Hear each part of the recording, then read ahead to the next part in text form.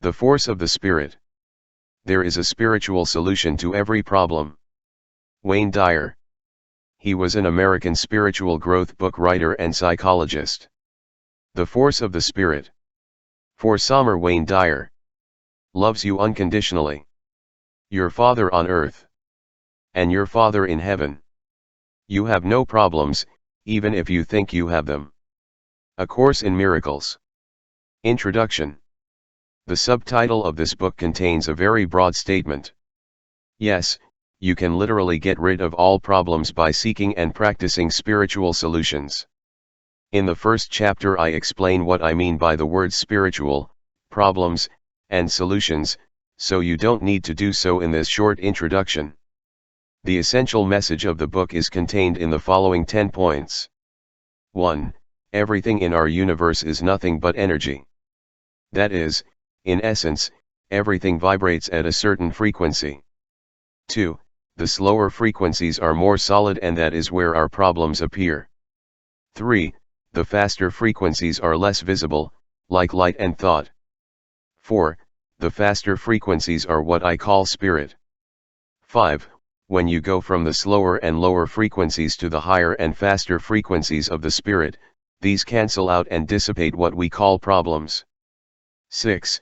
You have the capacity and power to increase your energy and access the highest and fastest energies in order to eradicate any problem in your life. 7. To find spiritual solutions to the problems you are experiencing, you need to understand and practice some basic fundamentals and principles. 8. Once you understand these principles, you have to decide whether you want to be in a high energy field or a low energy field. 9. When you finally know and understand deeply the world of the spirit, you will see clearly that all problems are illusions created by our mind because we believe that we are separated from our origin, which we call God, although you can call it something else if you prefer. 10. These illusions are nothing more than errors of our thinking and, like any error, they disappear when they come face to face with the truth. I have divided this book into 2 sections. The first consists of 6 chapters that explain in detail the basic fundamentals to understand that there is a spiritual solution to all problems. I have studied the sacred texts of many spiritual traditions, as well as the so-called scientific or pragmatic areas. I do not claim that one tradition or practice is superior to another. I have examined my knowledge of these concepts with an open to everything and attached to nothing mindset. I have searched ancient and modern spiritual books from the East, from the West, everywhere in between, and I present them because I know they are truthful and useful.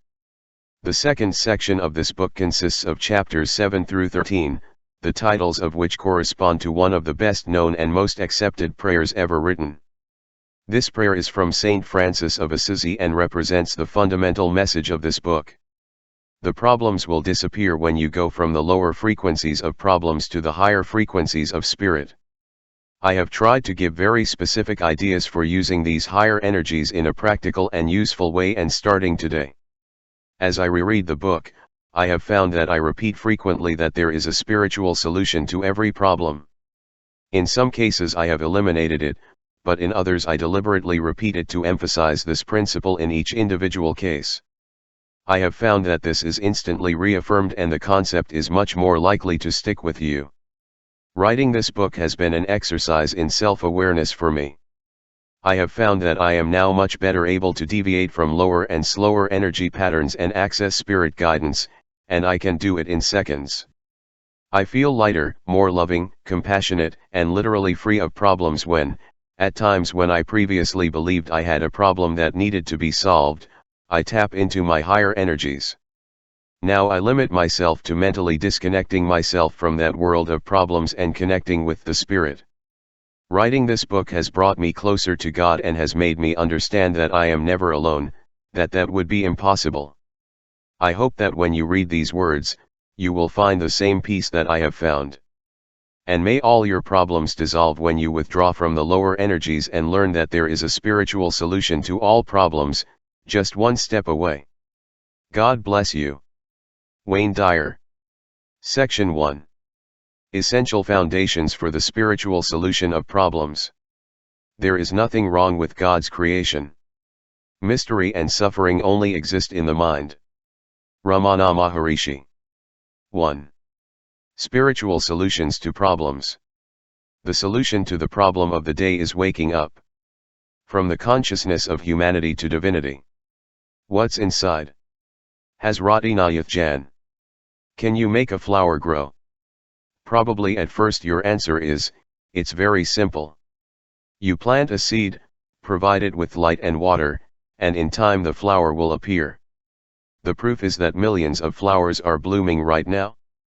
It is certainly true.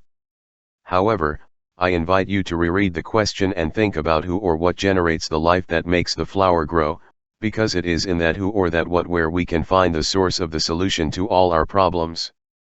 Who or what makes the flower seed turn into a bud and the tiny embryo turn into a human being?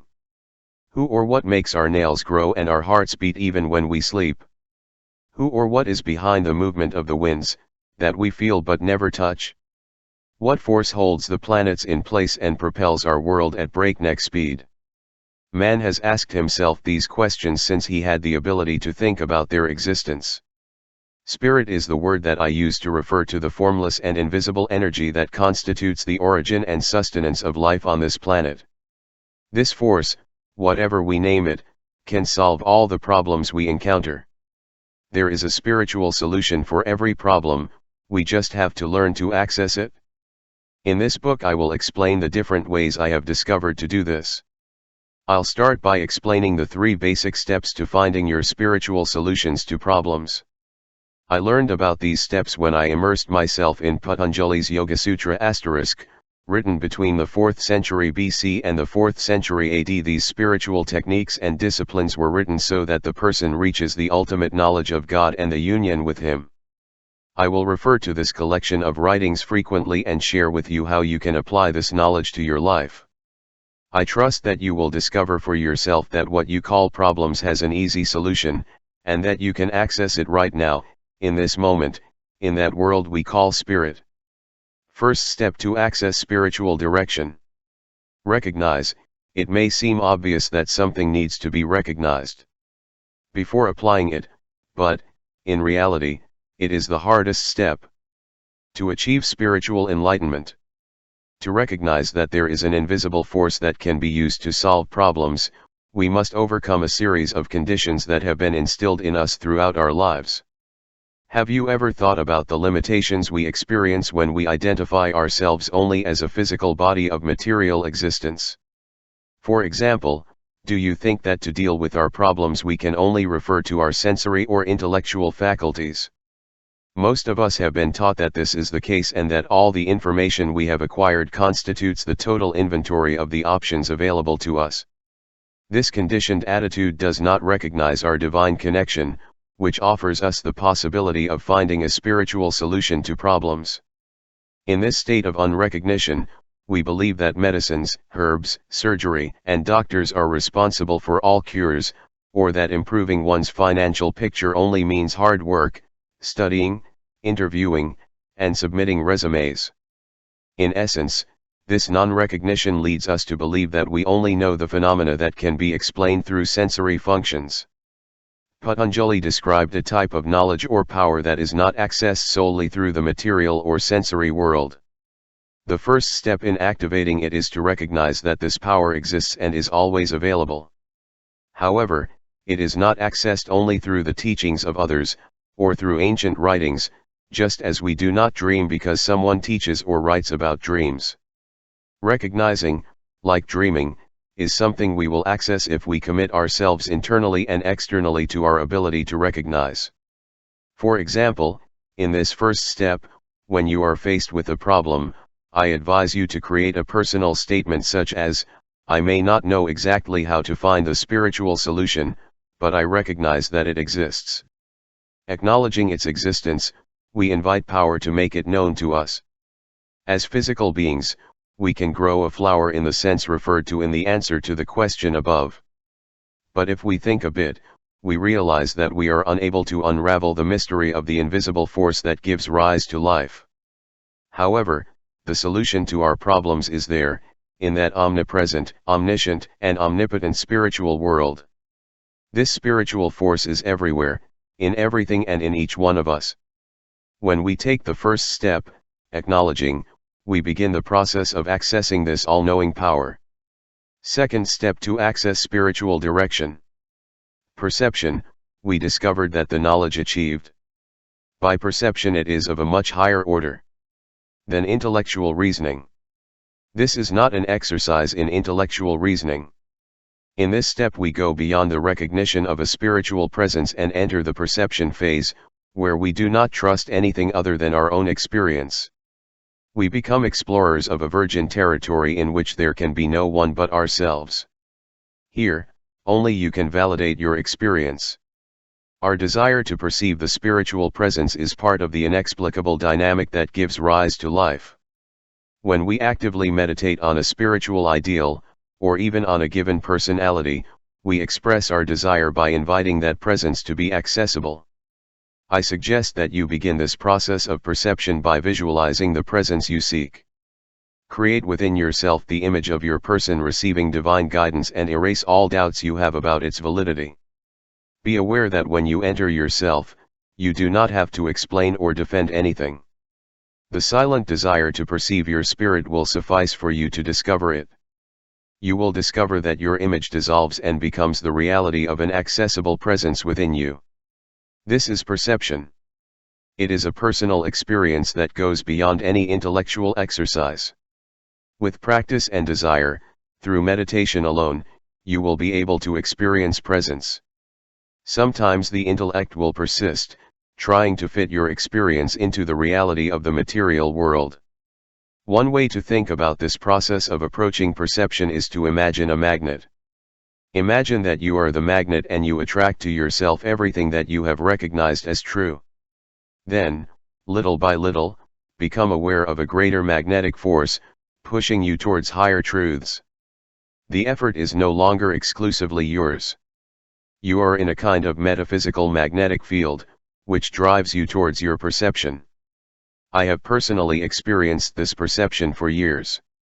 When I enter a state of deep meditation, I am aware of a force that is moving me towards God.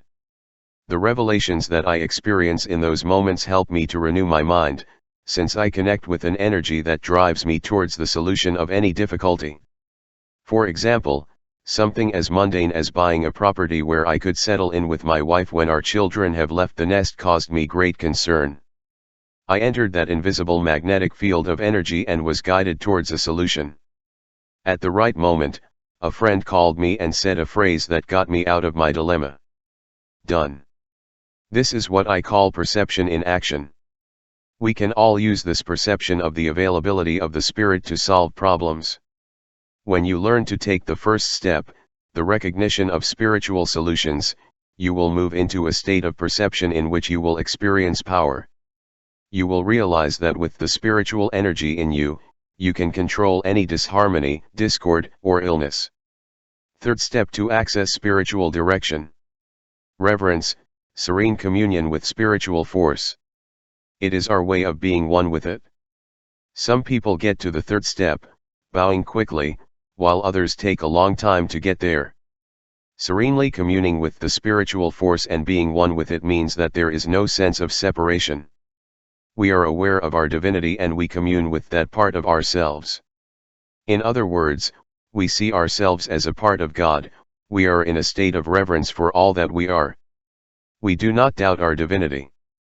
In that state, we fully experience this quote from the Bible, "On that day, you will know that I am in my Father, you in me and I in you," John 14:20. When we seek guidance, serene communion with God is a way of disconnecting our mind from self for a few moments. Instead of thinking in terms of "I can fix this," we are willing to dive into our higher selves. Like a drop of water separated from its source, the small mind is unable to create and maintain life. When the drop joins the ocean, it shares all the powers of its source. The drop of water separated from its source symbolizes ourself when we are separated from our source of omnipotent power. Communicating serenely allows us to enjoy the experience of finding a spiritual solution to each problem. Problems persist when we do not recognize them, we do not perceive them and, finally, We do not serenely commune with our origin, our power, our spirit, God. I often think of Abraham Lincoln when he watched his beloved Union crumble under the weight of hatred that gripped his country. He wrote, "Many times I have dropped to my knees with the overwhelming conviction that I had nowhere to go." Kneeling on my knees is a way of saying, I surrender to my source and hand this enormous problem over to the same power that moves the stars. You can do the same in times of difficulty. Let go and leave it in the hands of God. When you serenely commune with the Spirit, you will feel the presence of a sacred companion. You can hand over your problems to this older partner and move into a state of peace.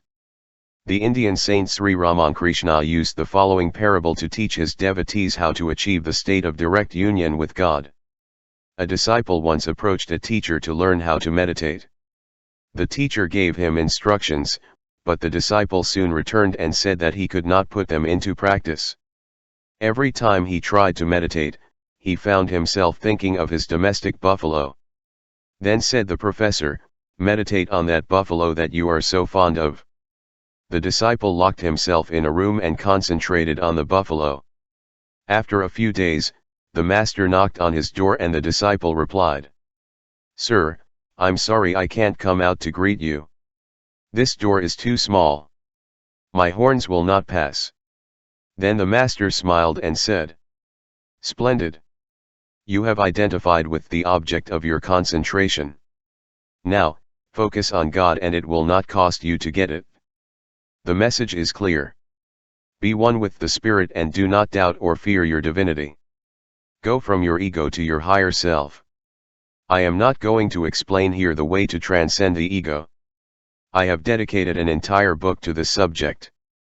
The title is, Your Sacred Zones, Grijalbo Mondadori, latest edition, 2001.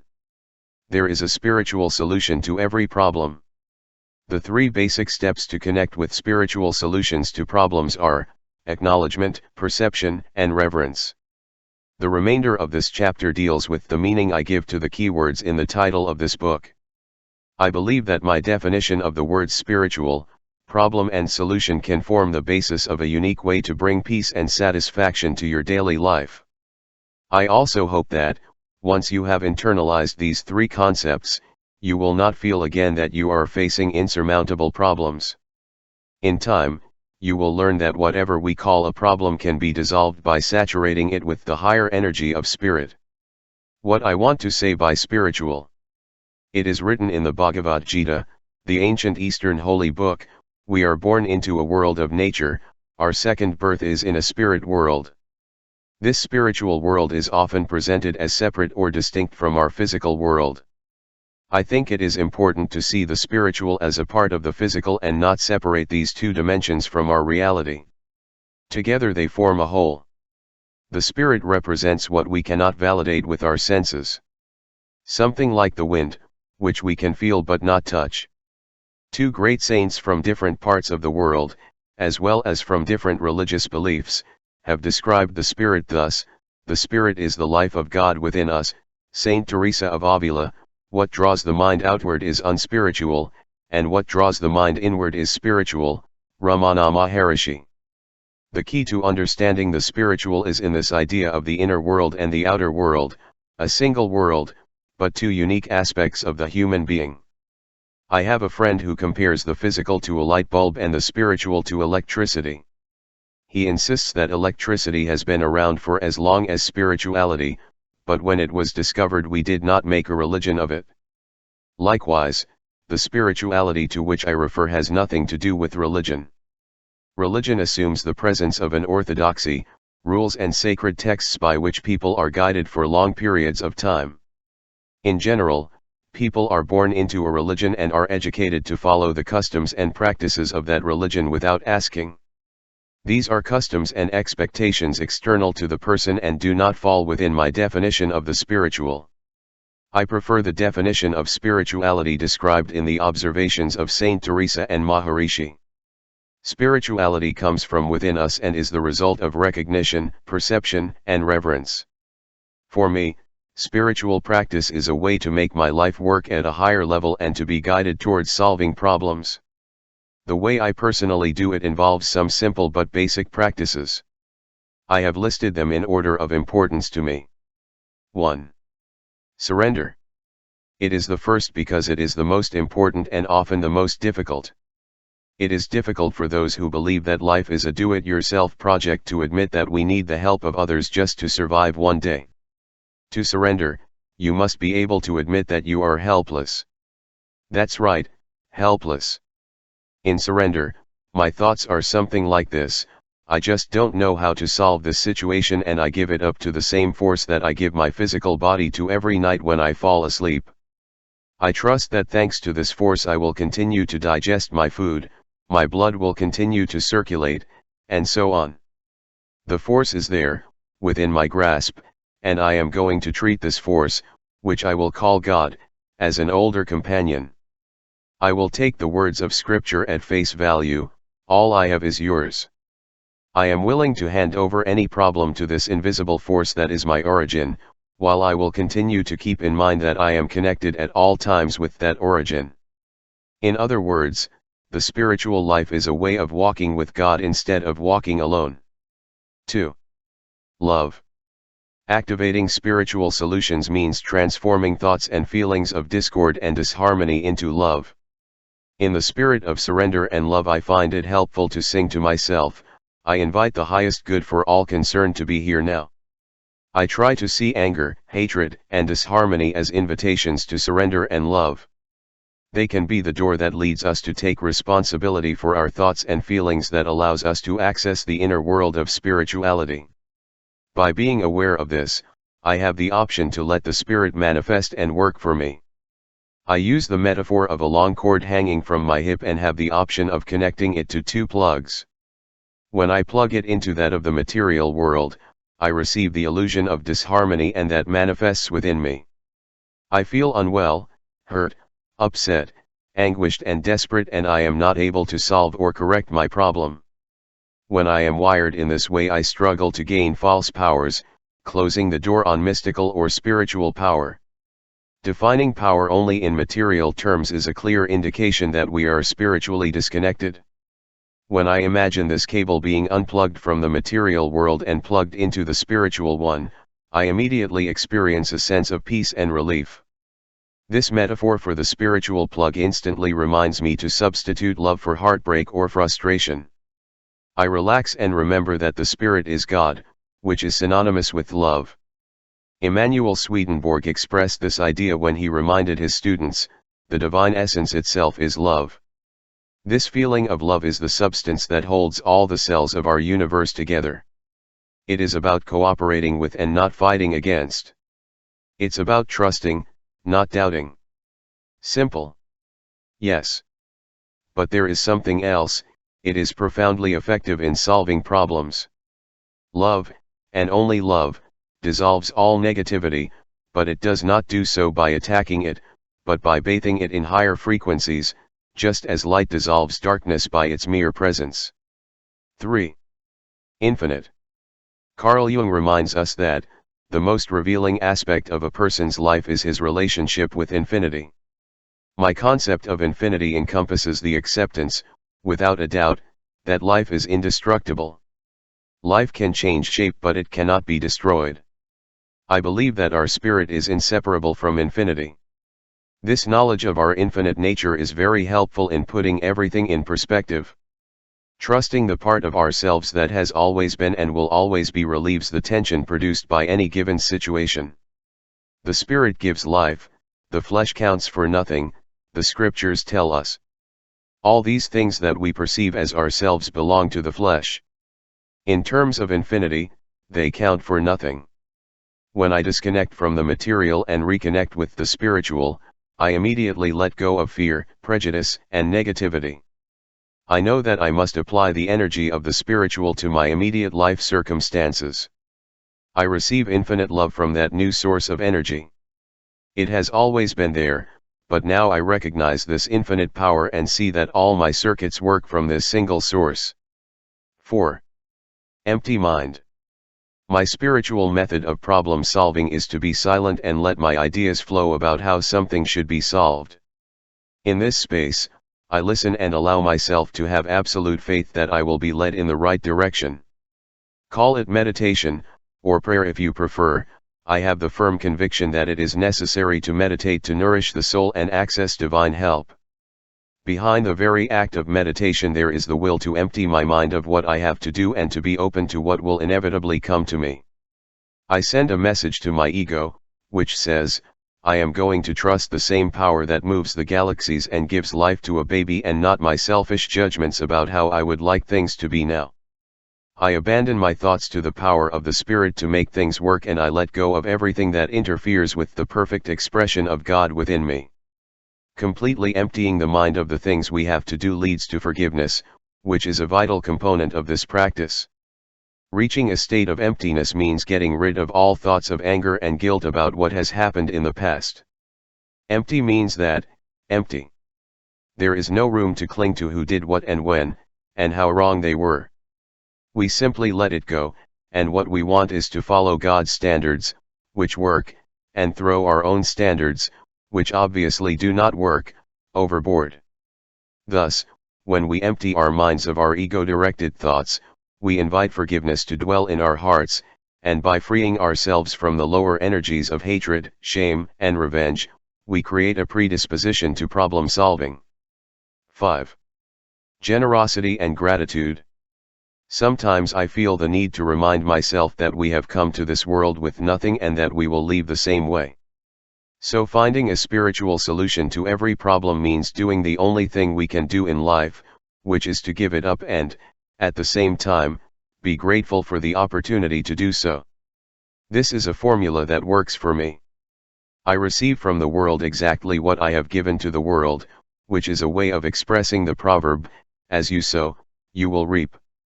If the message I give to the universe is, give me, give me, give me, the universe will send me the same message, give me, give me, give me. The result is that I will never feel at peace and I will be condemned to spend my life trying to satisfy all the demands that are placed on me. If my message to the universe is, what can I give? Or in what way can I serve? The message I will receive from the universe will be, how can I serve you? Or what can I give you? Therefore, I experience the magic of sending generous thoughts and energy wherever I go. I recommend that in your spiritual practice you be generous and grateful with your thoughts. The more how can I serve thoughts you have instead of what's in it for me, the more you will hear answered, how can I serve you? 6. Connection. The Sufi poet Rumi once explained that the terms I, you, me, he, she, and they are distinctions that have no place in the garden of mystics. In spiritual awareness you see yourself as a flower in this garden and you see others connected to you in an invisible way. That lets you see how much help you have at your disposal. At the level of spiritual awareness, we know that we are connected to the whole world. We realize that we share our concerns and difficulties with everyone else. Problems do not affect our body, our mind, or our personality, because we have stopped identifying only with our body, with our personality and all its achievements. Instead, we begin to see ourselves as the loved one. Feed your sense of connection with the whole world and also with God. This allows you to remove your ego from conflict. Do not see anyone as an enemy, and do not look at anyone as an obstacle to realization. This knowledge, this awareness that you are part of the whole world allows you to eliminate anger and frustration with respect to others and see them as partners in solving problems. There are people who can help you find the job you need, solve a complicated problem that seems irreconcilable, put your feet on the ground and solve financial difficulties. Everybody becomes a compatriot instead of being a competitor. This is the spiritual awareness that I practice. We are not alone. We are not what we have, what we do, what others think of us.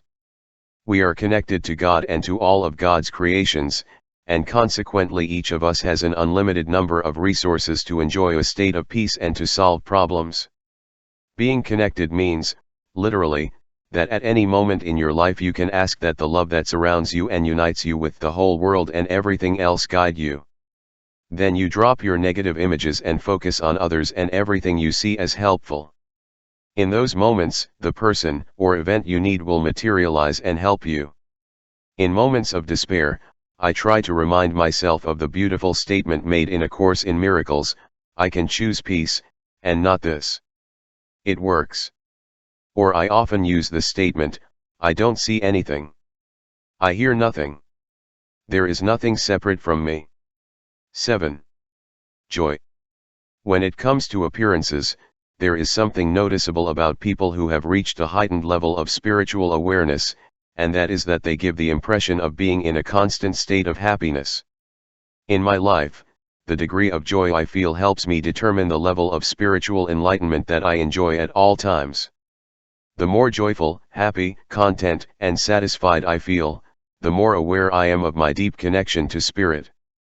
Ask yourself this question, how do I usually feel? If your answer is that you feel anxious, anguished, hurt, depressed, frustrated, etc., then you are spiritually disconnected. This could mean that you have allowed your personal energy field to become contaminated with the debilitating forces of those in your immediate living space. In the 5th chapter I will talk about this topic and how to prevent your energy field from becoming contaminated. When you are spiritually connected, you don't take offense and you don't judge or label others. You are in a state of grace, free from the influence that any person or thing outside of you may have. I often ask myself the question, how do I really feel inside? If my answer is, not very well, or worried, I meditate and go to a quiet place to connect to the spiritual socket. The state of joy returns immediately. All the teachers who have been of real importance in my life had this wonderful ability to laugh, to take life lightly, to be childish and cheerful. In this way test your level of spiritual consciousness and, if you are not happy, remember that you will never be fully satisfied except in God. I really like Erich Fromm's vision, man is the only animal that can get bored, that can be unhappy, that can feel expelled from paradise. Only you can expel yourself from the Garden of Eden. So I define the spiritual with these 7 words, surrender, love, infinity, emptiness, generosity, connection, joy. As you can see, in my interpretation the spiritual is not limited to any religion. Keep this in mind as you continue reading. What I mean by problem. In a sense, deep down I believe that we all have a single problem, and that is when we allow ourselves to be separated from God. But in reality, we can never be separated from God, since there is no place where God is not. This is the paradox. When we are united to God, we have no problems. We are always united to God. However, we think we have problems. Much of this book is dedicated to unraveling this enigma. Problems such as illness, disharmony, disagreement, fear, anxiety, scarcity, disappointment with others, etc. are on our minds. When we have these problems we feel lonely, alienated, isolated, hungry, hurt, depressed, fearful, and increasingly distressed. However, when we truly reconnect with our origin, these feelings disappear. That is why I use the word problem as if it really exists, even though I know it is an illusion. So every time you see this word throughout this book, know that I perceive it as an illusion created by ourselves because, at that moment, we have separated from God. In A Course in Miracles there is a very incisive phrase that reminds me of this lesson, you have to know a lot to understand that all things, events, encounters and circumstances are helpful. Not only do you have to know a lot, but it takes great faith and courage to begin to see your life this way. To what extent do you truly want to know, beyond all doubt, that whatever problem you experience, no matter how bad, actually contains the seeds of the best? We can learn to see every crisis as an opportunity, which will not necessarily make life easier, but it will make life more satisfying. There would never be negative things in your life, because you would see everything as a valuable source of information. This may seem oversimplified if you find yourself facing insoluble problems every day. Please keep an open mind and also a bit of logic based on the religious constraints of your past, as illustrated in the Problems are Illusions section below. Logic will create a space in which to use your spiritual connection to solve your problems. It will also provide you with a foundation for the tools that I offer you in the last 7 chapters of the book. The Problems are Illusions. Reflect a little on the following scripture quotes. God is too pure to tolerate iniquity. God made everything that is made, and everything that God made is good. Your eyes are too pure to look at evil, you cannot tolerate evil. Almost identical observations have been made in all religions. The Holy Quran expresses it this way: all the good that you have received from God, all evil, from yourself. If God is good and God created everything, then everything is good. God does not tolerate iniquity. So where does all that stuff that we put in the category of problems come from? The answer is obvious. When we believe that we are separated from God, in our mind we experience that feeling of separation, and our mind tells us that we have a problem. And that makes us feel the absence of peace or love. Our beliefs can manifest as a disease of the body. And that's when we start looking for a solution. But in reality, since God is good and is everywhere, what we have done has been to separate ourselves in our mind from God. Although we suffer with these problems, they are nothing more than an illusion. It is important that you understand that all problems are things that we create in our mind. If we can create the not good or not God in our mind, we can also not create it even though we have no idea how to do it. We are so conditioned that we often have more faith in our problems than in our ability to not have them. We often show much more faith in the power of cancer or AIDS than in the power to cure it. We do it in endless ways.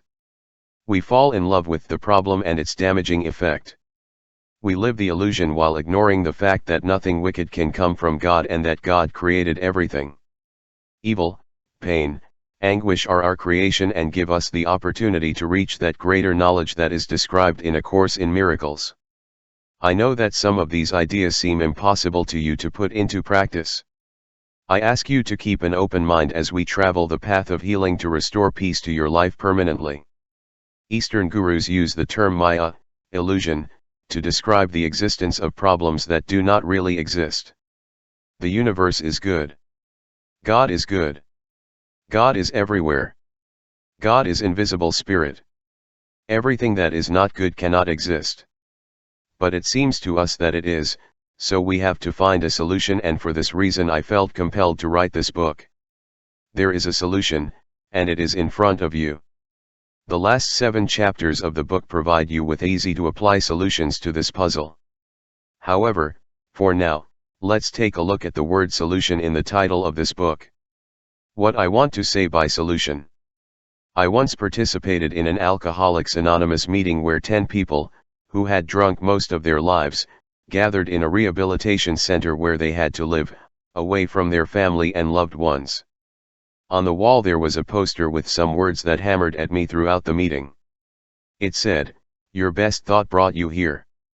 I thought how true that is, and it is something that can be applied to all circumstances of life. Our best thought brought us here.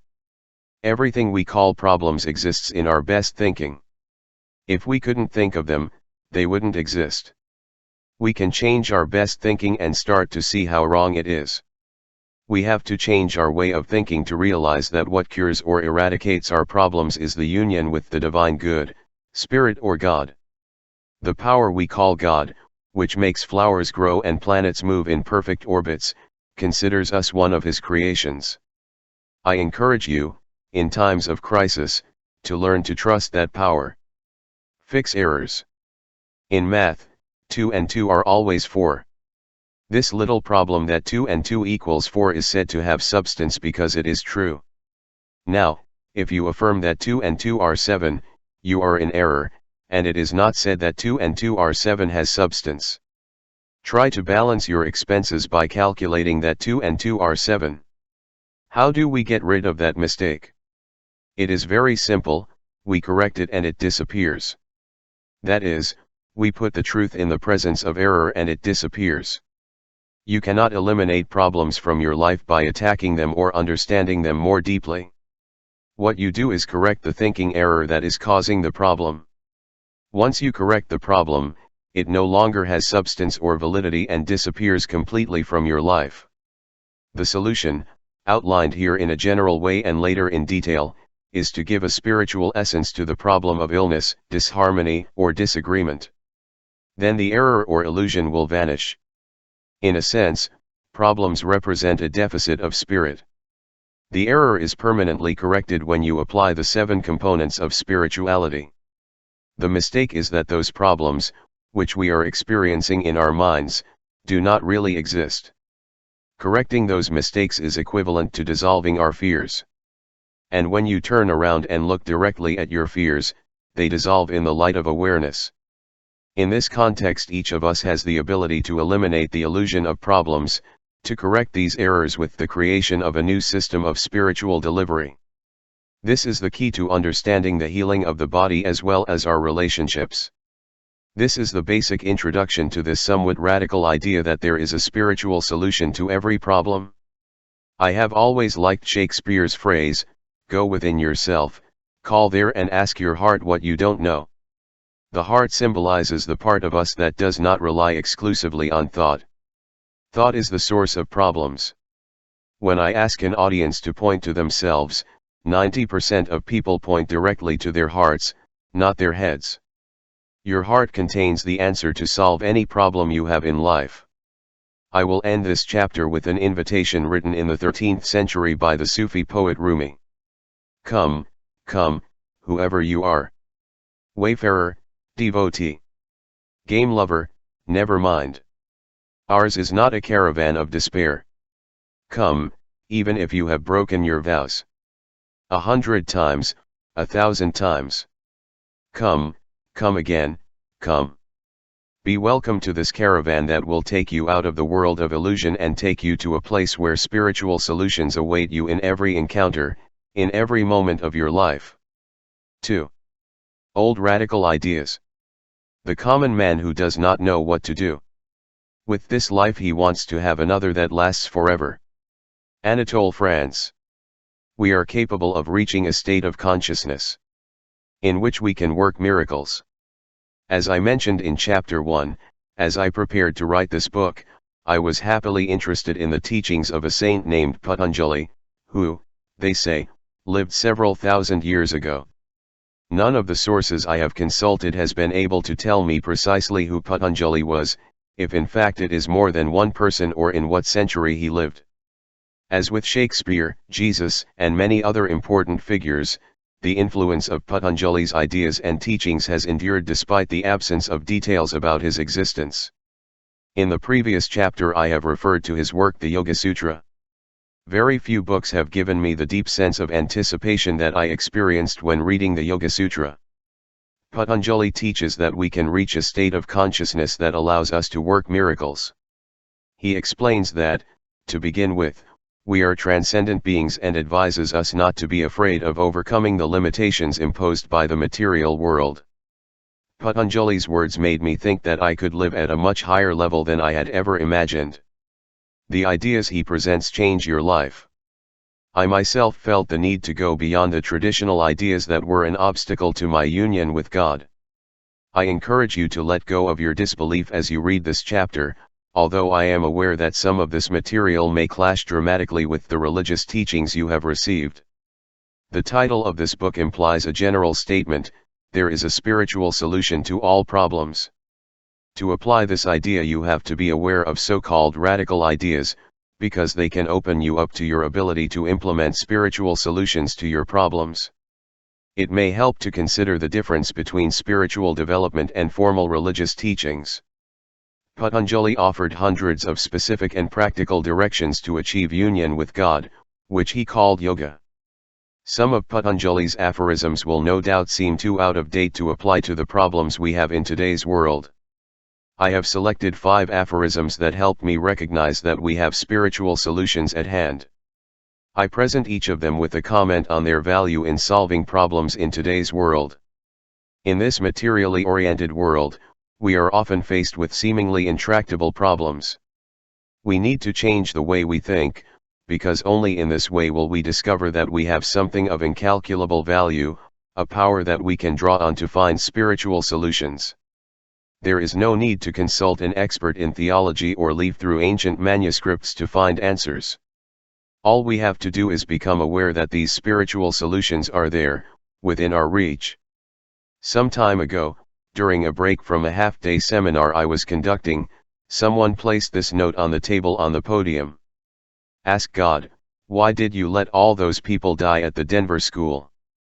God's response, they no longer allow me to enter schools. In the 21st century, many people identify God with religion and religious teachings and insist that they be separated from what is taught in schools. But the Constitution of the United States does not specify that we must separate God and the state. It clearly says that there will be a separation of church and state. To separate God and state we should withdraw all the coins issued by the United States and erase, "We trust in God." We should modify the oath of allegiance and all references to God that appear in our government documents. Trying to eliminate God from our daily lives contributes to the growing spiritual deficit America is experiencing. The ideas that Patanjali wrote thousands of years ago are of great value today. These ideas are not part of any religion or church. They are a recipe to reach union with God, yoga, and, consequently, recover all the power and majesty of our origin. Enough of denials and warnings. Here are 5 aphorisms from at least 20 centuries ago that can help you find your spiritual answers. I have arranged these 5 important themes in a way that is useful to me, and I trust that it will be useful to you as well. Old radical ideas. First aphorism, the central act of ignorance is false identification. Patanjali describes ignorance as the wrong interpretation of our true nature. According to this ancient teacher, when we identify with our name or title, with our body, our possessions, achievements, or reputation, we are denying our true identity. According to him, this is ignorance. This act of ignorance forces us to misinterpret nature and, consequently, to stay on the outside of things. When the world is seen as a collection of separate things and beings, it is impossible to have total consciousness. This ancient teacher made it clear that when we deny God within us, we deny God everywhere. Finding a spiritual solution to every problem begins with a commitment to end this kind of ignorance. To eliminate ignorance as defined by Patanjali, you don't have to go back to school. Ignorance is not the absence of knowledge. He does not say to be ignorant if you do not know spelling or solving equations of the second degree or reciting the capitals of the countries by heart. Each person has a vast store of data and knowledge at their disposal. For some this means reading blueprints, for others repairing bicycles. For some it is preparing a sumptuous meal, and for others it is driving an 18-wheeler across the country. Who can say that one or the other skill is more important than the others? If a set of skills allows you to earn more money and that is important to you, you must learn and apply, by all means, those skills to earn money. But the person who chooses a different set of skills or actions, which bring him less income, need not be ignorant, although our culture often tends to identify low income with ignorance. What we are examining here is ignorance defined as identification only with the ego-based material world. To eliminate this type of ignorance, you will have to rethink your image of God and of yourself. Try to forget God's misidentification with the 5 senses and the intellect and replace it with the image that you are eternally connected to a divine source. This new identification has to be accompanied by the inner decision to reorient yourself when faced with a problem. Instead of asking an external God to solve your problem for you, identify yourself as part of the beloved divine creation that you are. Dedicate your actions to God and, little by little, you will see the error of false identification disappear. For example, if you want to end the habit of compulsive overeating, start by no longer identifying with a body full of craving, ignorance. Instead, imagine yourself filled with a pure and eternal peace and joy, always in union with God. Ignorance prevents you from truly experiencing pleasure or fulfillment through your senses because you cling to what you think provides them instead of seeking purity or true happiness. The wrong identification will always betray you. The senses will not cease to tempt you with objects of desire. Stop identifying your thoughts with the feelings of your ego and feel part of the infinite. When you do, you will continue to act on your thoughts, but you will do so as a perfectly balanced divine eternal being. I like the idea of the eternal soul presented in this excerpt from the Bhagavad Gita. The enlightened soul. You always think, I'm not doing anything. No matter what I see, hear, touch, smell, eat. This you always know. I am not seeing, I am not hearing. It is the senses that see and hear. And they touch the things of the senses. To become an enlightened soul, we must not form an image of ourselves based on our senses and what they seek. That is ignorance. We are not the objects of the experience, but the experiencer himself. Seeing ourselves in this way provides us with a new problem-solving tool. Try it the next time you feel the urge to overeat or take a toxic substance or even grieve and suffer from a loss. The following letter and poem I received from Mary Lou Van Atta of Newark, Ohio, is an impressive example of this. She speaks directly about this idea of false identification as she describes her suffering and how she finally found a spiritual solution by remembering who she is instead of who she had falsely believed herself to be. Distinguished Dr. Dyer. My son was murdered 2 years ago in an attempted robbery. Frankly, I believed that I would never recover from his loss. Despite the shadows that clouded my life and my mind, somehow I was led to his books and tapes. She had read and listened to many before, and while she had enjoyed them, she was too busy to really pay attention to them. As I went back to them, I realized that they all contained one truth: we are spirit in a body, not a body with spirit. I am once again a happy and healthy woman, full of life. I will always feel the loss of Ross, but I know the story doesn't end here. I can wait. No problem. I include a little poem that I hope you will like. I wrote it, but you taught it to me. Thanks again. Sincerely, Mary Lou Van Atta. In truth, as Patanjali reminds us, we are spirit in one body. Believing otherwise is ignorance caused by misidentification. In this state of ignorance we cannot find solutions. When we experience what St. Paul called a renewal of the mind, we are able to see ourselves as we truly are. With Mary Lou's permission, I include the poem she wrote that summarizes this first ancient radical idea. The central act of ignorance is not being misinformed, but misidentifying oneself with one's form. I am. The I that is me, you cannot see. You only see the way you think I am. This form that you see will not always be. But the I that is I will live forever. The next time you are faced with a problem that you cannot solve, try to redefine yourself in the way Mary Lou proposes in the poem and identify with the eternal experiencer and not with the object of that experiencer. Ask yourself these key questions taken from the ancient Upanishads: in whose order does the mind think? Who orders the body to live? Who makes the ear hear and the tongue speak? Your true identity is the mind of the mind, the eye of the eye and the breath of the breath. Go there and you will find the beginning of a spiritual solution to whatever problem you think you have. Meher Baba describes the process of overcoming our own ignorance as we define it here.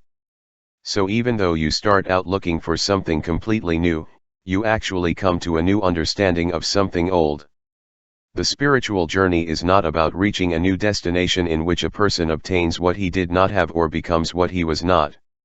It consists in the dissipation of this ignorance of oneself and life and the gradual growth of that understanding that begins with spiritual awakening.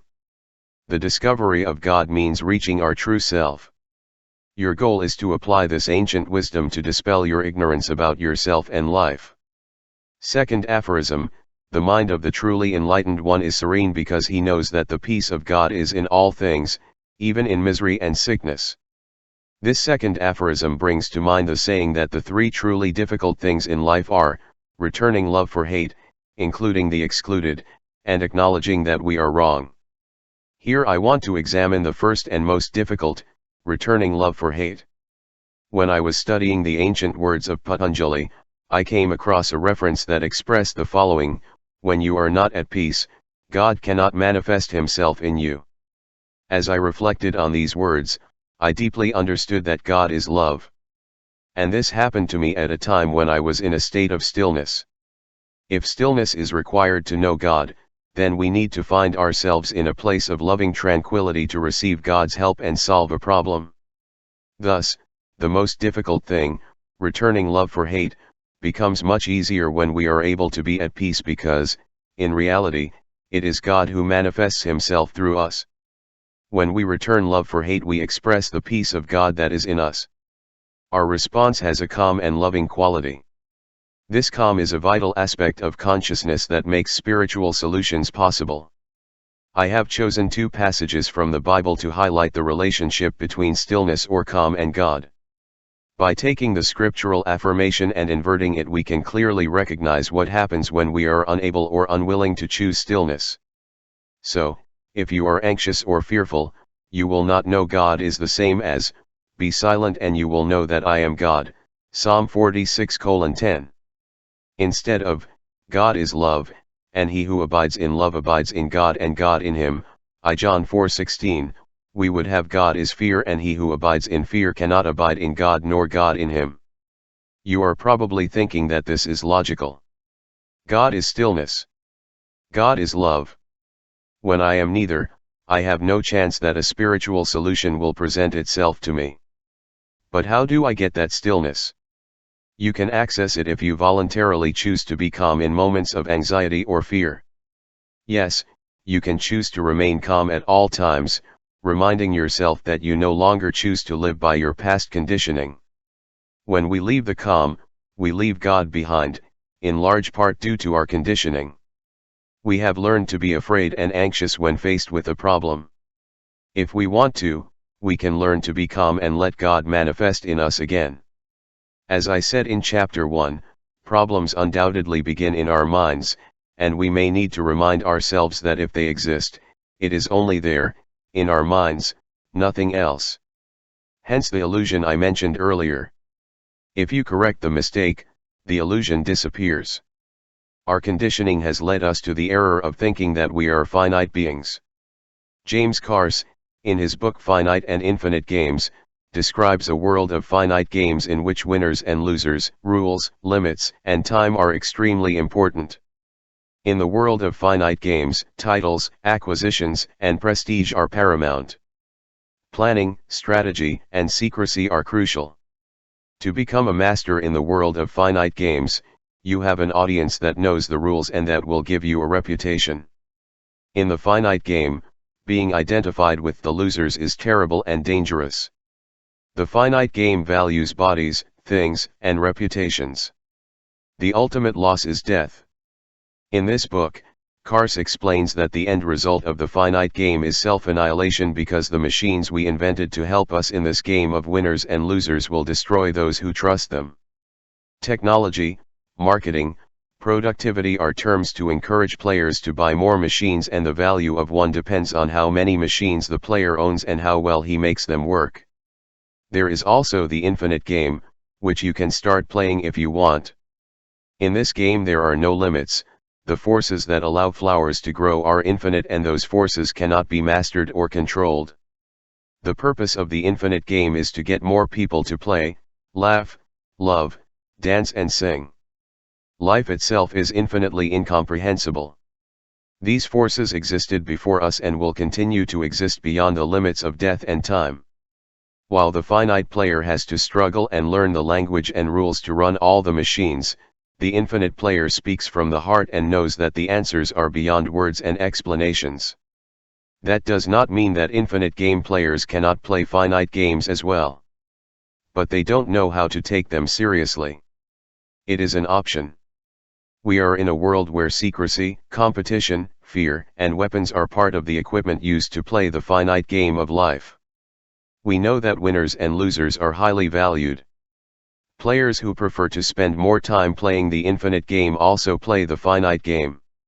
I think the following excerpt from the book A Course in Miracles puts it in a delightful way. There is a way of living in the world that is not here, although it seems that it is. You don't change your appearance, although you smile more often. Your forehead is serene, your eyes are calm. And those who go around the world like you recognize themselves in you. However, those who have not yet perceived the path will also recognize you and believe that you are like them, as you were before. It is a recipe for knowing the peace of God even when the aspect is one of misery and illness. The option is to play mainly the infinite games, but even if you also play finite games, refuse to take them seriously.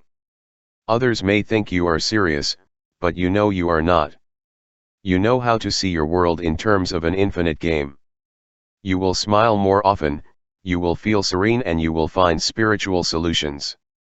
I will end this section with a story that Gary, a friend who lives in New York but was raised in India, told me. Every year at the end of the school year, in June, Gary's father would send him to live with a teacher, guru, in an ashram with other boys. There he stayed for a couple of months in order to increase his spiritual awareness. In this particular ashram there were 2 large huts, and on the first day of summer all the boys received the following instructions. You have to remain in absolute silence during the first 4 weeks. You cannot speak at any time. If you break the silence only once, you will leave the silent cabin and go to live in the second cabin, where you can talk as much as you like for the rest of the summer. There was no threat or punishment.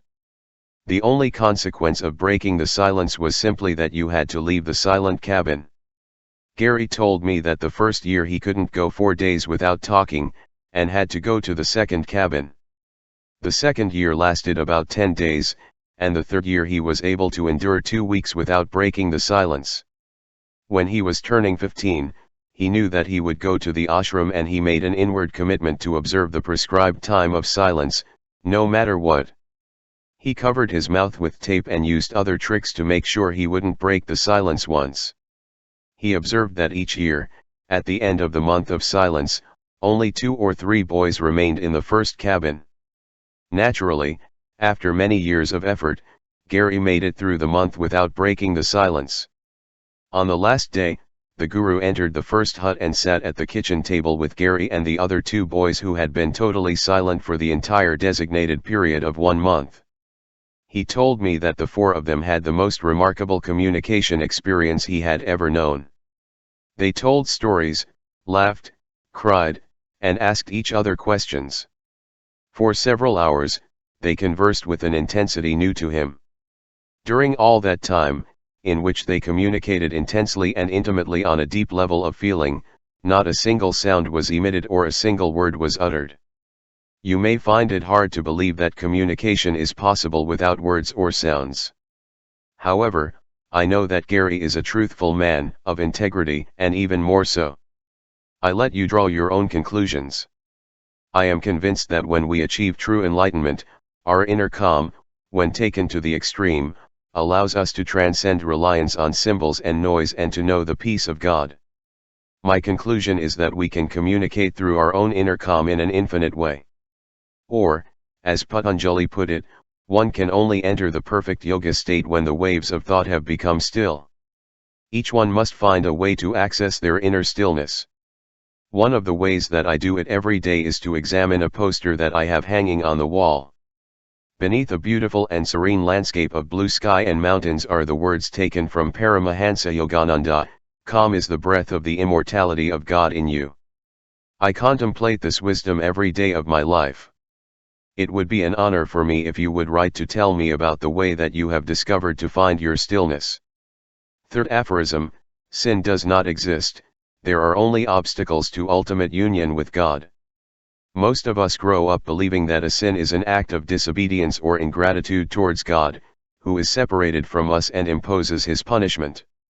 This aphorism tells us that behaviors and thoughts that break a commandment are offenses to our own true nature, which is God. Thus, what we perceive as sinful can be considered an obstacle to our personal development. Patanjali argues that what we call sin is misdirected energy, which could have been used to find union with God if ignorance had not misled us. The word sin has a literal translation, deviant. In this sense, the behavior that religion has pointed out to us as sinful is a deviant or estranged behavior from God. And, according to Patanjali, this is no reason to sink into guilt and drain our vital energy trying to make amends. What we have to do is consider it as an obstacle that we still have to overcome. When we see sinful behaviors as obstacles, we envision what we must do to find the spiritual solution we seek. When we consider them sin, we place the responsibility for correcting behavior on a God alien to us. Thus, we wait for this external God to forgive us, and we feel weighed down by the weight of guilt and the uncertainty of not knowing whether or not we deserve to be freed from the problem. I like these powerful words from Mahatma Gandhi on how to deal with our flaws. My imperfections and failures are a blessing from God, as are my successes and talents, and I lay both at His feet. Viewing failure as an invitation to turn to God is a much more helpful way of handling the problem. Wallowing in shame, convinced that we have sinned and do not deserve forgiveness, is not the best way to find solutions. Instead, try to carry out this inner dialogue: I have not sinned against God. My behavior has inhibited my complete union with God. This is an obstacle to finding a spiritual solution. I will begin right now to remove this obstacle from my life. The concept of a sinner implies an image of self-loathing and guilt, while the concept of encountering an obstacle is empowering. I like the healing parable of Jesus and the blind man. On the way, he saw a man blind from birth, and his disciples asked him, "Rabbi, who sinned, this man or his parents, that he was born blind?" "Neither he nor his parents sinned," Jesus said.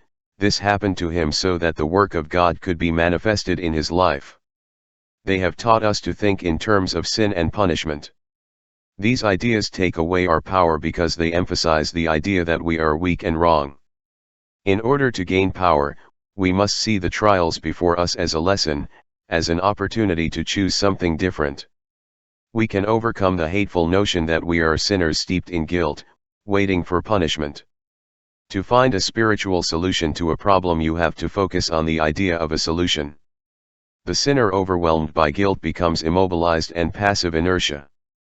When we view sinful behavior as an obstacle to accessing a higher level of consciousness, we can take responsibility by asking ourselves, what is the lesson? And what can I do to avoid it next time? The disciples in the parable assumed that the man's blindness must have been caused by a sin committed by someone related to the blind man. But Jesus taught them that misfortunes in the physical world are not due to humans having sinned. Misfortunes are obstacles on the path that unites us to the infinite that is within us. Jesus reminds them that no sin has been committed. We are all blind in many ways. Through our blindness, God can manifest Himself in our life. Mahatma Gandhi, among others, preached the value of the dark side. Our dark side and our dark spots are, as Gandhi said, a blessing from God, not a hindrance for which we deserve punishment. The concept of sin is something that has come down to us through our conditioned belief system. This radical idea teaches the concept of obstacles that prevent us from reaching the unified consciousness of the God within us. If you have broken any of the commandments that are law for you, if you have stolen, cheated, or lied, or coveted, or even physically harmed another, try to see these actions as obstacles to a spiritual union with all that you truly are and can be. Remember that this is what you want most. Then you will have the strength to start the process of eliminating these obstacles. It is a liberating concept. Say to yourself, I still have obstacles that I have imposed on myself that prevent me from reaching a spiritual solution, instead of saying, I am a sinner and there is no hope for me unless God wants to forgive me. One thought gives you strength, while the other reduces it. A thought leads to a solution, the other keeps you immobile. In short, you will not sin again, because sin does not exist. Even if you have done irreparable harm to someone through uncontrolled ambition or anger, you can consider this action as an obstacle to your union with God. You will undoubtedly feel remorse and do your best to make amends for your wrongdoing. In the future, you will only be able to correct these defects if you consider that you have imposed barriers on your higher self and you forgive yourself. Sincere repentance is not about perpetuating grief over what you've done wrong, but about deciding that in the future you will avoid those acts that produce regret. Fourth aphorism, The person who firmly refrains from falsehood has the power to obtain, for himself and for others, the fruits of good actions without having to perform the action itself. Normally, when we use the word truthful, we deduce that the words of a person correspond to the facts of which he speaks. However, in this Yoga Sutra, Patanjali's expression steadfastly refrain from falsehood means something else. What it refers to is identifying yourself completely and absolutely with a spiritual being, united with God at all times, and never confusing one's identity with the selfish world of possessions, achievements, and fame. Reaching this state means being in the company of those rare saints that we all revere and frequently cite, as well as the possibility of allowing ourselves absolute abstention and obtaining those fruits of good deeds. This will allow us to solve not only our problems but those of others. Carefully examine the words used in the sutra: obtain for yourself and others the fruits of good deeds without having to perform them. What does that mean for you? Patanjali indicates that steadfastly refraining from falsehood means that when someone is told, "May God bless you," the person is truly blessed because we are no longer able to even dream of untruth. Similarly, the person who refrains from falsehood can work miracle cures by simply telling a sick person that they are fine. Thus, Patanjali suggests that when a person becomes perfect in the truth, he literally gains control of the truth. The being of that person, together with his words and actions, allows him to obtain the fruits of good actions without necessarily performing the actions with his physical body. I am not offering you holiness in exchange for always telling the truth. What I do is propose that you open yourself to an idea that allows you to remember, firmly and gradually, your identity as a divine spiritual entity united with God. In times that you previously described as stressful or problematic, you will begin to see the fruits of good actions appear, another way of saying that you will solve the problems, without having to fight to solve the difficulty. Remembering that you are united with God in this moment of struggle will make your thoughts and affirmations become your reality. As this awareness sets in, you will begin to have the same effect on others. In other words, you will bring spirit, which is what you are in your consciousness, to everyone and everything you encounter, and you will regularly reap the fruits of good deeds. Whenever you feel frustrated or angry, remember not to identify with the material world and you will regain your true essence. Then you will notice that the anger and frustration have dissipated. Bless yourself and bless the situation, and you will begin to understand what Patanjali meant by this radical aphorism. When you refrain from falsehood, as I define it here, you will communicate to those around you a sense of peace, a serenity united with God. The more assertive you are in this regard, the more you will hear others say, "I feel better when she is around, I feel calm when he appears, I really felt that my discomfort and pain disappeared when he spoke to me." Literally, when you abstain from falsehood, you raise the consciousness of those around you. You become a healer without the need to study. You become a blessing without having the title of divinity. You get the results of good deeds without having to break a sweat and work to do the right thing. Spirituality is very similar to health. Everyone is healthy. Some have it excellent and others bad, however, you cannot stop having it. The same thing happens with spirituality. Every human being is a spiritual being. We all possess spirit. Some are highly spiritual and therefore have an intense life, full of love and peace, and are at the top of the scale, as I defined it in Chapter 1. The more firmly we refrain from false identity, the less we are attached to anything related to it. As detachment increases, spirituality climbs the ladder from which you can never fully descend, just as you cannot get off the ladder of health.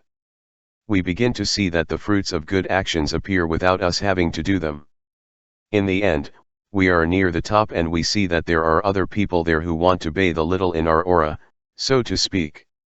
I think of the story of Martin Luther, who made a great impact on the lives of millions of people with his firm rejection of falsehood.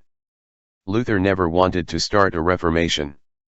He simply wanted the authorities of the Catholic Church to study about 95 questions. Pope Leo X, who was in dire need of money to build the new Vatican Basilica and Palace, promoted the sale of indulgences, with which ordinary people believed they could win heaven. Asterisk, although in the popular imagination it was that the effect of indulgences and the Church acted ambiguously on the subject, what grants an indulgence is the total or partial remission of the penalties attached to the confession and absolution of sins. NIV. This immoral policy scandalized many believers, including Luther. Luther wanted the Church, corrupted by many centuries of conformity and alliance with the powerful, to return to the original evangelical message. For this reason, he put forward a series of theses for which he was excommunicated. On one occasion, when asked to recant, he said, "I am bound by my conscience and by the word of God. Therefore, I cannot and will not take back anything, because acting against conscience is not safe or healthy. I stand firm. God help me." Firmly rejecting the falsehood, Martin Luther influenced those around him and became the main promoter of the Protestant Reformation, which in turn forced the Catholic Church to introduce reforms that limited many abuses. You don't have to become a Martin Luther overnight. But think that you can access divine spiritual power and alleviate your problems first, and then those of others by moving away from false identification. He thinks that all those who have this power that Patanjali spoke of begin their journey by remembering, in moments of struggle, that in the beginning, and without any doubt, they were divine spiritual beings, united with their origin and not separated from it. Fifth aphorism, when a person firmly refrains from hurting others, all living beings cease to feel enmity in his presence. The expression refraining from harming others includes not only the act of causing harm in itself but also any thought that implies jealousy, prejudice, or anger towards others. Firmly renouncing violence in thought and in dealing with others creates an environment in which all violence and enmity cease to exist because there will be no reciprocity. Here is an important piece of knowledge that you can start incorporating into your life right away. Any situation in which you experience anger or even mild discomfort gives rise to thoughts of enmity towards the other person or persons. Patanjali explains that other people will not feel enmity or anguish if you firmly refrain from having bad thoughts regarding them. Amazing. If you try hard not to make judgments or have bad thoughts, those around you will also be free from distress. Being aware that we firmly refrain from bad thoughts is a powerful tool for finding a spiritual solution to problems arising from relationships. When a person talks to you and you start to feel angry about what they are saying, remember not to have bad thoughts or get angry. These two words are particularly useful to me, first inwardly and then out loud, "You're right." Not with sarcasm, or spite. I just let the other person be right, which is what their ego really wants.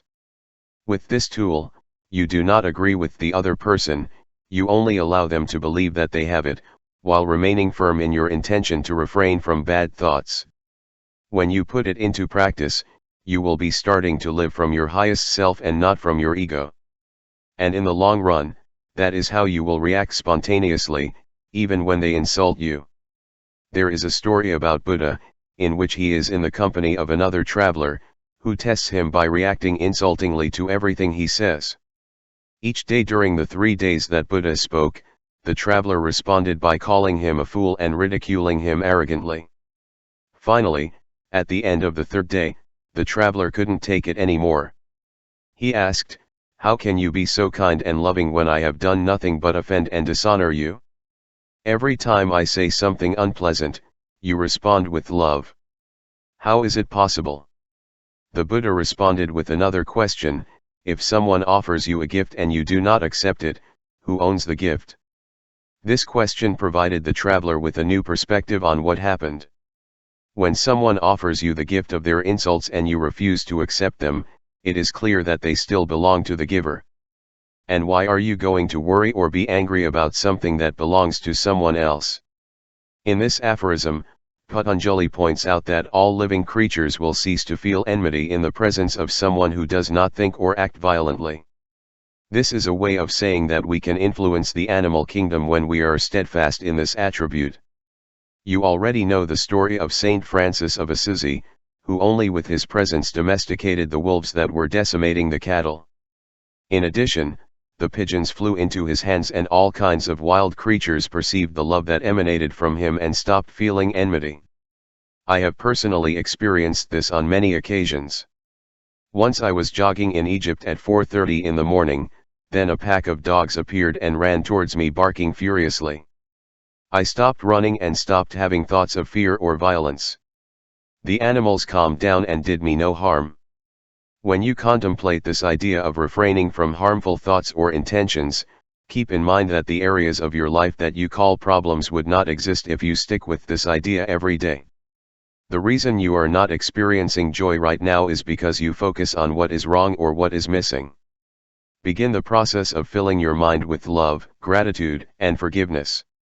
Ernest Holmes wrote, "What a burden is lifted from us when we realize that the eternal mind has nothing against anyone." What you have to do when looking for spiritual solutions in your life is to be in the space of the eternal mind. Have nothing against anyone and, by the way, take into account the helpful words of Albert Einstein regarding the importance of changing the way you analyze everything about what you call problems. Einstein said, "Important problems cannot be solved at the same level of thought that created them. Problems are illusions of the material world. Solutions are attributes of your immersion in the spirit world." Yes, there is a spiritual solution to every problem. But to find it you will have to go to a higher level of thinking. These are the 5 basic aphorisms of Patanjali that will guide you to change the mind that created the problem. 1. Give up your misidentification. 2. Calm is the peace of God within you. 3. You don't sin, you create obstacles. 4. Firmly refrain from falsehood. 5. Firmly refrain from harmful thoughts and actions. You can apply them every time you have a problem. They are extremely helpful in discovering and applying spiritual solutions. When faced with a problem, remember that you created it with one mind and you will solve it with another. There is a spiritual solution and you can create the energy necessary to access it whenever you want. These 5 aphorisms of Patanjali represent the highest degree that you can attain in the spirit world. They symbolize how those we call teachers and saints lived, breathed, and helped others overcome their problems. It is evident that you will not be able to apply all of them 100% every time, but little by little you will remember the need to seek a spiritual solution in difficult moments or when you have a problem. Little by little you will discover that harmony and peace appear where there was struggle before. You are literally creating a new energy field for yourself, which is the subject of the next chapter in this book and of your life as well. 3. Everything is energy. Nothing happens until something moves. Albert Einstein. Finding a spiritual solution to problems ultimately means reconsidering the concept of energy in a different way. In general, we associate highly energetic and vigorous people with the qualities of enthusiasm and indefatigability. I suggest that you think of energy in a context of vibration and movement. In this formulation, energy is the speed of an individual's energy field. The idea is that a higher frequency will help solve a problem, while a lower frequency will intensify problems and inhibit solutions. This is a crucial point in the simplified paradigm that I present here and in Chapter 4. You have within yourself the absolute ability to increase your frequency and intensify the energy field of your daily life. By increasing the speed at which you vibrate, you enter the frequencies that I call spirit and move away from those that are rooted in the material world of problems. Stephen Hawking, who is perhaps the most scientifically enlightened mind on this planet today, has said, "It seems common sense notions are helpful when it comes to material things like apples and or things of relatively slow motion like planets, but they are useless in the case of things moving at the speed of light. Consequently, if you want to use energy that vibrates at frequencies faster than ordinary levels of consciousness, you have to learn to discover your old-fashioned common sense energy at the appropriate time." Valerie Hunt, in her interesting and well-documented book Infinite Mind, Science of the Human Vibrations of Consciousness, concludes that as a consequence of my work, I cannot consider the body to be a collection of organ systems or tissues. The healthy body is an interactive and moving electrodynamic energy field. In life, movement is more natural than non-movement. Things that move incessantly are good in themselves. Anything that interferes with movement will have detrimental effects. I don't expect you to become an expert in electrodynamic energy fields or to explore the ever-expanding field of quantum physics. All I want at this point is to bring you into the fundamental consciousness necessary to activate your higher frequency. There are 5 verifiable facts that I have simplified, and I hope they start you off in your innate ability to do so. 1. Everything vibrates, everything moves. 2. The faster vibrations mean that you get closer to spirit. 3. Slower vibrations keep us in the world of problems. 4. You can eliminate whatever is preventing you from increasing your vibrational frequency. 5. You can ask for the presence of factors in your life that increase the frequency of vibrations. This is in synthesis. The spiritual solution to all your problems involves a change in your energy field so that you can access the fastest frequency and put it into practice at will in your daily life. Now, let's take a look at these 5 basics and see how they can help you put spiritual solutions into practice. 1. Everything vibrates, everything moves. If you look at a page in this book under a very powerful microscope, you will see a dance taking place. Molecules, atoms, electrons, and subatomic particles move non-stop.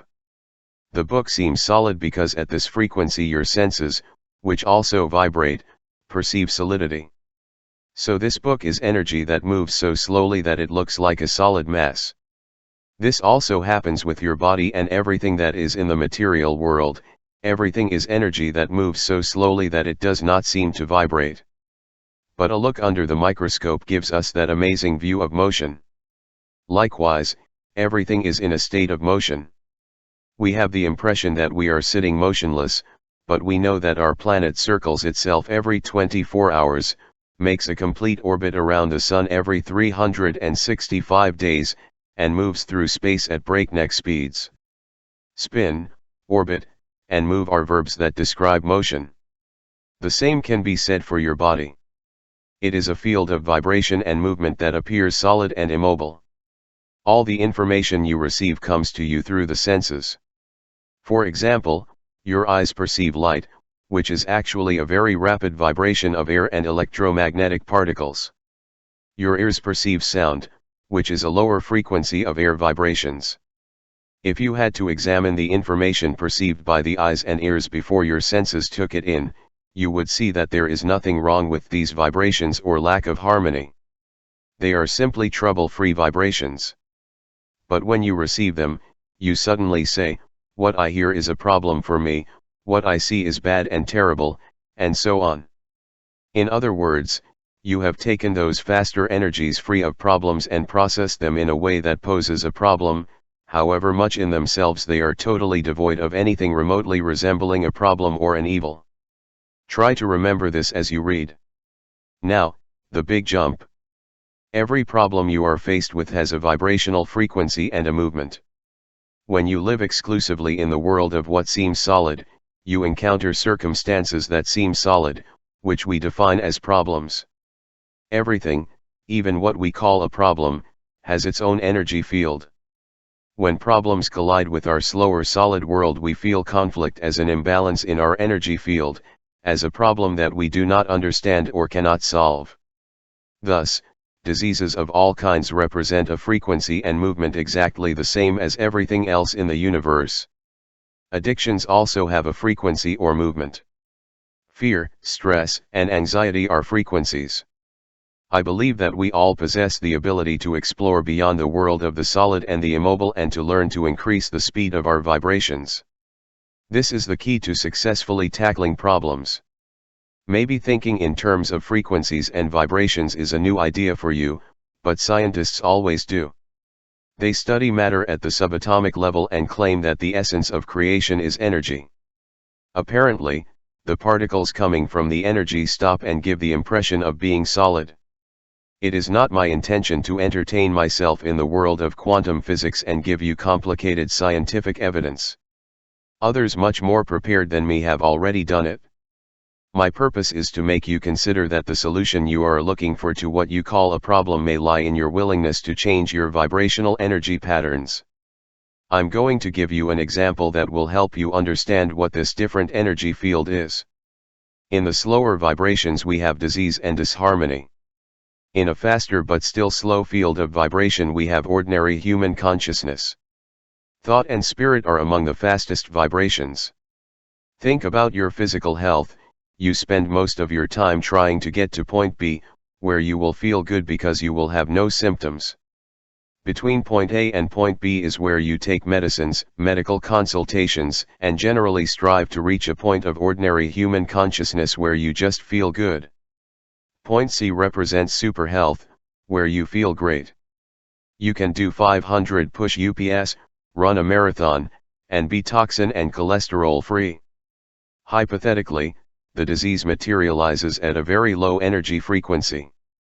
Ordinary human consciousness is what we call a normal frequency, and super health represents a balanced rapid vibration that has the ability to counteract the frequencies of disease. For explanatory purposes only, I have assigned an arbitrary figure to represent the speed of the frequency. A equals 10,000 cycles per second, B equals 20,000 cycles per second, and C equals 100,000 cycles per second. When you continuously live at 20,000 cycles per second or less, you live in an extremely slow energy field, and everything that you call a problem, which also vibrates at this frequency, becomes perceptible to you. Your goal will be to reach the level at which you feel normal. This example can also be applied to your emotional state. In A we find fear, anxiety, stress, anger, and mental illness. At point B, your emotional well-being is stable and you are doing well, but any sudden change in circumstances or the behaviors of others can send you back to that frenetic world of worry, fear, guilt, and depression. Still, at this point you seem to have life under control. Point C symbolizes perfect emotional health. Here you know that no one can interfere with your happiness or obstruct it. External circumstances do not torment you. The actions and opinions of others do not have any unpleasant effect on your emotional state. In the real plane, the movement from A to C supposes a change in the frequencies of the energy that you can cultivate and choose. In theory and in practice, you have within you the power to access the frequency of light and spirit. When you deviate from the 20,000 cycles per second level and accelerate your energy, what you consider to be accidents and misfortune disappear. At the faster vibrational frequencies you can easily access intuition and other qualities that are in a latent state in a normal state of consciousness. There is another fundamental element when it comes to accessing the spiritual guide to end the problems. We have looked at the physical and emotional states from the perspective of frequencies. The slower the frequency, the further you move away from the spirit. The higher the vibration of your energy field, the less problems you will have in your life. You can use the qualities of the spirit to eliminate the wrong thinking that causes problems. Consequently, your problems, which are illusions, are nullified when you appeal to the spirit. I will call the third element in this example consciousness. At point A, the lowest level is ego consciousness. When you are on this frequency you have the inner vision of being separate from others and in competition with the rest of the world. You believe yourself important and judge yourself based on what you own, what you do, and what others believe about you. Ego consciousness is a very low frequency where you feel clearly separated from spirit, which is the fastest vibration in the universe. In reality, in ego consciousness you are as far removed from God's energy as possible, and basically missing from your life all 7 characteristics expressed in the word spiritual as I define it in chapter 1. When you move towards average or normal consciousness you get to point B. I call this point group consciousness. Here you identify yourself according to the groups you have chosen or have been assigned as a consequence of your place of birth, your ethnic identity or your cultural level. In group consciousness you have the frequency of normal human knowledge, which establishes categories expressed with phrases such as, I am a man, you are a woman, I am old, you are young, I am Italian, you are Chinese, I am a Christian, you are a Muslim, I am white, you are black, I am a conservative, you are a liberal. And so each one is placed on a frequency in which conflicts are resolved by determining who is right, stronger, more powerful, better, or whatever. Wars are the consequence of group conscience. Group members think in terms of, I was born on this side of the river and you on the other. So it was also with our ancestors, therefore we will have to fight to see who can access the river and who is right. Today the same old disputes occur over border boundaries, traditions, cultural practices, etc., and are justified by alluding to the need to preserve the identity and historical traditions of my people. Group conscience is normal, I understand it perfectly. The 20,000 cycles per second frequency encourages us to join our assigned groups and take pride in defeating anyone who is not our own. Every time you label someone or yourself, you are creating a potential problem, pitting you against whoever is in the other group. Relationships cause problems when you are in conflict with the other. Disease becomes a battlefield when you must fight the one who is invading the territory you call my body. Lack of prosperity is because others have more than you. So the one at the level of group consciousness has to compete with them for prosperity. Point B, group consciousness, is one step beyond point A, ego consciousness. However, it implies an existence that is not peaceful and calm and in which problems cannot be undone. At this frequency, having problems is considered a normal life function. When you get to point C on the scale of consciousness, you come to a place that I call unity or God consciousness, where separation is not known. As I have pointed out, there is only one problem, which is the belief that we are separated from God. When you increase the frequency at which you live, your energy field moves to a level that allows you to participate in the qualities of holiness. You become pure spirit. You do not see divisions and you know that you are united to all living beings. You become a part of God, so to speak, and the mystical sense of union no longer allows you to feel separate. You literally see God in every flower, creature, and person. At this level of consciousness of unity, the critical discourse that had placed you as a victim or an enemy in the lower frequencies has disappeared. You use this rapid vibrational frequency in all situations and you no longer see the world as you did when you had an ego or group consciousness. The message you send to the world is no longer, give me, give me, give me, but how can I give? And the answer of the universe, like a mirror, is, how can I give you? In this state of unity consciousness you no longer see the circumstances of your life as problems. You understand the magic of Rumi's famous poem, The Guest House, which poetically illustrates what I am saying. Problems cannot exist when we view life from the fastest spiritual vibrations. The guest house. The human being is a guest house. Every morning someone new arrives. A joy, a depression, a pettiness. Some momentary awareness arrives. Like an unexpected visitor. Welcome him. Although it is a multitude of penalties that violently sweep your house. And they strip her of all furniture. Still, treat every guest with honor. I may be preparing you for some new delight. The dark thought, the shame, the malice. Receive them at the door laughing. And invite them in. Thanks everyone's arrival. Because each one has been sent to you as a guide from beyond. The essential Rumi. In unity consciousness you see yourself connected and not separate.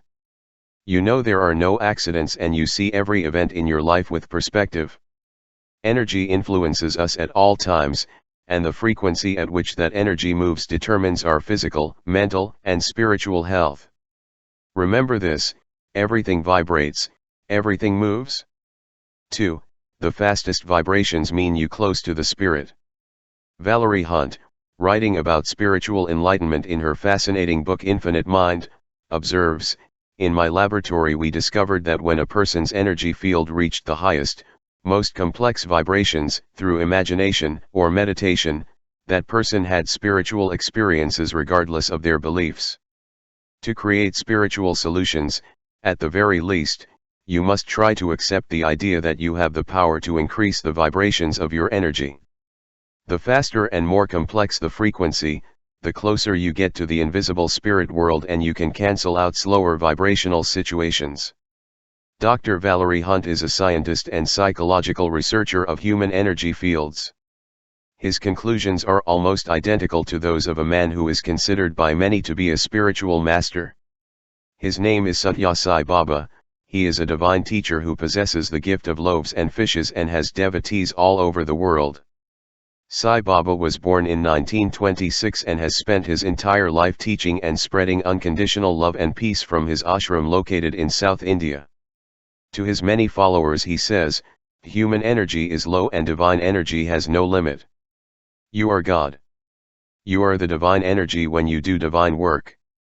Your energy grows." Hunt's scientific philosophy and Sai Baba's spiritual philosophy offer us a grandiose insight into invisible energy as a fast frequency that, when embraced, propels us toward the confines of the divine. His interpretations emphasize the value of freeing ourselves from the negative impact of the slower, more mundane vibrations.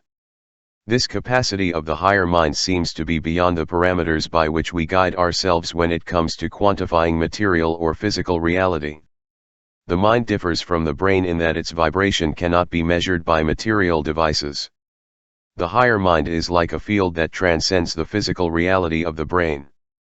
As you explore the presence of spirit in your life as a faster and more complex energy frequency, consider that the higher levels of the mind contain the capacities of interpretation, imagination, creativity, and spiritual awareness. The mind is a higher construction and can be considered infinite and omnipresent.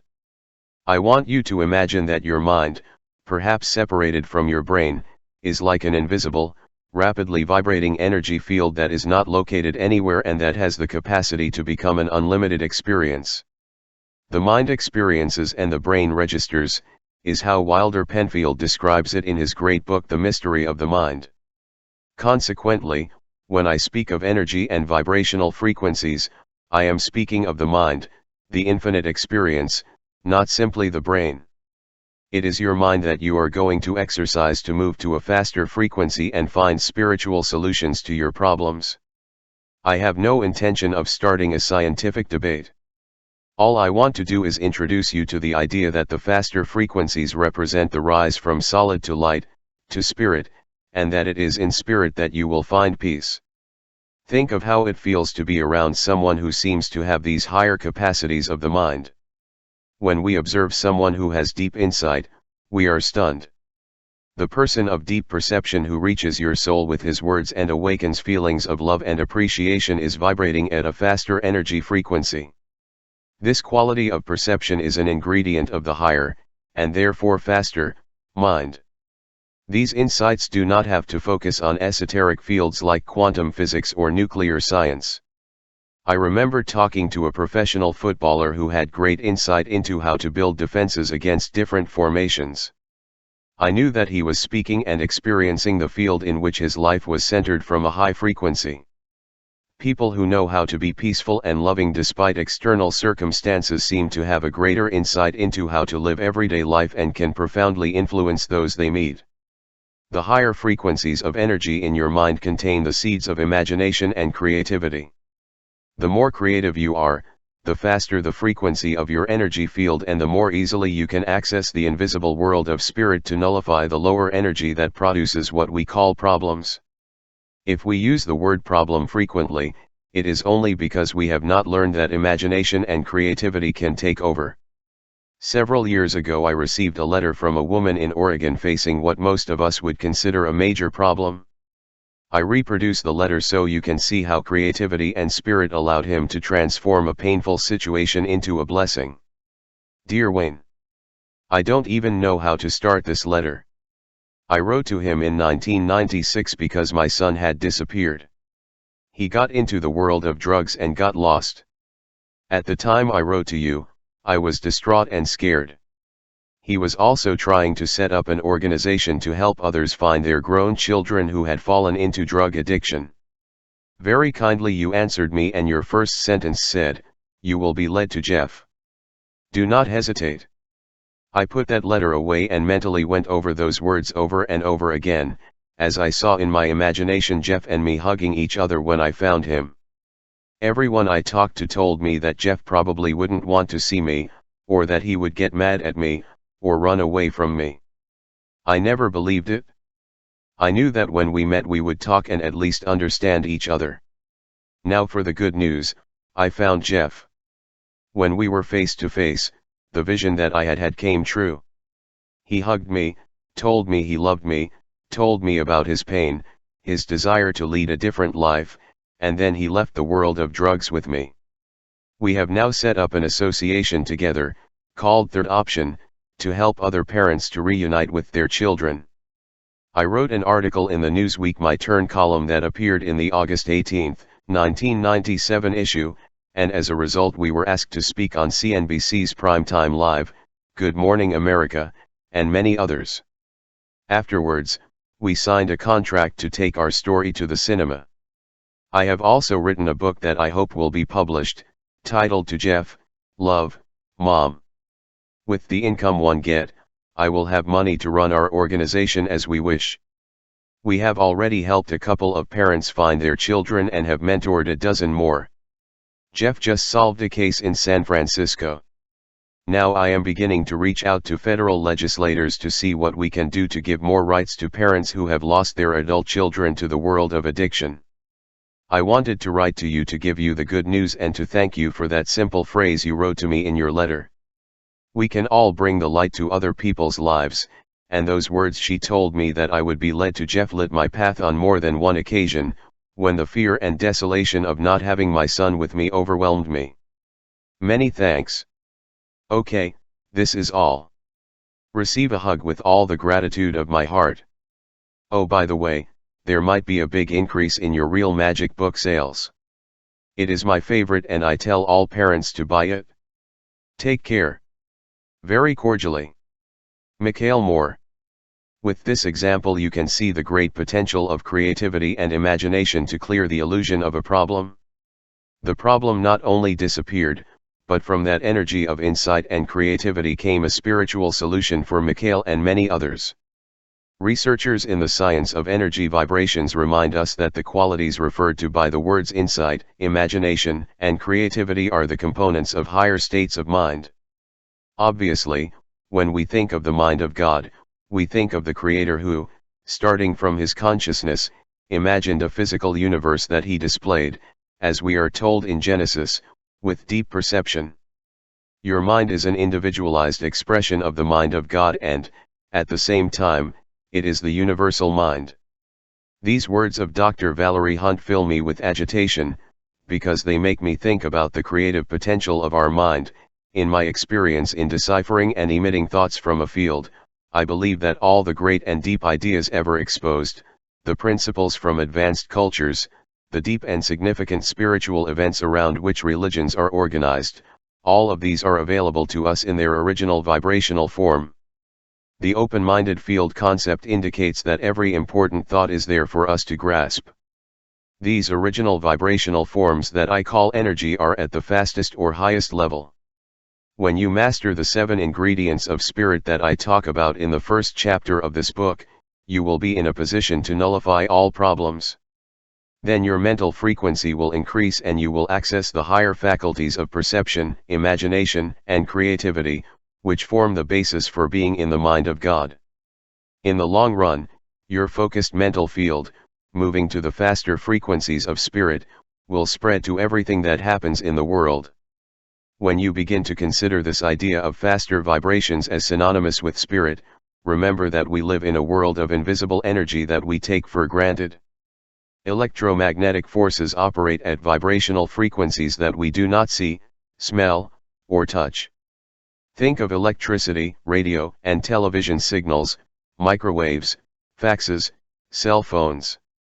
We know that we can send radio waves into the atmosphere, have them travel back and forth to satellites, encode and decode them, and receive information from them. When we increase the frequency of these waves of energy we can send them to distant planets and solar systems, and perhaps even to God and back to us. Isn't this what you do when you pray?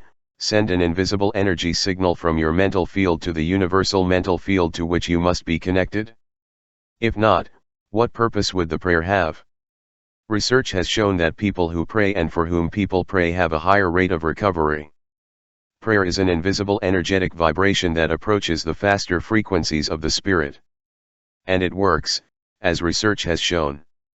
Reflect on this idea of the faster vibrations associated with spirit and that spirit is the source of the solution to all problems. This insight will provide you with the tools you need in life to reach the ultimate conclusion that you are the manifestation of God's vibrations. I encourage you to find your way to get rid of the illusion that you are separated from God. The observation with which I am going to close this section is taken from Hunt's book.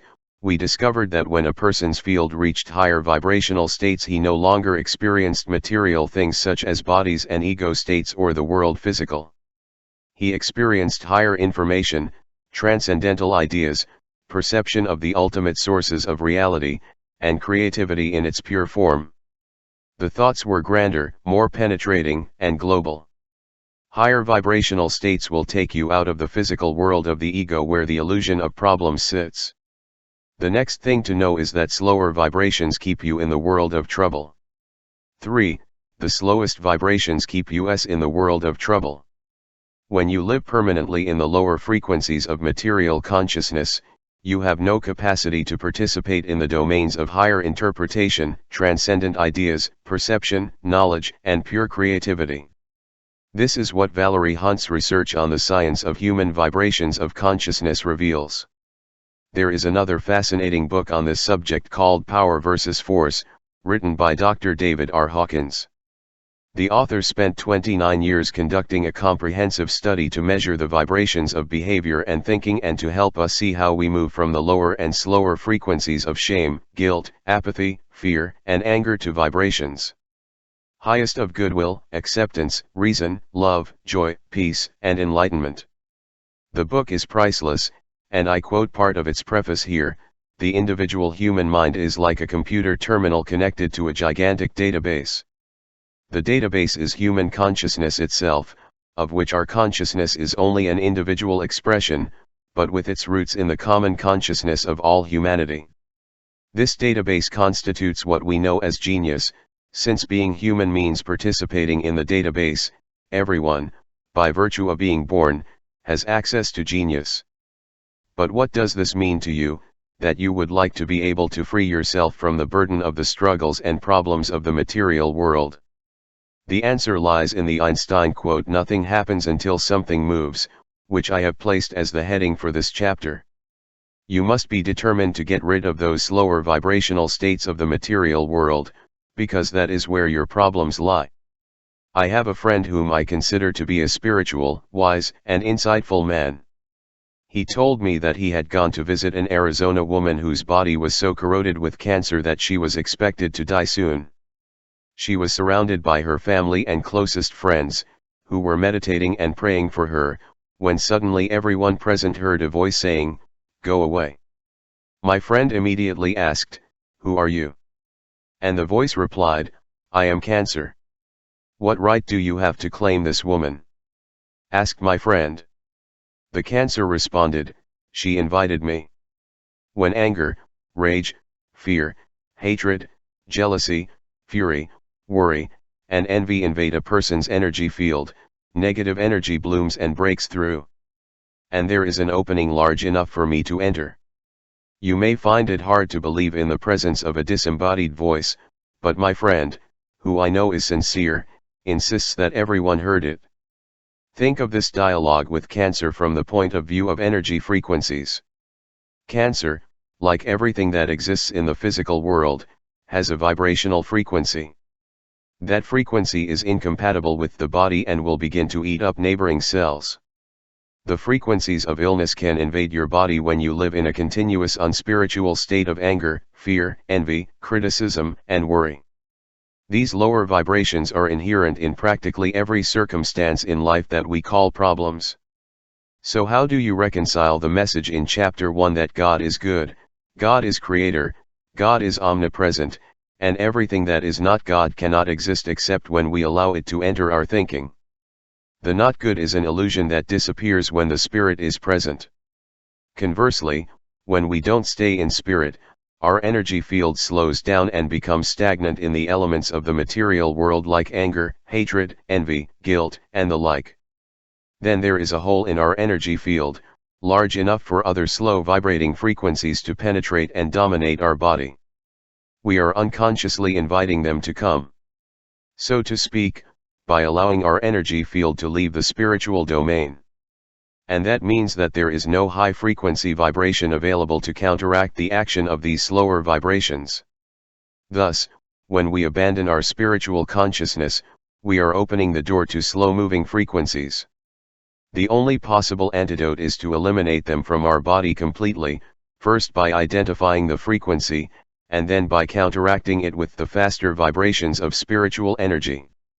The emotional states of fear, worry, anger, envy, greed, jealousy, guilt, and hatred are the lower frequency reactions that we use in response to circumstances and events in our life. And the presence of these lower states of mind allows holes in our energy field large enough for other lower, incompatible frequencies to enter our body in the form of disease.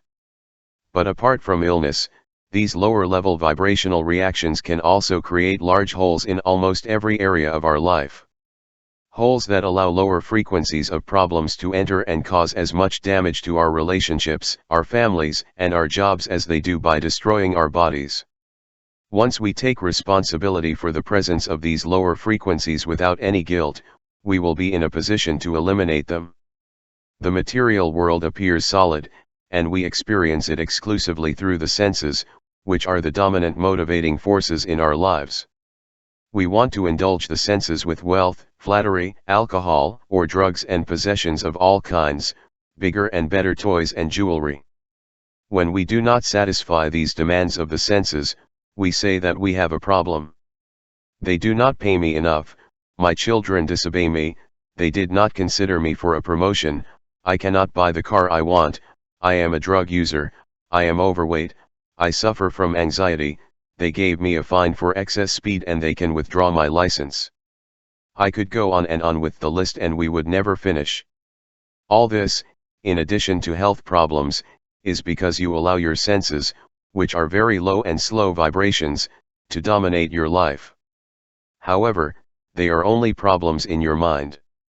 Remember, any relationship you have with anyone only exists in your mind. That is where you experience others. If you process others with your senses, you will experience them with the same lower frequency of your daily life and you will always have problems to solve.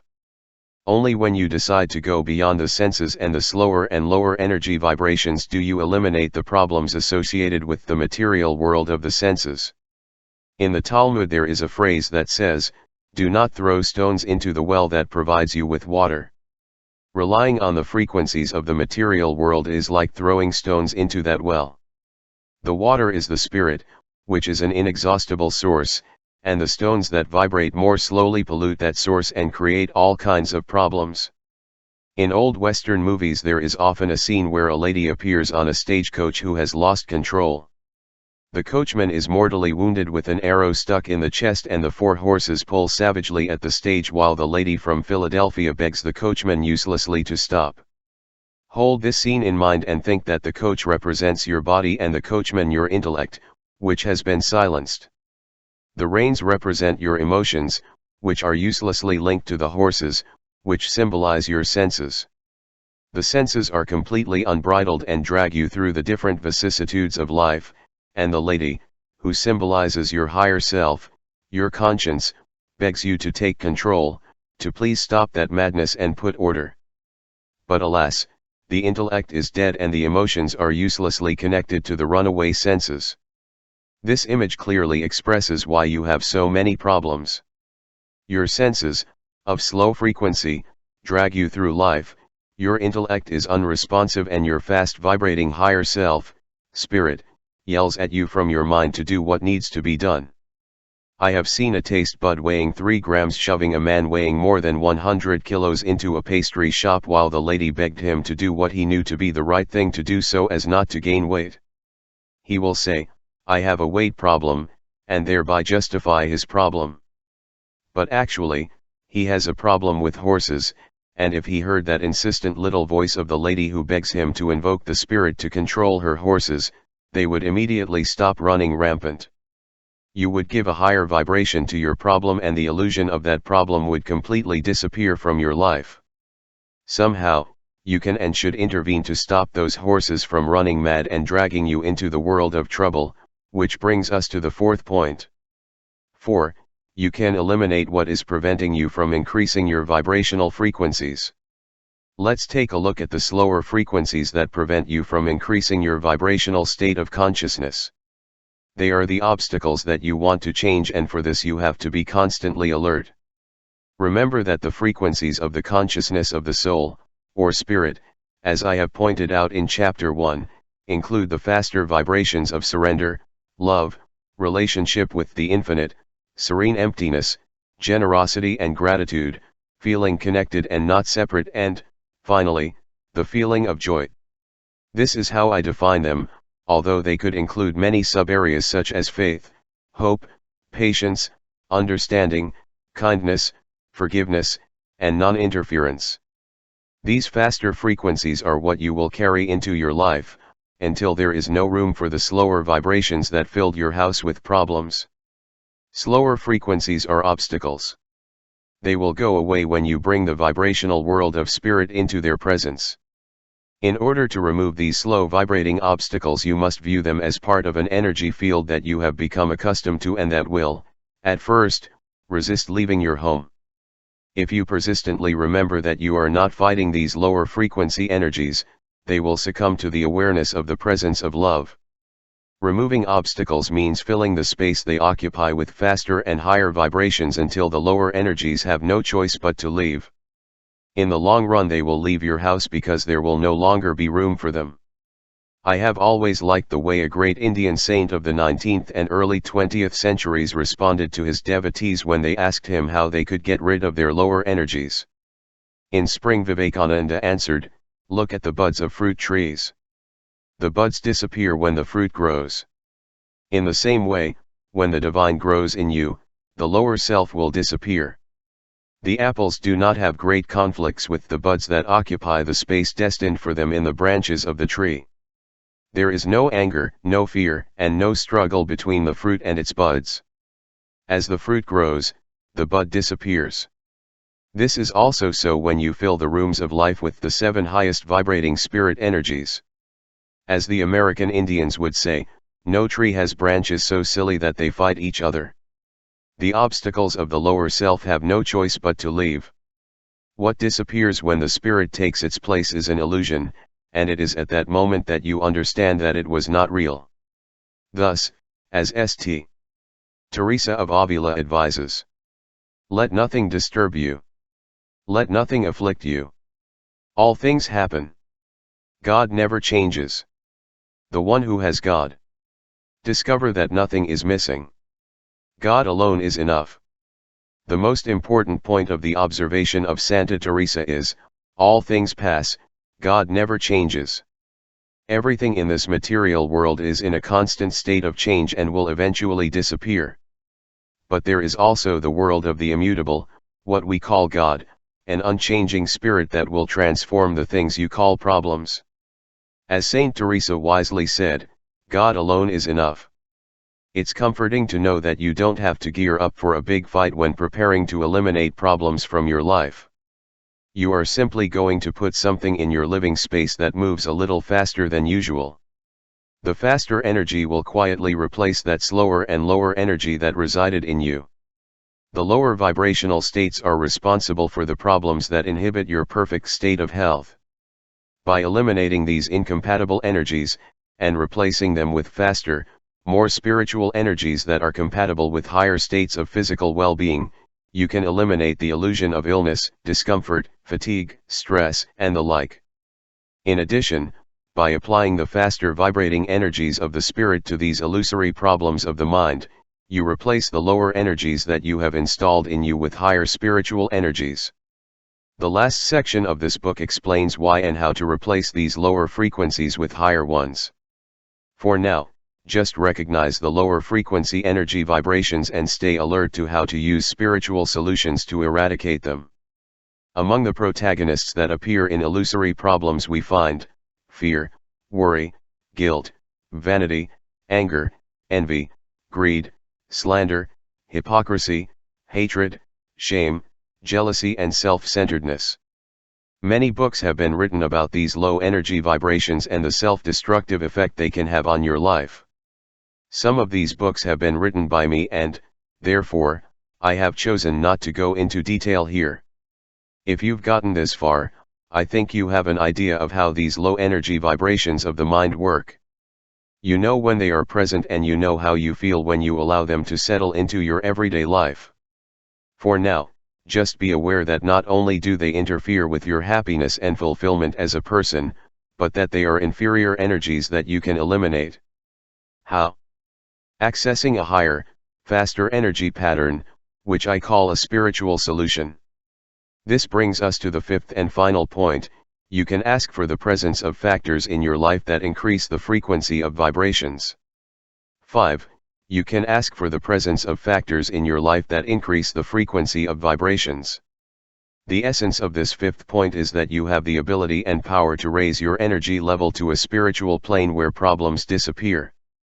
You can ask for the presence of factors that accelerate your energy and make you spiritually aware. The rest of the book focuses on how to bring this faster and higher spiritual energy into your life. For now, I would like you to remember that your main task is not to ask how but to say, yes. The fear of divinity is what most often prevents us from having spiritual energies. The fear of spiritual power seems to be universal.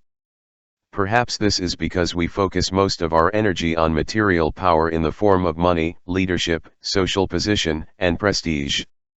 If you seek material power, you will see practically all problems appear in your life, including illness. If you intend to request spiritual guidance, you have to accept and put into practice that help, even if it does not exactly correspond to the image you have of how life should be. Otherwise, you will be looking for spiritual energy to remain the same, which means that the problems will follow at the lower energy frequencies. Do not reject as impossible spiritual answers that do not coincide with the way you want your life to be structured. To commune with the divine, you must be tuned into that frequency. You cannot tune into an FM radio station if you have the device set to AM. Undoubtedly, the highest frequencies of the FM are there, but if you do not tune them, you will conclude that they cannot be reached. Therefore, to access spiritual energy and use it to nullify and eliminate your problems, you must be more divine and less materialistic. Our institutions are organized around the idea of facilitating, regulating, and guiding human behavior. You cannot go to schools, companies, governments, or even churches, synagogues, or mosques to ask for the presence of this energy. These institutions are there to deal with the material world and keep human beings at bay. They vibrate to the lower energies of the material world and are often the source of your problems, not the solution. In the long run, there will be enough people who reach a higher state of spiritual vibration and they will form a critical mass. Then you will see institutions emerge that are not created to regulate, facilitate, and guide human behavior but to find, put into practice and teach a spiritual way of life. In short, the end of our institutions will no longer be to control, but to promote happiness. But you don't have to wait for that critical mass to exist. In reality, you most likely won't live long enough to see it. Instead, you can contribute to the emergence of that new critical mass by living with your divine energy field each day. Poets express it perfectly with great economy of words.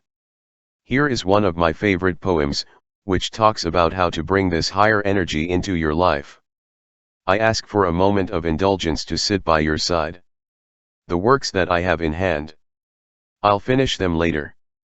Far from the sight of your face, my heart knows no rest or breath, and my work becomes an endless burden in an infinite sea of effort. Today summer has come to my window, with their sighs and murmurs, and the bees emit their song. To his courtship in the flowery grove, time to sit quietly, face to face with you, and to sing the delivery of life. In this quiet and overflowing leisure. Rabindranath Tagore. Tagore suggests that these works at hand can be put aside. It refers to the material concerns that bring up your problems. The poet describes the presence of problems by saying, "Far from the sight of your face, my heart knows no rest or respite." When you put these 5 simplified ways of living into practice, you start the process of shifting from one form of energy to another and stop wasting energy on things you don't really want or believe in. Examine this idea carefully as you move towards a faster, higher consciousness. Truly, there is a spiritual solution waiting for everything that you consider to be a problem. 4. Stop spending energy on things you don't believe in. I began to understand that the promises of world are, for the most part, are ghosts. And that the best and safest thing to have faith in yourself and become something of value. Miguel Angel. In this chapter I would like you to imagine your thoughts and feelings as flowing energy that you can control because you are the source of those thoughts and feelings. You can use that source to get what you want in life, as well as what you don't want. Let's start with the energy to get what you want, which I will briefly summarize before moving on to the central point of this chapter, which is the elimination of the energy you spend getting what you don't want. Get what you want. Keep in mind the central principle that guides your life in this material universe: you will be what you think, 4 words that form the basis for transforming your life. It all starts with a thought. Thoughts are invisible, so the origin of your material world is in the invisible realm of energy, which, as you already know, can be a very fast vibration or just the opposite. Once you fully understand that what you think is what expands, you will be more careful about what you think. Look around. Notice that everything you observe has its origins in the invisible world of energy. I have heard it said that a pile of rocks ceases to be a pile of rocks the moment a person looks at it, associating with them the image of a cathedral. Similarly, a block of marble ceases to be a block of marble the moment a visionary sees it as David.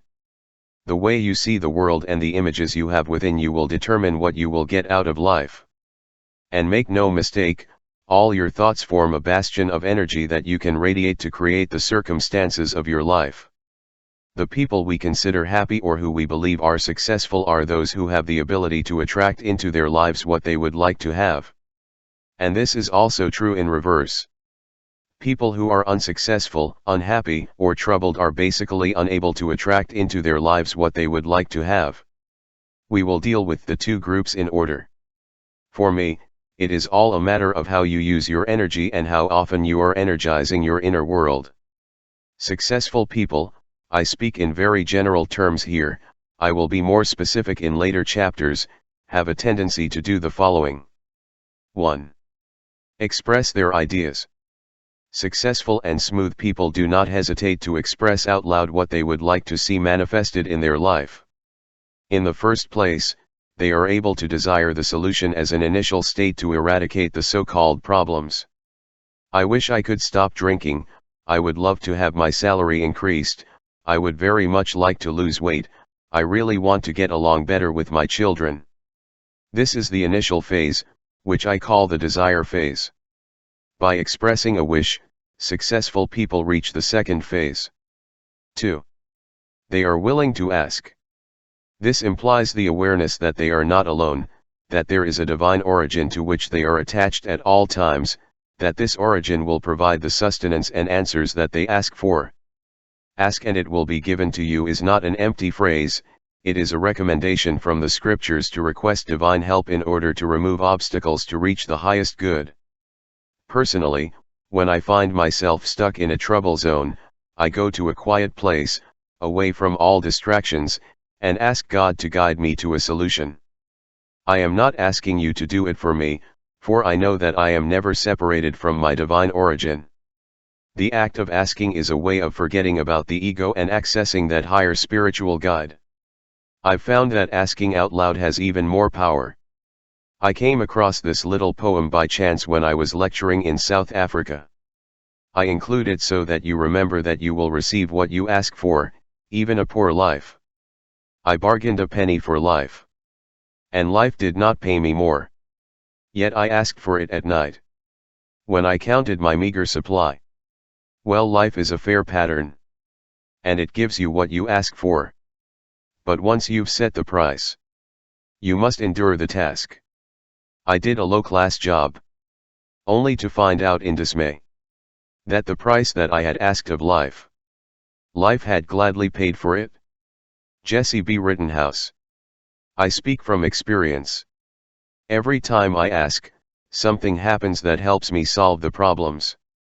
If I find myself stuck writing, after ordering, the phone rings and someone gives me the missing piece of the puzzle, or guides me to a book, I open it and there is the answer to what a few minutes before me I was confused. It seems that in the process of asking we abandon our sense of presumption, and this act of surrender, which I described earlier, leads us to the next successful way for people to act. 3. They manifest an intention.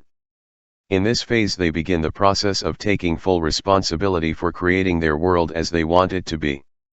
You have expressed your desire, asked for guidance, and now all your energy is accelerating because you have no doubts about your ability to solve any problem.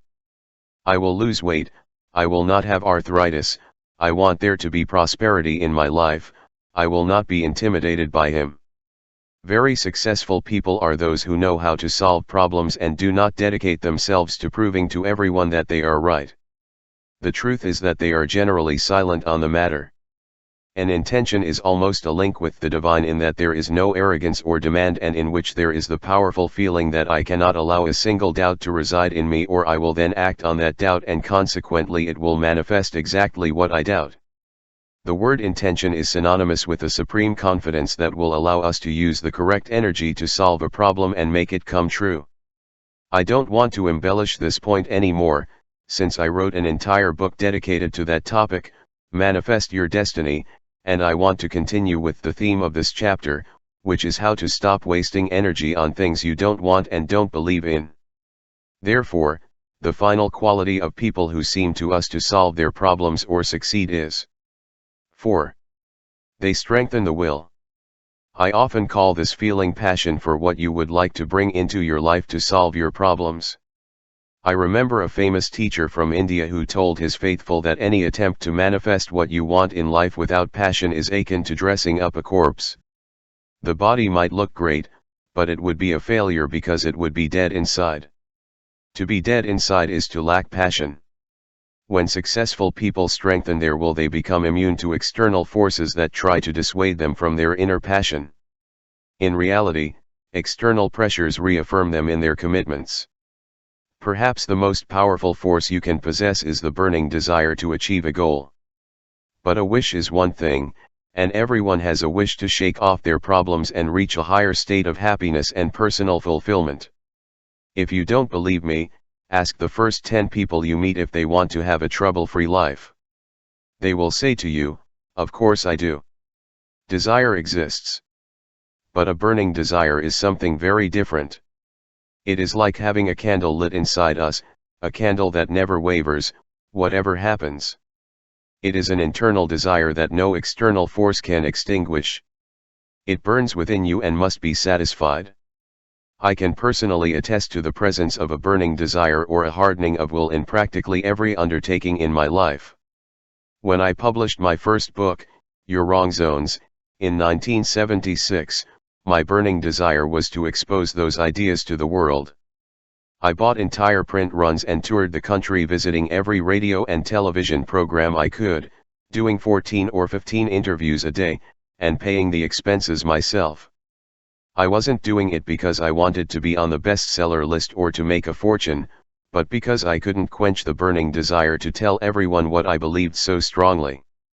That firm will continues to dominate my life. And the truth is, I don't even know how to smooth it out. I recently produced 2 programs for public television in the United States that were intended to encourage people to contribute to public television without advertisements. I have very strong feelings about the images that come into our home in the form of television signals. These signals are vibrations of energy that are transmitted to the atmosphere and that reach our homes through our receiver.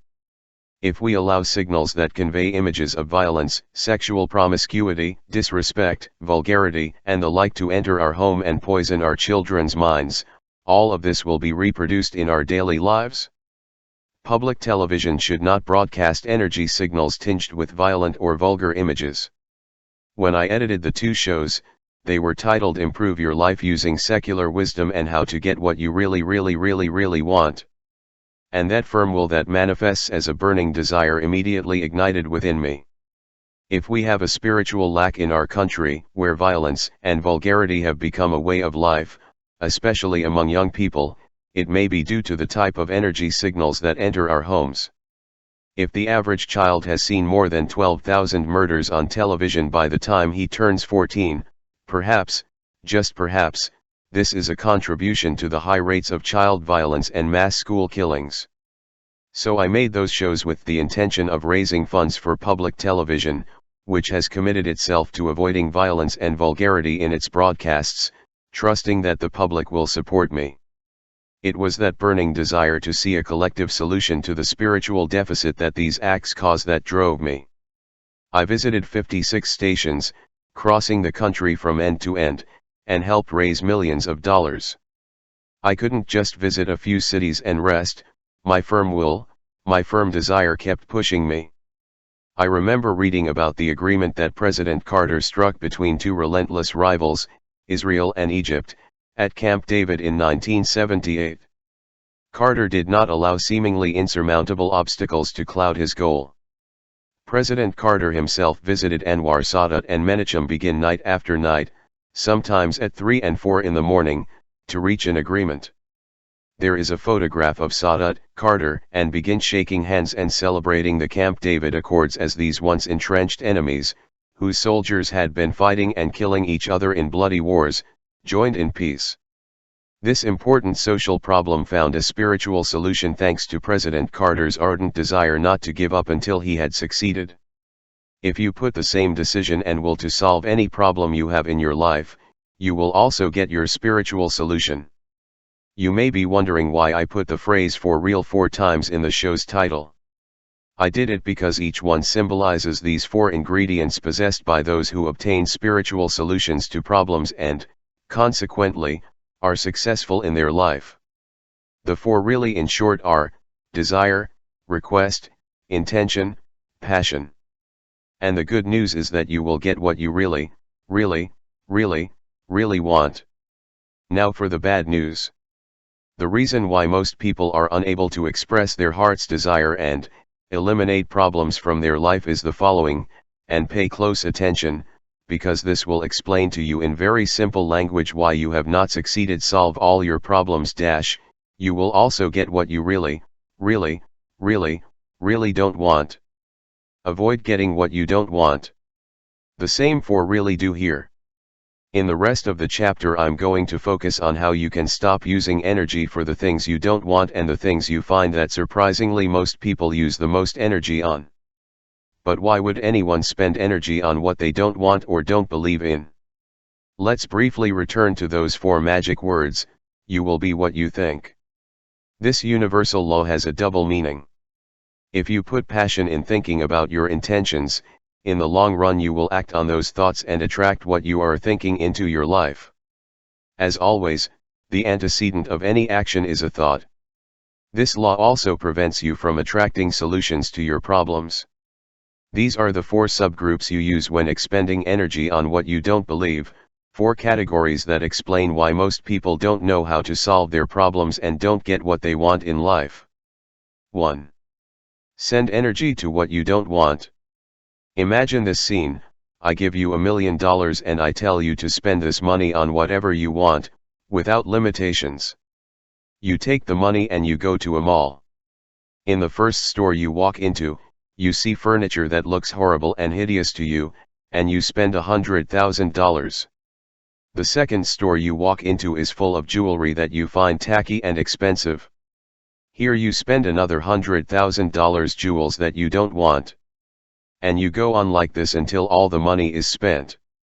You have money to spend on what you want, and every time you see something you don't want, you buy it. When you get home and all your purchases are delivered, You ask yourself, why is my house full of things I don't want? The answer is, because you are crazy. You had money to buy what you wanted and you have spent it on what you didn't want. It's crazy. With this scene in mind, remember that your thoughts are the coin to get what you want in life. Remember, your desires, requests, intentions, and passions are thoughts, and when you think about what you don't want, no matter how negative your feelings about it, more things that you don't want will appear in your life. Just like the hideous furniture and tacky jewelry. They are in your house because you have foolishly spent that precious money on what you did not want. How does this work and why are you wasting your precious life energy, in the form of thoughts, on something you don't want? Your mind is always active and has about 60,000 different thoughts every day. Examine those thoughts. How many are of things you don't want? With my bad luck, this will not work out, this cold is getting worse, I know that those shares will be devalued, it always happens to me the same, that deal won't work out, there are never good seats left when we go to the theater, this food will add 10 kilos to my waistline, quitting smoking costs a lot, it will probably rain and spoil our excursion. The list could go on and fill 1,000 pages. Are you starting to understand it? Your thoughts come true. If you think about what you don't want, as much as you hate the idea of it happening, you will act on those thoughts and it will continue to happen.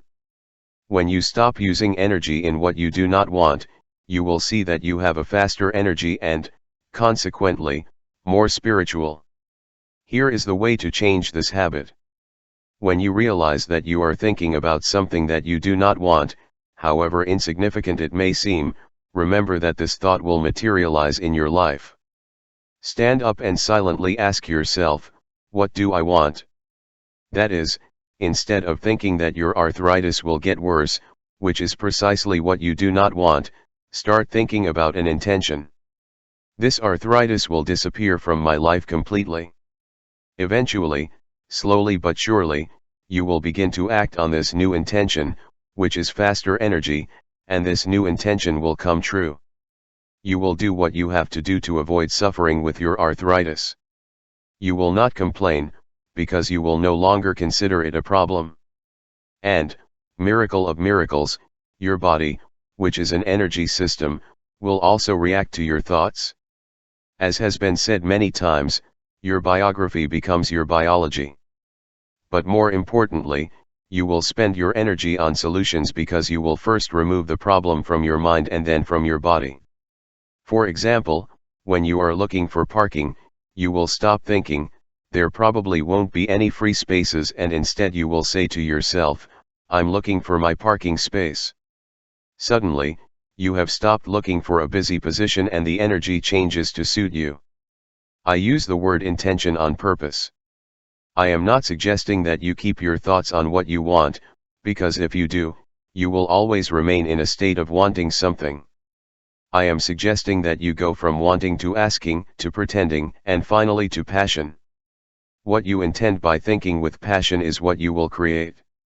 The secret lies in continually remembering that, first of all, you should avoid verbalizing what you don't want. Second, examine the thought behind that expression and, finally, move on to the intention of what you are going to create for yourself, even if you don't know how you are going to do it, because with this you will access higher universal powers and more quick solutions that will provide you. Here's an example of how I recently used these suggestions. Returning from lecturing in Puerto Rico, I arrived at my Chicago hotel room at 2:03 in the afternoon. I was extremely hungry and called room service for a sandwich and juice. I was informed that room service closed at 2 o'clock and would reopen at 5, so I couldn't have anything for 3 hours. I begged the woman over the phone, reminding her that it was only 3 minutes past 2, to send me a sandwich.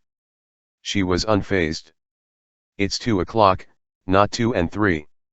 My first impulse was to get angry. How dare you treat me like this? I am a paying customer. I haven't eaten all day, I do not deserve this. I left the room and went to the elevator to go complain to the director about such treatment. As I closed the bedroom door, I remembered what I had said to a group of 1,000 people in Puerto Rico the day before. Do not think or use vital energy in what you do not want. This was exactly what I was doing, thinking about how stupid the situation was, how angry I was, and, what was even more absurd, that I couldn't get to be fed. I immediately went over the 3 points I made earlier and decided to use all my energy on what I wanted. All I wanted was a sandwich, and I started to see myself getting a sandwich. I let go of my anger and stopped thinking about how outraged I was that I had not been treated well. I'll get the sandwich, I told myself, and strengthened my will. As I stepped out of the elevator with a new resolve and spiritual energy within me, I observed a waiter at the end of the lobby removing a full buffet of food. I calmly crossed the lobby and started chatting with the man. Without realizing it, I had left with the Puerto Rico conference program in hand, and the man said to me, with a strong Spanish accent, "Have you been to Puerto Rico?" "I'm from there." I told him that I had just arrived and that I had given a lecture the day before. We talked a little more, and then I asked him the key question that was the basis of my intention: could you make me a sandwich from this buffet and carry it to my room? His answer was immediate and definitive: he gave a conference in my city. "I'll make you the best sandwich you've ever had." A few minutes later, she came out with a huge sandwich wrapped in napkins and 2 glasses of fresh orange juice that she refused to let me pay for. It has been very nice talking to someone who has just arrived from Puerto Rico. It has reminded me of my home. Enjoy your lunch to my health. As soon as I withdrew my energy from what I did not want and used it on what I intended to create, the universe conspired in sync with you and I was able to create the result of my higher and faster inner energy. I recommend that you use this technique even in the most difficult moments, when things happen over which you have been led to believe that you have no control. A short time ago, my brother was telling me about all the people he knew who had prostate cancer like an epidemic. He said, 3 guys from this same street, 2 at work, all last week. My immediate response was, I will not get prostate cancer. When a friend of mine, who recently had a hip replacement due to rheumatoid arthritis, told me that I, with so much activity, was a perfect candidate for a hip replacement, my immediate response was, I don't need a replacement hip. I don't have rheumatoid arthritis.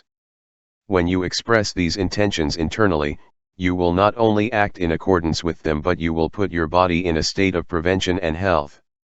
You go from 20,000 cycles per second to the faster spiritual frequencies, thereby keeping your energy away from what you don't want and close to what you intend to create.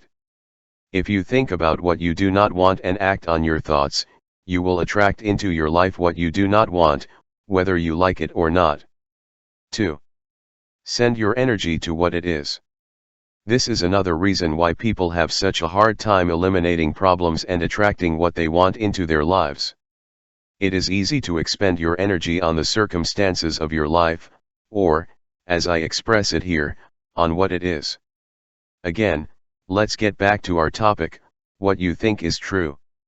If you use your energy in what is, it will appear in your life more than it is because with your thoughts you will influence it.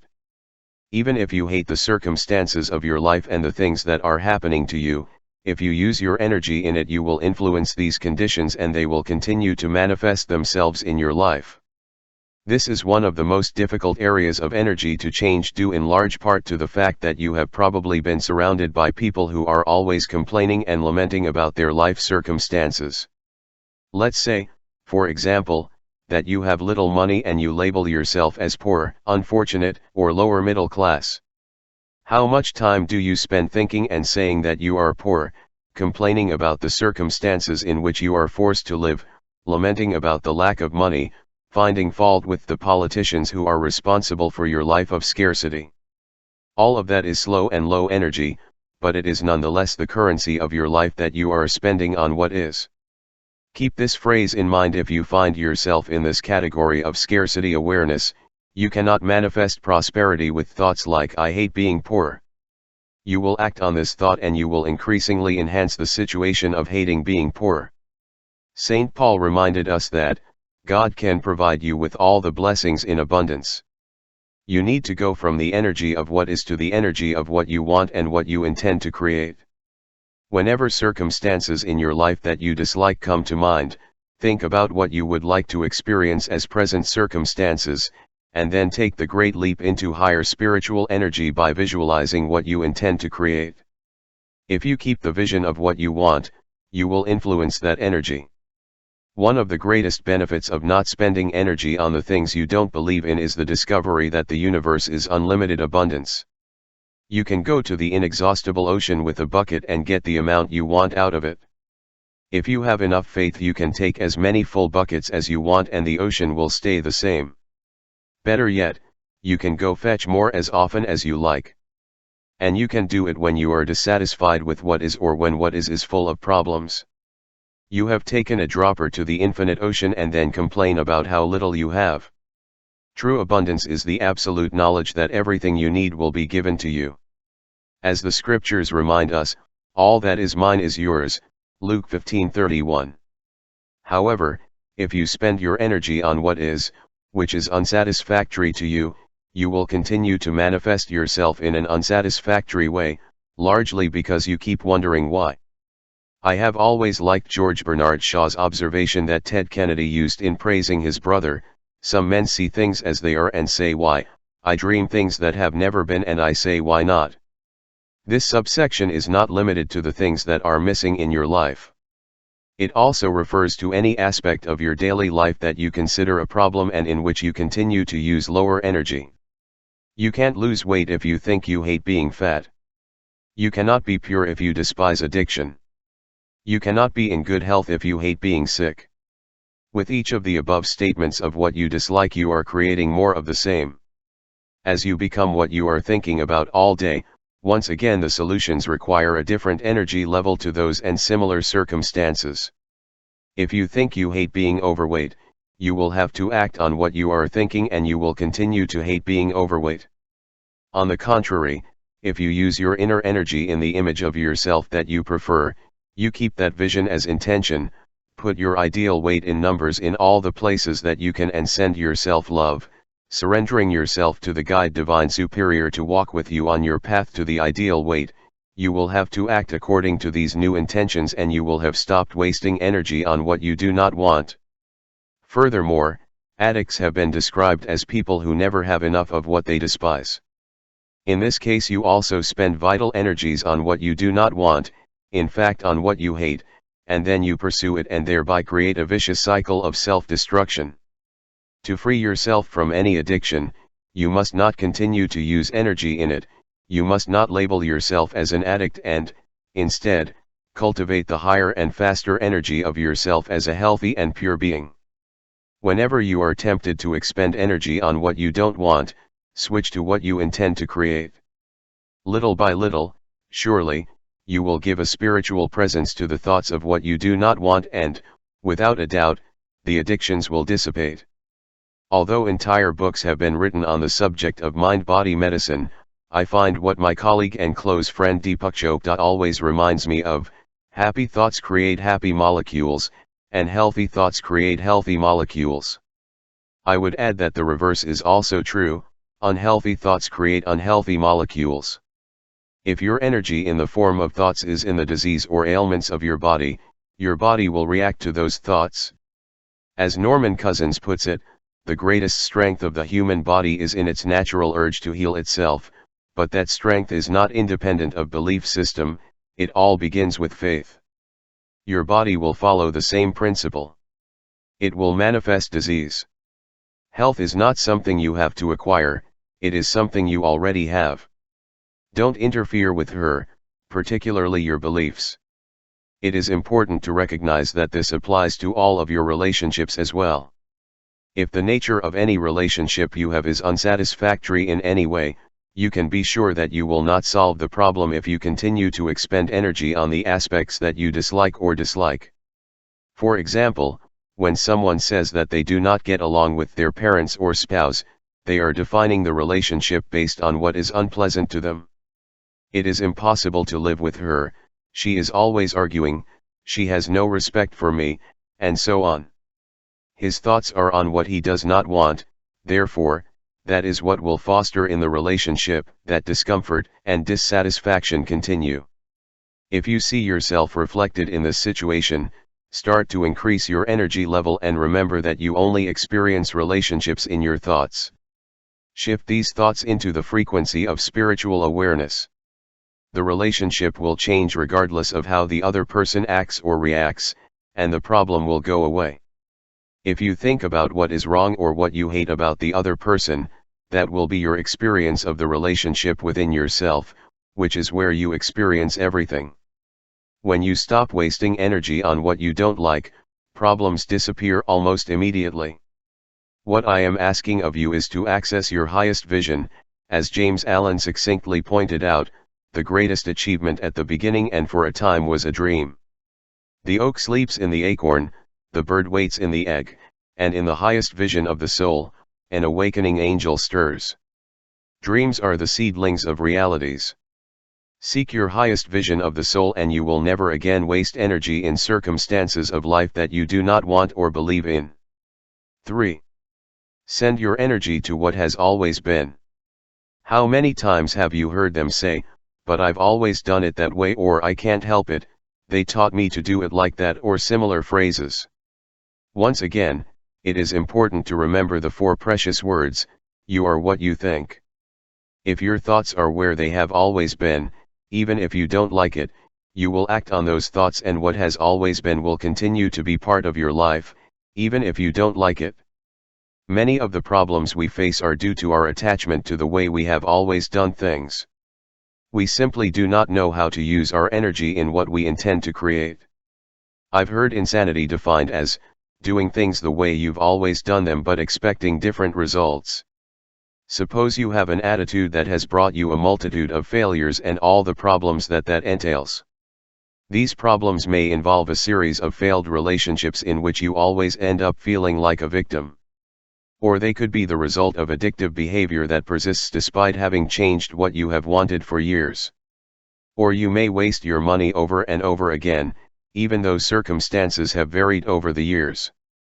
Or maybe you've experienced one chronic illness after another, albeit in different parts of the body. Perhaps you have even said, "It has always been this way."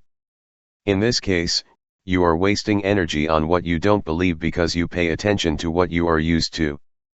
But, as you know from the title of this book, there is a spiritual solution to every problem. Begin the process of increasing your vibrational frequency and leave behind the slower and lower material energies that you have been using and justifying with the phrase, "It has always been this way." What is it that keeps you using your energy to create problems you don't want? It all comes down to 2 factors that can disappear when you decide to raise your energy vibrations and get closer to the spirit world. The great illusion. In our daily life we are subjected to many illusions. The biggest is the one that keeps us wasting energy on what has always been. This illusion is characterized by the belief that, the past is the reason I continue to believe these things. Earlier, I have referred to the wake of a fast-going ship. The wake is the trail that the ship leaves behind, nothing more. You don't need to be a nuclear physicist to understand that the wake doesn't drive the ship. Neither does the wake of your life. It is nothing more than the trail that you leave behind. The greatest illusion consists of looking at the past, your wake, and putting your energy into it, even if you find it reprehensible, because that means that you are going to materialize your thoughts and produce more of the same. To overcome this illusion, you must first see what it is that makes it an illusion. The wake cannot drive the ship. The wake of your life does not drive you in the present. But the energy you put into the events and actions of your past, explaining or excusing your ongoing problems, does affect your life today. It is the cause of your problems, the real cause. In the same way that the energy you are wasting is generated by the motor that drives the boat forward. The trace you have left cannot rule your life today, unless you convince yourself that it is so, and that is why I call it the great illusion. If you don't have a history, you don't have to measure up to it. The second factor that keeps us producing the problems we don't want to have is our love for reliving the dramas of our past and for using our energy to remind ourselves and others of everything that has contributed to the problems we experience today. No one has put it better or more succinctly than Shakespeare when he reminded us, "What's done is done." Recently, I was approached by a woman in a bookstore while I was signing some books. The woman's name was Erika and she was visiting the United States. 2 years before, Erika had heard me speak in Amsterdam and told me how my words had helped her to overcome a series of problems that she had had. A little over a year after hearing me speak in Amsterdam, the biggest bombshell of her life fell on her.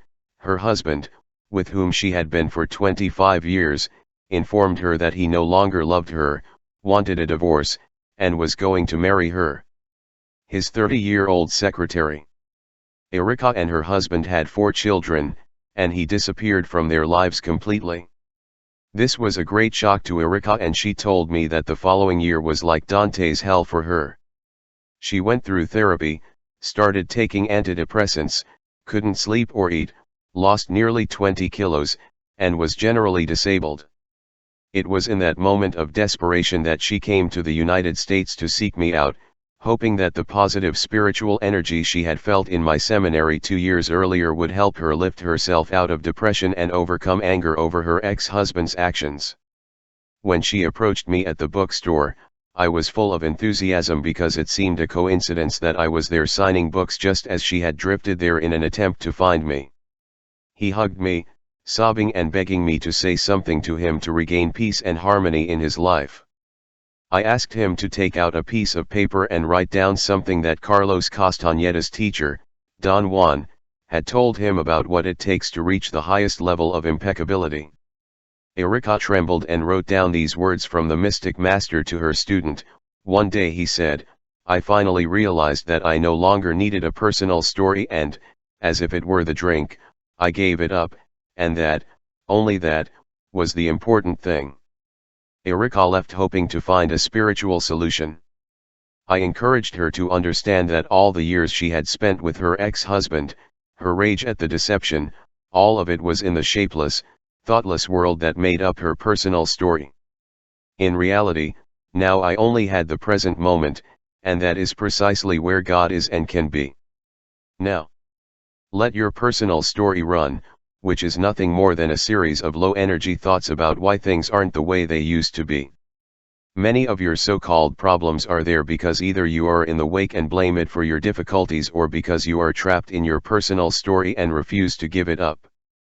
Everything that is in your wake had to happen and constitutes the personal story that explains why you are where you are today. And what evidence do I have to make this claim? Everything happened, period. Instead of cursing him, bless him, love him, and accept him. Perhaps the best advice I can give you to offer you a spiritual solution to this inclination to expend energy on what has always been comes from Jesus of Nazareth. No man who has put his hand to the plow and looked back is fit for the kingdom of God the heavens. There you have it. Look back and your life will be hell. In truth, remember, if I don't have a story, I don't have to measure up to it. 4. Spend your energy on what they want from you. There is no shortage of people telling you how they expect you to think, feel, and behave. Suppose you have a deep resentment towards those people who continually remind you of what they expect of you. If you have understood this chapter, you will realize that despite your resentment, you will continue to attract what they want into your life. This may be a considerable problem for you, but the moment you dedicate your energy to what others want for you, you will continue to draw it into your life. Of course, the antidote to resolving this resentment because others tell you what you should be is spiritual. You must learn to increase the vibrations of your energy, raising them from the lower band of anger, bitterness, and resentment to the higher bands of kindness, love and forgiveness. The instant you no longer react with that low energy, the illusion of your problem will disappear. On one occasion, I observed an 18-year-old friend of one of my daughters talking to her mother on the phone. When he hung up, frustrated, he said, "It makes me so mad. He's always telling me what to think and where to go and how to do things. It was evident that this annoyed him and filled him with anger. I told him that he had two options: he could keep wanting to be right or be nice. If you insist on continuing to want to be right, you will argue, you will feel frustrated and angry, and your problem with your mother will persist, I explained.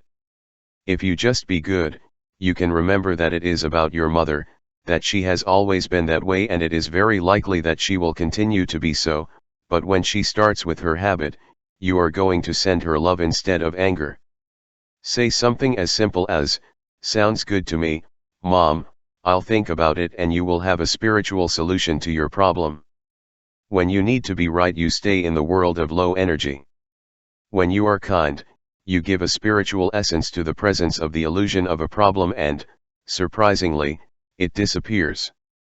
I remember a highly evolved spiritual master who told me, "Stop taking life so personally." This surprised me and I responded something like, "What do you mean? It's my life, it's very personal." He alluded to the idea that we are not our body, our personality, or any of our material possessions.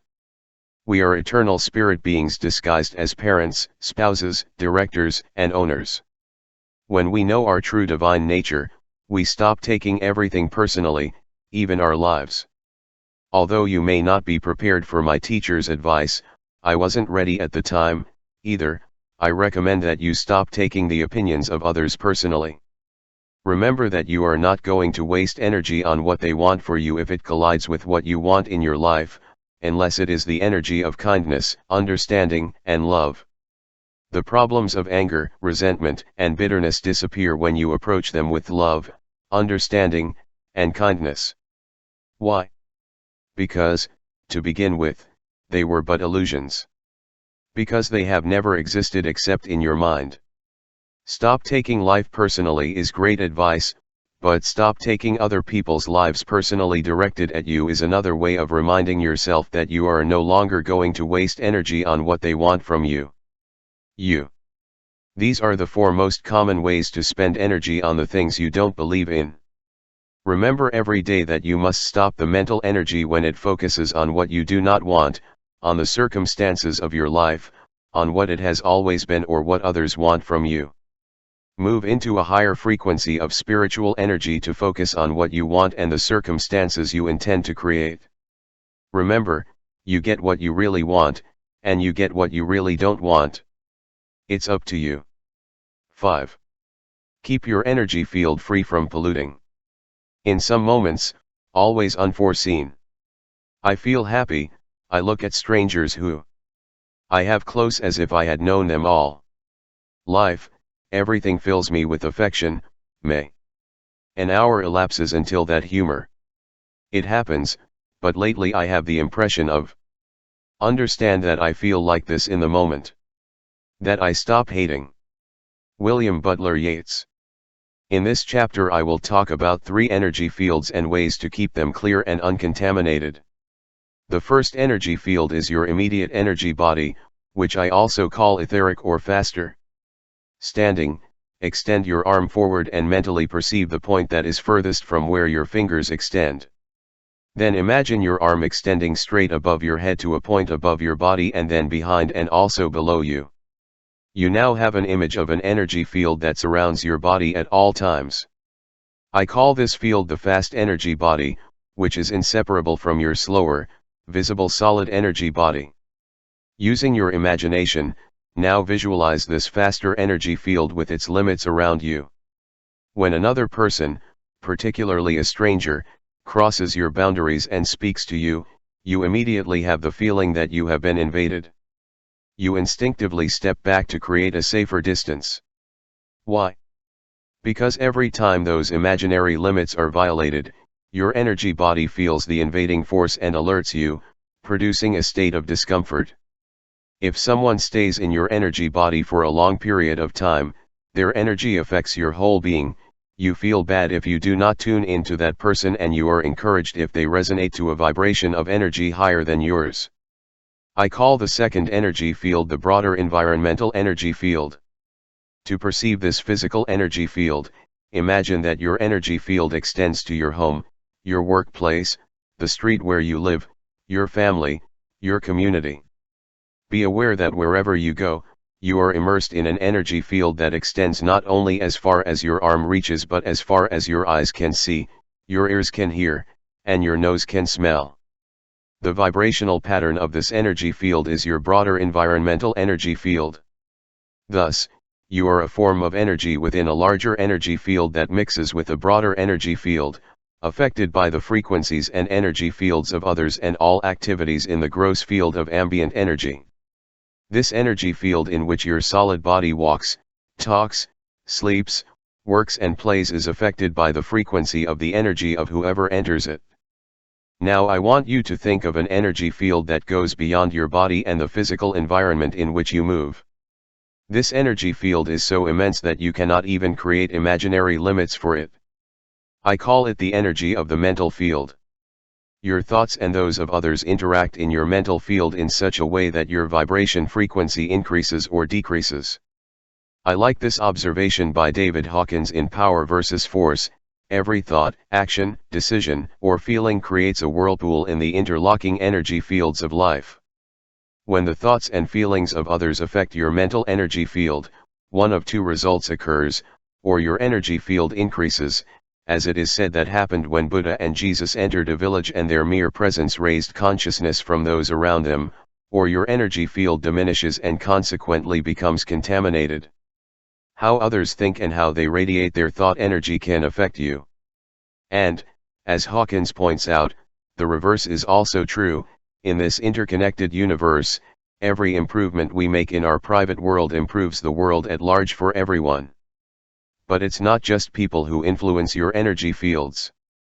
Noises, air quality and the purity of food also affect them. You may not realize it, but you also have an important role in keeping your energy fields clean and uncontaminated, and you can also have a purifying effect on the energy field of those around you. For this reason I ask you to learn to be aware of what you are letting into your energy fields. When you do, you will see how easy it is to be swept away by the slower lower energy. Hopefully, you are motivated to start putting into practice a new system that will clear all your energy fields and keep you in a state of clarity, free from energy patterns that contaminate your life in any way. Cleaning your energy fields. Your invisible energy fields are electrical in nature. The scientific community refers to these energy fields that surround all living things as invisible electromagnetic waves. These energy fields are becoming measurable as we are creating increasingly complicated computerized measuring devices. Your body, the food you drink, the water you drink, and everything in this universe has a copy of its original energy matrix.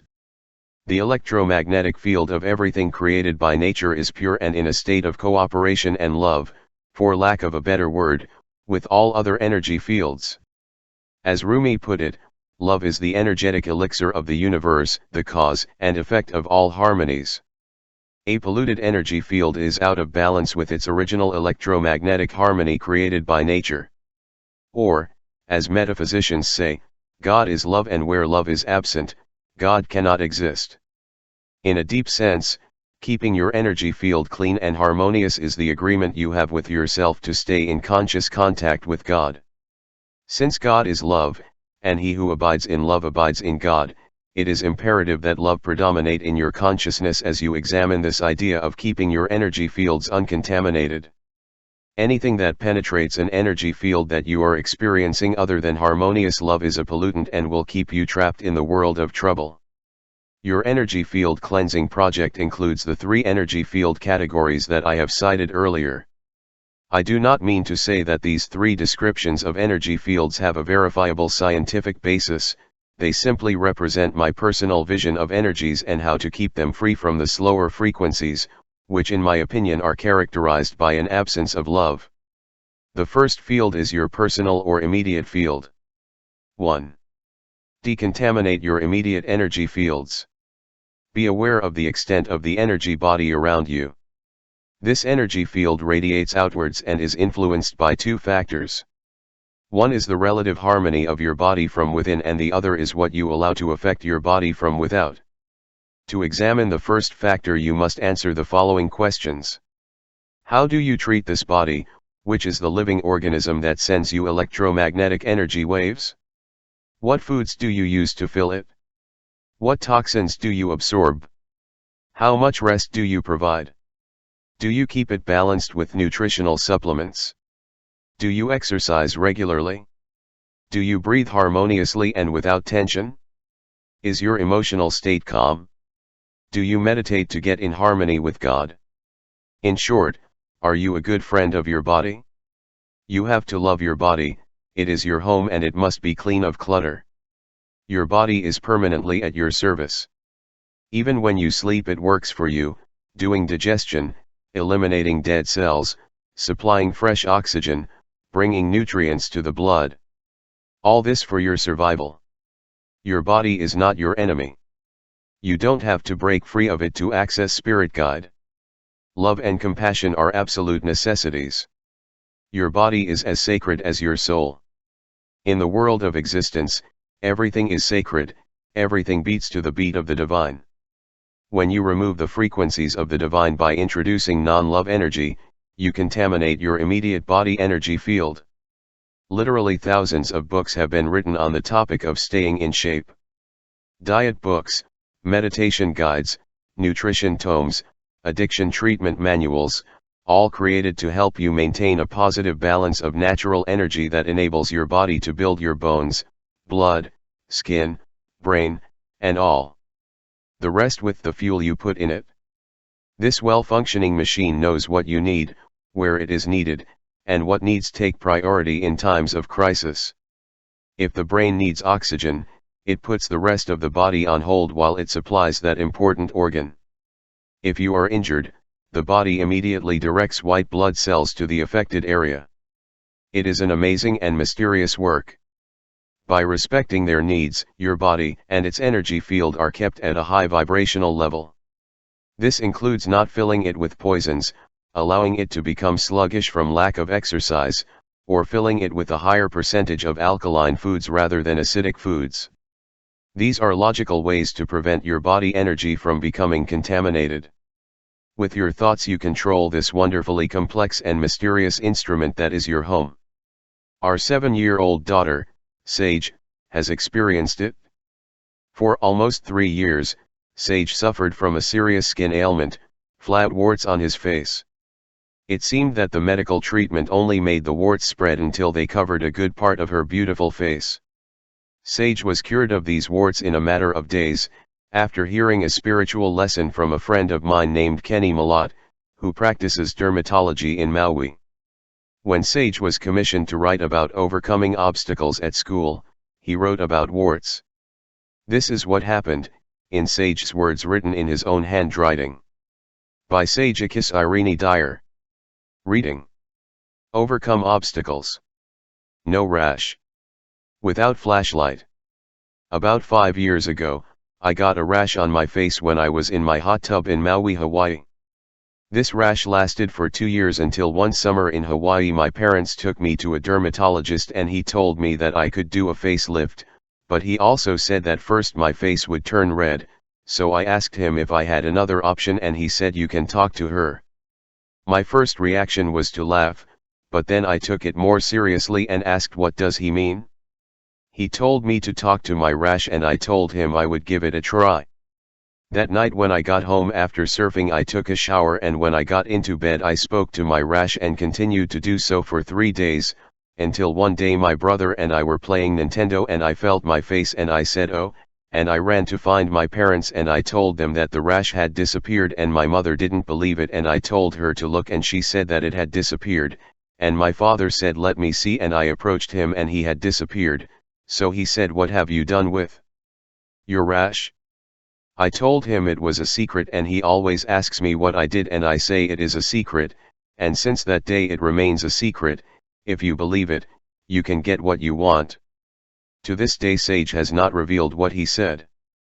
But I know that in her precious mind she brought a spiritual presence to that eruption and raised her energy field high enough to remove the illusion of that disease. His conclusion is strong: if you believe it, you can get what you want. The second factor that affects your immediate energy field is what you allow to affect your body from the outside. What kinds of people do you allow into your immediate space? When you allow toxic people in, you will see that your sense of well-being diminishes. Just as allowing someone with a cold to sneeze into your face increases the chances of catching it, you must be careful who you associate with so as not to contaminate the energy of your life. I myself had to go to great lengths to learn this lesson many years ago in the following situation. Years ago, I made a firm decision to give up alcohol for good.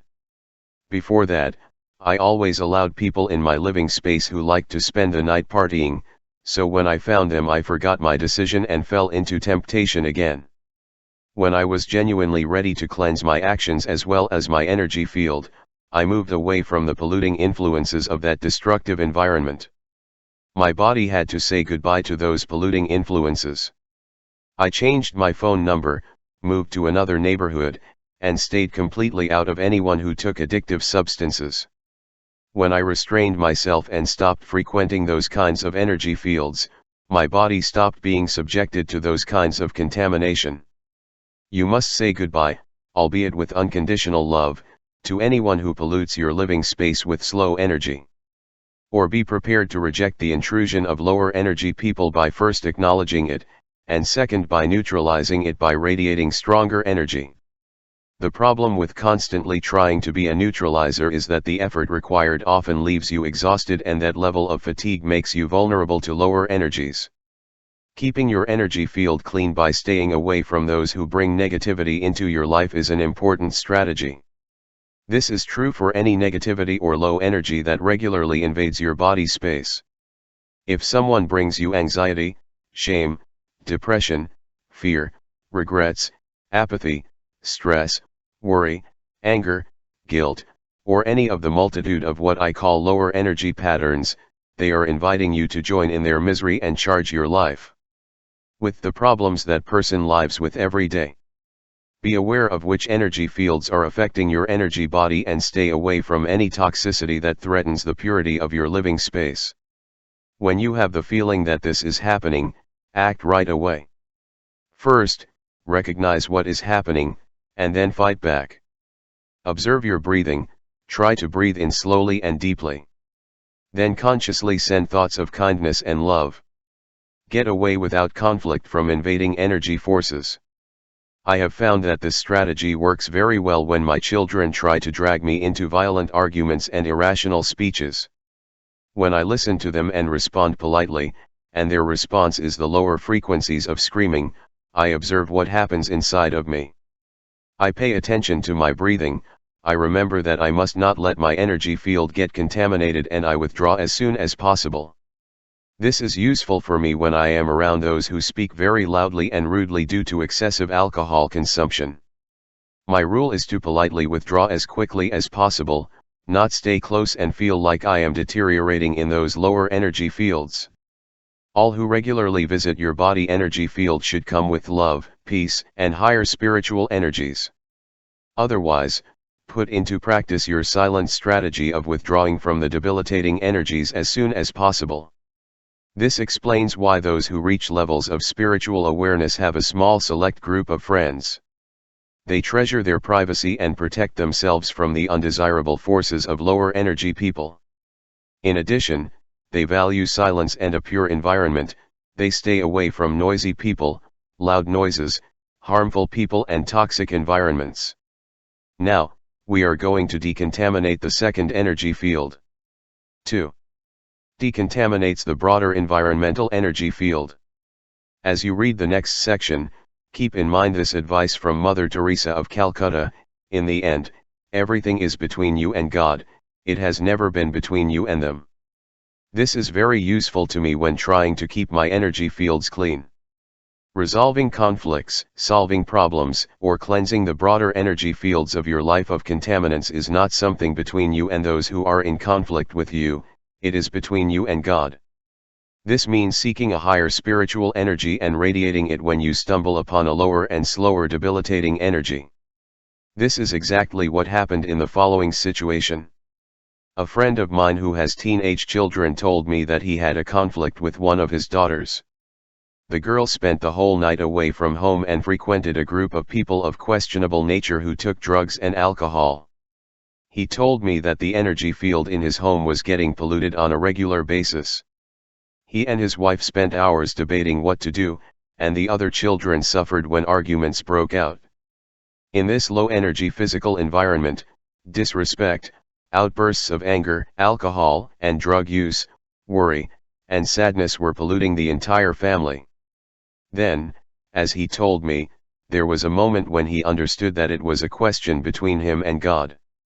In the middle of a confrontation in which her daughter was openly embarrassed and also embarrassed that she had come home too late, she suddenly interrupted her outburst of anger and asked, "Could you hug me?" My friend immediately reached out and shook her. At that moment the entire relationship and the girl's behavior began to shift to the higher frequencies of the spirit.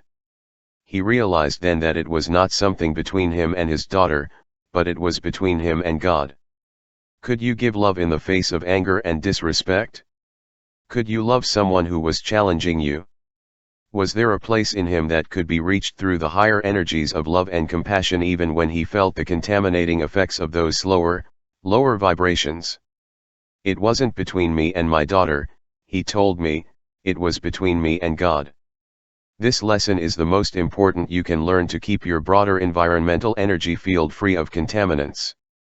This broader environmental energy field includes all the places you are in every day, your home, neighborhood, workplace, playground, even where you walk, run, and drive. Look around at any time and recognize that what you see in your environment is a component of your energy field. And how can you, a person, do anything to maintain an energy field whose contamination is minimized or even eliminated? Go back to chapter 2 and review Patanjali's observations on spiritual awareness. When you steadfastly refrain from falsehood and harming others, you influence every living thing and the overall energy pattern around you. My friend Deepak Chopra describes this impact in a series of tapes we recently created together, titled Creating Your World the Way You Really Want It to Be. Deepak tells of an experiment in which several thousand people came together for the purpose of group meditation. They had measured the serotonin level of each person in the group before the long meditation session. Serotonin is a neurotransmitter in the brain.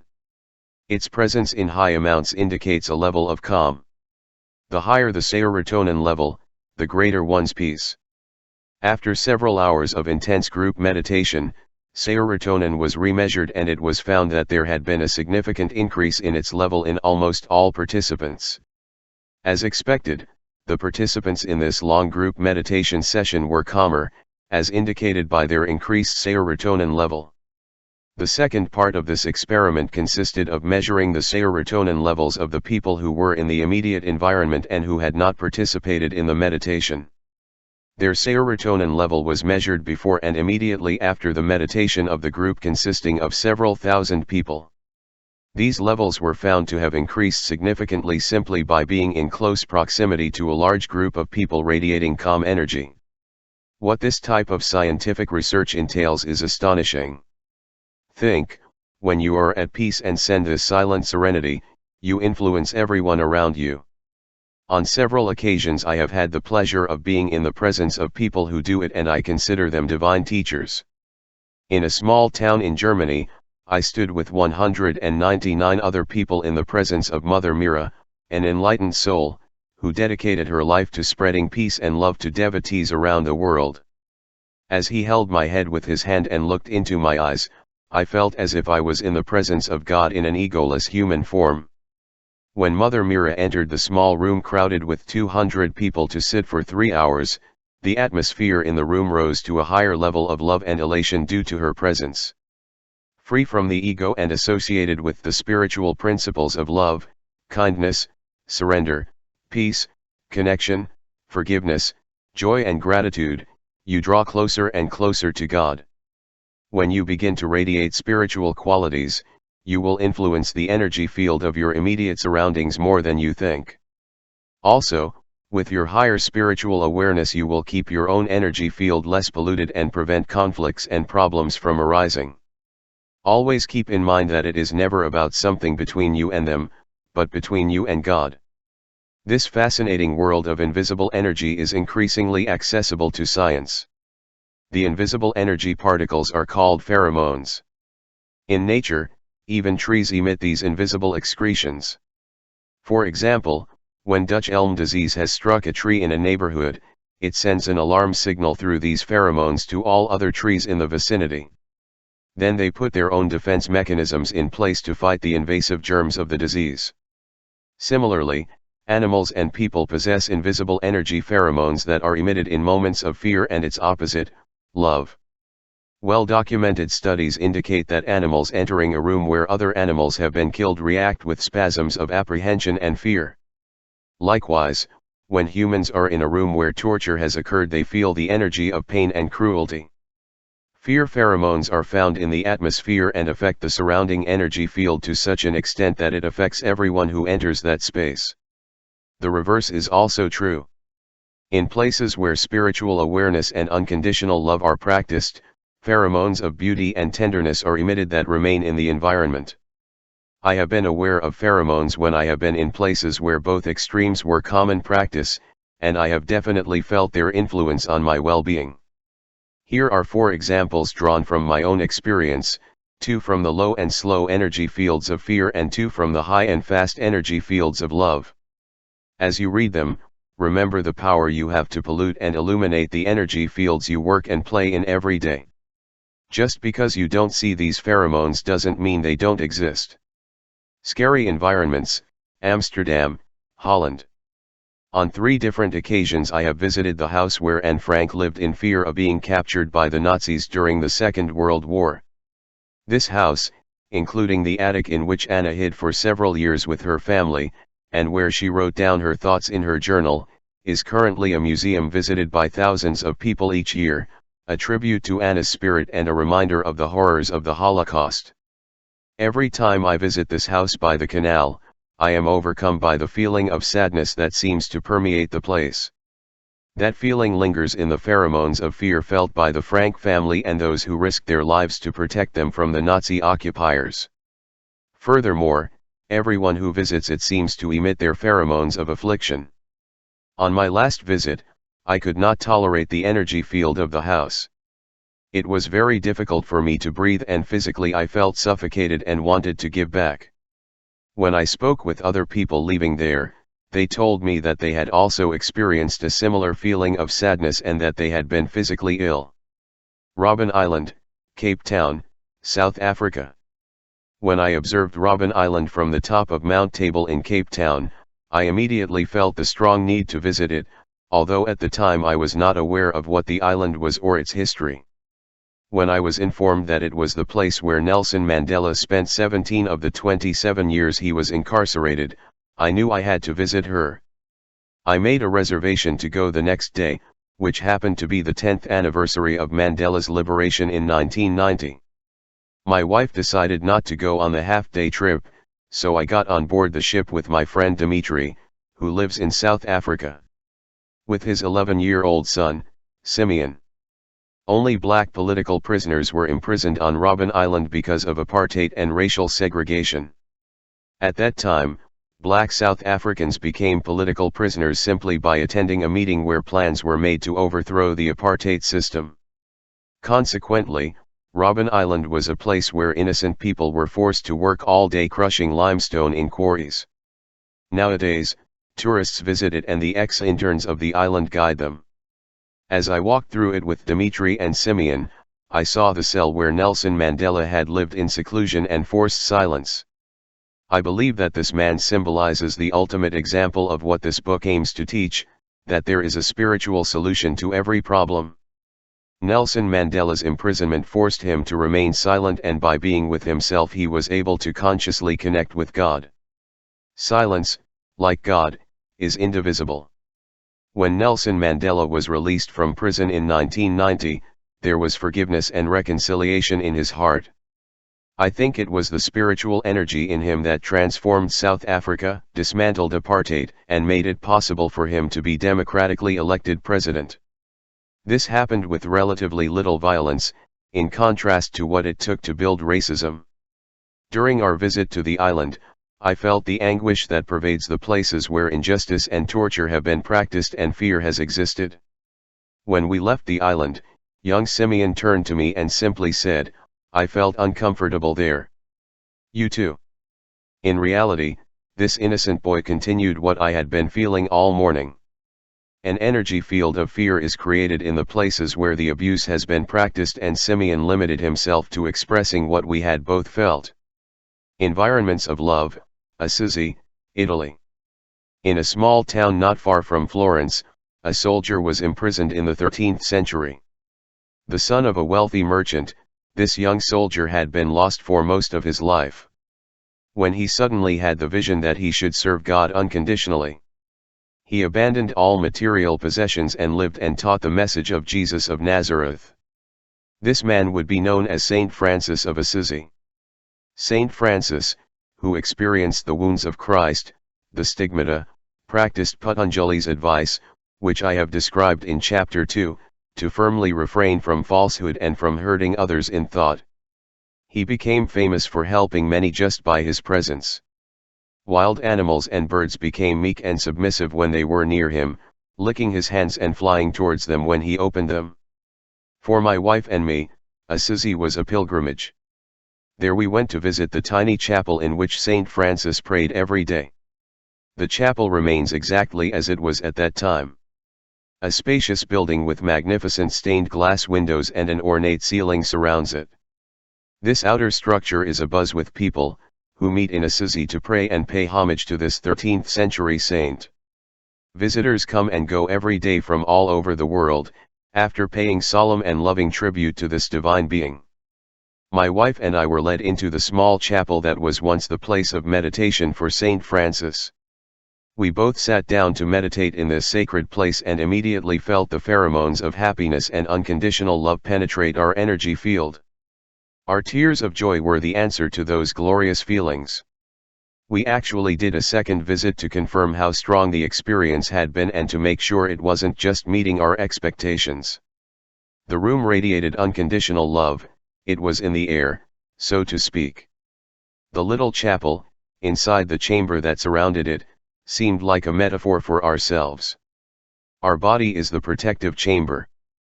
But deep inside that chamber, there is a place of harmony and peace, a place to visit often and feel what radiates from it. In Assisi is the place where Saint Francis consciously communicated with God, a place where millions of people have come with love and gratitude to be able to participate and be imbued with his energy field. This kind of energy leaves a signal. It remains, even if it is invisible, it is certainly felt and experienced. The radiant energy of love happily influences the energy field of all who enter it. Machu Picchu, Peru. The Spanish traveled through South America performing their version of the Holocaust, just as other European intruders decimated the native populations of North America, where they were thousands of years before the arrival of the invaders. No one was saved. Millions of people were killed. The consciousness of hatred and intolerance permeated both continents. The history of these places, represented in each of their populations, is the history of the lack of humanity of man with man. Nothing was overlooked by the Spanish conquerors in spreading terror by systematically killing the natives. Those who did not kill with arrows and bullets were infected with diseases that the invaders carried with them. With some rare exception, they discovered all the places where they lived. Machu Picchu is one of the experiences. Unwanted visitors skipped it. This sacred place, built thousands of years ago as a sanctuary by the natives, is located on top of a remote mountain in the Andes. It was not discovered by the West until 1911. When we were heading to Machu Picchu, first by air, then by train, bus, and finally on foot, we reflected on the questions that everyone is asking about this place. How could something like this be built thousands of years ago? How did they transport millions of gigantic rocks down such a rough road, without cranes, helicopters or excavators? Who climbed the rocks to the top of this remote mountain and arranged them in the form of an embankment? How did they build this tribute to their cult of nature thousands of years ago, when the will had only recently been discovered? How is it possible that the hatred that devastated the area passed by Machu Picchu? How is it possible that it remained an isolated holy place? Together with my wife and 4 of our children, we spent several days walking, meditating, observing, and breathing the energy of this magnificent place.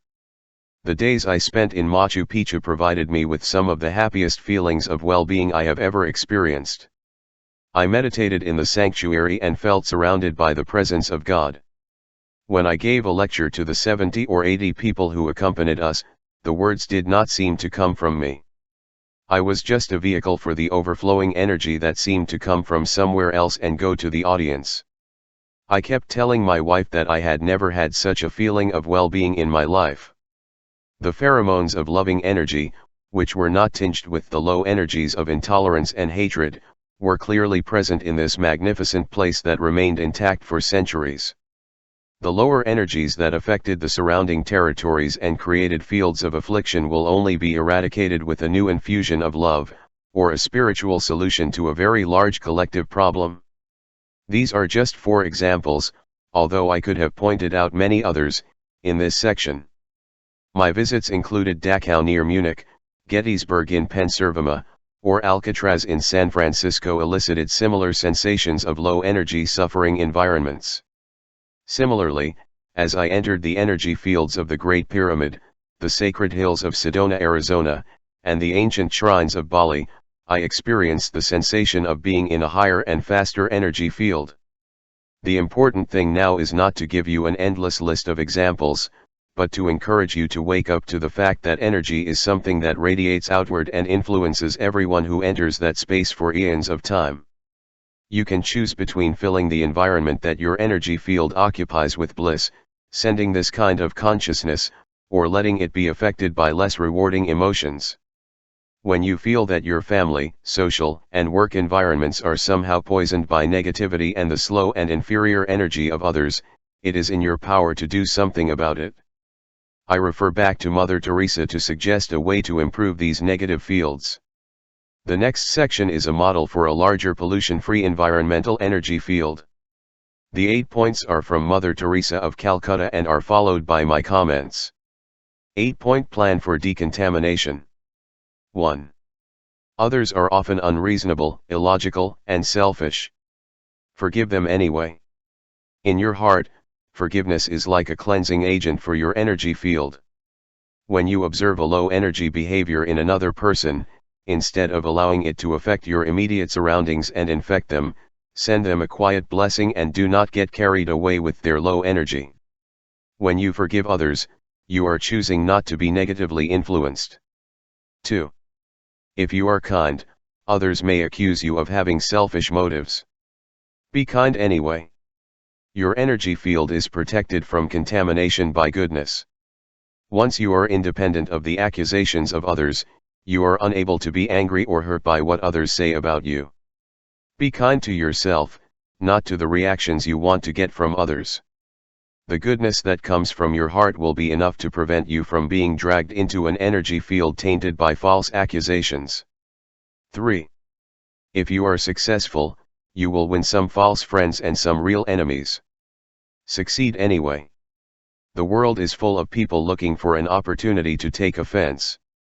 Your success in anything is enough to provoke such a reaction in others. Keep your energy field clear by focusing on what you know to be your divine purpose, and when you do, the universe will support and sustain you with what is called success. Others will be offended, but if you insist on ignoring their reactions, you will not allow the presence of false friends or true enemies to affect your life. 4. If you are honest and frank, others may mislead you. Be honest and frank anyway.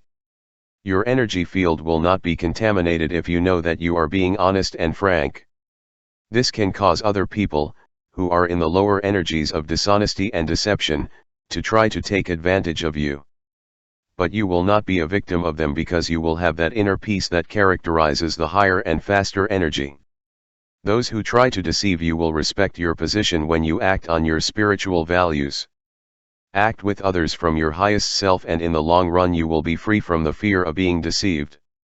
Ironically, when that fear disappears, so does the problem of being deceived. 5. What has taken you years to build, someone can destroy overnight. Build anyway. Don't build anything just for the purpose of finishing it. Build because it is your way of expressing your purpose. When you eat a banana, the goal is not to finish it, but to enjoy each bite as you eat. Building something is a way of expressing yourself. If someone took all the books I have published and destroyed them, I would keep writing. If all my lecture tapes were destroyed, I would continue to lecture. Everything that is built in the material world will eventually be destroyed. Do not build with fear of destruction, but to give expression to the infinite spirit that you carry within you. 6. If you find serenity and happiness, others may feel jealous. Be happy anyway. I always remind myself that there is no path to happiness. Happiness is the way. If you look to the reactions of others for confirmation of your way of being, you will be making them the source of your happiness. Happiness is a task that is done from within. You don't get it from anyone or anything, you give it to each and every event in your life. Keep your energy field free of contamination by remembering that you are the one who cleans it. Others may be jealous, find fault with you, and say terrible things about you, but you are free to choose happiness for yourself anyway. The consequence of your answer is that you gradually influence their energy fields of jealousy and pettiness with the happiness that you radiate. 7. The good you do today will often be forgotten by others tomorrow. Do good anyway. Just like being happy, doing good is something that constitutes the expression of your invisible spiritual essence. Stop seeking approval and gratitude from others for doing good. Even if no one thanks you, do for others what your heart tells you from the Spirit, which is rooted in the vaster energy of love, kindness, and connection to everything. Your spirit urges you to express the energy of the heart. The ego, rooted in the material world, urges you to do what you do so that you will be remembered and rewarded as if life were a contest. Listen to your spirit. Remember to give love and do good because you are like that and not for other reasons. 8. Give the world the best you have and it may never be enough. Anyway, give the world the best you have. When Mother Teresa speaks of the best, she is referring to your highest and most sacred self. That is, the fastest vibrational energy and the source of the solution of all problems. Others may try to contaminate your energy field by demanding more of you, or by repeatedly criticizing you, or even ignoring your efforts. When you return to your higher self, you get rid of those opinions almost instantly and stop feeling unappreciated. Surrender your spirit to the world and walk away from the result of your efforts, and your energy field will be less and less polluted. These are the 8 tips that Mother Teresa of Calcutta offered as a plan for your life. His conclusion is the truly profound essence of this offering. In the end, everything is between you and God, it has never been between you and them. Recently, I stopped at a stoplight where there was a poorly dressed man with a dog with a missing leg next to him. As I waited for the traffic light to change, I looked at the scene compassionately and felt the need to contribute something. The man carried a sign that said he was homeless. Those who were with me in the car commented that he was a strong young man, that there were many job opportunities and why you had to give anything to people who were capable of working. They showed slight contempt for the man who begged when he should be working as they did every day.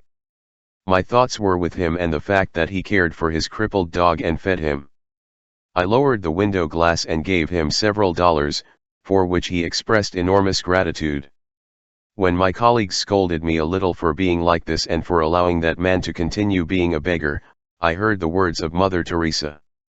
Truly, this was not something between me and my friends in the car, or between me and this homeless man. It was between me and God. And something inside me urged me to send him love and give him some money as well. The next time you see someone begging, remember this, and if you honestly think you don't want to give them anything, don't do it, but instead of being critical, angry, or even a little upset, offer that person a quiet blessing and move on. Go ahead without polluting your energy field with lower vibrations. Before moving on to the third energy field, I will close this section with Mother Teresa's poem.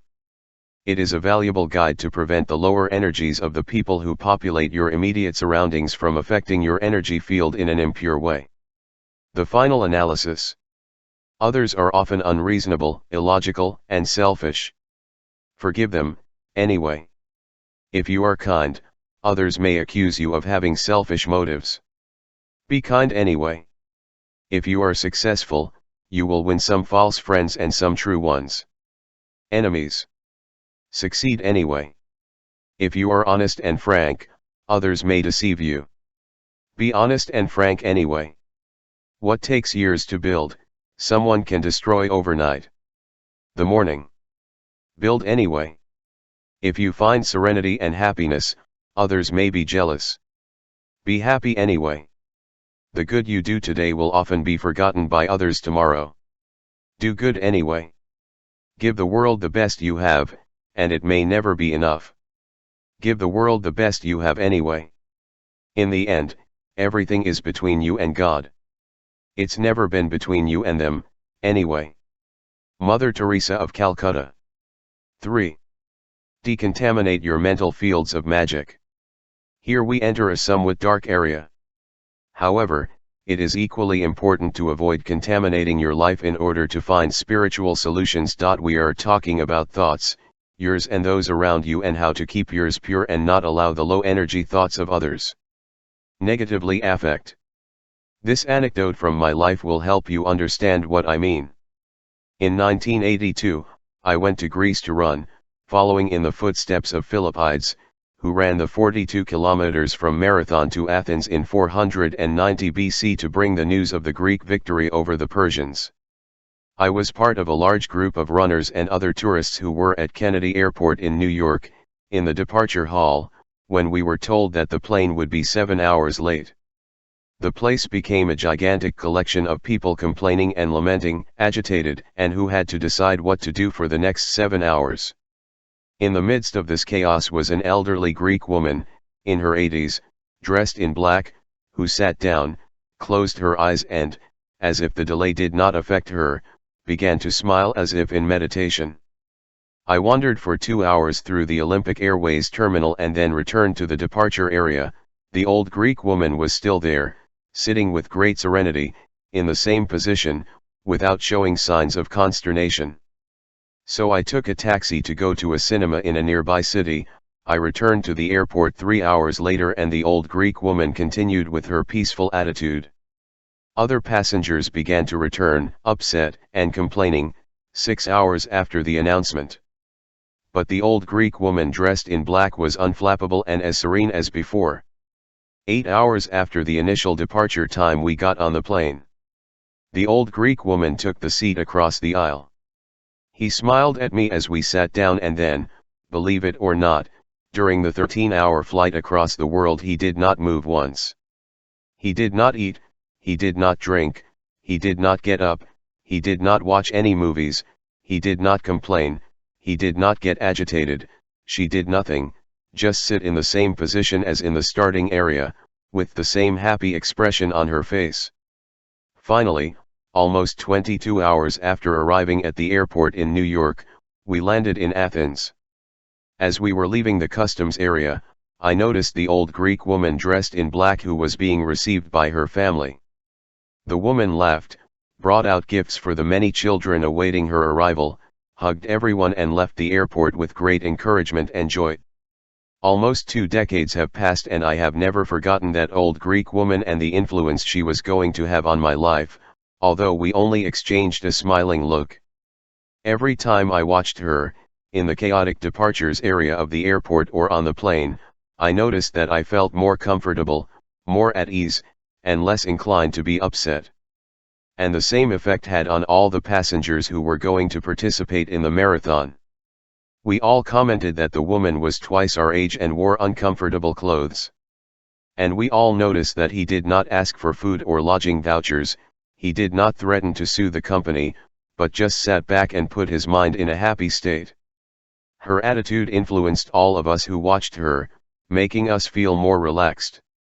To this day, whenever I find myself in a similar situation, I remember that Greek woman dressed in black and I enter a mental field of peace. That our thoughts influence us is obvious. We all know that we become what we think about. But it is important to remember that our thoughts are a field of energy cycles, a mental field, and that with our thoughts we influence not only ourselves, but those around us.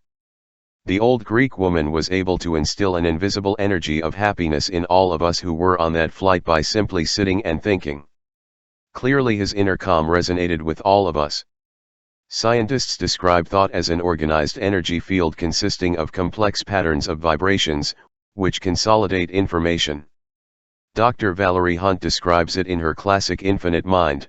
Thoughts are events in the mental field accessible not only to the consciousness of the creator, but also to other minds. Explain that our thoughts are not a private field but a public one. This means that you do not think in a vacuum, but your thoughts are created from transactions with other fields.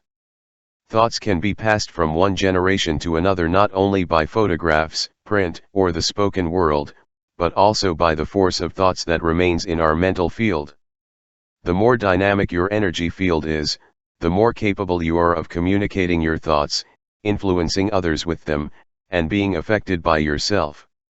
How to get your thoughts to be so dynamic and creative? I quote again from Dr. Valerie Hunt, "There is no need to delay in the process to get answers and there is no struggle.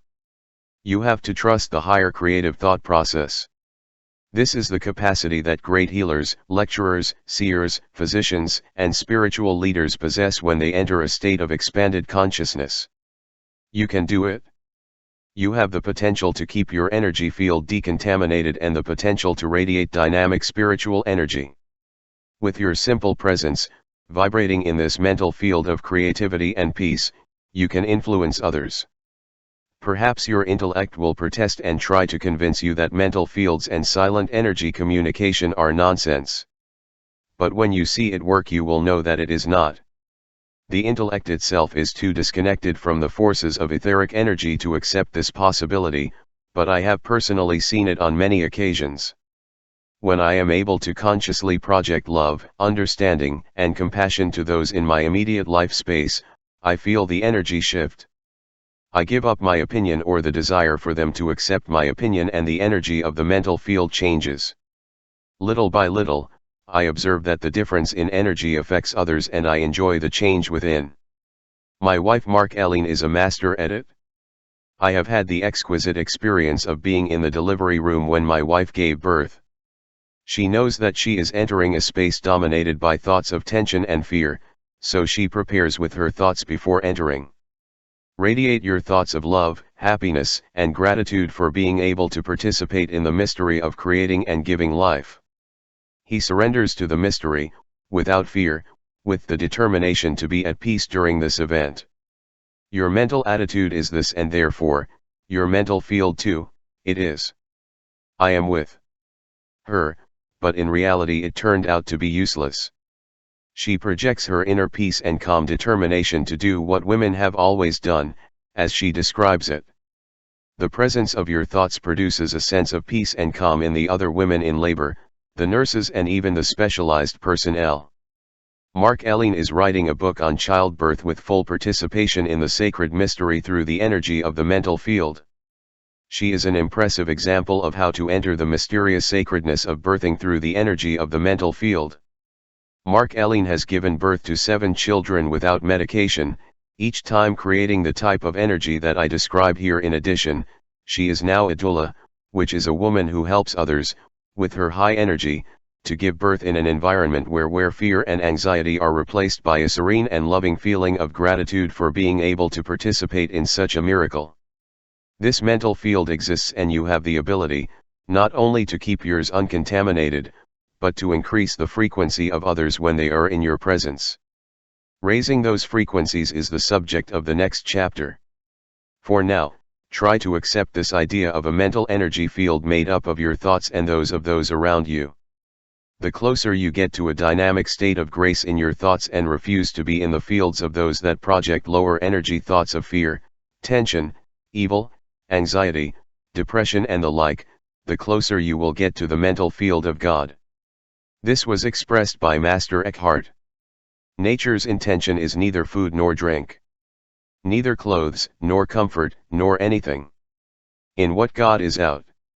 Like it or not, know it or not. In secret nature seeks, pursues. Try to see the way in. The one who can find God. I like this idea of seeing the way I can find God. This is the energy field that I ask you to think about. It is devoid of the lower energies that pollute our lives and burden us with illusions that we call problems. Since I have started this chapter with an observation by William Barry L. Yeats, I am going to close it with another of his poetic observations. Hesitation. My 50th year had come and gone. He was a lonely man. In a crowded London store. An open book, an empty cup. On the counter. While the store was, and the street. I contemplated my body suddenly on fire. And for 20 minutes or so. My happiness seemed so great. That I felt blessed and was able to bless. When you refuse to allow your energy fields to become contaminated, you feel blessed and you know that you can also bless others. This is truly a high energy field. I invite you to spend some time thinking, imagining that you feel blessed and that you can bless. In Chapter 6 I present some dynamic principles to internalize in order to live in these faster energy frequencies. 6. Increase and maintain your spiritual energy. But I do not believe that man can perceive his divine qualities until his field reaches higher and higher vibrations and a greater degree of coherence. As much as we try to receive spiritual guidance, we cannot get it until our fields are attuned to that vibrational system. Dr. Valerie Hunt.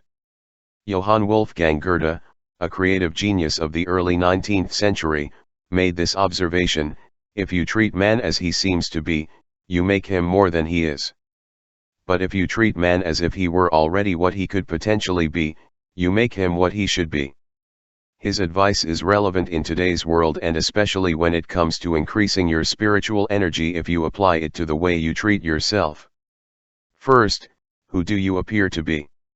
Your conditioning factors, your story, and your senses provide you with a multitude of answers. You seem like a person with a body, which has certain obvious limitations. You seem to be of a particular ethnicity, of a certain age, with a background that has led you to this point in your life.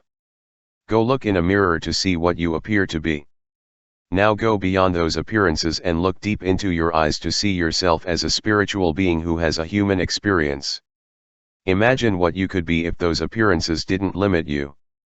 Beneath or within what you appear to be is the image of the magnificence and boundless happiness that you truly are and that I ask you to consider when reading about these principles. The basis for forming a spiritual energy field is what you can potentially be. This is the basis from which spiritual energy arises to solve problems. I like Shakespeare's description: you are full of celestial matter and you carry in your mind the inventory of your best graces.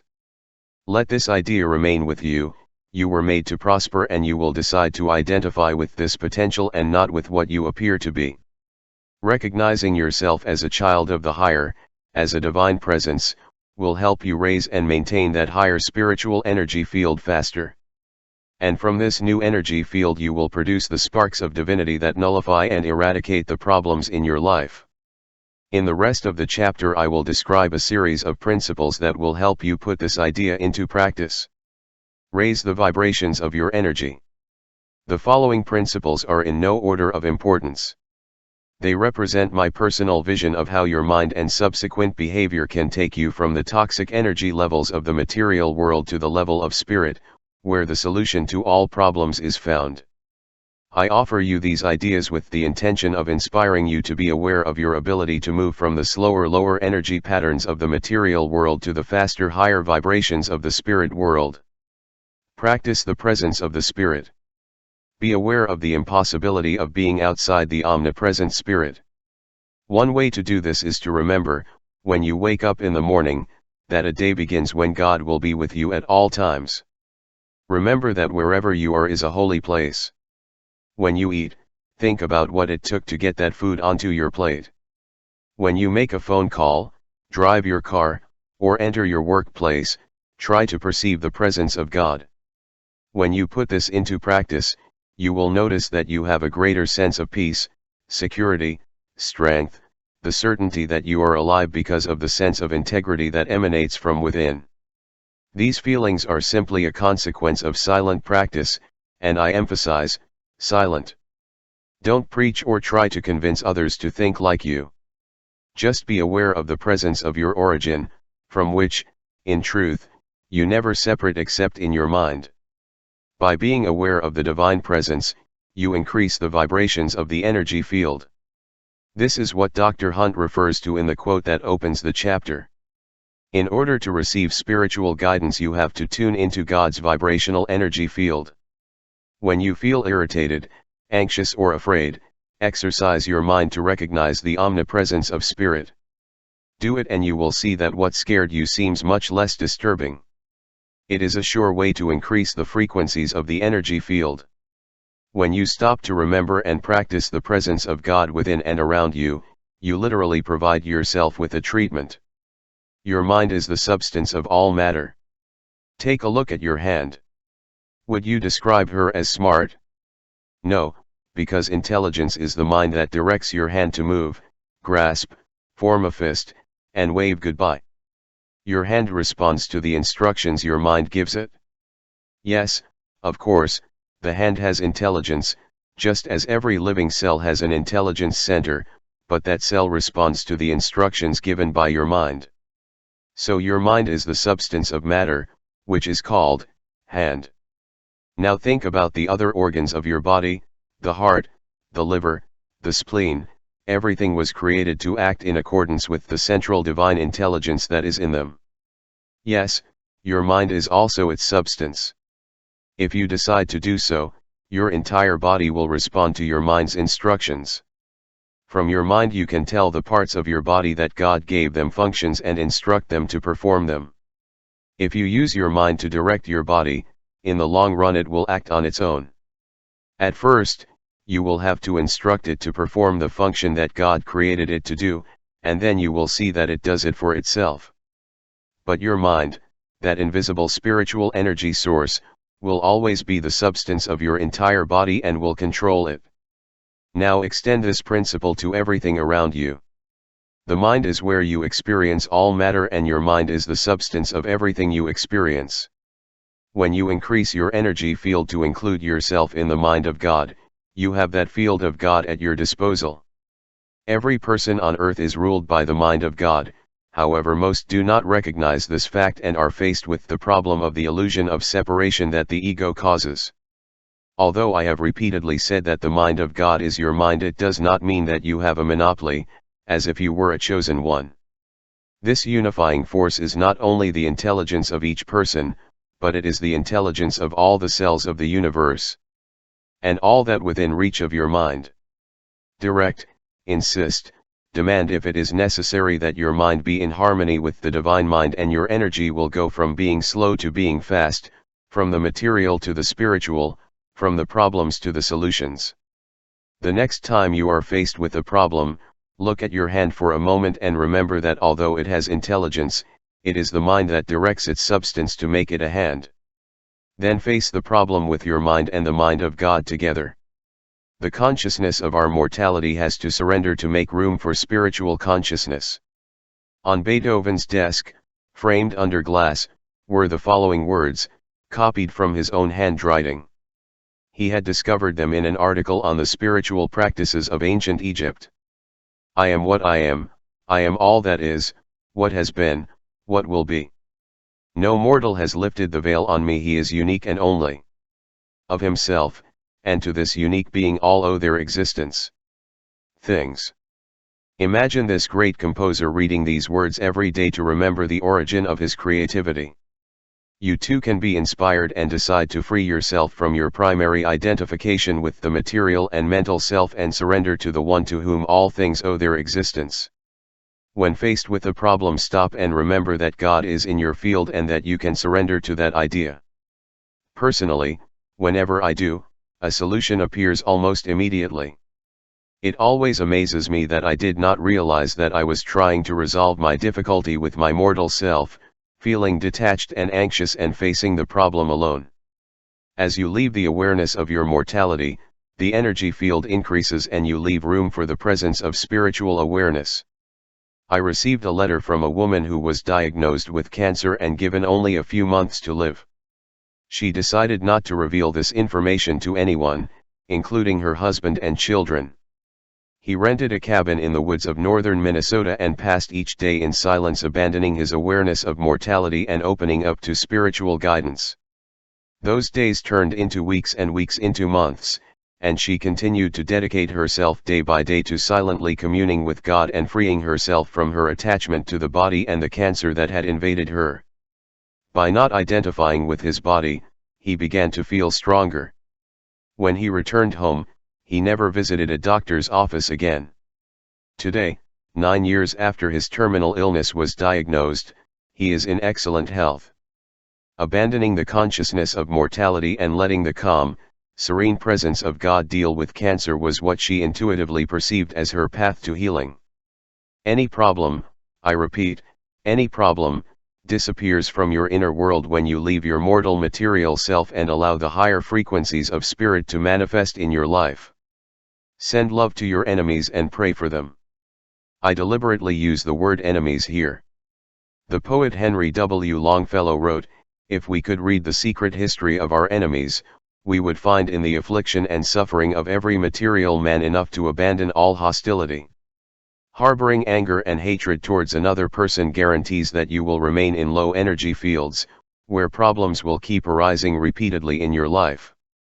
I propose that you examine all relationships in which you have thoughts of anger and hatred. Replace those thoughts with energies of acceptance, kindness, joy, and love. You will have to make a personal commitment to observe how you feel and then apply your ability to send love.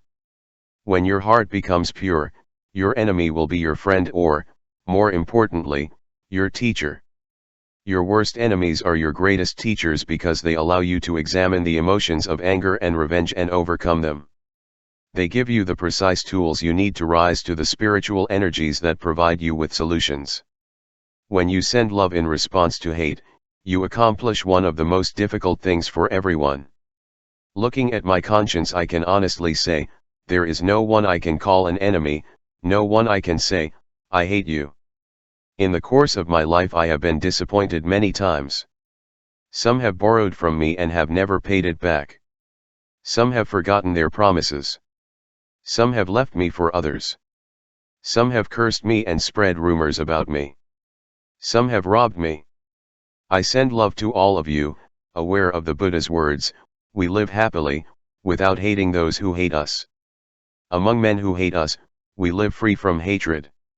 This transformation of my thinking, perhaps more than anything else, is what has allowed me to get out of the low energy regions of trouble. It is a powerful strategy to increase your spiritual awareness. God does not deny you his help. Imagine for a moment that you meet a person who has saved everything you want or need for your happiness, but refuses to give it to you unless you do what she wants, asks her properly, and behaves as she wants. Also, this person may cure you of the disease but lets you suffer, and may consider curing you in the future. He would not be a very nice person, much less a very nice God. Is this the type of God that you imagine spiritual energy to be? In the scriptures it is clearly stated, all that is mine is yours. These 5 words may be the secret you have been searching for to raise your consciousness to a spiritual level. God is often perceived as an invisible being to whom you pray when you experience a lack in your life. Please, God, send me the money I need. Dear God, I want you to heal me of my illness. I beg you, God, give me back my wife, who abandoned me for another man. And so you pray to get the things you think you are lacking. You believe that God decides whether to give you what you lack in life according to how you behave, if you fulfill the appropriate punishment and ask for it in the way that he demands it.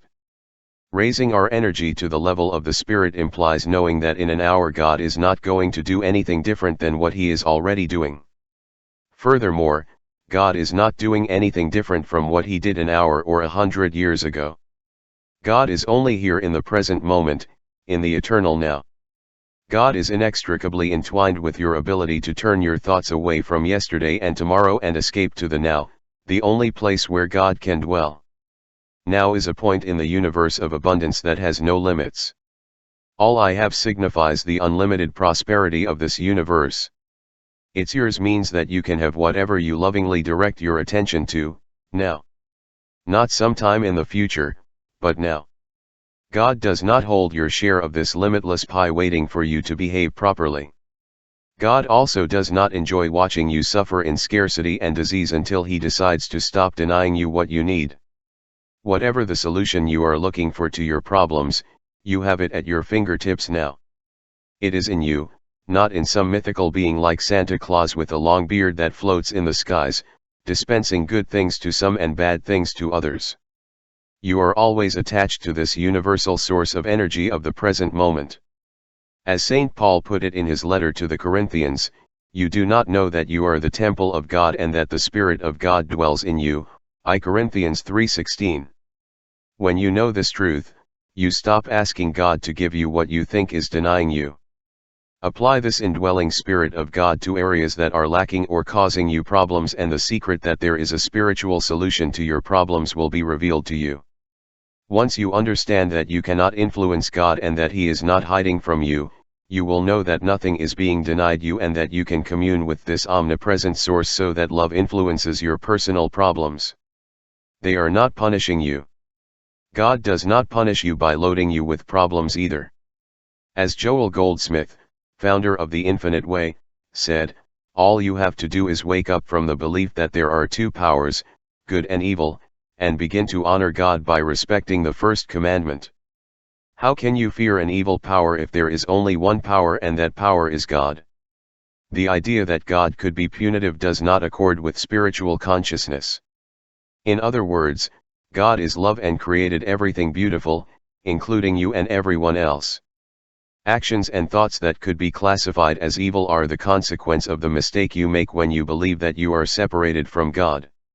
It is an error of the ego, or of the intellect, to believe that God punishes you with an evil. You correct an error by formulating the truth, you cancel it. The idea that God will condemn you does not agree with a forgiving God. You believe in one power or two. A power is the power of love.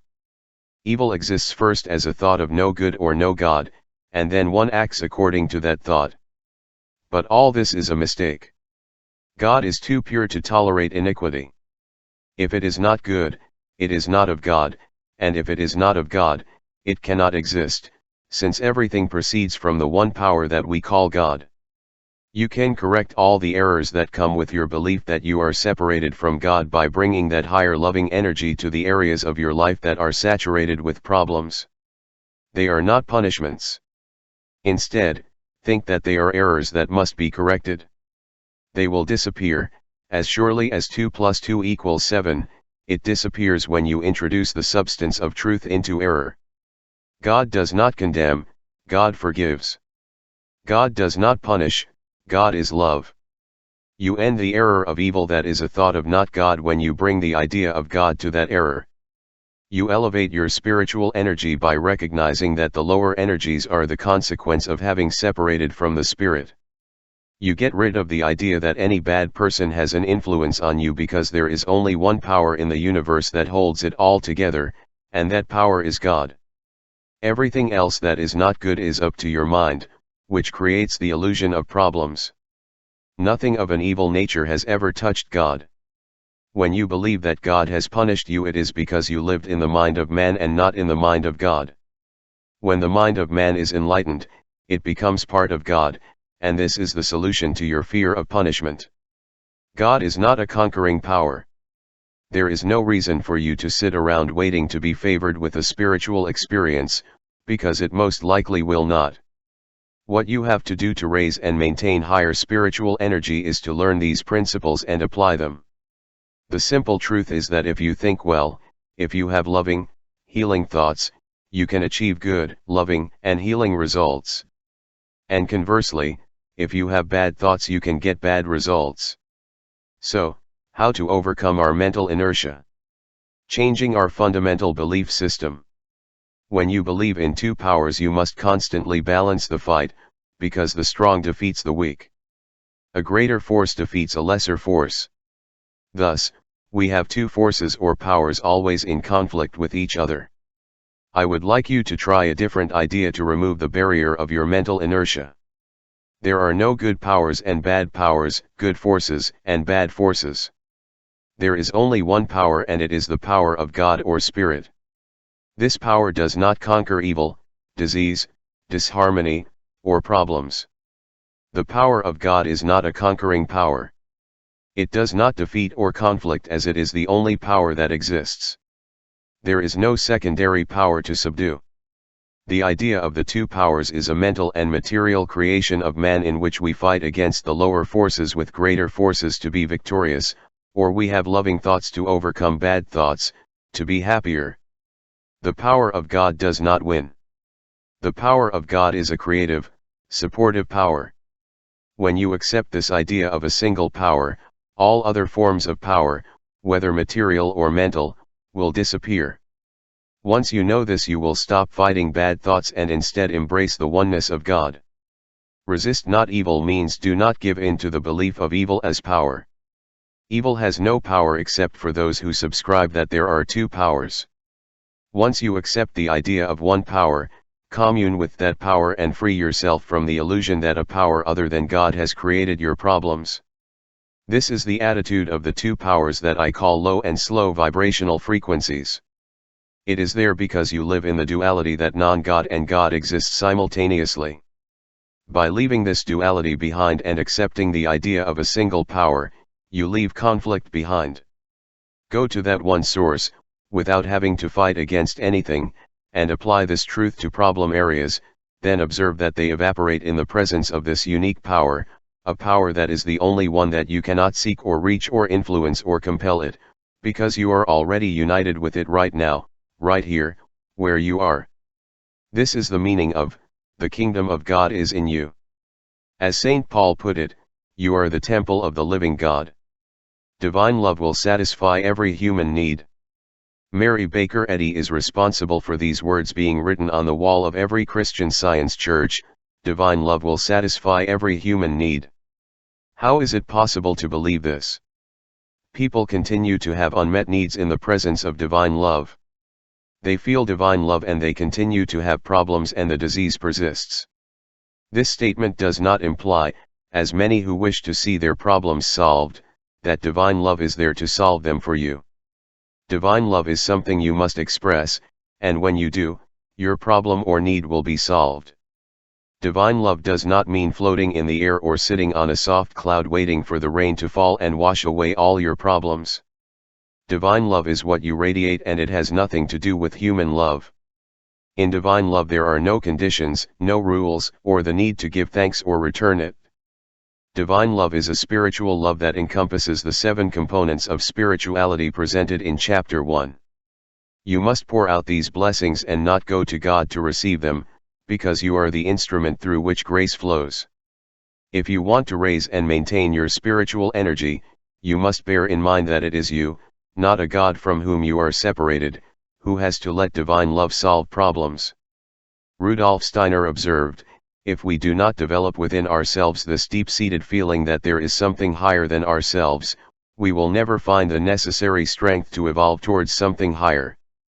Divine love is not truly superior to you, but it is higher than the physical self or ego that you have come to identify as your person. You are already this divine love, and you will be able to radiate it and direct it towards your unmet needs when you recognize that it exists. You cannot have God and also be afraid. Generally speaking, most people are afraid of their potential and of becoming what they imagine in their most glorious and perfect moments. Consequently, fear becomes our habitual state and we systematically avoid our divinity. I suggest that your highest potential is to come to know your own divinity. However, your conditioning has led you to believe that it is almost sacrilegious to assume that you are divine. You have been told that divinity is for God and perhaps His chosen saints, but not for you. Thus, fear of your potential prevents you from knowing God and accessing spiritual solutions. Basically, there are 2 predominant emotions, love and fear. And those emotional states cannot be experienced at the same time. If you are afraid, you have eliminated love, and vice versa. The scriptures remind us, perfect love casts out all fear. They also tell us over and over again, God is love, and he who abides in love abides in God and God in him, I John 4:16. So obviously the solution is to get rid of all fear, and the only way to do that is to stop in a moment of fear and see if you can substitute love for it. The moment you substitute love for fear, you have introduced a spiritual solution to the problem surrounding fear. Always remember, in moments of fear, that God cannot reside where fear resides. I'm sure you know the saying that our greatest fear is the fear of the unknown. If true, how can we remedy it? Familiarizing ourselves with what we do not know and what we fear. Then it will disappear. And what do we think is unknown? God, the Spirit, the higher consciousness and, ultimately, love. Any fear that you shelter makes you lord of a ghost. Face it, feel it. Eliminate fear by feeling that the love or presence of God resides in the same place that fear was. I have found that in my life I am rarely afraid. Old fears of failure, or having to endure the disapproval of others, or not knowing how things will turn out simply no longer thrive in my inner world. It is not because I have achieved a certain level of success, or because of material possessions. I know from experience that people who achieve a high level of material success are very afraid of losing it, but because I have stronger feelings of love than I had. And because I know that I am never alone or separated from God. If you discover that what you fear most is just an illusion of the mind, you already know what the next step in your development is. The eradication of that fear, in short, is achieved with the introduction of the Spirit, which cannot live in the same space as fear. You cannot have God and also be afraid. Only an atheist fears, and anyone who fears is an atheist. All fear means that you don't believe in God at that moment. Keep these two observations in mind. One is from the scriptures, I will fear no evil, because you are with me, and one of the Sufis, your greatest gift resides behind the door called fear. Don't feel spiritual, be spiritual. You don't go around all day feeling honored. You are simply a moral person. If you consciously felt moral, you would be transmitting it all day, explaining each act of honesty as a reflection of your feelings of morality. Instead, you are simply honest and your behavior comes from within. It is the same with your spirituality. Being spiritual is not an emotional achievement to brag about. It is your way of being with God, and it is as natural as your health, morality, or even your artistic sense. Trying to feel spiritual is not the same as being spiritual. When you try to be spiritual, you erect a barrier, because then your ego kicks in. The ego wants to praise you for being more spiritual than those around you and condemns you when others are more spiritual than you. The ego wants to explain and defend your spirituality and control how spiritual you feel at various times and circumstances. By acknowledging your union with God and inviting that part of yourself to be aware, you raise your energy level to the level of spirit. But if you become an instrument in the how mystical can I feel game, you invite the ego to assess how superior you are to others. The ego believes that feeling more spiritual is equivalent to being part of an elite group and will try to score more spiritual points than your opponents. That elitist world of lower vibrations is precisely what you want to leave behind. Don't try to feel spiritual, be spiritual. God cannot be divided. God is an omnipotent, omniscient, and omnipresent infinite power, which cannot be fragmented or divided. That is, God cannot be available to some people and not available to others. You can't be here one day and not the next. He cannot be in anything that is bad and also be in what is good. By defining God, all discussion disappears and you only have the one presence that knows everything and is good and loving. When you are in duality, you are in the physical world where your senses perceive opposites such as good/bad, healthy/sick, alive/dead, good/bad, and so on. That is where you perceive yourself loaded with problems and look for solutions. Your ego insists that the solution to being sick is to find health, the solution to scarcity is abundance, and the solution to pain is pleasure. In the ego-dominated world you perceive all these opposites. But if disease or evil existed, God would be responsible for them and therefore his nature would be good. Since God created everything, and everything that God has created is good, the things we call problems can only be the work of our thoughts and senses. It recognizes that nothingness, which appears as a problem, is what scares us. It is not that God has divided himself into problems or solutions, good against evil, disease against health, it is you. The path to health, prosperity, and love lies in knowing that we must never ascribe power to disease, scarcity, or evil. If you ask God to heal you, you are acknowledging that God has made you sick. When you ask God for special favors, you recognize a God power that prevents you from having what you lack. When you ask God for health, it is like saying, God, you have what is called health, but you don't give it to me, please think about it. You are asking God to divide between being healthy and being unhealthy, or between abundance and scarcity, or whatever else. Instead of seeking benefits or favors from God, commune with this eternal presence that is in you. Bring this presence to the illusions that we call problems that are in your mind. Note that in the presence of this unconditional, non-judgmental love, problems based on duality disappear and only the loving presence remains. Joel Goldsmith, describing the infinite path, put it this way: what you have to do is face the impersonal source of all the evil in the world and recognize its nothingness, its lawlessness. Then be quiet, calm, and watch, observe the hypnotism and its images that move away from you. This is how it is done. Harmony is your natural state. While God represents the only power and does not recognize any other power, this is not the case with your mind. Your mind has the power of evil and the power of good. Whenever you use this power in order to create harmony in yourself and in others, you agree with the unique power of Spirit. Spirit is the unifying force of the universe. It is possible that you use this power to cause disharmony, and when you do, you decrease the frequency at which you vibrate energetically. Your body cannot be independent of itself, it needs an eye to direct it. If your mind says overeat, your body adapts to the mind's instructions. If your mind says take poisons, your hand will obey and pour toxins into your body. A mind imbued with ignorance or error will keep the body in a constant state of disarray and problems. It will create a multitude of problems for your body and all the circumstances around it. Harmony is your natural state, because when you are natural you are in the hands of the one loving presence called God. Your mind is what creates disharmony and leads to problems in your life. Now, by no means do I mean to say that you have to get rid of your mind or body to find a spiritual solution to your problems. The body is a glorious instrument through which you function as a human being.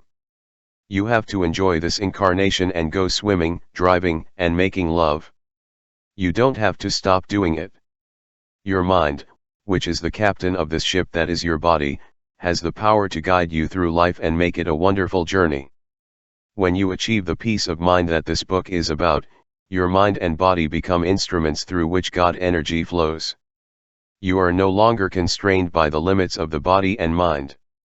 In this awareness there is no limit to what can be revealed to you. You will taste the fruits of synchronization, which will allow you, in collaboration with destiny, to control the coincidences that occur in your life. You will have knowledge that transcends mind and body. As you become more aware of your divinity, you will discover your ability to eliminate illusions of sickness, scarcity, and evil in the way that Patanjali alluded to in the second chapter of this book. This harmonious relationship with Spirit is your natural state. Our shortcomings come from a lack of understanding of God's law. Over the years, I have often been asked if I have a secret formula for success, as I have been able to overcome a childhood spent partly in foster care and have come to have practically everything I could not ask for. My answer is always the same. I have believed in God's law of abundance and have always practiced it. Even as a kid I knew I could have anything I put my mind on, and I never wavered in revealing the secret. The other children complained, because they did not have money to buy what they wanted, but in my pocket the coins that I had won always clinked. I literally slept with the shovel under the blanket and woke up at 5 in the morning. I would go around the neighborhood and scoop the snow off all the trails I could, and then at 10, I would inform the neighbors that I had removed the snow from them and they would always give me some money for my efforts. Meanwhile, all the other children slept soundly. I have always known that God's law is a law of unlimited abundance. And I sensed this at a very early age in the teachings of the great teacher when he made loaves and fish appear in abundance for those who did not believe it possible. Most people believe in and practice a law of scarcity, and most of their problems stem from their adherence to this law. They wallow in self-imposed troubles, rather than ascending to faster, more spiritual energy. I have been able to see and visualize the abundance of God in my life. I see it even before it arrives, but knowing that I can make it arrive comes from my conviction that I am already attached to what I only lack in appearance. This sense of togetherness prompts me to act as if what I want wants me. So when I pray, I never try to influence God, ask Him for favors, or beg Him to do something for me while I wait and do nothing. Instead, I use prayer to open the doors of my soul to this divine presence. I have used prayer as a way to reside in that unique power and not to ask God to do something, to be in God consciousness, where thoughts of scarcity dissolve, and I am drawn to the missing pieces of my life, as iron is attracted to the magnet. God's law states, 1. My son, you are always with me and all that is mine is yours. 2. With God everything is possible. Trusting these two promises is important to uplift and maintain your spiritual energy. Examine these two key phrases. All mine. What does this phrase leave out? And all, again, what does it exclude? In the answer you have the key to understand that everything that you consider that you lack in life, without exception, derives from your lack of understanding and application of God's laws of abundance. Don't resist evil means stop fighting with your problems.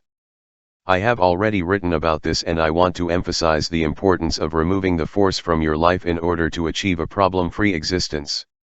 One of the most disturbing passages of Scripture is found in Matthew 5:39, when Jesus says, "But I tell you, do not resist a bad person." I would like to apply it here in a new sense: don't resist your problems. This seems to be something that we are all taught. We learn that good triumphs by resisting and fighting evil. We believe that winning means that the good conquers the evil. We fight against malignancy so that health gains. Once again, one way to understand the principle of non-resistance is to look at the first page of the Old Testament. God saw everything He had done and everything was fine.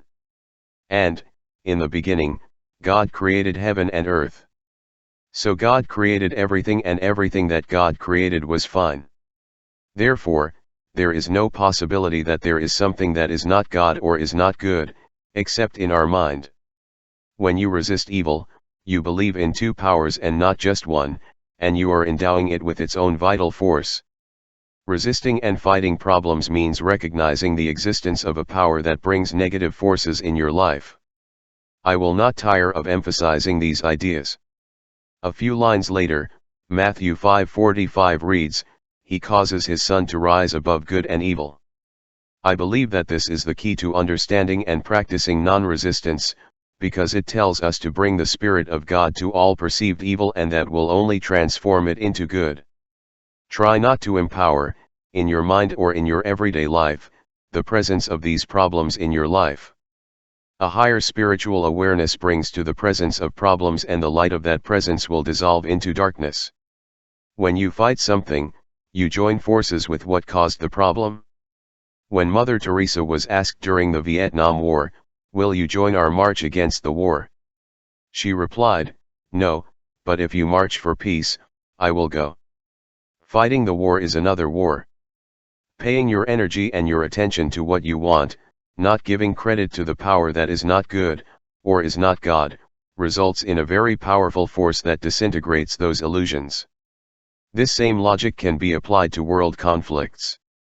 When we apply our collective energy to what we want, bringing kindness and love, to resolve our differences of opinion, the need to resist is over. When we know that on a round planet you cannot choose sides and that there is only one mind, we end the illusion of hatred, anger, and repression. Our world can only be transformed through a change in collective consciousness. This applies to your life and to all your problems. Benjamin Hoff, in his excellent book The Tao of Pu, put it this way: the teachers of life know the way. They listen to the voice in them, the voice of wisdom and simplicity, the voice that reasons beyond intelligence and knows everything beyond knowledge. That voice is not just the power and property of a few, but it has been given to all of us. It is the key to harnessing the power of the uncut block. It is the key to harness the unique power and stop believing that there is a second power, that of evil or problems. This unique power, which has been given to each and every one of us, has also been given to you. The law of not resisting evil also applies to your dark side. Fighting your demons or getting angry with yourself for 3 mistakes is giving more energy to that second non-existent power of evil. Always remember that there is only one power, the power of God, and use this power for each and every one of your dark behaviors. Your inner dialogue may be, I believed in the illusion that I am separate from God, and I acted on this belief. Now, I will apply the unique power of good to these thoughts of anguish and they will be nullified. Certainly, you are responsible for those acts. Putting spirit in those shadows is the same as putting light in a darkened room. The very presence of light nullifies darkness. Send love to your dark side and watch it dissolve, and at the same time increase your spiritual energy. Don't fight it, because if you do, you perpetuate the illusion that evil is a real power. There is only one power. Use it. Do not judge anything or anyone. In the material world we often feel divided because of our opinions about right and wrong. When we negotiate peace, we generally see a bad side and a good side. This is so in conflicts between nations, communities, families, and also in your personal relationships. You cannot apply spiritual harmony to problem solving if you accept the idea that one side is good and the other is bad. This is not the case in the spirit world. There is only one field of infinite harmony that we call spiritual. The scriptures say, there is only one good, the Father who is in heaven. Again, there is only one power, not two. Abandoning our judgments about what is right versus what is wrong and simply finding a way to bring uncritical harmony to a problem removes the ego's need to find someone wrong, which inevitably exacerbates the problem. One of the most compelling ideas I've learned about criticism is this: when you judge another person, you don't define them. You just define yourself as someone who needs to judge. Declare someone stupid, silly, arrogant, frivolous, or promiscuous does not make this opinion true, it only indicates that you have a conflict with something outside of you. If you keep judging without looking for the source of the conflict in you, the problems will continue to exist. When you get carried away by a critical mindset, a spiritual solution might be this: stop judging by mere appearances, John 7:24.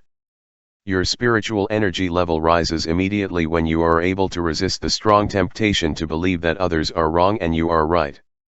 Think that all good is an expression of God, and evil, or wrong, or discord supposes ignorance of this truth. If you apply harmony to conflict, you will see that the problem not only disappears, but your vibrational frequency rises and you feel more prosperous and at peace. If you live with great hatred within you, you will attract the lower frequency energy of hatred that you despise. When Denise, not her real name, was getting divorced, she kept taking every opportunity to curse her husband. His daily life was curdled with the anguish of hatred, revenge, sadness, depression, and fear for his economic survival. She always justified her opinions by referring to the harm he had done her. As long as he maintained this attitude, his luck remained bad. Suddenly she had spots on her skin, she was diagnosed with a bleeding ulcer, she had severe leg cramps, one of her daughters was arrested for drug possession and, finally, she was involved in a serious car accident in which she suffered fractures and head injuries. Everything was going from bad to worse for Denise. She didn't realize that the presence of hatred kept her in the lower frequencies and kept her from attracting low energy. As difficult as it may seem, when you're unlucky and things seem to be deteriorating, ask yourself how many negative judgments you make and substitute them for the unique power of spiritual harmony.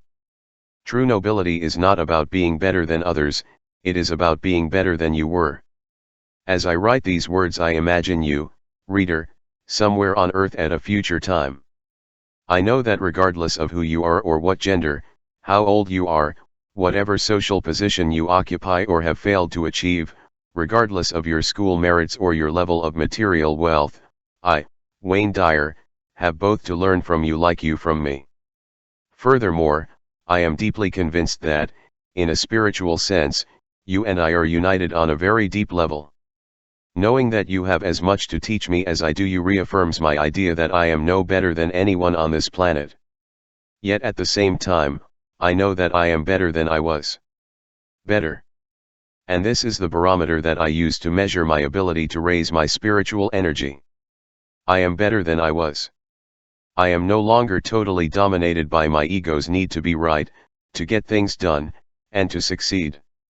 Now I can ask how I can serve before asking what is in it for me. Now I see myself spreading a message of peace, grace, love, forgiveness, togetherness, goodness, and happiness, and I have left behind the obsession to win, to be right, to be energetic, to be strong, to be on top, to be successful, and so on. I teach meditation and not medication, and I am a better father, husband, and son than I was. I have heard that the only difference between a living flower and a dead flower is that the living flower is growing. This is the true test of spiritual growth and whether you are raising your vibrations to be in harmony with spirit. You're growing up. Are you better than you were? This is how Lao Tzu put it several thousand years ago. His words are still valid today and will be valid for thousands of years. At birth, we are all soft and flexible. When we die, we are hard and rigid. All green plants are tender and flexible. When they die, they are dry and brittle. When we are hard and rigid, we associate with death. When we are soft and flexible, we affirm a greater life. You have to slow down to accelerate your spiritual energy. It's ironic, but frenzied activity is a very slow form of energy. When your mind and body are in a constant state of worry and anxiety, analyzing and calculating, always on the go, meeting deadlines and rushing to the next appointment, remember that in the world of fitness the real energy pattern it is extremely slow. The vibrations are only faster when you get closer to the energy waves of light and spirit. Light waves, although they appear immobile, vibrate much faster than the frequencies of solid matter. Hence the irony, because when you slow down and have calm thoughts, you actually eliminate anxiety and stress from your life.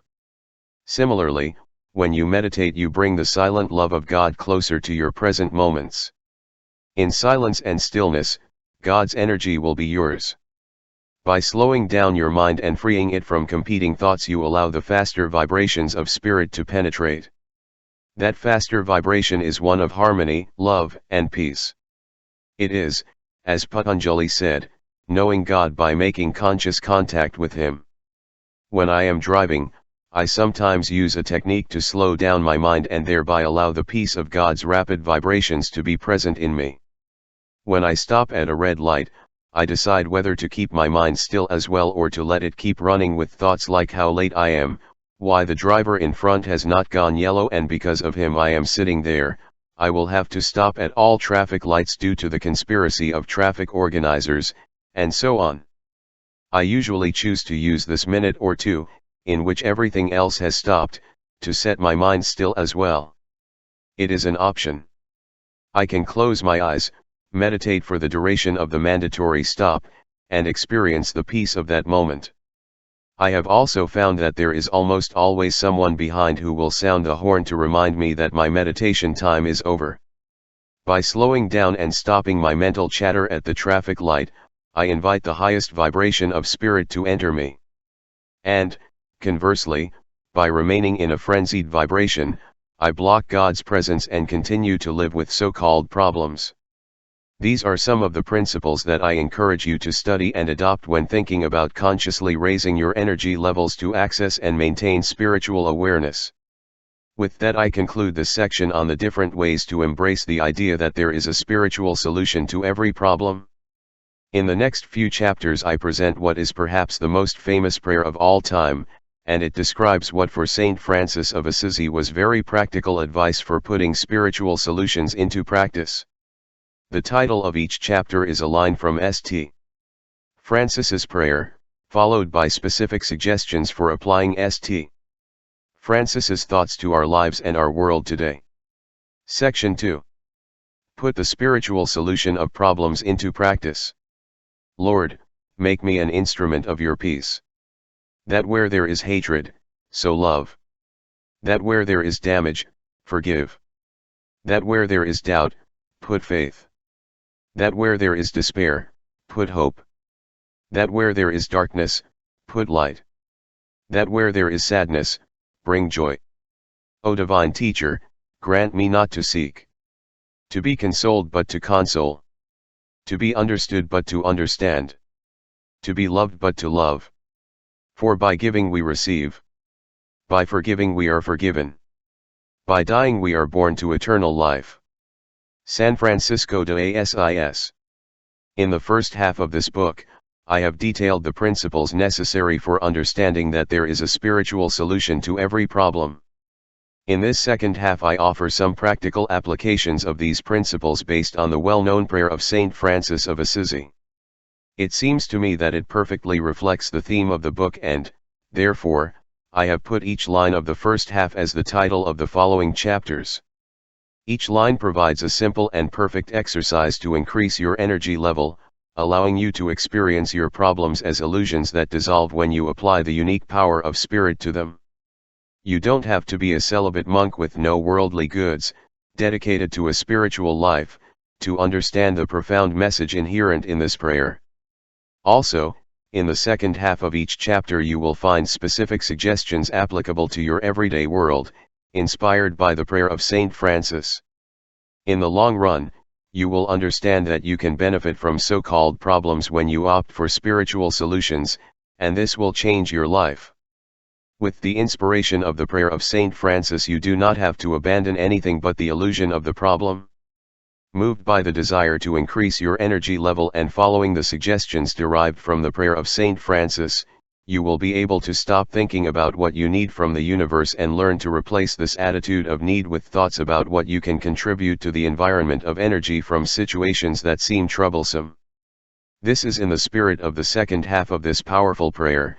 Grant me not to seek to be consoled but to console, to be understood but to understand, to be loved but to love. Spiritual solutions mean that you are an instrument of peace rather than demanding that others give it to you. This means struggling with the ultimate irony of a life without problems, as expressed in the conclusion of the prayer of Saint Francis, because by giving we receive, by forgiving we are forgiven, by dying we are born to eternal life. Yes, we receive by giving, and this shift in thinking is essential to finding spiritual solutions. It all starts with becoming an instrument of peace. 7. Lord, make me an instrument of your peace.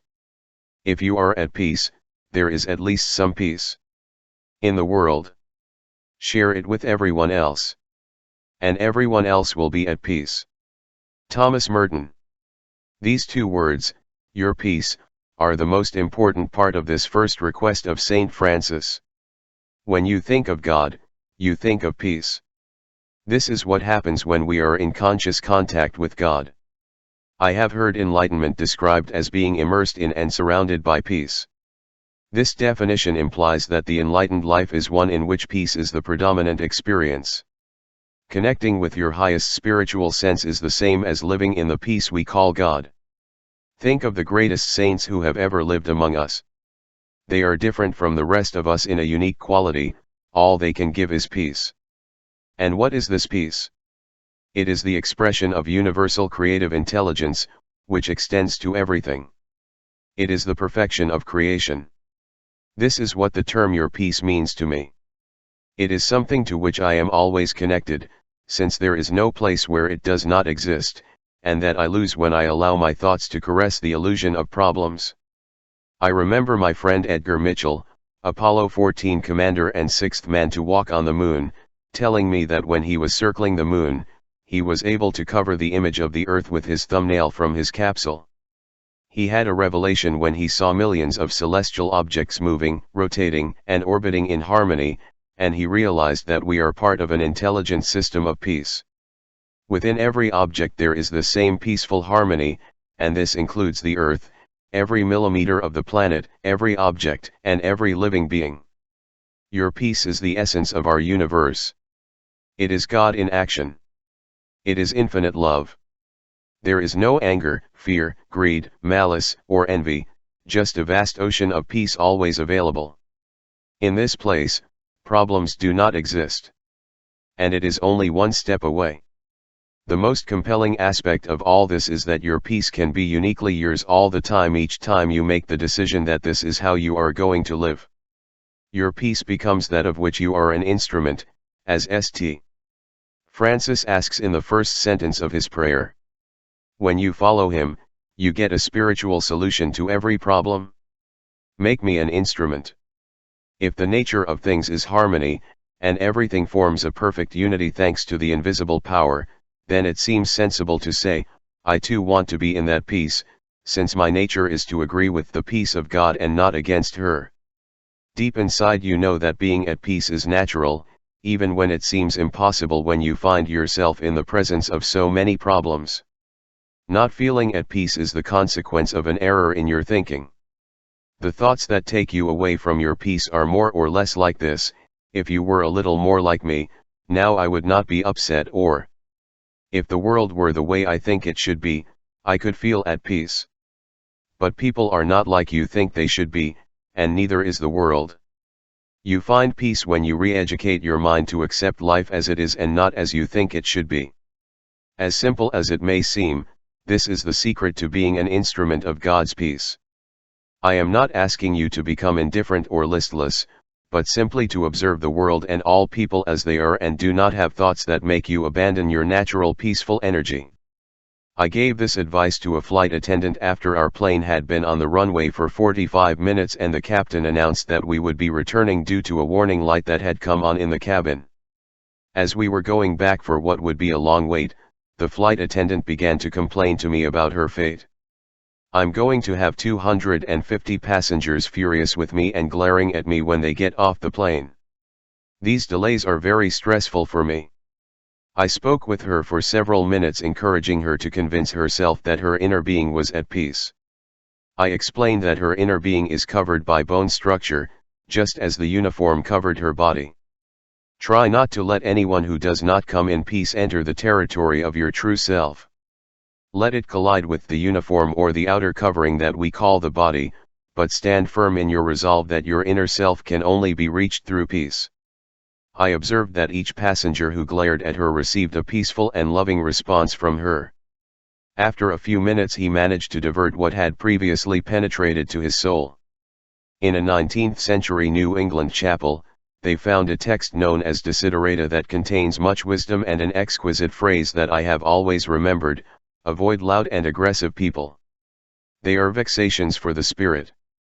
And I would add, and they take you away from your peace. Your true self can always choose to remain unmoved by non-peaceful pleas. When others do not approach you in peace, they can only reach the outer protective covers. It is always you who chooses to process the acts, it is not that the acts themselves determine your level of peace. At any point in your life you can become an instrument of peace by deciding that you are not going to use your mind for anything other than peaceful thoughts. This may seem exaggerated to you, if you take into account all the difficult people you have to deal with, your financial situation, the illness of a close relative, the inconsiderate boss you have, the taxes you have to pay, as well as the traffic jams.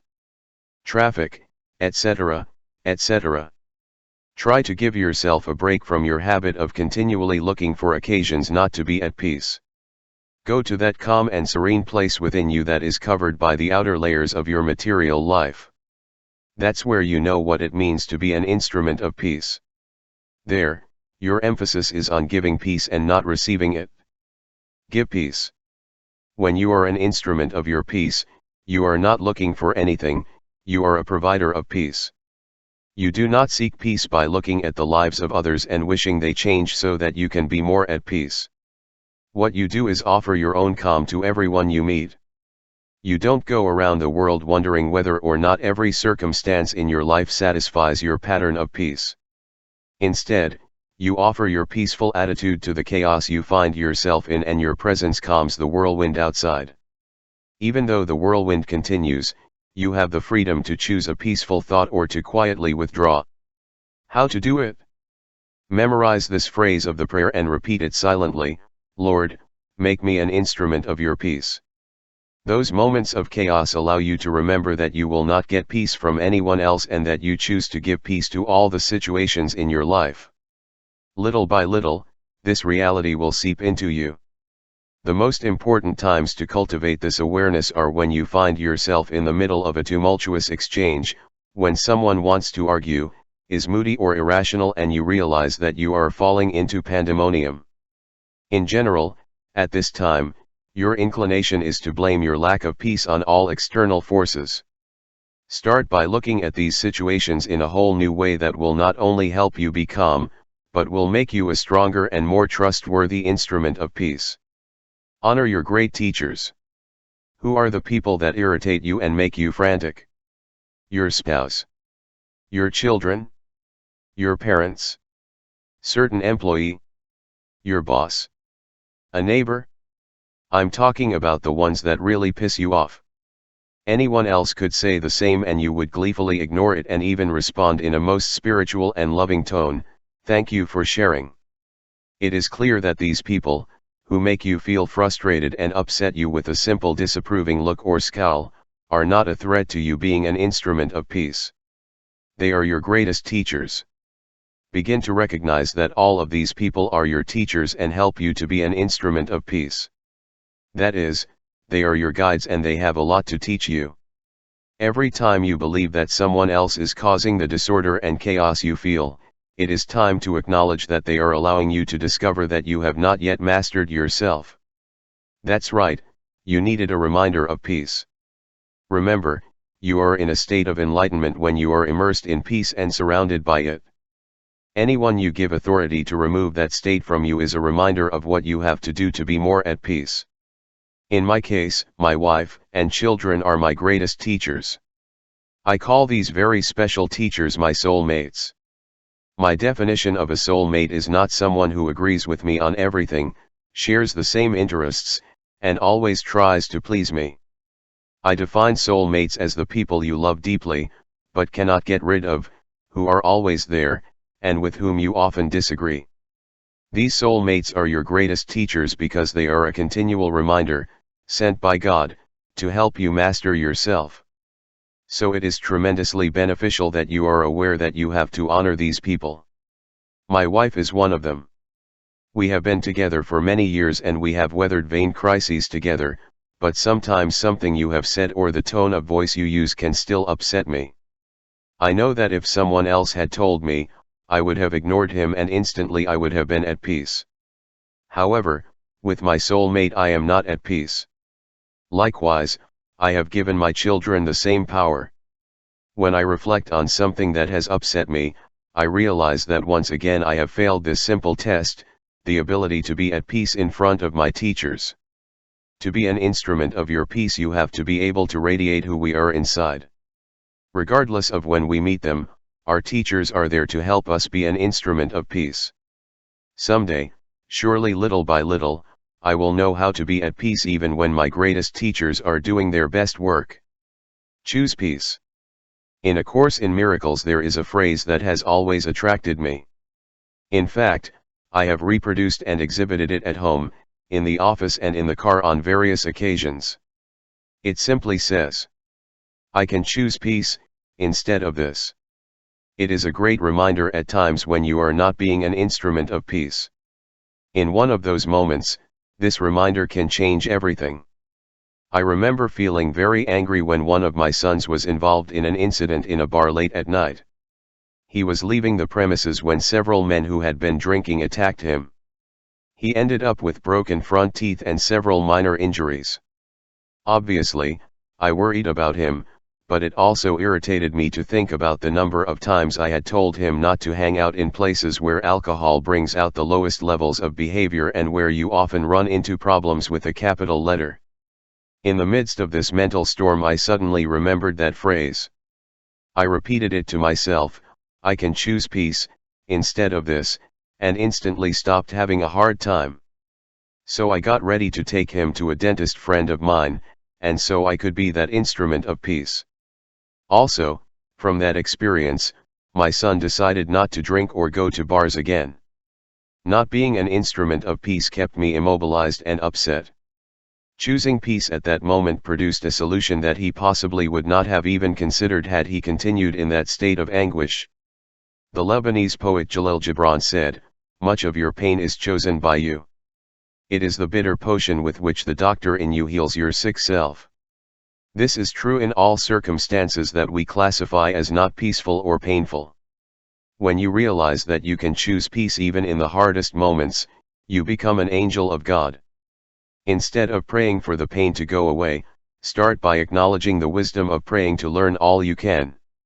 Choosing peace is a powerful call to action that eliminates self-pity and thoughts that limit us to focus on why something shouldn't be happening. Choosing peace gives you a calm mind that makes conscious contact with God and gives you peace to endure what we call trouble. Again, as A Course in Miracles points out, all pain comes simply from a futile search for what you want and an insistence on finding it. In the first line of St. Francis's prayer, he asks God to make him an instrument of his peace. Recognize that God and peace are synonymous and that to be in a state other than peace is to believe that you can be separated from God. It is only your thoughts that tell you that God is absent. Peace and God are the same thing. When you work to find yourself in that peaceful state of grace each day, regardless of what happens, you are open to spiritual solutions. Although the facts may not change, and you still have to deal with the realities of everyday life, being at peace allows you to process problems knowing that your truest experience is how you think. Once you are at peace, you will be guided to act reasonably and sensibly. But the problem itself, which is what you are experiencing within yourself, will have disappeared. Here are my suggestions for using St. Francis' request to God in this first line: Lord, make me an instrument of your peace to find spiritual solutions to problems. Suggestions to be an instrument of peace. Write this statement on several papers and put it in strategic places in your home, workplace, and car. I can choose peace, instead of this. When you experience distress, fear, depression, restlessness, even anger, stand up and read or repeat it to yourself. As you ponder these 8 words, make an effort to have thoughts of peace and tranquility despite your distress. You will be pleasantly surprised to find that your old habit of thinking without peace disappears the moment you consciously decide to have a peaceful thought. I do not mean by this that you can immediately fix a broken leg, or make an accident disappear or rid your house of termites, but you will have shown yourself in that magical moment that you have the power to choose peace. Also, when you are faced with a problem and have that peaceful thought, you will discover an even greater truth. All your problems can only be experienced in your mind, and when you bring peace to your mind, you are ready to take appropriate action. By choosing peace in a moment of non-peace, it is annulled where you feel it, which is in your thoughts. Find a specific time of day to be alone and calm. Take a walk, or lock yourself in your room, or leave the frenetic pace of your office to go somewhere else where you can be alone and remember that you are making conscious contact with God. In your precious moments of solitude, when you are calm, say to yourself, I abandon myself to God. What you do with it is to stop taking personal responsibility for everything and everyone around you, and in a calm way you surrender all that to God. You will feel that peace around you almost immediately. Remember that your ego is the biggest obstacle to reaching God. Your identification with the idea that you are separated from God is what causes so-called problems. By giving yourself a few moments to solitude, what I call God's time, you become an instrument of peace even if only for a few moments. When you return to the busy world, you will do it with a new partner, God, who is really your peace. Little by little, with this exercise you will discover that when you are awake you become an instrument of peace on a regular basis. Make meditation a part of your everyday life. Resistance to meditation is a universal phenomenon in the Western world. Every day I hear people say, "I'm too busy. I can't calm my mind. It does not work. I have too many things on my mind." I'm sure you have your own version of why you can't find time to meditate. The excuses for not making meditation a part of your daily life are part of the ego and are nothing more than your fear of knowing God and, therefore, of taming your demanding ego. For the next 60 days, practice meditation at least once a day, and preferably twice. The technique you use is up to you. I have created a tape and CD titled Meditation for Manifesting, which guides you through a morning and afternoon meditation called japa, which is the repetition of God's name as a mantra. It is an ancient technique that Patanjali describes in his book Yoga Sutra that I mention in chapter 2. I don't care so much about your methodology as your commitment to practicing meditation. There are many techniques and guides. Any method is valid if it allows you to calm the mind and helps you to reach the peace that is the secret that resides in the center and knows, as Robert Frost put it. With meditation you go to silence. Silence cannot be divided. Like zero in mathematics, which can never be broken into something else, it is always zero. And the same is true with God. It is only one. Indivisible. The practice of meditation is the way to experience indivisibility, the oneness that is God. When you practice meditation on a regular basis, in each session it is as if you lift the weight of your problems off your shoulders and experience the feeling that your soul is nurtured in a way that brings you closer to others and all things in peace. Saint Francis said to his devotees, "What is higher than words? The action. What is higher than action? The silence. Stand when your peace depends on external circumstances." Simply acknowledging that you blame others or circumstances for your lack of peace is enough to bring you back to reality. When you find yourself in a moment of non-peace, remember that nothing and no one can separate you from your peace without your consent. If the children have spilled orange juice on the carpet and the house is upside down and you are screaming, remember that you don't have to give up your peace just because the world is not going the way you would like it to be, and you will get your peace back. The more able you are to overcome your conditioned response to blame external things for your lack of peace, the more likely it is that in the long run you will become the living representation of your peace. Your peace is something between you and God. Point. It is not between you and anyone else, or any circumstance, however difficult it may be for you to accept at times. When people say to me, "How can I be at peace in a world that is not peaceful?" I always remember that inner peace is just that, inside, not outside. You must get to the point of bringing peace to everyone and everything, rather than trying to get it from external experiences. One of my least liked non-peaceful experiences is visiting twice a week from the gardeners who tend the lawns where I write. They come armed with extremely noisy machines and fill the air with their toxic fumes and raucous noises. There was a time when I took my wife and everyone else away. Now I consider them my teachers. My wife has encouraged me to get to a point where I am not even aware of her presence. When they begin, I send a silent blessing, and while I am still not a fan of these noisy machines, I do not allow myself to find myself in a state of non-peace in their presence. My peace is my choice and I no longer accuse those men and their noisy machines of disturbing it. Actually, I welcome them as teachers who help me to dominate myself and my ego. Thomas Carlyle said something about the difference between noise and creation that I always remember when these people arrive.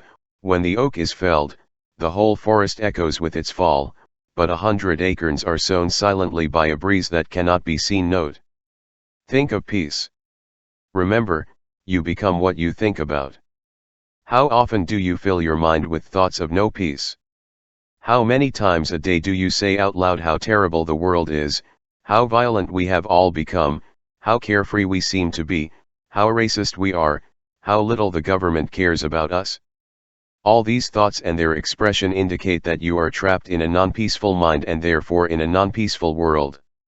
Every time you lament the horrors of the world, or hear the news of all that is wrong, or read articles that exploit the unpleasant facts of other people's lives, you are following the conditioning that keeps you from being an instrument of your own peace. When you remember that for every act of evil there are 1,000 acts of kindness, you put your thoughts at peace again. When you interrupt someone who is telling you another disaster story and bring up a more enjoyable subject, you become an instrument of peace. When you stop thinking about the same scenes, with new characters, referring to accidents, crimes, poverty, mistreatment, and disasters of all kinds, and you prepare to make these things disappear from your mind, you become an instrument of peace. Use your mind to think about peace, because peace is the natural state of man and evil, war and hatred are his misfortune. Be a peacemaker. Every day you have many opportunities to be a peacemaker. Saint Francis wrote, "For by giving we receive."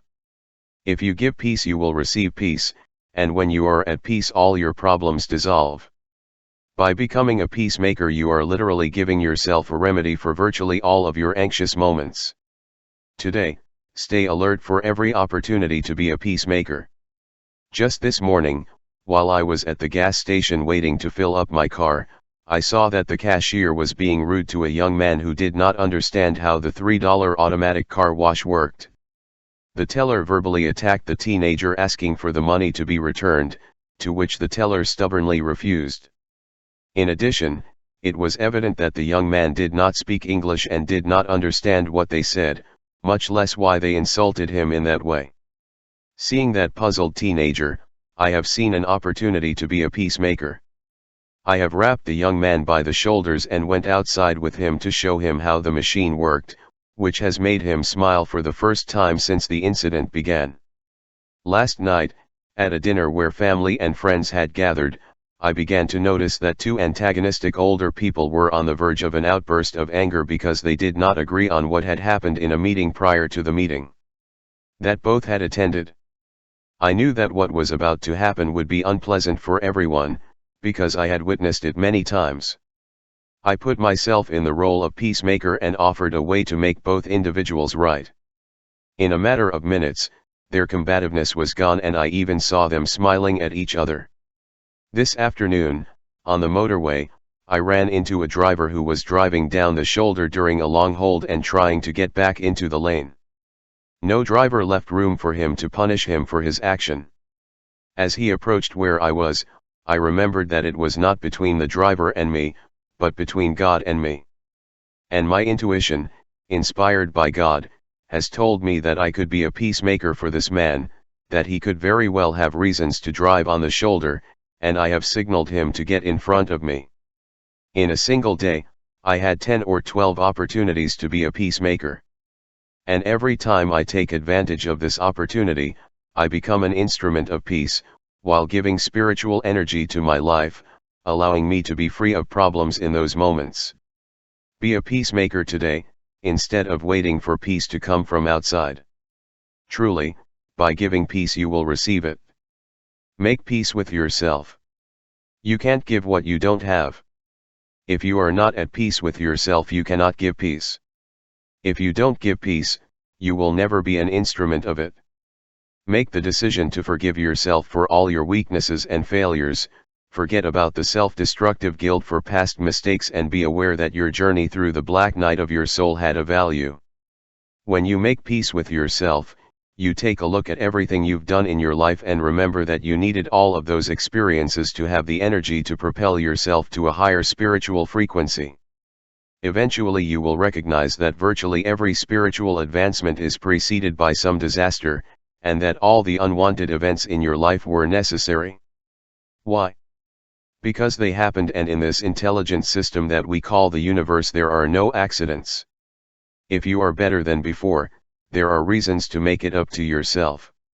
Self-blame, guilt, disappointment, self-hatred, and anger at yourself keep you from peace. I have found that every time I experience an episode of self-denial, I start to feel anxious and even ill. In those exact moments I think of the first sentence of Saint Francis's prayer, "Make me an instrument of your peace." Then, mentally I surround myself with the bright light of peace and draw peaceful and loving energy into me and let it envelop me like a mantle of serenity from God. As if by magic, my anxiety and bad feelings merge into a wonderful sense of well-being.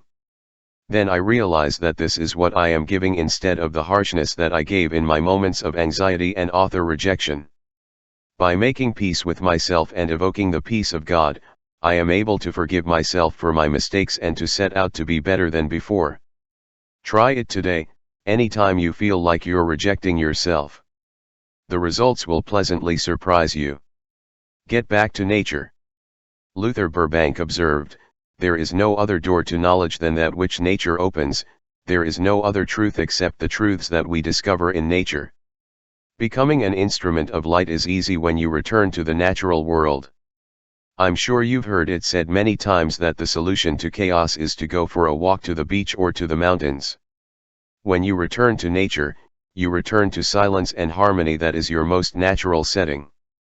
Far from the fast pace of the world of high technology, investment decisions, mobile phones and emails, discussions, noise and, above all, crowds, nature beckons you.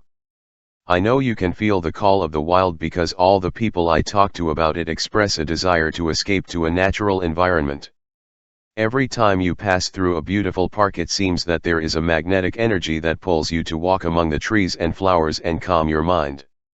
The idea of hiking or camping in the mountains has enormous appeal even for the most urbanized. Listening to the song of the birds and the noise of the insects and the wind is a pleasant experience for almost everyone. The experience of being in a dark place and gazing at millions of stars on a clear night floods all the people I know with peace and happiness. Recently, my wife and I entered the Haleakala in Maui and the only comment we made was the peace we felt in the silence of that majestic place. Give yourself the gift of nature whenever you can. Immerse yourself in the peace that surrounds you and see how you are almost taken into the arms of God, how you like the silence and how everything seems to fit harmoniously. Swimming a long distance in the ocean fills me with peace regardless of what is happening in my life. The prize I receive is to perceive a new clarity in my work. Areas that have seemed confusing to me become clear and lucid. Nature gives you peace, because you are in the energy field of God, where the Spirit rules and not the illusion. Your return to nature literally opens up a series of spiritual solutions to everything we call a problem. Edna St. Vincent Miller conveys this message beautifully in her poem God's World. His ecstatic feeling of peace expresses the idea I write about in this book. The world of God. O world, I can't get you close enough. Your winds, your wide gray skies. Your mists, they turn and rise. Your forests, on this autumn day, stricken and downcast. They almost scream in color. Crush that grim boulder. Remove the slope of that black cliff. World, world. I can't get you close enough. I've known the glory in it all. But I never knew this. Here is such passion that divides me. Lord, I fear that you have made the world too beautiful this year. My soul is almost out of me, don't let fall no burning leaf, I beg you. Don't let any bird sing. In seeking a spiritual solution to any problem, be, above all, an instrument of your peace. This peace is what will dissolve the problems. 8. Where there is hate, sow love. The earth is full of heaven, and every common bush. It burns with God and only he who sees takes off his shoes. The rest sit around and pick blackberries. Elizabeth Barrett Browning. When you examine your problems, keep in mind 4 words written by St. Paul in his letters to the Corinthians: love never fails. Reflect on these words and ask yourself if you can think of any exceptions. Never means never. I think you will come to the same conclusion as me.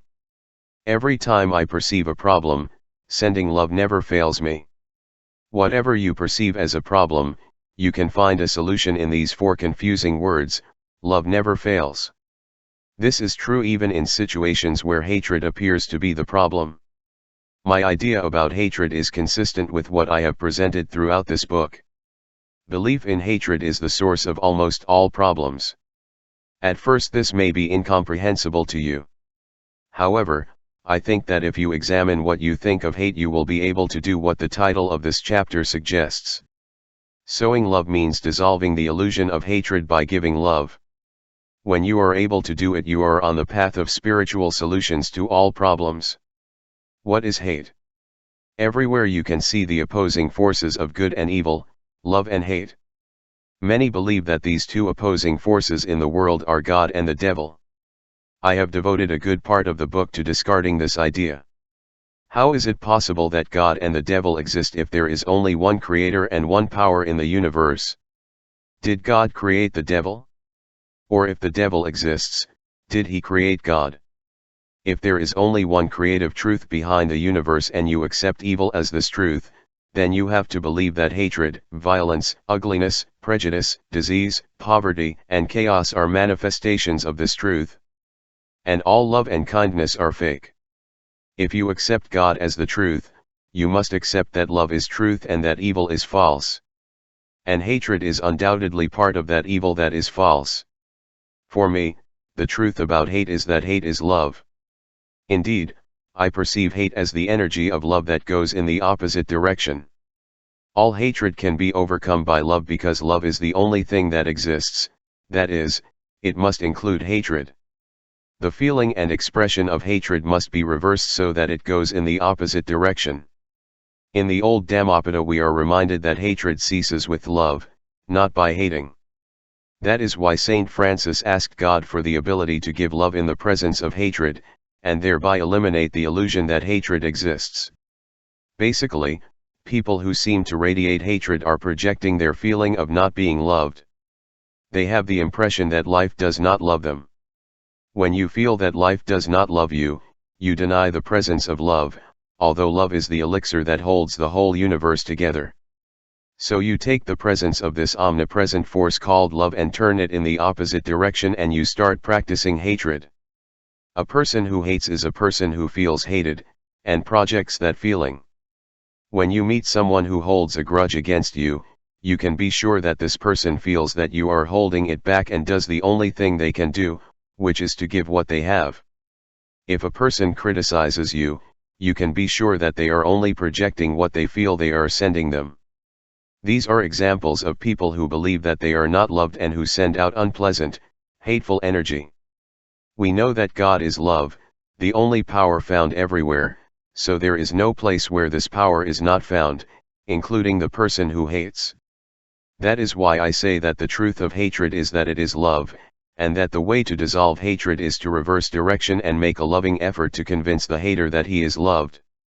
As Saint Francis asks, that where there is hatred, I sow love. Let's see where hate is and how we can send love to the problems that accompany hate. Sow love against hate of the world. In the world, what we know as hatred takes many forms. A race expresses its hatred by invading or mistreating other racial groups. Some people control food supplies while others starve. Violence against others in the form of killings, fights, insults and attempts at deception. Laws that favor the majority in power. When the reins of power shift, revenge on former haters becomes the norm. Hate seems to breed hate. We are thrown into this world with a natural inclination to love.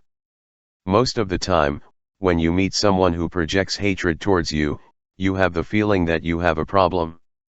Like for example the problem of hatred in the form of a grumpy government employee who does not listen to you and makes you wait endlessly. Or the problem of hatred in the form of legal action taken against you just to get money from you. Or the problem of hatred spilled by a power-hungry person who intimidates you for sheer pleasure. The list of examples is endless. And in each case it is hatred that we perceive as reality. Those who hate are firmly convinced that life does not love them. And they respond with hatred because they feel hated. It is rare for a person who feels love to project hatred. Keep in mind the important biblical reminder, God is love. Evil is in the mind of man. All hatred comes from the minds of people who feel disconnected from God and from the energy of love that exists. When you fall into their hatred, you are also disconnected. Revenge, anger, sadness, and all the things that you perceive as problems are mental constructs. When you sow love in those circumstances where you find hatred, something unique happens. First in yourself, and then in the energy field of hatred that you are in. When you begin to trust love and recognize that in the end we will all be one with that love, you have a great impact on the lower energy pattern of hate. Every time you see someone showing hatred, you can be sure that they feel hated. At the same time, think that this person is loved by God, since God is love. As a witness or recipient of that hatred, you are a spark of love. If you are able to sow love in response to hatred, one of the three most difficult things for humans, which I described in the previous chapter, in the long run you will see that hatred turns into love. So you can be sure that hatred is just a mistake created by the mind of man. In our long history of tyrants and dictators we have plenty of examples of people who poured their hatred on others because they felt hated. The divine teachers teach us, without exception, that love never fails. Look at this list of phrases from various religions. Christian, God is love, you are God and Son of the Highest. Shinto, love is the receptacle of the Lord. Zoroastrian, man is the Lord's beloved and you must love him. Judaica, you will love the Lord your God with all your heart and others as yourself. Sikh, God will regenerate those in whose hands love resides. Buddhist, may man cultivate love for everyone. Taoist, heaven arms of love for those it does not want to see destroyed.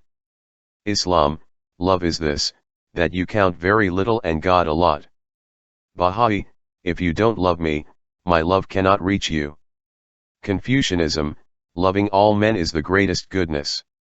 Hinduism, the best way to worship the Lord is through love. I believe that the tyranny of hate is being replaced by the consciousness of love. Nelson Mandela responded with love and reconciliation to the hatred of apartheid and it has gradually been dissolving. The hatreds of past wars are slowly being replaced by the recognition of the unity that we all share with each other. And former enemies become brothers in peace. Of course, the illusion of hate remains and we have a lot to do in our evolution to learn to sow love where there is hate. It is imperative that all who seek spiritual solutions realize that only love can exist. Hatred comes from those who somehow feel hated. There are two ways to help them change that feeling. 1. By letting those who have a behavior full of hatred see that you personally are only going to give them love, and 2. Understanding that God loves them unconditionally even if they do not know how to recognize that truth. St. John said, "Love resides in this, not in our love for him, but in his love for us." Your absolute love will ultimately make hatred disappear because absolute love is aware that there is only one indivisible existence. You may think that this whole love thing seems like too pretty a theory to apply when you're a victim of someone else's hatred. I assure you that the simple recognition that hatred is a misdirected form of love and a reflection that a person feels unloved is enough for him to lose his power and disappear. At the end of this chapter I will give you some specific recommendations for dealing with hatred. For now, stick with the idea that your willingness to sow love in the field of hate and to see hate as a need for love will change your environment and eventually replace hate with love. I would like to share part of a letter I received from a woman who found herself in an extreme situation of hatred and violence. She was able to put love before hate in a moment of deep fear and terror. Here's how he related it to me. On Friday morning, around 2:30 in the morning, I was awakened from my sleep by a masked man holding a knife to my throat. At first I thought it was a nightmare, but soon I realized that it was real and that this person was really there, and, needless to say, I was terrified. He asked me a few questions while taping my face, from my eyes to the middle of my mouth, and then he tied my hands behind my back and tore my nightgown and underwear with the knife. That I could fight, and surely get badly hurt, or stand still and hope for the best. I decided the latter and, while he touched me, I was able to distance myself a bit from what was happening to me and started talking to him. The thoughts on the tapes, they must have come to me, because the words I said would not be said naturally by anyone in such a situation.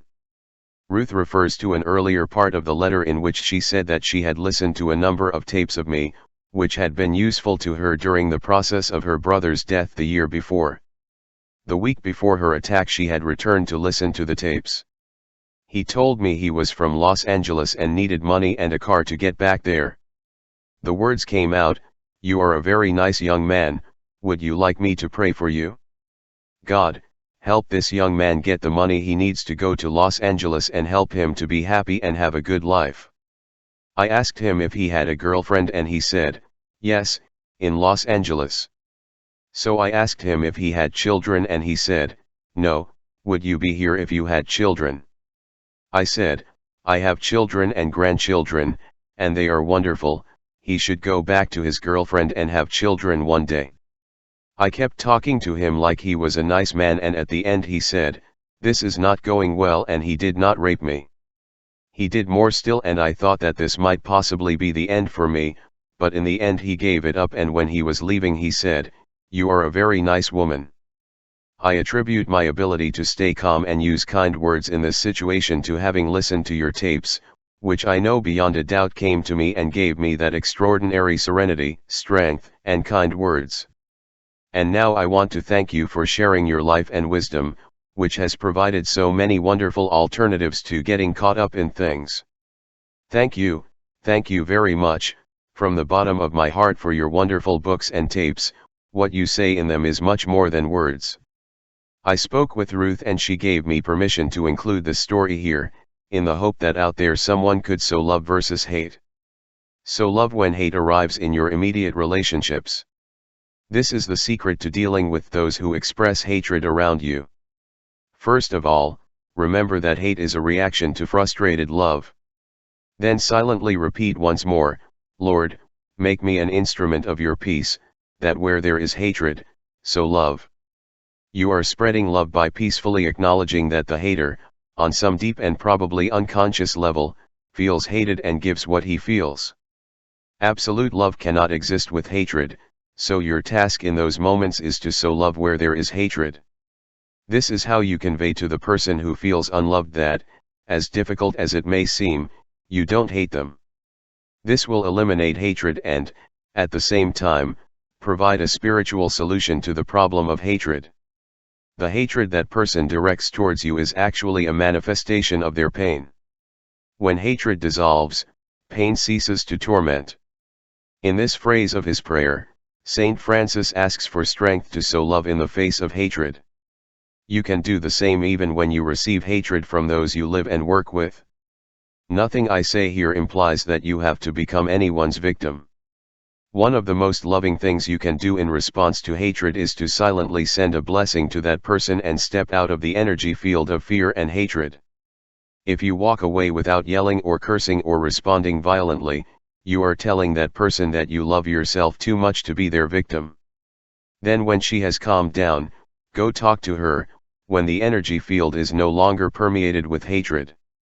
What you want to avoid is that they make you feel revulsion, disgust, or pain. Your goal is to stay in a state of love. Withdrawing from the scene is a way to keep your energy field uncontaminated and to give the hating person a space to reflect on their actions in private. Remember that their hatred is their torment. If you don't allow their hatred to become yours, you help that person eliminate their pain. When you find hatred in someone around you, use those moments to turn to God. By getting out of your ego, which wants to retaliate and triumph over hatred, you are sowing love. Your source is God. The source of hatred is the mistaken belief that one is separated from God. Go to your source when faced with hatred and you will find the guidance you need to give love. If someone tries to tempt you with their hatred, you have the option of not taking the hook. It's like trying to argue with someone who refuses to do so. The angry person is disarmed by the response of pacifism or love. Everything that love contemplates is transformed into joy and beauty. Or, in other words, love and hate cannot live together. Many of the so-called problems in life are a consequence of having to deal with people who put hatred in the energy field. Take note of how much hate infects your home, your workplace, your family and friends, your relationships, and even your health. Then ask yourself if you contribute to it by hating the haters. As you can see, none of this is a problem if you practice what Saint Francis asked God in this phrase of his prayer, that where there is hatred, sow love. The challenge is not to allow yourself to get caught in a web of hatred that perpetuates more hatred. Even if you are completely surrounded by this kind of energy, and it seems physically impossible to get out of it, you can make a conscious decision to have nothing but loving thoughts. Recite in silence, Lord, make me an instrument of your peace, that where there is hatred, sow love, and the situation will change. How? Problems are first experienced in thoughts. If you have love, there will be no room for hate, since you cannot live together in the same place. The spiritual solution is to be aware of your thoughts in the face of hatred and to stand firm in your thoughts of love. This takes time, but little by little love will transform hatred into joy and beauty. Sow seeds of love where you have hate yourself. If in your heart you feel hatred towards yourself, it is up to you to replace it with love. Sowing love where hate resides means wherever you find hate, even if it is deep within you. Think of these words of Saint Francis, I have been impious, if God can work through me, he can work through anyone. Imagine the man who suffered the stigmata of Christ, who domesticated wild animals with his divine presence, who healed the sick and preached unconditional love for all, saying, I have been ungodly. If it is true in the case of Saint Francis, surely you can review your ungodly thoughts and actions and recognize the need to forgive yourself and to substitute self-hatred for self-love. Everything you have done that could make you feel self-loathing lies in the past. So don't spend today cherishing self-hatred. Remember that the truth about hate is that it is about love, it just goes in the opposite direction. Put the gear in reverse and start moving your thoughts in the direction of love. Forgiveness is the means to achieve this investment. I have written so much in this book and others about the importance of self-love and self-forgiveness that I prefer not to repeat it here. I include this short section because love can be sown in any situation where hatred appears. All the mistakes that you have made in the past and all the imperfections that you perceive in yourself have happened because they had to. You had to be there, in that darkness, to be able to overcome it. As for your imperfections, it is an insult to God, plain and simple. You are a divine piece of God, without blemish, because God is good and has created everything, and everything created by God is also God, without errors, without imperfections, without anyone being better than anyone. Apply Emerson's observation as an antidote to self-perceived imperfections, never miss an opportunity to see anything beautiful, for beauty is God's handwriting, a roadside sacrament. Welcome Him in every kind face, in every beautiful sky, in every pretty flower, and thank God for this blessing. This also includes your nice face. Consider yourself an ingredient in that blessing and let love reside there, within you, for you. It is truly one of those opportunities to see something beautiful. Some suggestions to sow love where there is hate. I recommend that you practice what I do whenever I find myself in a situation where hate is present. Repeat the phrase of the prayer of Saint Francis, that where there is hatred, sow love. Believe it or not, the effortless act of repeating that phrase to myself allows me to deflect my inner dialogue from hate and have thoughts of love. This reminder also allows me to take actions based on love and not on my ego's inclination to face hatred with my own hatred. Last week, on a tennis court, in the middle of a doubles match, one of the players shouted hateful epithets at another player, accusing him of cheating. The more he got angry and the more insults he launched, the more the atmosphere on the court became poisoned. I had been writing about the prayer of Saint Francis and the idea of sowing love where there is hatred came to my mind. I told my partner, who was the target of hatred, to just say nothing rather than return the insults.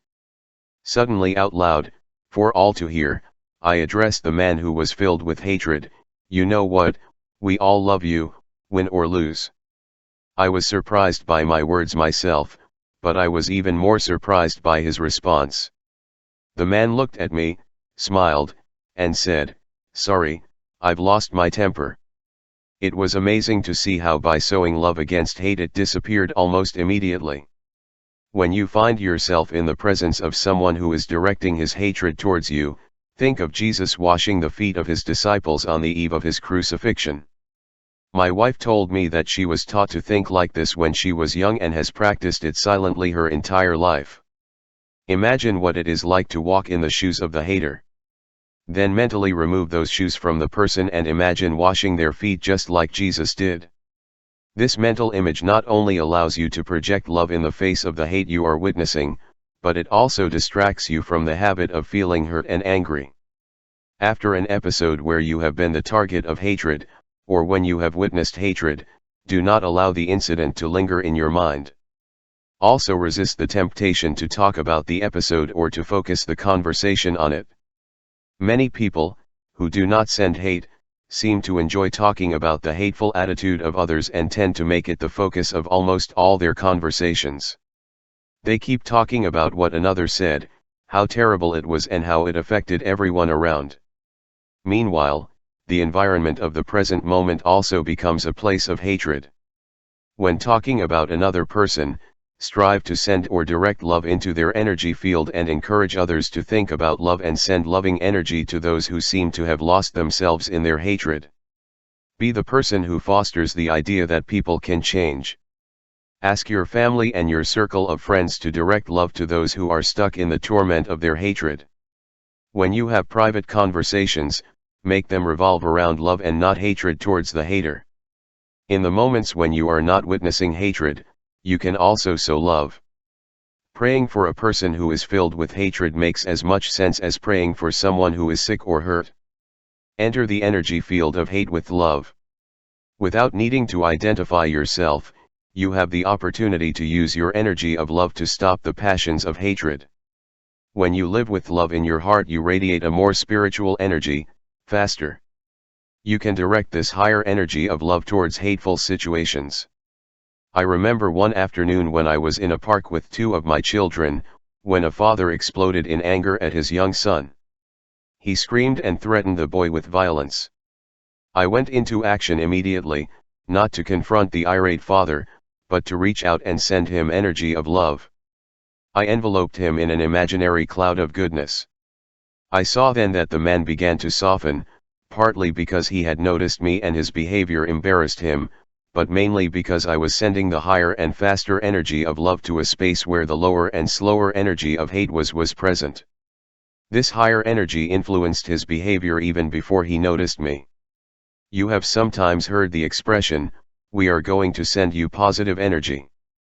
This is not fiction, it is another way of sowing love where there is hatred. You have the power to use your loving energy in this way at any time. Whenever you encounter hatred, remember that the person running it feels hated. This will ignite in you the desire to ease that person's torment with the warmth of your love.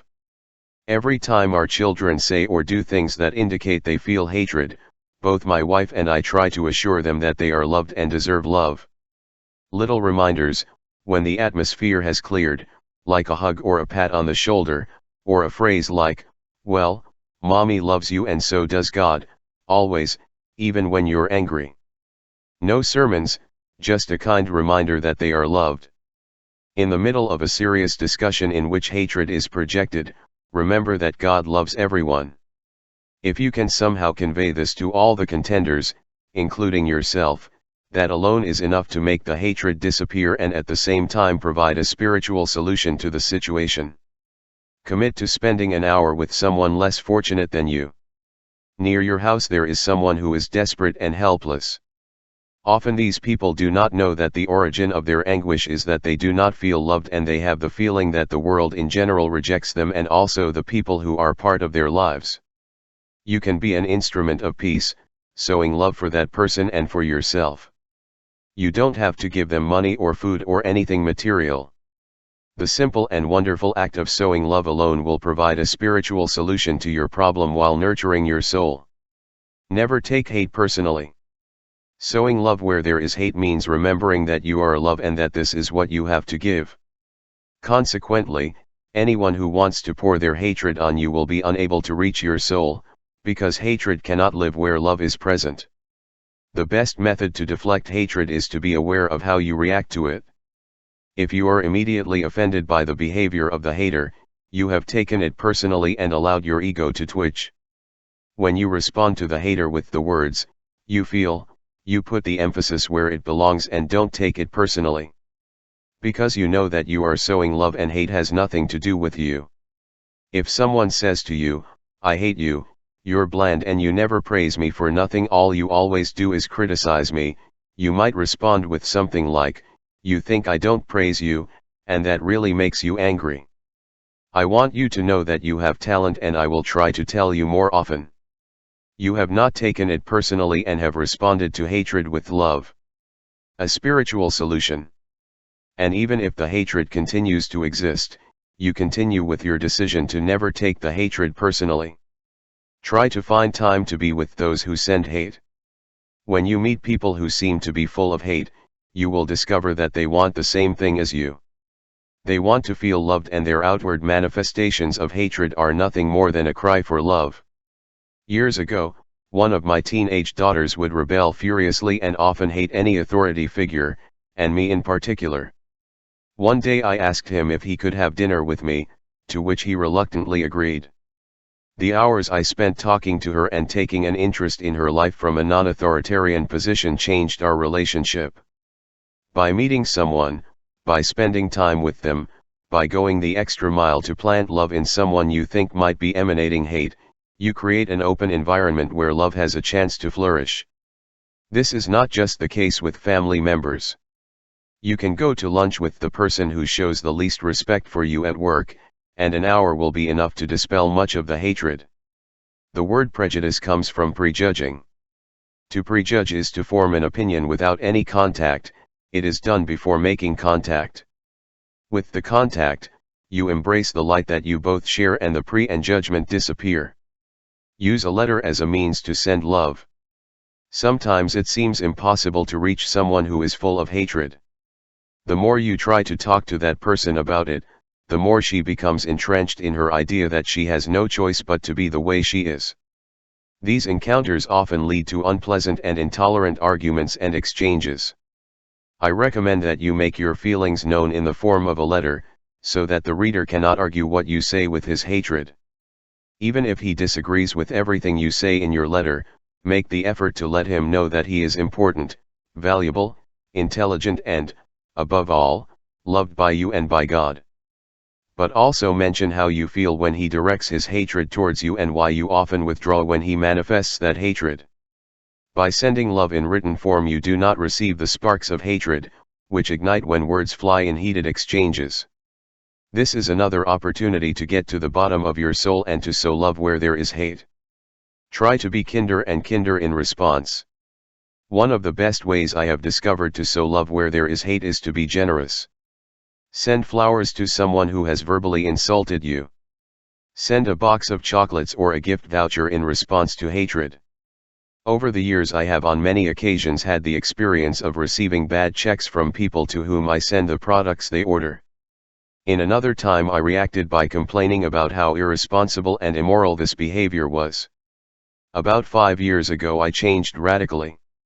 Every time this happened to me, I would send the person an autographed book as a gift and ask them to pay me the returned check. The response was astonishing. 98% of the people who received the gift in response to their bad check not only sent me the money, but went to the trouble of writing me a letter of apology. This was in contrast to the less than 40% that did before. There is an old saying that says, "Kill them with kindness," but I prefer, "Connect with them with love and generosity," or, as Saint Francis would say, "sow love." Forgive yourself and look at yourself with love. Always remember that you are eternally united to God. You are a divine creation and you do not have to fear your divinity. You don't have to act like others want them to love you, they love you unconditionally. You don't have to be free from mistakes, they always love you. You don't have to win, they love you regardless of the result or score. All the reasons you may have given yourself for hating yourself are a consequence of the rigid belief that your ego is the dominant force in your life. Your ego believes that you are what you do, what you have, what others believe about you. Your ego believes that you are separate from everything else and separate from God. Thus, that ego is always judging, evaluating, and comparing you with others. When you don't measure up, you despise yourself. Then you review how many times you have failed and turn those failures into self-hatred. As a spiritual being, you don't have to act, compare yourself, win, or anything else. Your worth is a recognized fact. You are a part of God. You're always connected. Remember this truth every time you feel self-hatred. Forgive yourself and you will sow love in your energy field, and you will also provide a spiritual solution to the problem of self-loathing. Here conclude my suggestions to learn to sow love where there is hate. I know that no one can love another if he does not love humanity first. The ability to sow love stems from this inner feeling of being connected to all humanity and to God rather than believing that you are separate from all living creatures. An emancipated slave whom you might expect to have reason to hate exemplifies the message of this chapter and the request of St. Francis. His name was Booker T. Washington, and he put it this way: I will not allow any man to dwarf my soul by making me hate him. He was a man who started working at the age of 9, acted as a doorman to pay for his studies, and later directed the Tuskegee Institute in Alabama. He refused to hate.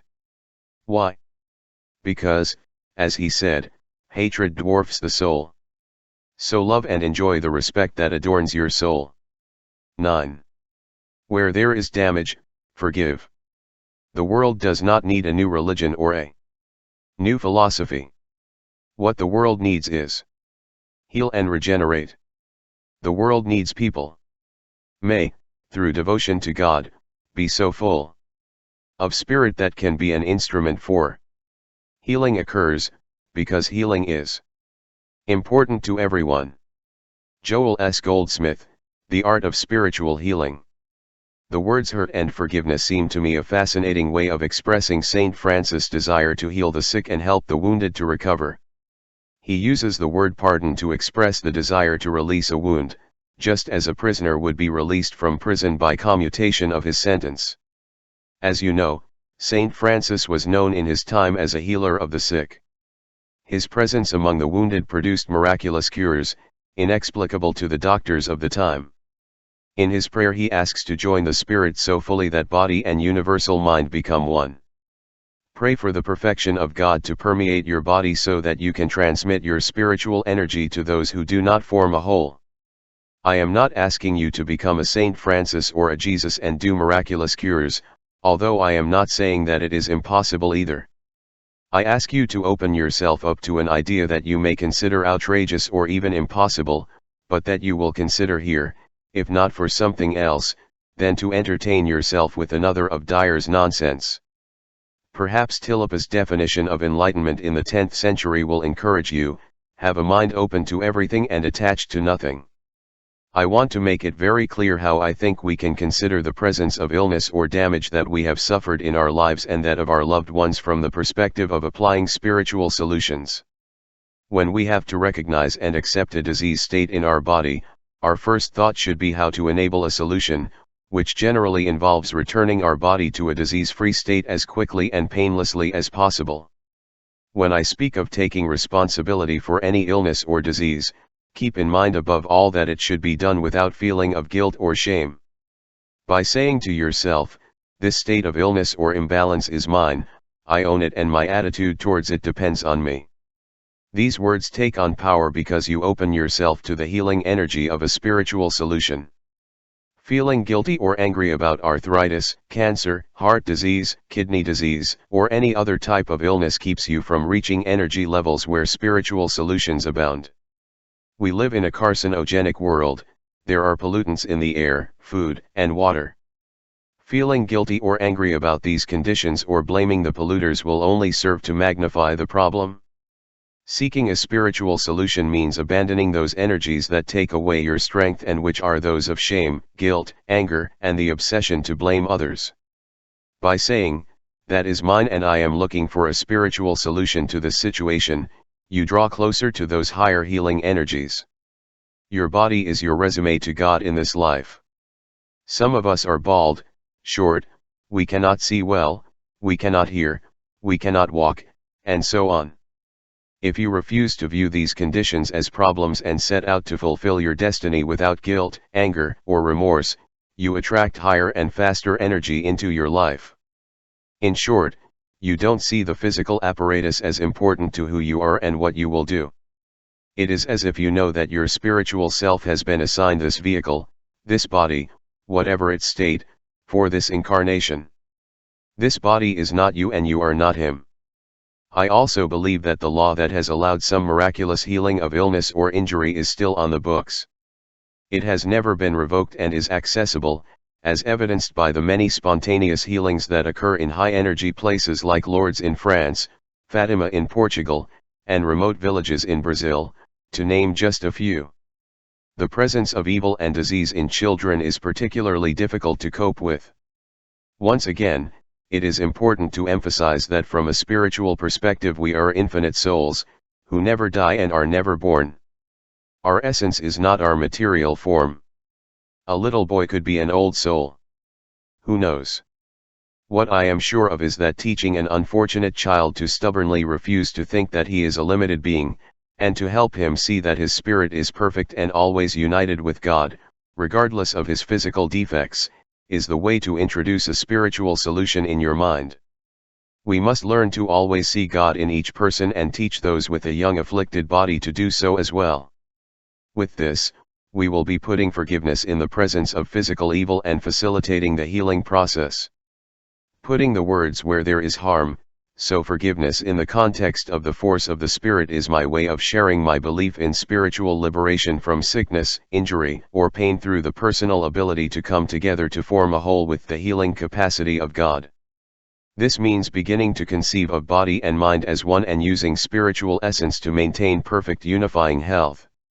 The closer you get to the faster spiritual frequencies of love, kindness, forgiveness, togetherness, gratitude, and infinite awareness, leaving behind the lower and slower vibrations of fear, doubt, hatred, and separation in your thoughts, the greater your ability to influence the health of others and your own. Healing is a state of consciousness in which you allow God to pass through you to the hurt and the injured person. All disease, metaphysically speaking, is the consequence of being disconnected from God in mind and body. I firmly believe that one can never truly be separated from the one power, so once again we see that sickness is one of those illusions that can be corrected by the evidence of the Spirit. And forgiveness is another word for that Spirit. In a very real sense, you have the power to bring the higher healing energy of forgiveness in the presence of what we know as physical ailment, and in this way, you have the power of God influence it. When I say that there is a spiritual solution to every problem, I am not excluding health problems. While I do not intend to demean the medical community at any time, I believe that it is not the doctors, medicine, or therapy that cures. All the medical friends I know recognize the inexplicably mysterious power of the body to heal itself. They know that there is a power that cannot be seen or touched, a power that is pure spiritual energy and can heal wounds and keep the whole organism in total harmony. To fulfill the request of Saint Francis to sow forgiveness where there is a physical evil, you must resort to this perfect spiritual energy. Your body is rooted in the Spirit. The functioning of your body is proof of an invisible source of energy that exists in the universe and that works actively in you. You don't make your blood run or stomach acids perform the miracle of digestion. Your body comes from something invisible, what I call spirit. It is rooted in that spirit and that spirit is perfect.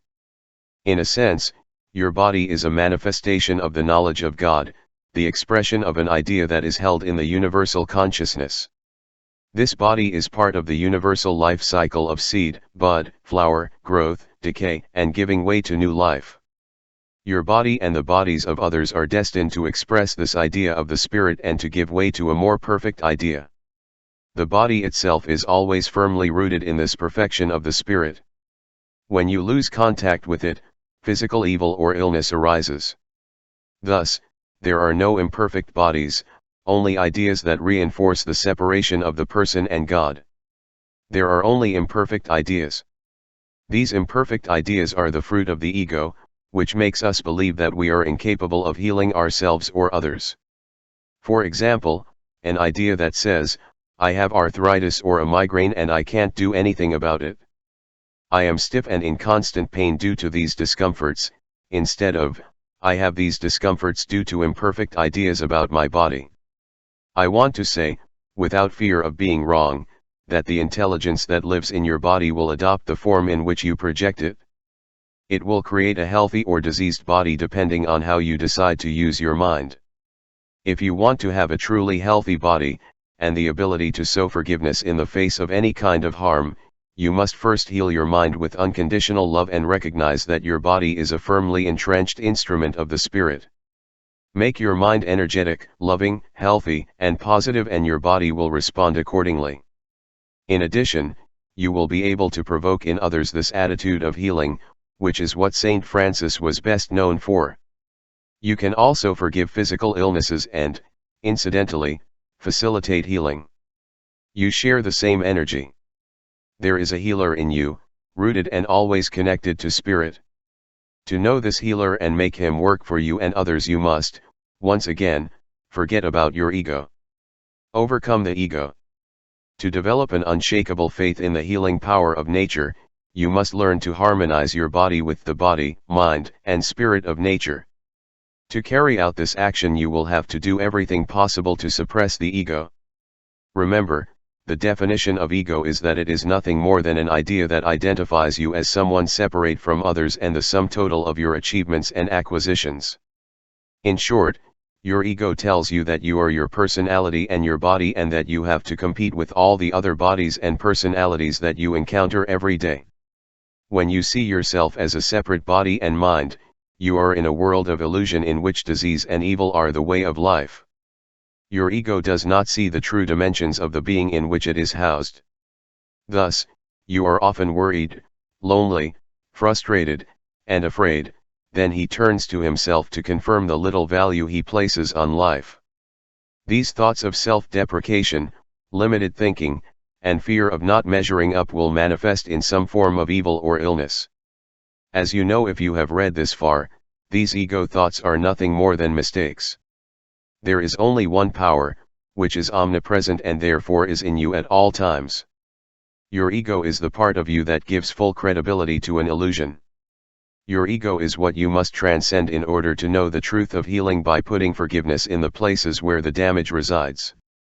It is easy to overcome your ego if you pay attention to the unique power that is the harmonizing force of all nature. The path to the miracle of creation awaits your steps. However, fear has expelled this energy and created one form or another of damage. Everything comes from the mind. The demands and affirmations of your ego are no exception. Your body can become a perfect instrument of your mind, as long as you are alert at all times to eliminate thoughts of illness and discomfort. You will release, or forgive, these thoughts from your being if you turn to the inner being of Spirit, which creates total harmony in the physical world, including your body. As the scriptures say, with God, everything is possible. Now you know that this does not exclude anything. Forget the concept of incurable. The basic principle of the physical universe is that thoughts become things. The antecedent of everything that exists in the material world is a thought. When you believe that something is impossible, you are reinforcing the thought that it is impossible. The idea that a disease is incurable or irreparable damage is equivalent to saying to God, I renounce being an extension of you. The perfect spirit is in everyone. When we get rid of the ideas that create the illusion of disease, we open ourselves to the potential to create perfect health. I prefer to think of illness or injury in terms of energy. As you will remember if you have read the first part of the book, everything is energy and energy is a vibration. When your body is immobilized, this is due to the presence of frequencies incompatible with the higher frequencies of harmony of perfect health, created by the Spirit. The moment you identify the frequencies of the disease and find new energetic solutions, you have before you the possibility of eliminating the negative frequencies. To forgive, you first have to be energetically balanced. I encourage you once again to review in Chapter 2 Patanjali's observations on higher consciousness. When you firmly abstain from ignorance, misidentification with the ego, you are able to bless and even heal yourself and others simply by being in their energy fields. Being energetically balanced means returning to your normal state of grace by meditating, having loving thoughts, feeling connected to spirit, being joyful, and essentially living the faster vibrations of higher spiritual consciousness. At those higher frequencies there is no room for the idea that something is impossible or incurable. My friend Stephen Lewis has written a book called Sanctuary, The Path to Consciousness. It is a novel, although it is based on real events. In it he enthusiastically writes about healing energies and the elimination of incompatible energies. Those who are entrenched in the model of medicines, drugs, surgery, radiation, and chemotherapy as the only treatment modalities available to eliminate disease from our lives will reject this idea. I have participated in the Energy Balance program and have seen it work. Staying open to all possibilities has allowed me to see progress in healing awareness and a deeper awareness of well-being. I firmly believe that there are many things in the universe that we have not yet achieved. Freeing yourself from the concept of incurable disease allows you to enter the realm of harmonious energy, which is what spiritual awareness means, and understand that nothing in God's consciousness wants us to suffer harm or disease. Recognize your spiritual perfection and you will know how absurd it is to see something as impossible. What is healing? When someone is experiencing illness or injury, as St. Francis calls it, they have somehow become disconnected from God. Spiritual healing is achieved through a reunification process. It is what I call understanding of God. It has nothing to do with the names of diseases, the taking of medicines or the work of a good surgeon. Healing is the reunion of the self with the whole. I have repeatedly alluded to disease, as well as discord and disharmony, as illusions, since everything that is God's is good and everything is God's. I want to expand on this point as we examine the healing process. When I say that the disease is an illusion or something unreal, I do not mean to imply that it does not exist. I am not asking you to be so foolish as to believe that what exists in yourself or in others is only in your imagination. As Joel Goldsmith reminds us in The Art of Spiritual Healing, when sickness, like death and sin, is called unreal, it is not a denial of the so-called existence of these things, it is a denial of their existence as part of God or reality. In the realm of the real, the realm of God, there are no discrepancies of meaning. However, this does not change the fact that we suffer them. The principle of wisdom is the understanding that these conditions do not necessarily have to exist. Thus, healing is not done by asking God for relief, but by seeking that relief through God and elevating yourself to the place where you meet Him in the spiritual field of higher energy, which is where God always is. To be cured then is to rise above the concept of the physical or material and penetrate into the understanding of God, and the term unreal or illusion refers to the unreality of the disease in a realm of totality and spiritual awareness. When St. Francis pleads with God to give him power to put forgiveness where there is harm, he is asking to come together in this spiritual totality and allow that awareness to radiate out to all who live in the unreal world of disharmony and disease. When you know that your true essence is the spirit and you live there in your mind, your body is with you and the result, in the long run, will be healing. Witnessing healing is a miraculous event and it takes place every day in a multitude of ways. A blemish disappears when healing revitalizes the skin. The symptoms of a cold that suddenly persists do not affect you, the runny nose stops, the fever goes down, the upset stomach calms down, the broken finger heals. All these cures are nothing more than a return to totality. Your thoughts have a lot to do with this healing process. The closer to God you stay, with harmoniously happy thoughts, the more you make it easier for this power of the universe to flow through you. Your low energy thoughts and patterns can activate an ulcer and also activate the circulation of chi to eliminate the imbalance. The mind-body connection is real, but the God-body connection is the essence of all healing. Seeing yourself connected to the higher vibrations of spiritual energy and trying to stay in that space is seeing the fundamental principle of healing in action. Now you might ask why Saint Francis died of tuberculosis, why Jesus died on a cross, why do saints have cancer and die if they are in contact with this higher energy of totality? Like sickness, death is unreal in the sense that it has never occurred in the spiritual realm. When St. Francis was asked why he did not cure himself of the terminal illness he suffered, he replied, "I want the whole world to know that I am not the one who cures." For the spiritual master, death is unreal, not non-existent, but unreal. Because reality on a spiritual level is infinite, no one is ever born and no one dies. The reality of the spiritual level is formless, timeless, and limitless. Living in that dimension is living in the realm of the whole. Forgiving when there is harm is like reuniting the body with the consciousness of God. When this happens, what we call healing happens miraculously. St. Augustine put it succinctly, miracles occur, not in opposition to nature, but in opposition to what we know of nature. If you know that healing is nothing more than the understanding of God, and you let go of any idea that you are separate from that consciousness, including the fear of illness and death, then you create the appropriate energy field to reunite with Spirit. This is healing, and Saint Francis asks you, through his prayer, to be an instrument of this process. What is a healer? In her wonderful book The Physician Within You, Gladys Taylor McGarry, MD, recounts a conversation she had with her son, Carl, who had just finished his internship and was specializing in orthopedic surgery. After telling her mother about her fears of having other people's lives in her hands, she told him, "Carl, as a surgeon you can make an incision and suture it right, but you can't make it heal. If you think that you are the one doing the healing, you have the right to be scared. But if you understand that you are a channel through which healing moves, and that you get in touch with the healing force that your patients possess, you have nothing to fear.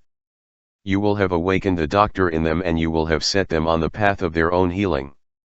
When you begin to live your life on the spiritual plane, you will discover that your body and mind become instruments of God from the moment you are able to create a kind of conscience in the sick that will bring out their capacity for forgiveness and liberation from the disease. Disease itself. Healing occurs when we approach our own healing power through faith in our spiritual perfection and unconditional love. The healer does not affect the healing, but brings forgiveness into the form of unconditional love and the faster energy of spiritual awareness to focus on the damage, while putting the process in God's hands. When you affirm your spiritual perfection, you set the universal law in motion.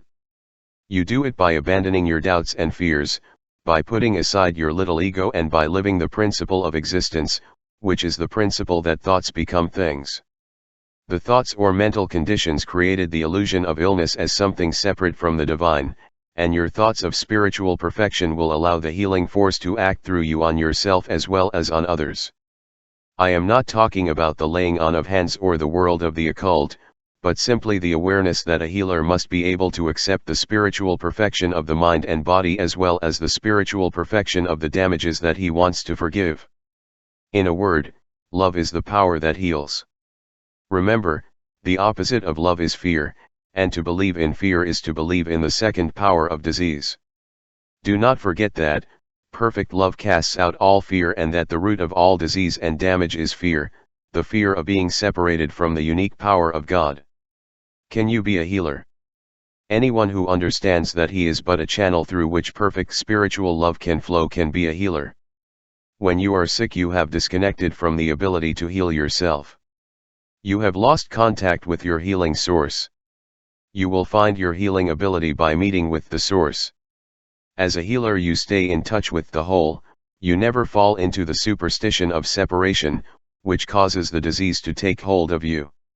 When you touch the illness of another with the energy of spirit or source, you activate the connection and facilitate the healing process. In this sense, yes, you are a healer, even if you don't heal anyone. You don't even have to understand the mechanics of this process.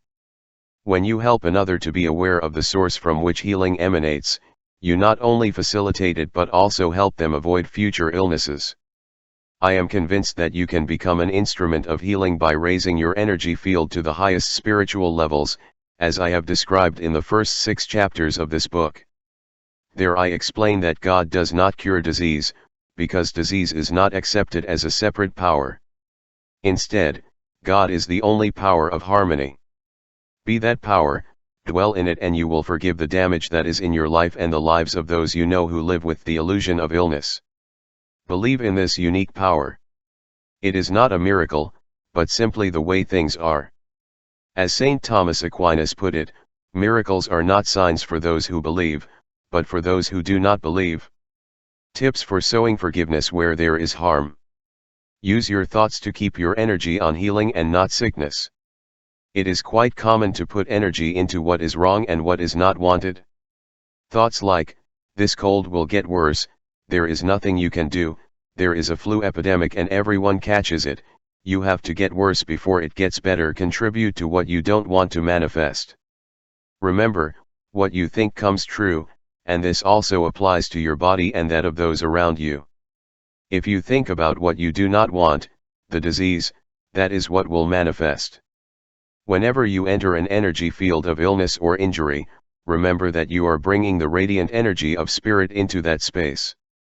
Focus on that faster energy, make an effort to radiate it and surround you, never enter the lower energy of disease. On one occasion, I visited a young man in a Canadian hospital who had suffered a serious motorcycle accident and was lying in a coma. Several of his friends asked me to come and visit him, as he was an enthusiast of my work and had not been able to attend my presentation in Toronto due to a few days before he had had this near-fatal accident. On the way to the airport, I went to see Anthony in the hospital's intensive care unit. The nurses told me there was little chance that he would survive. The young man was surrounded by energy from damage. The other patients in the ward suffered from varying degrees of illness. 25-year-old Anthony lay unconscious in a place where little hope of cure was offered. I spent an hour with him, striving to be a channel through which healing could flow. I stayed in deep conscious contact, through meditation, with God and visualized white light around the young man. When I left, I knew that Anthony would recover. 18 months later, I was lecturing at a convention and Anthony appeared. He looked good and told us that he had almost completely recovered. When, at my request, he addressed the group, he described how he had come out of the coma and said that the nurses had told him about my visit. They told him that during my visit I had prayed and seemed almost absorbed in my own happiness as I walked around his bed. As you know, neither I, nor this ego or my body had anything to do with Anthony's recovery. All I did was bring spiritual awareness to the damage he had suffered, and now Anthony uses his healing journey as a metaphor to teach others. All I did during my visit was stay on the highest energy pattern I could and refuse to give credence to a second power called harm. Face any experience of harm, be it in yourself or in another, with hope and mind set on the possibilities of freeing yourself from that harm. Your thoughts must be of totality for this to become visible in your body. I think no one knows enough to be pessimistic, and anyone can be cured, even those in the lowest frequencies. I remember receiving a letter from a woman who had fallen into prostitution, was addicted to crack, had lost a lot of weight, and was a walking skeleton. One day, when he was at this low point, he went into a pharmacy and stole a tape from the self-help cassette display. It turned out to be one of mine, and for some reason the woman went home and listened to her. When I met her personally, she agreed to appear on a national television show to tell her story. He described how from the lowest point in his life he began to have vigorous healing thoughts, the same kinds of thoughts that I had recorded on tape. Every day I listened to them, little by little, those thoughts became his own and literally transformed his illness into health. Now every year I receive a Christmas greeting with a photograph of her with her husband and 2 children, along with a note telling me of the continued success of her new business. When you overcome your discomfort and the thoughts of impossibility or that something is incurable and replace them with the energy of the spirit, the material world responds and the whole replaces the visions of doom and separation. If you apply this higher energy thought to the worst of circumstances, a spiritual solution will be revealed to you. In short, always think that yes, it is possible, I can, I will, I totally trust God, because everything that is not good cannot be real, even if it exists in the material world. Be aware at all times of the times you find yourself trapped in ego consciousness. Always think of us, not me. When you want to put forgiveness where there is harm, keep in mind that the presence of it indicates that there is spiritual separation. Do not use it as an excuse to feel guilty, or weak, but to remind yourself that you must get away from that feeling that your ego imposes on you of spiritual separation. The moment you use your mind to connect to spirit, you will find that you feel more love, that you are more confident, and that you are more serene. These are the signs that will tell your body and whatever damage you suffer that you are now willing to be a channel through which the healing force can circulate. See the existence of harm in others as an opportunity for you to put forgiveness into action. What follows is a true story sent to me by a reader who did precisely what I am suggesting here. I have made some changes just to protect the privacy of those involved. My co-workers and I attended dinner at a family restaurant in town. We were at our table when a waitress asked us if we wanted a drink. I looked at her, I saw that she was a very pretty woman and I smiled at her. She smiled back at me and then I almost choked. His teeth were rotten, half were missing and his remaining teeth were broken. She kept smiling and took our order down as I looked away from the hideous sight. When he was gone, I made a comment about it, and so did the others. It seemed horrible to me that this woman had to live that way. It is not fair, especially in today's society, where there are so many advances in dentistry. After dinner, he couldn't stop thinking about her. He had no idea who she was, he knew nothing about her, but he felt the need to help her. I'm not sure why this was happening to me, as we see people in need every day. I went home and meditated, and came to the conclusion that I could help this woman. I couldn't afford the dentist, but I knew of many organizations in our community that helped people like her. Actually, I even knew people I could get in touch with. I thought she didn't know who to turn to. Now, my dilemma was how to approach her and tell her that I wanted to help her, because I did not want to offend her. I decided to deliver a letter to him, and if he answered me, he would act. I personally delivered a letter to her, and within 5 minutes I received a phone call from her. In short, I promised that I would help you get a new set of teeth at no cost. I thought it was going to be easy. After contacting the United Way, there were no programs available yet, the community health department, they did not have a dentist, the Donated Dental Services Organization, had to wait 3 years, the Area Foundation, there were no funds for dental care, social services, and government programs.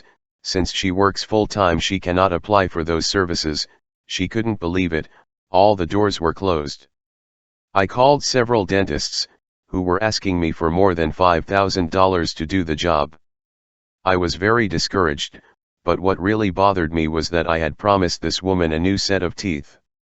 I was going to do. I went out to eat with my family, mom, dad, brothers, and their respective wives. I told them what had happened and asked for their advice. That night they all wrote a check. So, I called my dentist and he offered to donate $1,500 if I could raise $3,500. Done. This is the article that was written about the woman. It seemed to me that you would like to read it. This is a real example of how to put forgiveness in the presence of harm and to make it dissolve. There is a saying, when the student is ready, the teacher will appear. The reverse is also true, when the teacher is ready, the students will appear. When you live in spirit as a teacher of the spirit, seeking a spiritual solution to every problem, you will see your students appear day after day and you will provide forgiveness by stepping out of the way of your ego and letting the spirit reign. Immerse yourself in the literature of healing and not that of evil. Read and hear stories of miraculous healings, positive energy, and the glory of all that is right in the world. Expose yourself to expressions of God's grace and man's potential for spiritual perfection. You will then become a channel of healing. Read the lives of the saints and how they transformed the lives of those they encountered, particularly those who suffered harm. Watch movies and television shows that extol the virtues of man and not the defects and evil intentions of humanity. Continually reinforce in you the idea that humanity is good, the sick can be healed, the wounded can be forgiven. There are millions of acts of kindness for every act of violence in the world. Do what you can to reinforce this truth. A small example of how this can lead to healing came to me in a letter from a woman in Pottstown, Pennsylvania, who had just read a book that I had written with my wife, Mark Eileen. A Promise is the true story of unsurpassed unconditional love from K. Obara, a woman who has cared for her daughter who has been in a coma for over 30 years, with a spirit of service and generosity that I have never seen before. Known.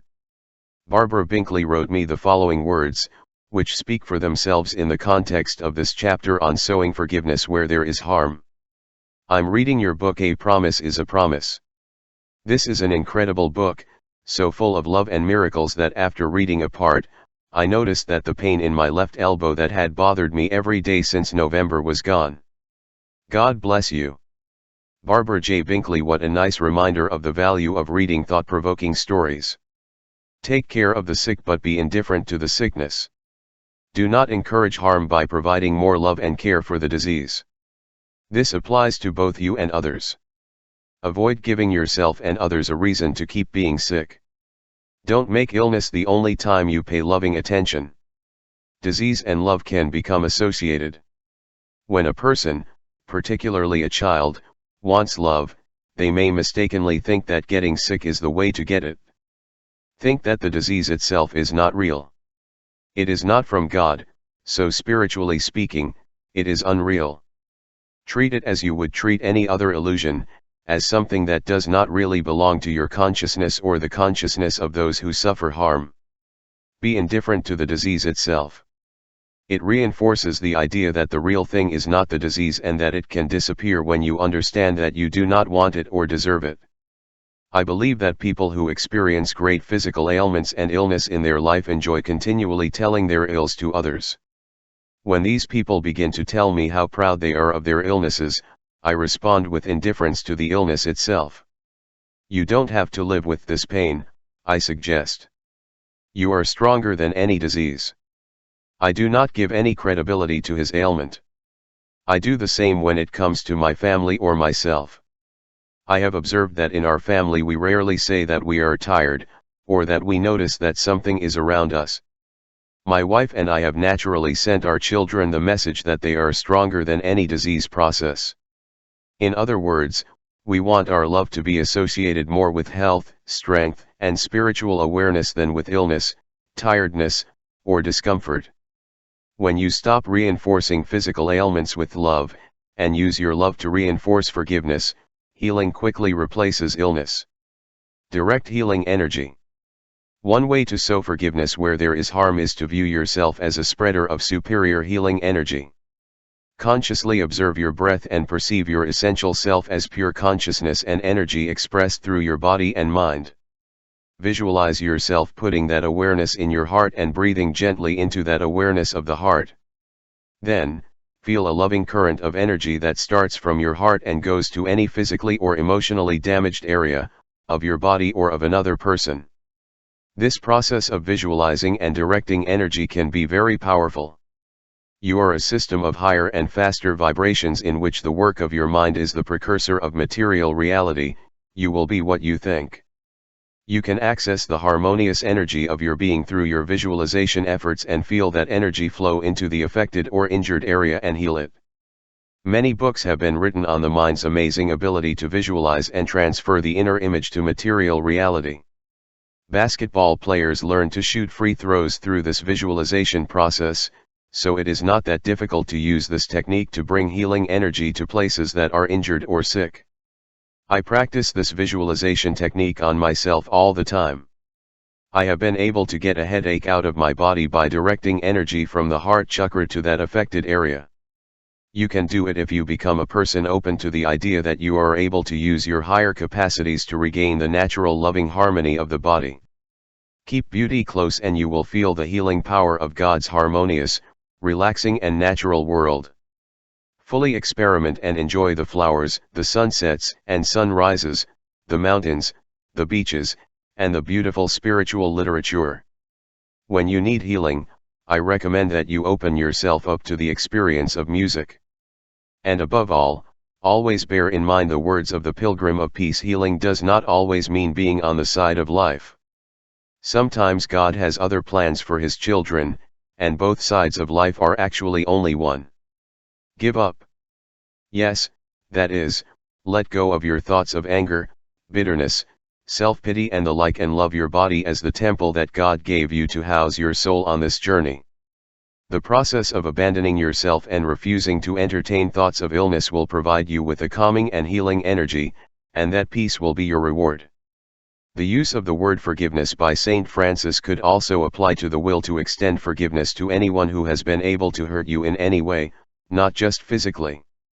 The more you live on the spiritual plane, the less you will have to do with the lower frequencies of anger, prejudice, fear, and revenge.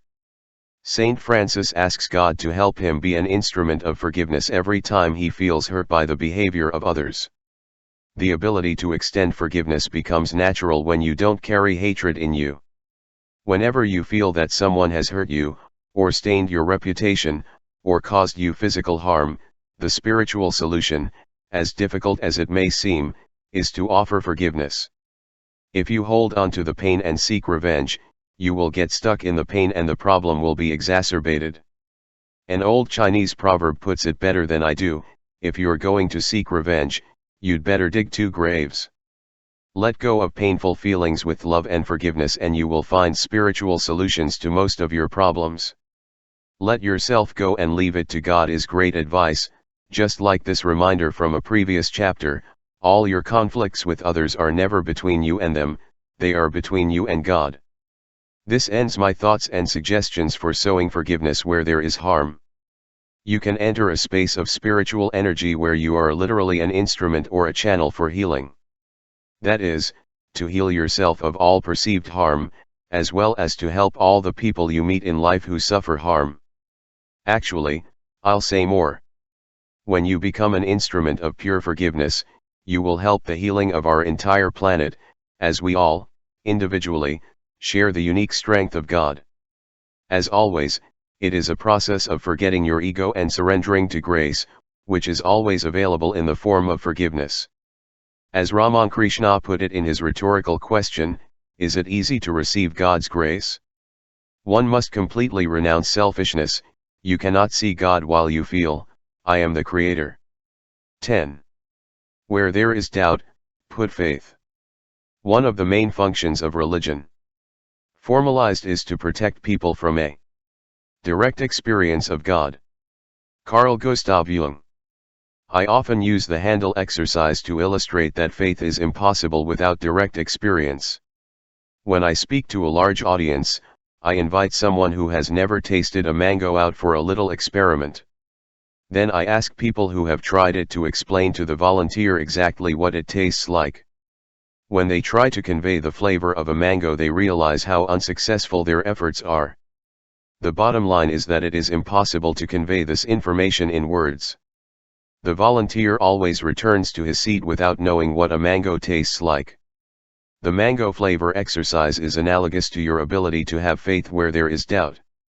Just as you cannot know the taste of a mango if you have not had the experience of eating one, you cannot know faith if you have not had an experience of God. If you rely on the testimony and experiences of others to have faith, you will always have some doubt where you want only faith. You are in the same position as the volunteer who has never tasted a mango. It is impossible to put faith in the presence of doubt if you do not abandon the idea of knowing God through the words or experiences of others. You must make an effort to know the higher and faster frequencies of spiritual energy through your own means to establish conscious contact. Once you know this spiritual awareness for yourself, you will not even entertain the possibility of doubt. You will try to live more and more at the spiritual level where at all times you have access to this knowledge. This knowledge is what I call faith, and it cannot be substantiated or verified by external sources. And when you know the faith, you will find a spiritual solution to any problem that comes your way. Substitute doubt for faith. Why are you going to live with doubts about your ability to access the Spirit in times of worry or in the presence of problems? The answer lies in understanding the difference between what you believe and what you know. Beliefs derive from the experience and testimony of others who, in one way or another, have tried to persuade you of their truths. All your institutional religious training, the holy books and theological dogmas can be valid and extremely resounding, however, they are often presented as the truth to everyone, including you. The pressure to believe may have been almost unbearable if those beliefs were assigned to you at birth and you grew up with them. I am not saying that religious training is bad. However, I believe that any method of conditioning to accept beliefs about God creates doubts, because beliefs do not come from conscious contact or direct experience of God. To create a knowledge that gives you faith, you must have a direct experience of God. You have faith that you can ride a bike not because of the testimony or experience of others, but because you have made conscious contact with the act of riding a bike. Your experience has given you faith in this company. It is not because of any evidence that you have been presented proving the existence of laws of balance or because others have persuaded you that balance is a possibility for you, not even because someone else is near you riding a bicycle. Your knowledge from direct experience and nothing else is what gives you that faith. The same is true of all knowledge, including the knowledge of God. You must abandon your fears and create in your life a place where you are independent from external influences, which allows you to ascend the energy scale and come into direct contact with these higher and faster frequencies, which in this book we call consciousness. Spiritual. When you live in them and breathe the energy of the understanding of God, you will have that faith that can never be lost, and you will achieve this by driving away the fears that arise when making the decision to have this direct experience, independent of the opinions of the external forces that have been so powerful in your life. Fear and faith. When you remove your fears, you find your divine nature, which returns you to a balanced state of mind and body in perfect harmony and free of problems. Fear and faith cannot live in harmony in the same space, just as love and hate or peace and chaos cannot. You may recall that earlier in this book I suggested that humans have only one problem from which all sub-problems derive. This unique problem is the belief that we are separated from God. From this feeling of being apart we create all our fears, which feed doubt. Would you be afraid if you knew, without a doubt, that God is your real self? Would you be afraid if you knew that God expresses himself as you and that you can never be separated from him? Clearly, fear would be impossible. Remember, evil cannot exist and does not exist in omnipresent good. Everything is a product of your mind, a mistake that has to be corrected. In A Course in Miracles we are reminded that there are only two emotions, love and fear. When you are afraid, you experience problems. When you eliminate fear and replace it with love, problems dissolve where you experience them, that is, in your thoughts. In the scriptures we are reminded, perfect love casts out all fears. In other words, you know that you can never be separate from your real self, which is God. Replace fears. Fear produces certain changes in the body through a chemical process. The outside world also changes. For example, Mother Teresa directed the fears of the sick and the homeless. He told a friend of mine who asked him what he could do for her, get up at 4 in the morning and go out to the streets of Phoenix, find someone who lives there who thinks he is alone and convinces him that he is not. Those who live in misery and have lost their way, who are devastated by addictions and lack of hope, believe that they are alone. They have apparently lost their soul and have to find a spiritual foundation. This base is love, which is the only permanent power in the universe. It is the primary ingredient of healing and harmony. If you recognize and understand the power of love over all things, you and others will be returned to a place where fear does not exist. Make a list of all your problems and examine it to see if you find any that are not rooted in the fear of being separated from the Spirit. The next time you experience fear, think that you are part of this perfect love and see what happens within you, where the fear resided. Love will replace fear. Thus you will begin to put faith where there is doubt, through the simple act of recognizing before yourself your ability to put love, at any moment, where you felt separated from your origin. I have used this technique when I have found myself in a situation of strong disagreement with my wife. When I have felt exasperated defending my position, since she tries with equal determination to defend hers, I have been able to stop and understand that I felt hurt because of a kind of fear of being alone in the discussion. In a fraction of a second I am able to make that fear disappear and get away from my ego. I know that I am never alone and that love will cast all fear and pain from me. St. Francis encourages us to put faith where there is doubt to make it disappear. Have that knowledge. Rabindranath Tagore, the brilliant Indian poet, once said, "Faith is the bird that sings when it is not yet dawn." It is the certainty that at any moment of darkness there can be light. No one can force you to have this faith that, like love, cannot be forced. When you force love, you create resistance and even hate. Trying to force yourself to have faith often leads to doubt and disbelief. If you are not prepared, no matter how hard you try, you will not see the light in the dark. But if you are, you will know the faith regardless of what it seems to you. I will tell you how I came to have this knowledge that once and for all eliminated my doubts. I once heard a story that made sense to me. From that moment on, I replaced all my doubts with faith.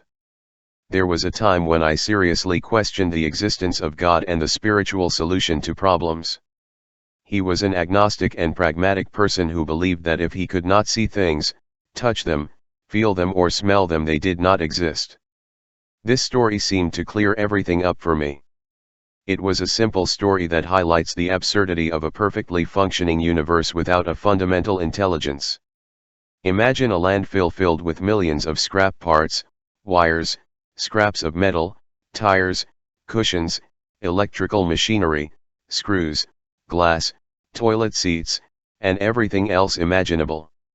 Suddenly, a strong wind blows and debris rises into the air, colliding with each other.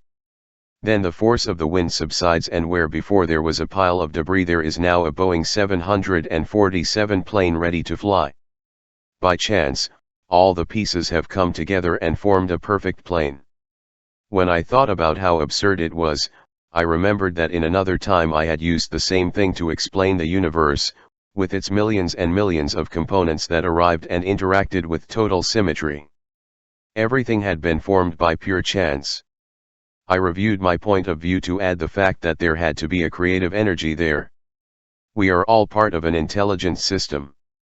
There is a force, a power, a consciousness that created and supports the system. That force is omnipresent and therefore it is in you. Your body is a part of this system, and it is also a system of perfectly coordinated parts. Although it may seem random and unintelligent, assuming it is accidental is the height of arrogance and naivete. It is as unlikely that the wind will blow and accidentally collect several million pieces of scrap and create a Boeing as it is that a force accidentally creates this intelligent system of which we are a part and which has millions and millions of moving parts. This simple story helped me understand that there is an intelligence that goes by many names, but that essentially consists of cooperation, harmony, peace, or love, which is the origin of everything. When we are in the energy of cooperation, harmony, or peace, we are connected to this force that I call Spirit or God. I know that I can give my life to this force at any moment. When I observe that I have allowed my thoughts to stray from this creative power, I invite love to replace the illusion of a problem. Another way of putting it is, I put faith where there is doubt, and the doubt dissolves. The old Irish proverb says, "Fear knocked on the door, faith opened and there was no one." Control your destiny through faith. Having faith to override doubt is a way to take charge of your life, since you not only eradicate fears, but you know that, the moment you think you need help, you have access to a higher creative force. When you get in conscious contact with this spiritual force, you know something that cannot be destroyed, that was never born, never dies, is always present and has no form or limits. You don't need anyone's approval or acceptance. You do not need to discuss with others the presence of this universal spiritual source of all life. You are not in any competition. It's yours. According to Carl Jung, the relationship that a person has with infinity is the fundamental aspect of a person's life. Find out what kind of relationship you have with infinity. I always have the impression that my faith is a very private matter. I also know that any attempt to discuss with others the relative merits of my faith in a higher spiritual power is not only a waste of time, but also draws me away from the spirit and into the world of the ego. The moment I feel the need to defend my faith or argue about it, I enter the realm of the need to be right. Instantly doubts and the inability to access spiritual consciousness assail me. Remember one thing, the spirit gives life. Meat doesn't count for anything. By remaining quietly in a spiritual energy of knowledge, the following occurs. 1. I bring the same energy of love and peace to my situation at the moment. 2. I apply a spiritual solution. 3. I put faith in the space where the doubt of ego consciousness once reigned. Faith is an inner path and a way of feeling that you are in control of your life at all times. Once you have made conscious contact and have a direct experience of God, you can use this knowledge at any time. It is not a belief that you have acquired by virtue of your birth, it is a knowledge that belongs to you by virtue of your commitment to a higher spiritual energy. When you are faced with a problem, you can return to this faith, even when it seems to be getting worse and bordering on unbearable. As King David put it, though I walk through the valley of the shadows of death, I will fear nothing, for you are with me. There is nothing worse than the valley of the shadows of death, and yet the spiritual message is evident. Have faith, and faith will replace fear. By putting faith where there is doubt, you will enter a higher and faster vibrating energy field. Personally speaking, with my heart in hand, I know that I am never alone. I know that I always have divine guidance. And this certainty is the only thing I can always trust to ease my pain. Here are some suggestions that I think will be useful for you to have faith in times of struggle or doubt. Suggestions to put faith where there is doubt. I will never tire of remembering the importance of meditation. Through it one can consciously contact God and eliminate doubt. Meditation is an exquisite practice to reduce stress, relieve fatigue, nourish the soul, and have a general sense of well-being. However, the main merit of meditation is that it allows you to have conscious contact with God and have faith that this divine presence is available at all times. This certainty dissolves all the doubts that you may have and frees you from those that others may direct towards you. This is what constitutes faith. I find it imperative to reiterate the role of meditation in creating faith. God is indivisible, He is the only power, the origin of all life. God is where you are, He is omnipresent, omnipotent and omniscient. God is not only all these things, but He is always, here, in the present moment. Now, like 0 in math, cannot be divided. The equivalent of this indivisible unity in your personal life is silence.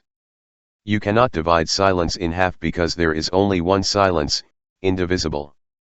Meditating and practicing this silence on a daily basis allows you to know God, instead of knowing something about God. This direct experience, achieved by silencing the mind, gives you a degree of faith immune to doubts or fears, yours or others. This is the value of meditation, creating a faith that erases all doubts.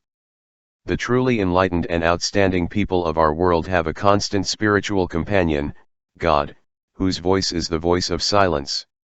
There are many outstanding training programs, books, and tapes available to teach you meditation techniques. I have also discussed meditation and given specific suggestions for meditation in several of my previous books, including Manifest Your Destiny, Your Sacred Zones, Real Magic, and You Will See It When You Believe It. Trust the unknown. By the unknown I mean what is impervious to our senses. As embodied physical beings, we tend to rely on our senses to determine what is real. We tend to believe that what we cannot see, touch, taste, feel or smell does not exist. Faith involves going beyond the senses to place our trust in spiritual awareness, even though it is a frequency that vibrates so fast that it transcends the capacities of our five senses.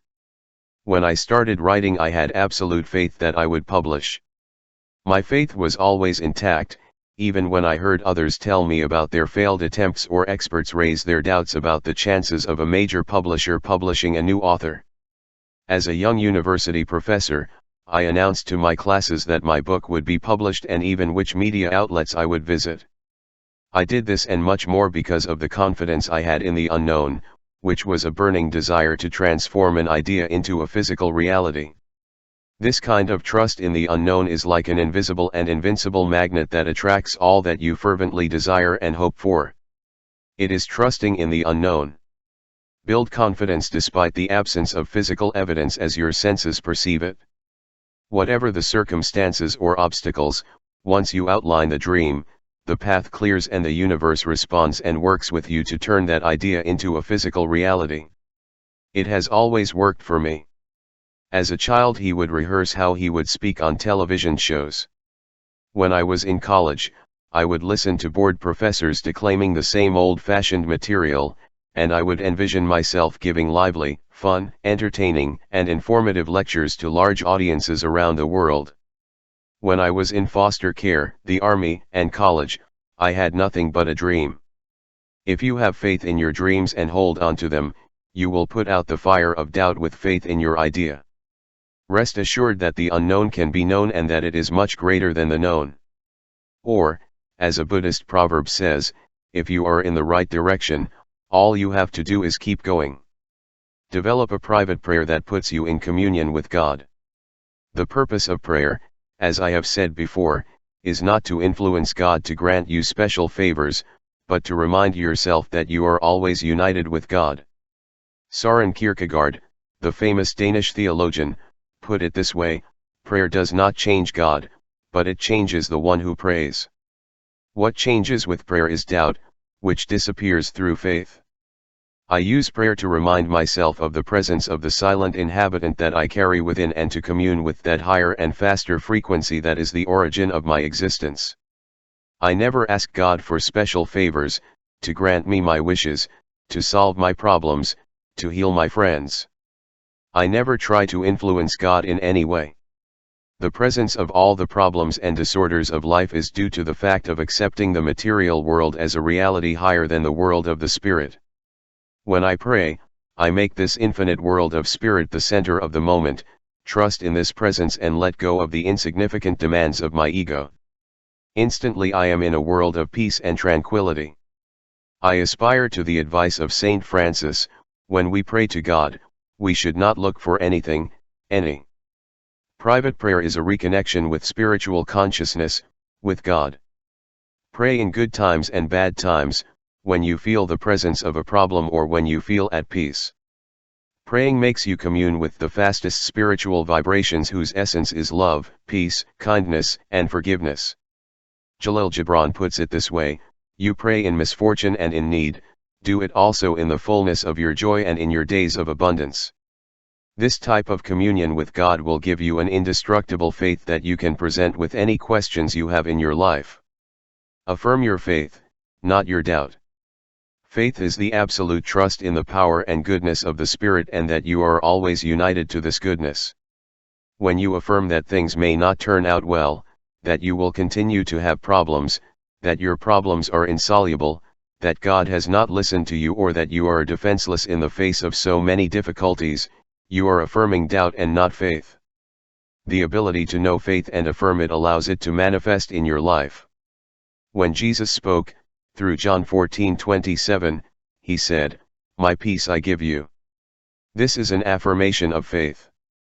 He was certainly not suggesting that peace is hard to come by and that you must fight to get it. Jesus brought peace to the whole world by affirming it. Also, in his work as a healer, he never acted with an attitude of arrogance. Instead, he declared, "You are healed," affirming faith at the highest spiritual level, where healing took place. You also have to learn to affirm your faith in the face of doubt, thinking that things will turn out well, they will improve. Think, write, and voice statements like these: I'm trying to create prosperity, I will do whatever it takes to eradicate this problem, I know that I am not alone and I have faith that everything is for the best, I don't waste energy on problems because I know that everything is in divine order, I will consult with God and I know that He will guide me to do what is most appropriate. These are all affirmations of faith, which, when you practice them, will eventually give you a spiritual solution to any problem. Refuse to think about the problems in your life. Make an effort not to harbor any problems in your thoughts for more than a few seconds. When you realize that you are thinking about a problem, consider the various alternatives and then go to God in silence and literally surrender to this higher spiritual energy. By giving up, you create an energy field receptive to the appearance of a solution. If you keep coming back to the problem with your thoughts, consider it and then let it go. At that moment the answer will become clear. You will receive your solution along with the certainty that you have the capacity to solve it. You may wonder why you haven't seen it before, when it's so clear now. That new clarity is the result of not overwhelming your mind by thinking about the problem.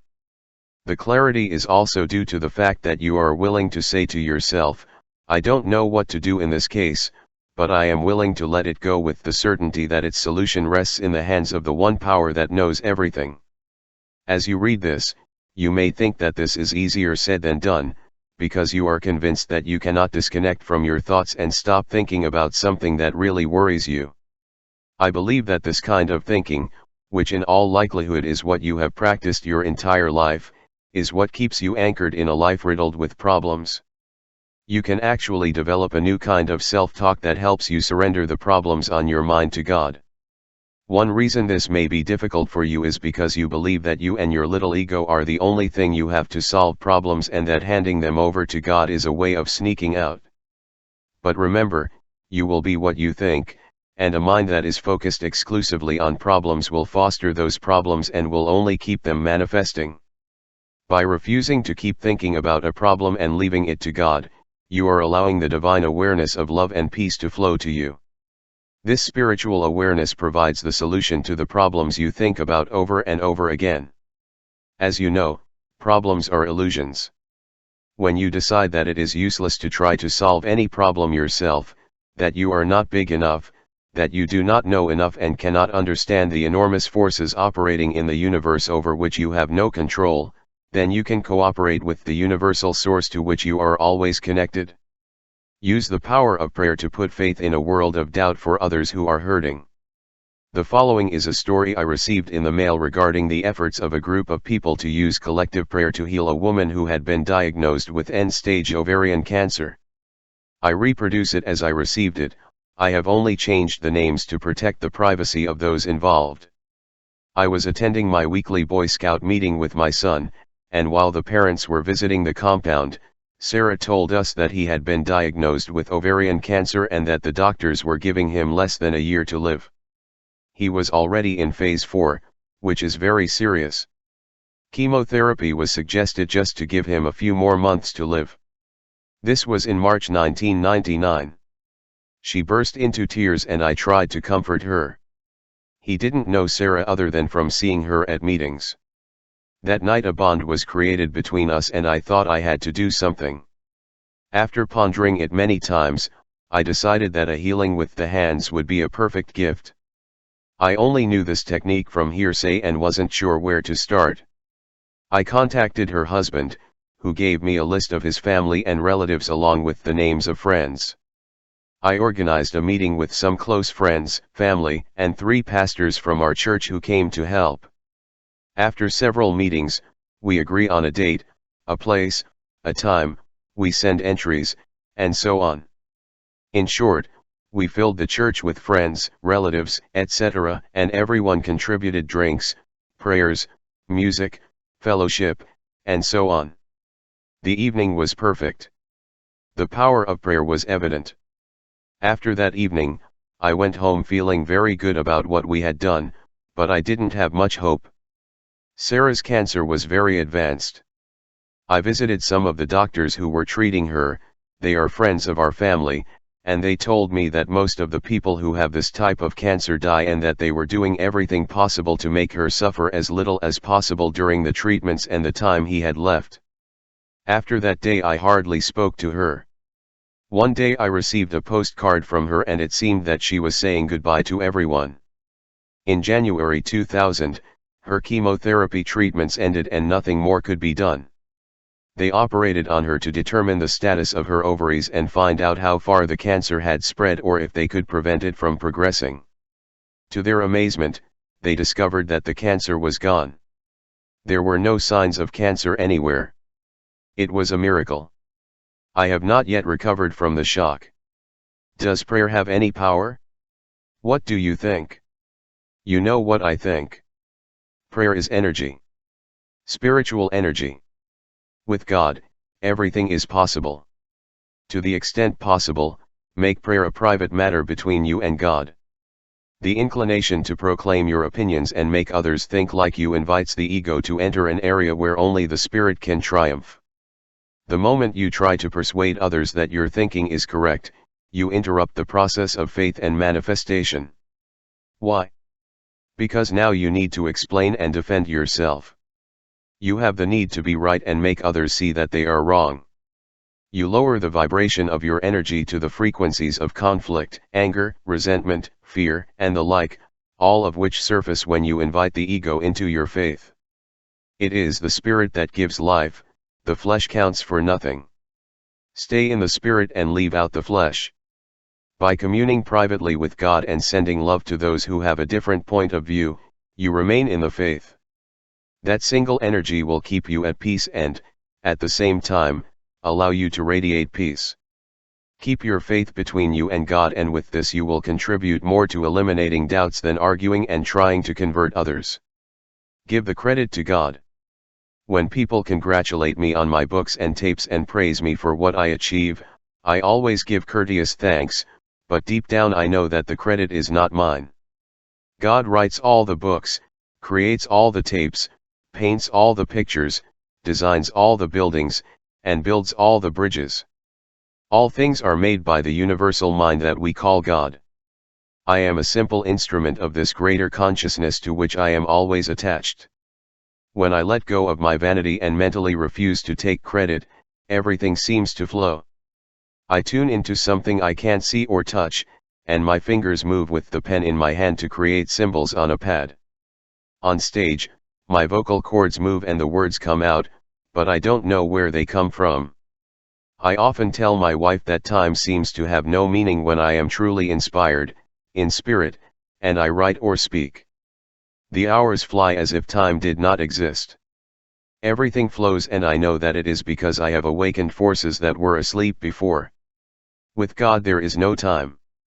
Just as an invisible force circulates the blood through my body to make my heart beat and pump, that same force brings words to my pen. This overwhelms me. It fills me with confidence. I know that He will never abandon me. I know I can never part with it. We are eternal, and the credit for my achievements is not my ego. It is from the faith that I put before any doubt that my ego may provoke, and when I do, time stops and everything is perfect. Breathe God. This may sound strange to you, but your breathing is a very useful tool to put faith in the face of doubt. When in doubt, consciously follow your breathing. Take a deep breath and hold your breath. Then when you breathe out, watch and be aware of this amazing thing we call breath. A few moments of deep, mindful breathing restore my faith in the invisible force that is always there to make life flow.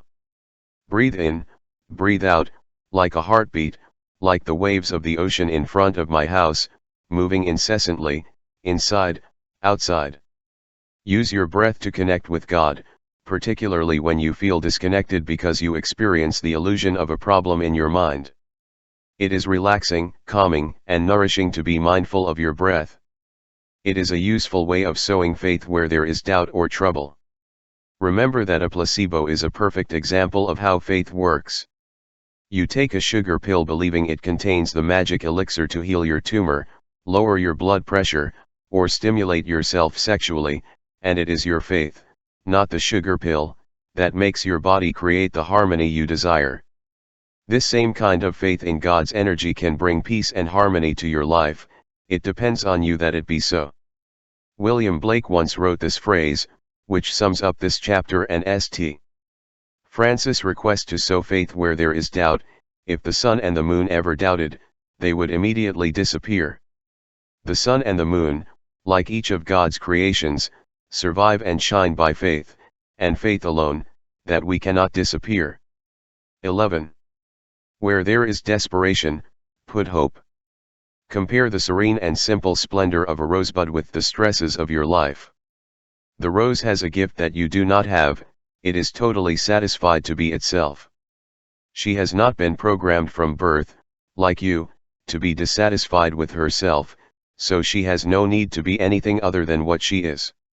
That is why it possesses the natural grace and the absence of inner conflict that among humans is only found in young children and mystics. Anthony de Mello, The Way to Love.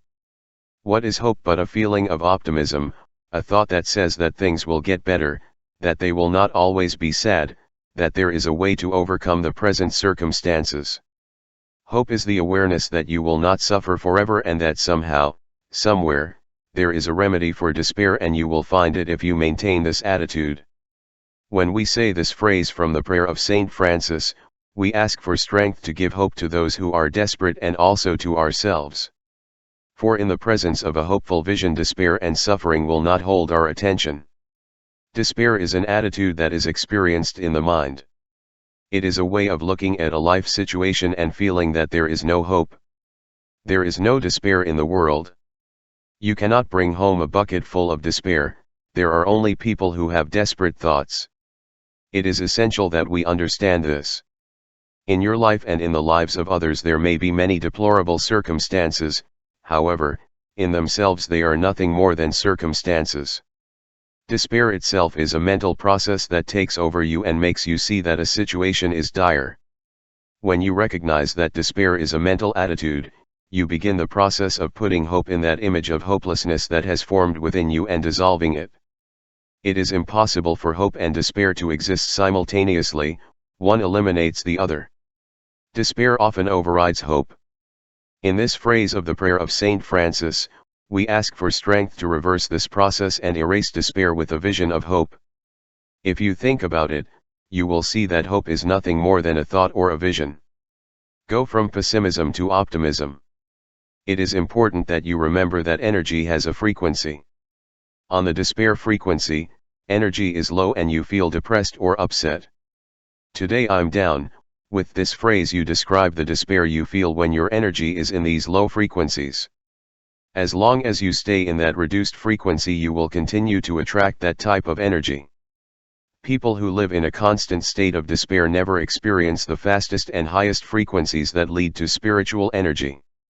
Instead, they feed their slow, low energy by processing almost all events from a pessimistic point of view.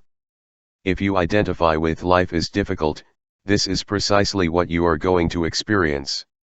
As always, the central law of the universe is, you will be what you think. If you review chapter 1 you will see that a basic ingredient of spiritual energy is joy, a hopeful and optimistic outlook on life. If you are in this higher energy of optimism, you are likely to say, I am really excited today. The presence of a high vibration nullifies the illusion of pessimism. Again, remember that everything God created is good, and God created everything, therefore despair or pessimism are creations of your mind due to your belief that you are separate from God. In many respects, our affliction is a departure from God. Put optimism where pessimism resides, which, of course, is only in our heads, providing the energy of God consciousness. The spiritual solution to despair is to, 1. Raise your energy by making conscious contact with God and trusting in that contact, thereby dissolving images of negativity and pessimism, and 2. Radiating this higher energy to others who believe and therefore they live in quiet despair. Only by being in the presence of your faster higher energy can you influence others with your spirit of hope and joy. In reality, you become a beacon of hope, showing the way to let go of your attachment to sadness and despair. By raising your energy, you make it impossible for those around you to hold onto the false idea that they are separate from all that is good, that is, from God. Break the links with sadness and desperation. It seems absurd to say that someone wants to be attached to their sadness, and yet it is so.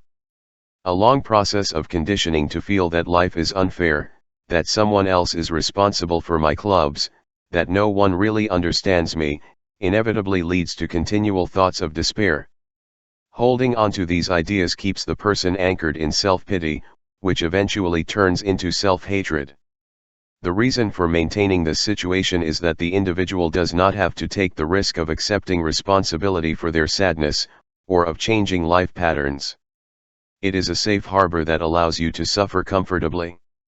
It is extremely common for people to build their lives with the wrong idea that without certain things or without certain people they cannot be happy or free. It is almost as if they are programmed to be unhappy. So his attitude is, without my things, without a particular person, without money, without friendship, I am destined to be sad. Thus they are conditioned to believe that scarcity is an excuse for despair. We have all assumed these beliefs to some extent, and consequently we have developed varying degrees of attachment. This is where despair originates, because we justify sadness by what we lack or who we lack. In reality, we experience ecstasy when we reach for an object, anxiety when we are losing it, and despair when we lose it. In order to overcome this cycle of attachment, we must remind ourselves of the difference between our ego and our higher self. The ego's voice is always eager to dominate with thoughts like, I am what I have, what I do, and what others think of me. If you can remain silent long enough, the voice of God will penetrate you with messages such as, none of these things will bring you happiness, they are only illusions, I am your only source of peace. Speak your higher self, this is the spiritual solution to all problems related to attachments. To be truly happy you only have to do one thing, which is to deprogram yourself and permanently get rid of your attachment to different circumstances and low-energy things. Now remember, attachment is not a fact, it is a fantasy in your head that you have come to believe is real.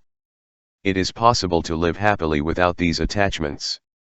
Practice not saying or thinking that you must have a certain person or a certain thing to be free from despair. Replace those phrases with the attitude you adopt to a sunset, the flight of a bird, a flowery garden. You like them for what they are, you free them from all demands and you enjoy them without holding on. Do this and the despair that depends on the feelings of not having what you need will disappear. To get rid of your attachment to things, you just have to eliminate it, reminding yourself over and over again that you believe, wrongly, that the cause of your misery is that you are missing something or someone in your life. Misery and despair are ideas. You can keep and love all the objects to which you feel attached without giving them up. You can love in a buried way and feel peaceful and not threatened. This is how God loves you. Unconditionally. Without attachments. In short, the way to eliminate despair is to free yourself from these attachments and relax, knowing that yourself, which vibrates faster and higher, does not need anyone or anything to fulfill itself. Entering God's energy field in which there are no attachments provides you with the hope of overcoming despair. This means loving everything, including your suffering. Why love suffering? Because it offers you the opportunity to witness, and not receive, despair.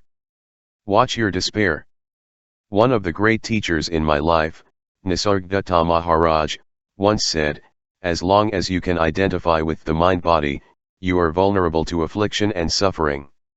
My conclusion is that we must learn to distance ourselves from our mind-body and all its demands. I take a step back and see that I no longer identify with the material world. Thus I am no longer vulnerable to grief, suffering and despair. I look at my mind-body and silently say something like, look at Wayne now, he really thinks his desperation is real. He acts as if he is really experiencing this, when in reality I am observing everything from the outside. If he stopped and met the spirit, he would awaken from his despair immediately. As a witness you are no longer vulnerable, because you see yourself from a different place. It is also possible to use this attitude of the observer to help others who are locked in the torment of their despair. Tell someone to mentally step back and notice what they see. In this way, you help that person turn from despair to observation. It is very helpful for me to persistently remind myself that I am the observer and not the observed object. This allows me to apply the higher and faster energy of spiritual awareness to any scene where despair is present. Can I really love my despair? Think about this. Suffering ends when you stop thinking of it as suffering. In the words of a saint, if you learn to rejoice in suffering, if you believe that God does everything to improve us, if you welcome pain as a messenger of God who reminds you of Him, then the pain will no longer be pain. Suffering will no longer be suffering, Sivanda. When you reflect on these words, be sure to emphasize the conclusion. Pain and suffering do not exist when viewed from God's perspective. That is, when you enter the spiritual energy, the things that you feel despair about dissolve. What you call suffering is actually a wonderful blessing. It teaches you to return to God, or to raise your vibration to the frequency of the Spirit and to introduce that loving Spirit into the landscape of the present moment. I can honestly say that most of the things that once caused me despair and suffering in my life became my moments of greatest growth and my introduction to devotion. I had to learn that the purpose of what I then called suffering was to burn my ego and purify myself. Those low points in my life provided me with energy to propel myself to a higher place. If when we are in full suffering we know that this experience is a necessary prelude to spiritual advancement, we could enjoy that suffering as Sivananda suggests. If you could stand up when you are feeling despair and send love, you would know almost immediately why you have to experience that despair. Even better, you wouldn't consider it despair anymore. By entering the frequency of love to bear the problem, you nullify the illusion of regret. In short, you no longer groan and cry over the miseries of the human condition, but instead transform them through the love, strength, and vitality that are already present in you. This is putting hope where there is despair, putting a spiritual solution to the illusion of despair as a problem. For many this is like a feasible cause of action. However, there are millions of people who insist that this is impossible when one suffers from the ultimate despair, depression. End depression through hope. Relatively speaking, depression is a contemporary phenomenon. Today there is more talk than ever about depression. It is estimated that up to 20% of the population in developed nations suffers from depression. And this phenomenon has degrees. Clinical depression is the most serious, and it is when the person suffering from it cannot carry out their daily activities and has thoughts of suicide. All because of this monster called depression. However, depression itself does not exist. You can't take home a depression box to examine, clean, and eliminate from your life. There is no depression per se, there are only people with depressive thoughts. Certainly, there are people who are convinced that they suffer from depression. There is an entire pharmaceutical industry dedicated to the mass production of drugs to combat it. In many cases, medication reduces symptoms of despair, such as poor appetite, poor sleep, poor self-esteem, and a general feeling of boredom. Some professionals say that depression is psychological, others insist that it is a chemical imbalance.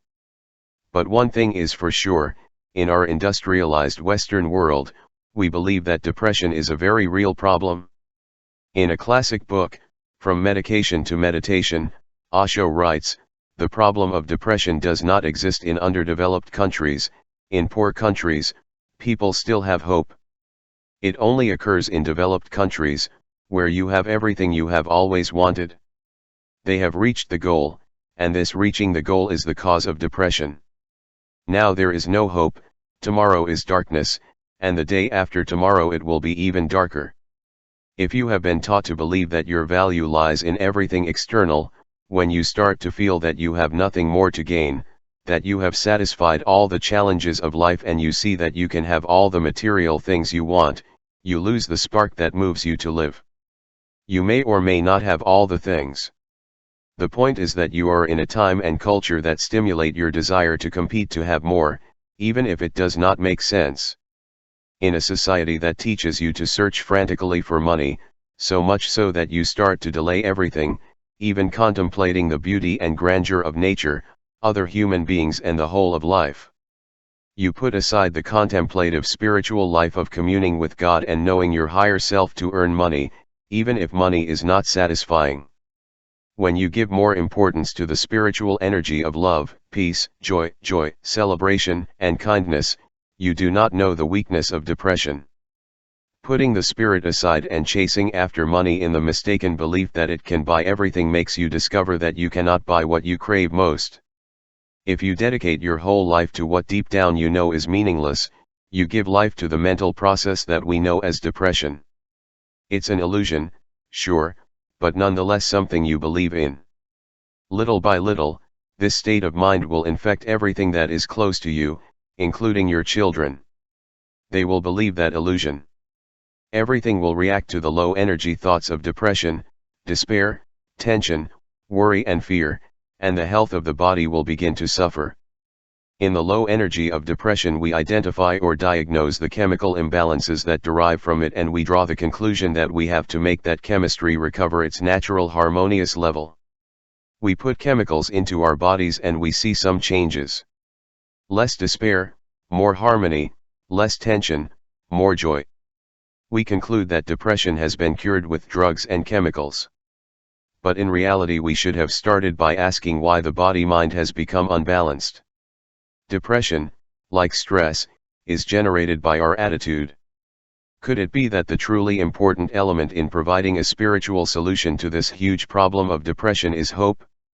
A few words about hope. At the core of our being, deeply ingrained in our soul, is the knowledge that we are indestructible. We have the hope of immortality, of life after death, which is an incentive for moral perfection.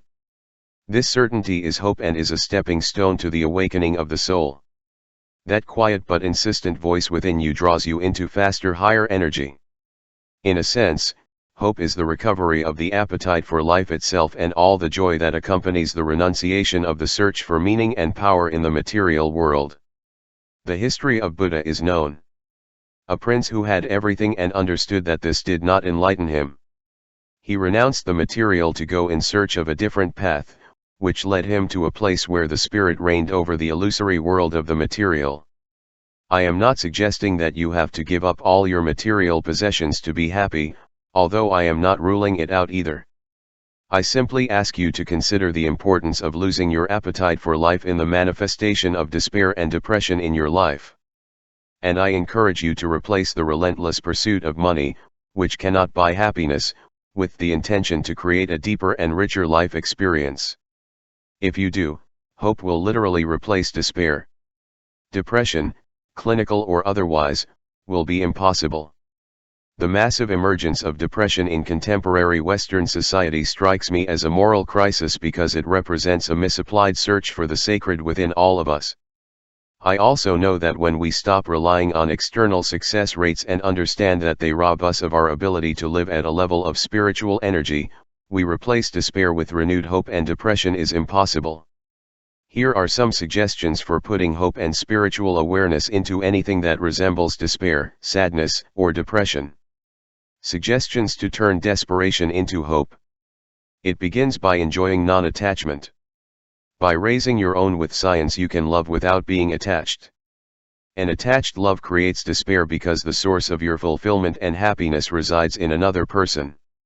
If she refuses to cooperate in the way you think she should, you fall into despair. Instead, have hope for yourself. You can love someone for who they are, without telling yourself that you will be devastated if they disappoint you. Anthony de Mello has two extremely powerful affirmations in the way to love that will help you experience love without attachment. 1. I'm not attached to you. I am simply deluding myself into believing that without you I will not be happy. 2. I leave you free to be yourself, think what you want, surrender to your tastes, follow your inclinations, behave as you please. When you follow these two recommendations, you notice that the person becomes important to you in the same way that a rainbow or a concert are pleasant in themselves. Love intensifies, all despair dissolves, and you have hope instead of the pain that attachment causes. Reinforce hope instead of despair. Don't encourage despair by being sympathetic to those who are depressed. I once swore to myself, as a counselor therapist, that I would always try to get my clients to emphasize their successes and not the things that elicited feelings of despair. For example, I encouraged a client who did not get along with his parents to examine the brief occasions when he felt that he had satisfactory encounters with them. I pushed him to recount the moments of success, how he felt, what he thought, what were the results, how his day was going in moments of success, and so on. By looking for signs of success, she turned the sessions into experiences of hope rather than reinforcing despair. Similarly, clients with addictions and even chronic pain had some moments when they felt they were successfully coping with their problems. 1 week of not overeating, 3 days of not drinking, a whole day without pain. All of these experiences provide an opportunity to remember that the power to substitute hope for despair, even if only for a day or two, exists. If it can be done in 1 day, 2 will not be so difficult, and that allows you to have hope. I found that reinforcing negative points, talking about causes, reliving painful emotions and feelings often reinforce the despair of the present moment. As a counselor therapist, I wanted to put hope where there was despair and help nullify it forever. This logic can be applied to the despair you feel in your life. Recall past times when you felt hopeful and try to recreate the thoughts and feelings that you experienced. With this, you give yourself a map to get out of your despair. By reinforcing hope, you will act on those new thoughts and feelings. Call on God and literally give Him despair. You can end an experience of despair by deciding to indulge in a moment of silent prayer. I cannot face this situation alone, I know that you are there with me. This simple prayer will immediately ease your feelings of despair. It is a way to get rid of the idea that there is no hope. In essence, what you do with prayer is ask that love guide your life. It is a way of using the power that rotates the planets around the sun, that keeps the sun itself in place and turns a seed into a flower or a child. It's much better than saying, "I'll do it myself." By asking for divine intervention, you can step back and symbolically shake hands with God. This advice is as old as the scriptures. Use it and free yourself from your despair. In short, you can put hope where there is despair and give a spiritual solution to any problem related to that despair. Ask and it will be given to you. Act as if the hope you have in the relief of despair is already there. Instead of your normal reaction of being inactive, talking hopelessly, complaining and finding fault, feeling self-pity and pessimism, create an image of how you would like everything to work out and make a firm commitment to act as if what you want is already there. If you want more abundance, imagine yourself having already received the material benefits. Go sit in your dream car at a dealership, visualize yourself driving it, and then keep that image in your consciousness. The way will be shown to you. As I said in Manifest Your Destiny, your task is not to say how, but to say, yes. My wife and I do this instead of despairing over a particular tendency or behavior of our children. We try to visualize the situation. Then we treat them as if they have already achieved what seems to us to be in their best interests and act accordingly, because this is the mental image we have of them. Our pessimism dissolves and is replaced by positive reinforcement so that the image of success that we already have materializes. Thus, we say, for example, you are studying hard, or tomorrow you will be on time for school, you care a lot more about yourself and I'm glad to see you happy. We reinforce hope by acting as if what we want for them is already there. Despair is nothing more than an image that is in our mind. In reality, we are what we decide to think in any circumstance, and to choose to see the problem dissolved is to substitute hope for despair. When you are hurting, make a conscious effort to see the bright side. This is a powerful tool to eliminate despair. When you feel very upset and things seem to be going from bad to worse, stop for a moment and ask yourself how you are going to grow with that experience. Then listen to your inner voice and be open to the emergence of something good as the drama of despair runs its course. Surrendering to silence gives you energy to overcome despair and, at the same time, grow. When you let go of thoughts of despair, you attract higher energy faster, which eventually displaces the illusion of your despair. When in the midst of a situation of suffering it seems impossible to stop, remember all the moments in the past that seemed traumatic and that now, looking back, you consider valuable growth experiences.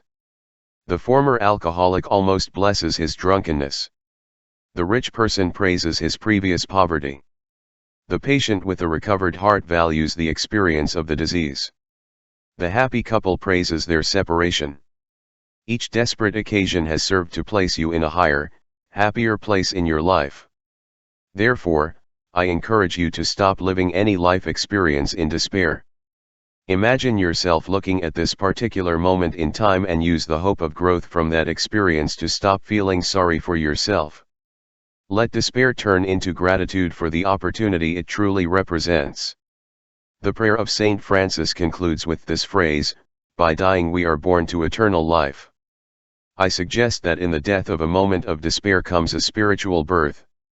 When you see despair as a blessing, you illuminate the elixir of hope. Don't be a sounding board for the sad stories of others. Some people like to recite stories of despair and disaster. The worse the details, the more they seem to delight in his story. In many ways, it is a way to bring their despair into your life. To me it is very useful to let others know that I did not gloating with despair, or mine, or otherwise. When bombarded with stories, such as death reports, illness reports, accident accounts, bad weather forecasts, crime articles, etc., I politely nod and point out the potential benefit of what I am hearing. Uncle Harry's heart attack will probably make him more aware of what he eats, and it will surely have saved his life. When there is a strong storm, everyone does their best to help their neighbors. Now Grandma is in God's hands and she will never experience any suffering again. These types of calculated responses indicate to the person who likes to wallow in the despair and suffering of others that you prefer to talk about what is good about the situation. Practice the art of being an eternal optimist. People often make fun of eternal optimists. For me that's a compliment. Once upon a time, there was a city where everyone was depressed. People were sad, the economy was bad, everyone hated their life and their community. Pessimism reigned. In this panorama appears a girl named Pollyanna. After a few weeks everyone is happy, people are friendly and the economy has picked up, all thanks to Pollyanna's attitude. The Secret Garden is another wonderful story of the triumph of a young girl's optimism during the imaginary illness of a spoiled child. I also recommend watching the movie The Barretts of Wimpole Street, which describes how poet Robert Browning helped transform a pessimistic Elizabeth Barrett into a vibrant person who would later become his wife. These stories give an idea of the importance of optimism. When they criticize me as a downright optimist, I always thank them. What better role than someone whose presence inspires hope where despair once prevailed? Insist on acting as if failure is impossible. I like this quote from Louis Pasteur, "Let me tell you the secret that has led me to my goal. My strength resides solely in my tenacity." I suggest you become a raging dog defending a bone called hope. Hold on to that bone called hope no matter what and whatever obstacles and failures that once caused you despair. When you feel thoughts of despair coming back to you, divert them into the intention of making things work out for the best. When I go through a similar situation, I remember the old maxim, "This too will pass," and reaffirm my willingness not to give in. This inner tenacity is contagious. Saint Francis, whose famous prayer forms the basis for much of this book, refused to renounce what he knew to be a call from God. His parents and family tried everything to dissuade him from his obsession with Jesus and his devotion to the Spirit, yet he persisted just like the dog defending his bone. He simply knew that he could not fail because his faith was so great, and obstacles became opportunities for hope instead of contributing to a hopeless attitude. Who knows, maybe one day there will be a city named after you like San Francisco. I am sure you have heard the words of Winston Churchill when he encouraged his compatriots to advocate for the honor of freedom in the face of an immense cloud of despair. Never give up. Never, ever, ever, ever. In nothing great or small, important or insignificant, you never surrender except to the convictions of honor and good sense. Hold on and persist. The pain will be a benefit to you in the long run. This is the value of persistence in putting hope in the face of the illusion of despair.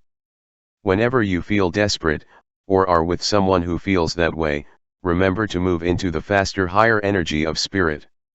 Radiate that energy directly to what you think is the source of despair. Surround that origin with light and the unconditional love of God. Eventually, your despair will surely turn to hope, and with it, you have taken another step toward knowing that there is truly a spiritual solution to every problem. 12. Where there is darkness, put light. There is no object so ugly that intense light does not make it beautiful. Ralph Waldo Emerson. In this phrase of his prayer, Saint Francis asks for strength and ability to shine a light on all those who feel ugly or perceive the world as a dark and evil place. As Emerson suggests in the aforementioned quote, the intensity of your light can make anything beautiful. When you live in the dark, you are immersed in a world that does not allow you to see the beauty that surrounds you. One of the highest qualities of realized people is their ability to see beauty everywhere and to draw life from that beauty. Let me give light is another way of saying let me illustrate my presence and my attitude that there is beauty in everything. In many respects, putting light where there is darkness is a way of giving a spiritual solution to a problem. The darkness symbolizes the inability to experience the true nature of our world. As John Keats describes in his famous verses, beauty is true, the truth, beauty. That is the only thing that is known on earth and the only thing you have to know. In the dark one ignores beauty and truth, as they are synonymous. The decision to put light where there is darkness opens up a whole world of appreciation for beauty and sets you free from any misinterpretation of life as a dark experience. Perhaps you remember that I mentioned that everything is energy and that light represents the faster, higher energy of the spirit, which nullifies the experiences of darkness. The ability to make light appear eradicates dark experiences from your life and the lives of those around you. Light is energy. Everything vibrates even if your senses tell you that some things are solid.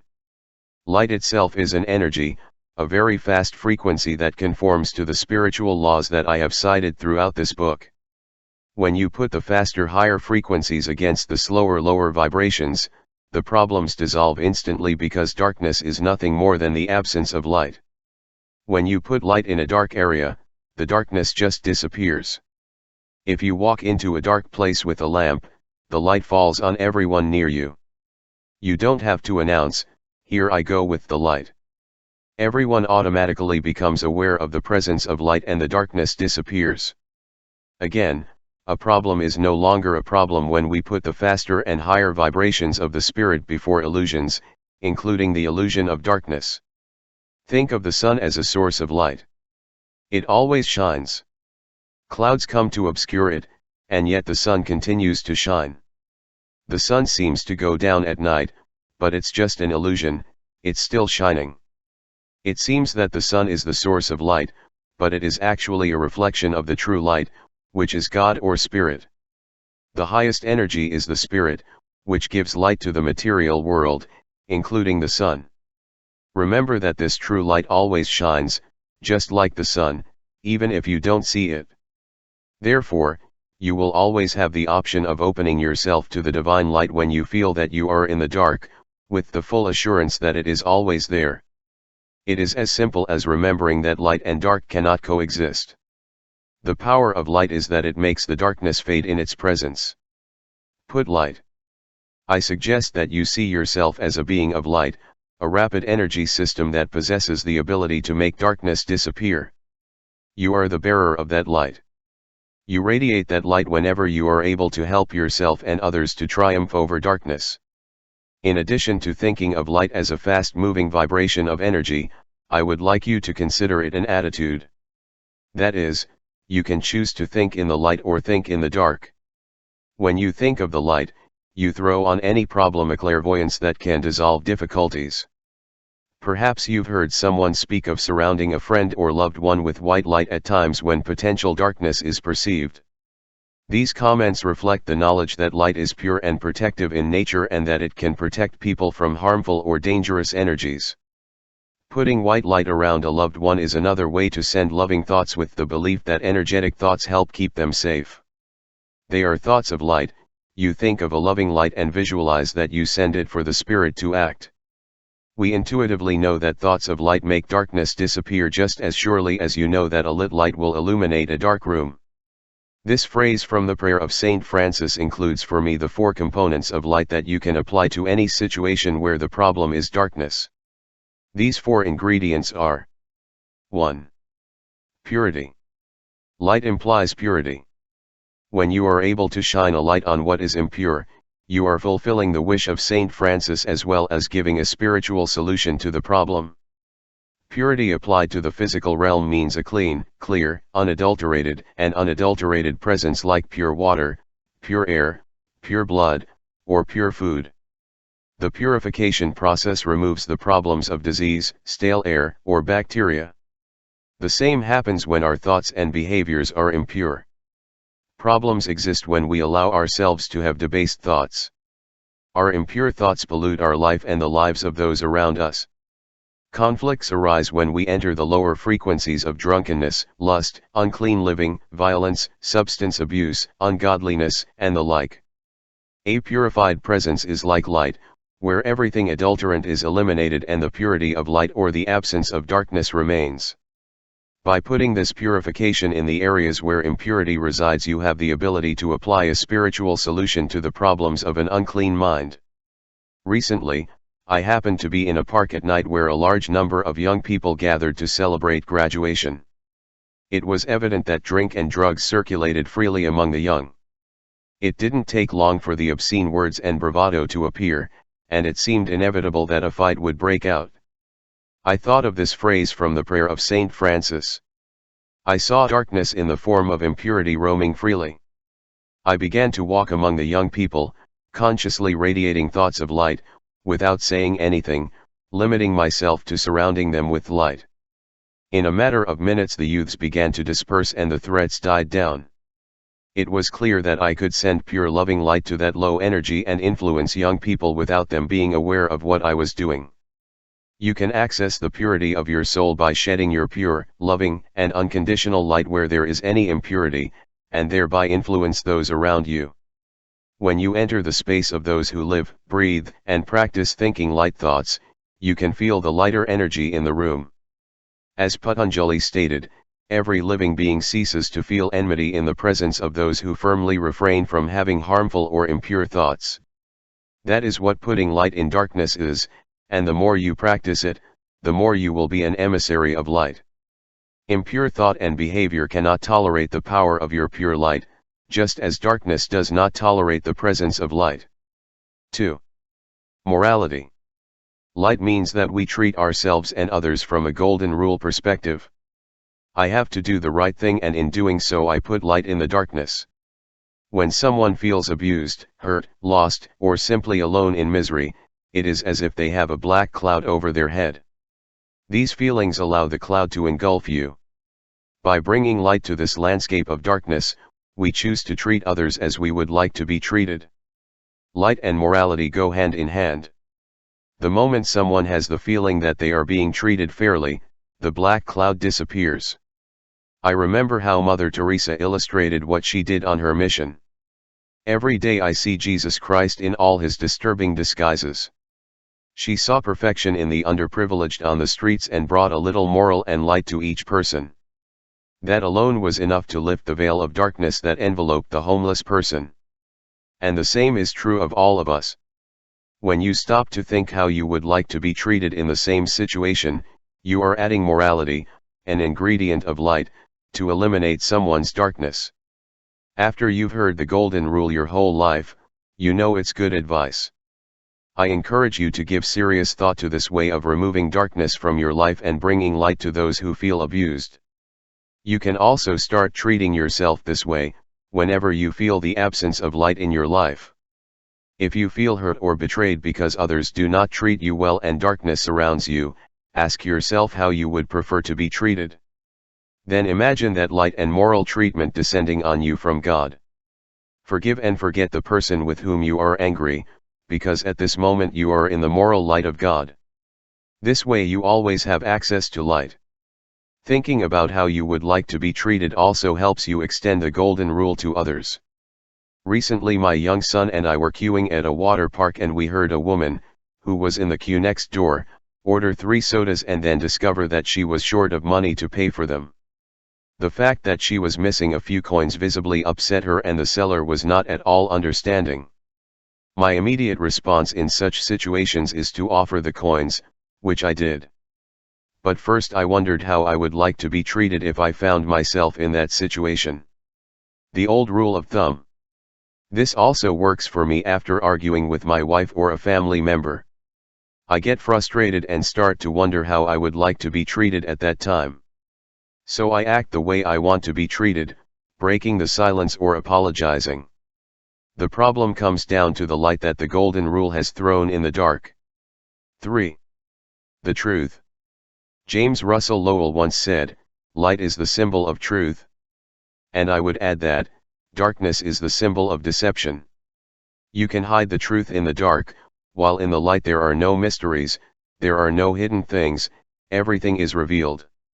Thus, the darkness hides while the light reveals. When you put light in the darkness, as St. Francis asks in his prayer, you adopt an attitude of openness that does not allow the truth to be fearful or hidden. In David Hawkins's book Power vs. Force we are offered this wise phrase, in the process of examining our daily lives we may discover that all of our fears were based on falsehood. The substitution of the false for the true is the essence of the healing of everything visible and invisible. Many years ago I wrote an article titled Who Do You Trust? For a tip post. The central theme of the article was that we tend to believe people who are willing to tell us the truth, although we may not like that truth. Those who tell us exactly what we want to hear, while comforting at those times, do not inspire confidence. When you need advice or help from someone, what opinion do you trust? The one who only wants you to feel good or the one who tells you the truth without thinking about how you will react? As you gain experience in casting the truth into troublesome situations, you will come to understand the biblical phrase that says, "The truth will set you free." In light of the truth, the problems literally disappear. Nothing is hidden, nothing is hidden. On one occasion, I remember going for a walk with a woman who was overweight and was unable to shed those extra pounds even though she tried every diet that existed. He swore to me that he did not overeat and that the origin of his obesity was a metabolism problem. I encouraged her to face the problem honestly and to apply that truth to her daily activities. I told him to write down everything he ate or drank and to keep a journal of his exercise for a week. At the end of that week, he was surprised to see what the truth revealed about his daily regimen. The only criterion I insisted on was that of truth. The woman discovered that, without realizing it, she had been fooling herself. He forgot the many times during the day he put food in his mouth, the few times when he exercised, drank hardly any water, and consumed much more soda and alcohol than he had said. Most of her deceptions took place when she was alone, out of the sight of others, in the dark, so to speak. The truth was what ultimately set her free. When she shed new light on her condition, she saw the problem dissolving. Most addictions are maintained by denial, which is the monster that hides in the dark, afraid of being seen in the light. Eating disorders are almost always practiced in the safety of the dark, behind closed doors. Denial is a way of life that prolongs problems, forming a snowball, until the person finally lets the truth, the light, shine. People who have a strong addiction to drugs and alcohol often have to face what is called an intervention before making the decision to break free. An intervention is a direct confrontation with family and friends in which the addict is forced to listen to the truth. The light shines in the dark, and in the end, the addicted person arrives at a place where deception, hypocrisy, or misrepresentation is not allowed. The light shines brightly. the darkness and the problem dissolve if the person decides to remain in the light. When you seek a spiritual solution to problems, the essence of truth as a vital component of light becomes apparent. Be a person who is willing to honestly look at the lower energies of darkness in your life and commit to shining the light of truth in those places. Then put that light of truth in any darkness you experience. With the presence of your light you will radiate an energy that will help dissolve deception or subtle fraud. 4. Clarity. When you live in the light and shine that light in the dark, you apply unambiguous knowledge to the problem. I call this aspect of light clarity. It is the certainty within you that you are united with God, free from all doubt. This clarity is the exact opposite of what occurs in the dark. In the dark you grope for something to hold onto and you catch the first thing you touch. There is no clarity, and therefore there is no light. Imagine that you apply the brightest light that can exist to a diamond. What you see is a limpid, clear glow. To compare, look at the same diamond in a poorly lit, dimly lit place. There is no clarity. This metaphor illustrates the value of clarity in the face of problems, yours or others. If you are not absolutely clear on your spiritual connection, you will throw this confusion into the problem and it will go on and become an unfathomable enigma. Putting light in the dark is applying your clear vision of your ability to override the problem with your light. No haze, no contaminants, just a bright light devoid of all obstructions. While researching and writing about the many great teachers and their teachings for wisdom of the ages, 60 Days to Enlightenment, I observed that the one thing all of these ancient masters shared was that they had a clear purpose in their life. Michelangelo and Da Vinci had a clear vision and brought that strong, clear light to everything they created. Thoreau knew quite clearly what he had to do, and he marched to the beat of the drum without thinking of the consequences. Elizabeth Barrett Browning had a clear vision of her need to leave behind the darkness of a father's intractable nature and fears and flee to a strange land to fulfill her mission. These and other characters I wrote about had a clear purpose that was not clouded by doubt or darkness. You also have the option of having this clear vision in your life and in that of others. When you trust that clear light will shine on any problem, you raise your energy level and access divine guidance. And make no mistake, divine guidance is clear light, unambiguous and free from contamination. I now offer you some suggestions to put light on the experiences of darkness that you have in your life. Suggestions for putting light in the dark. Appreciate beauty. Observe the beauty around you.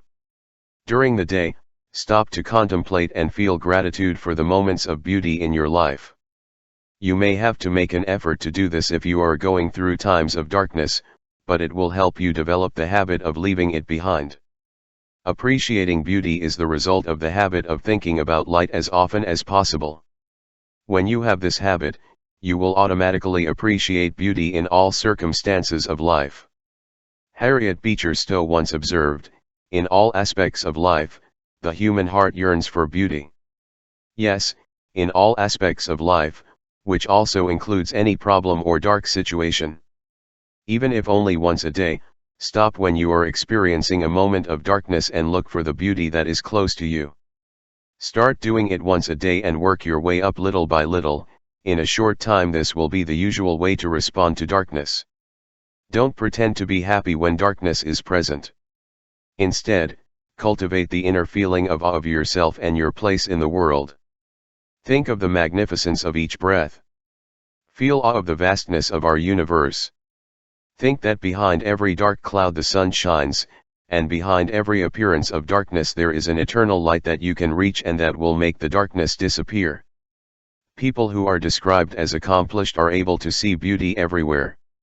It only takes a moment's pause to illuminate the darkness with a thought appreciating beauty. Get acquainted with the inspirational literature on those who have overcome the darkness in their life. When I read the story of someone who has overcome darkness, like Helen Keller, I have a strong feeling that I can apply that enthusiasm and that light to whatever problem I am faced with. The stories that tell how the penalties have been overcome always cheer me up. Lance Armstrong overcame a terminal cancer diagnosis and survived surgery to remove a cancerous testicle and tumors in his lungs, stomach, and brain.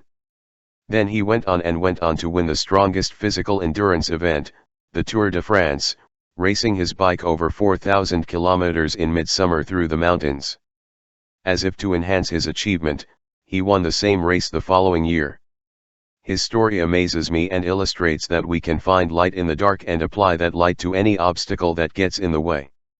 Contemplating Lance's career, reading his story, it's not about the bike, and listening to his interviews gives me the courage to face new challenges.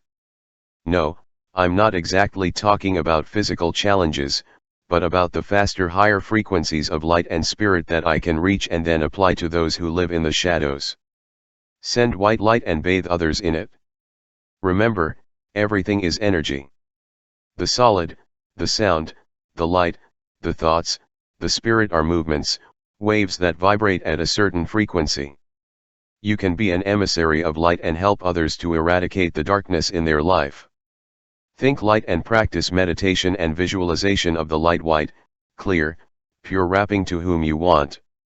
If you doubt your ability to achieve this, or it seems to you that sending light through your thoughts and meditation is impossible, then this will be your experience. Divert your conscience to the thought that no one knows enough to be pessimistic. Then you will be able to transmit the light in the faster, higher vibrations, where anything is possible. I send white light, as does my wife, on a regular basis. If any of our children arrive very late at night, we bathe them with light and send them the energy of the spirit that is love and let that loving and luminous energy bathe them. So we have in our mind an image of light and not of darkness and danger. I have also studied auras, which are energies of light that surround us like an electrical energy field. These auras can be interpreted and altered by the way we practice spirituality. In fact, Kirlian photography shows an aura of light that surrounds living things, generally invisible if special devices are not used. If this light is there, and we can alter it with our thoughts and emotions, why don't we realize that we can use our thoughts to send out that pure light and protect another from darkness? Try it, with a mind open to everything and attached to nothing. Focus your thoughts on the light and what you want and not on the dark and what you don't want. Practice seeing the light within yourself. Put thoughts of light in all circumstances of darkness. The common thing is, precisely, to do the opposite. When you do, you attract more illusions of darkness.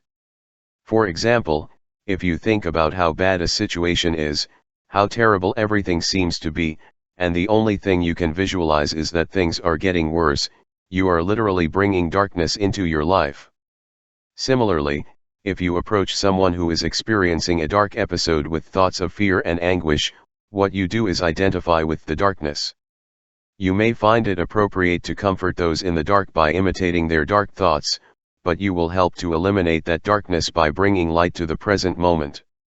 Empathy is a wonderful high-energy quality, and I encourage you to offer thoughts of compassion and love to those who are experiencing darkness.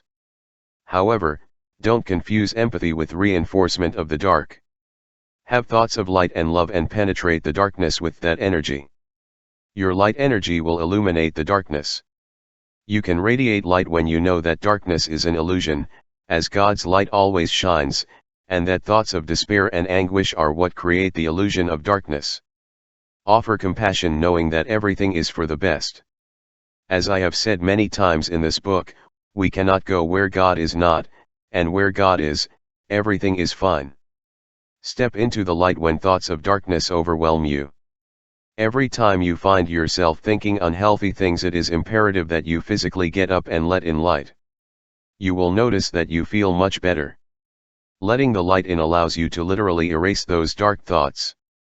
I also recommend that you re-examine fearful thoughts in sunlight. Thoughts that seem scary at night in bed don't seem so scary in daylight. I remember when I was a child living in a foster home, I thought how much I missed my mother and was afraid that something would happen to her and I would never see her again. All kinds of dark events came to my mind and my anxiety increased until at the end I was truly scared. The next morning, in the light of day, all those fears disappeared and I wondered how I could have been so scared. Somehow, the light not only diminishes the darkness of a room, but also makes questions and feelings of fear disappear. Light is a faster energy, and its presence is symbolic of the fact that God is the way, the truth, and the light. Invite the light next time you have gloomy thoughts and see the difference. Practice purification in all areas of your life. The light is pure. The darkness is polluted. Try to eliminate from your life the pollutants that obscure the incandescence of your spiritual light. It starts with your body. Drink more pure water and fewer cloudy liquids like soda, alcohol, and coffee. 8 to 10 glasses of pure water a day eliminate toxins that reduce your energy levels and unbalance the energy harmony of your body. You will feel lighter, think easier, and experience more spiritual energy by purifying your system with large amounts of pure water each day. I started my purification process 14 years ago, when my wife encouraged me to stop drinking diet soda as the only drink. He used to drink 8 to 10 cans a day, or even 12. Little by little I replaced them with still water. Now I have not had any kind of soda for almost 15 years, and I drink at least 3.5 liters of water every day. Let the purification process extend to food as well. You know what is pure and what is toxic to your body. Eat at least 3 pieces of fruit a day and eat fresh organic vegetables at least twice a day. Eliminate toxins from your diet and see how you feel. To complete the purification process, try to keep your thoughts pure. Learn not to judge and not to get angry. Realize when you have impure or critical thoughts. Use the mental image of shining a bright light on your contaminated thoughts and see how the light removes those dark thoughts. When you feel frustrated and helpless in the face of a problem, think in that light for a moment and you will see your feelings change. Remember that there is really no problem other than believing that we are separated from God. The problem lies in our mind. By purifying your body, your thoughts, your language, you are purifying all your behavior and, ultimately, providing one of the central ingredients of light to shine in any darkness that you have been able to create in your life. Repeat one of the most important phrases to put light in the darkness: the truth will set you free. Stay in the truth. You will see the freedom of the light when you stay in the truth and apply that truth to all your encounters. When you practice deception of any kind, you invite a contaminant into your system. You blur the light and move into the dark. Others may complain that you don't tell them what they want to hear. However, be firm when it comes to what you contribute to someone else's darkness. Others will come to you when they know that you don't sugarcoat your answers in times of difficulty. In the last 26 years I have appeared on many television programs and have seen firsthand that the great personalities of the show travel with an entourage whose main responsibility seems to be to tell the star what he wants to hear. The paid staff tell them how brilliant their performance has been even if it was boring. I am sure that in difficult moments the stars will turn to someone they know will give them an honest answer. At various times in my life, it has been people like my wife who have clearly told me that I was drinking the wrong thing, eating the wrong thing, gaining weight, overly aggressive or indulgent with myself, overly focused on money, or I was losing sight of my goal. These people who were telling me the truth put light in my life. The truth is the light. Practice this truth when helping others and always be absolutely honest with yourself. You may not immediately eliminate all the darkness in your life, such as immoral or toxic behavior. But if you are absolutely honest with yourself and admit your fragility, little by little and surely you will shift towards the faster, higher spiritual energy in which those shadows cannot survive. No one has put it better than William Shakespeare: be true to yourself. The request of Saint Francis to put light in the darkness is a powerful way to find a spiritual solution to every problem.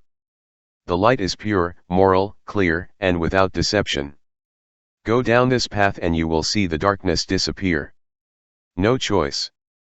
Darkness cannot survive for a second where there is light. 13.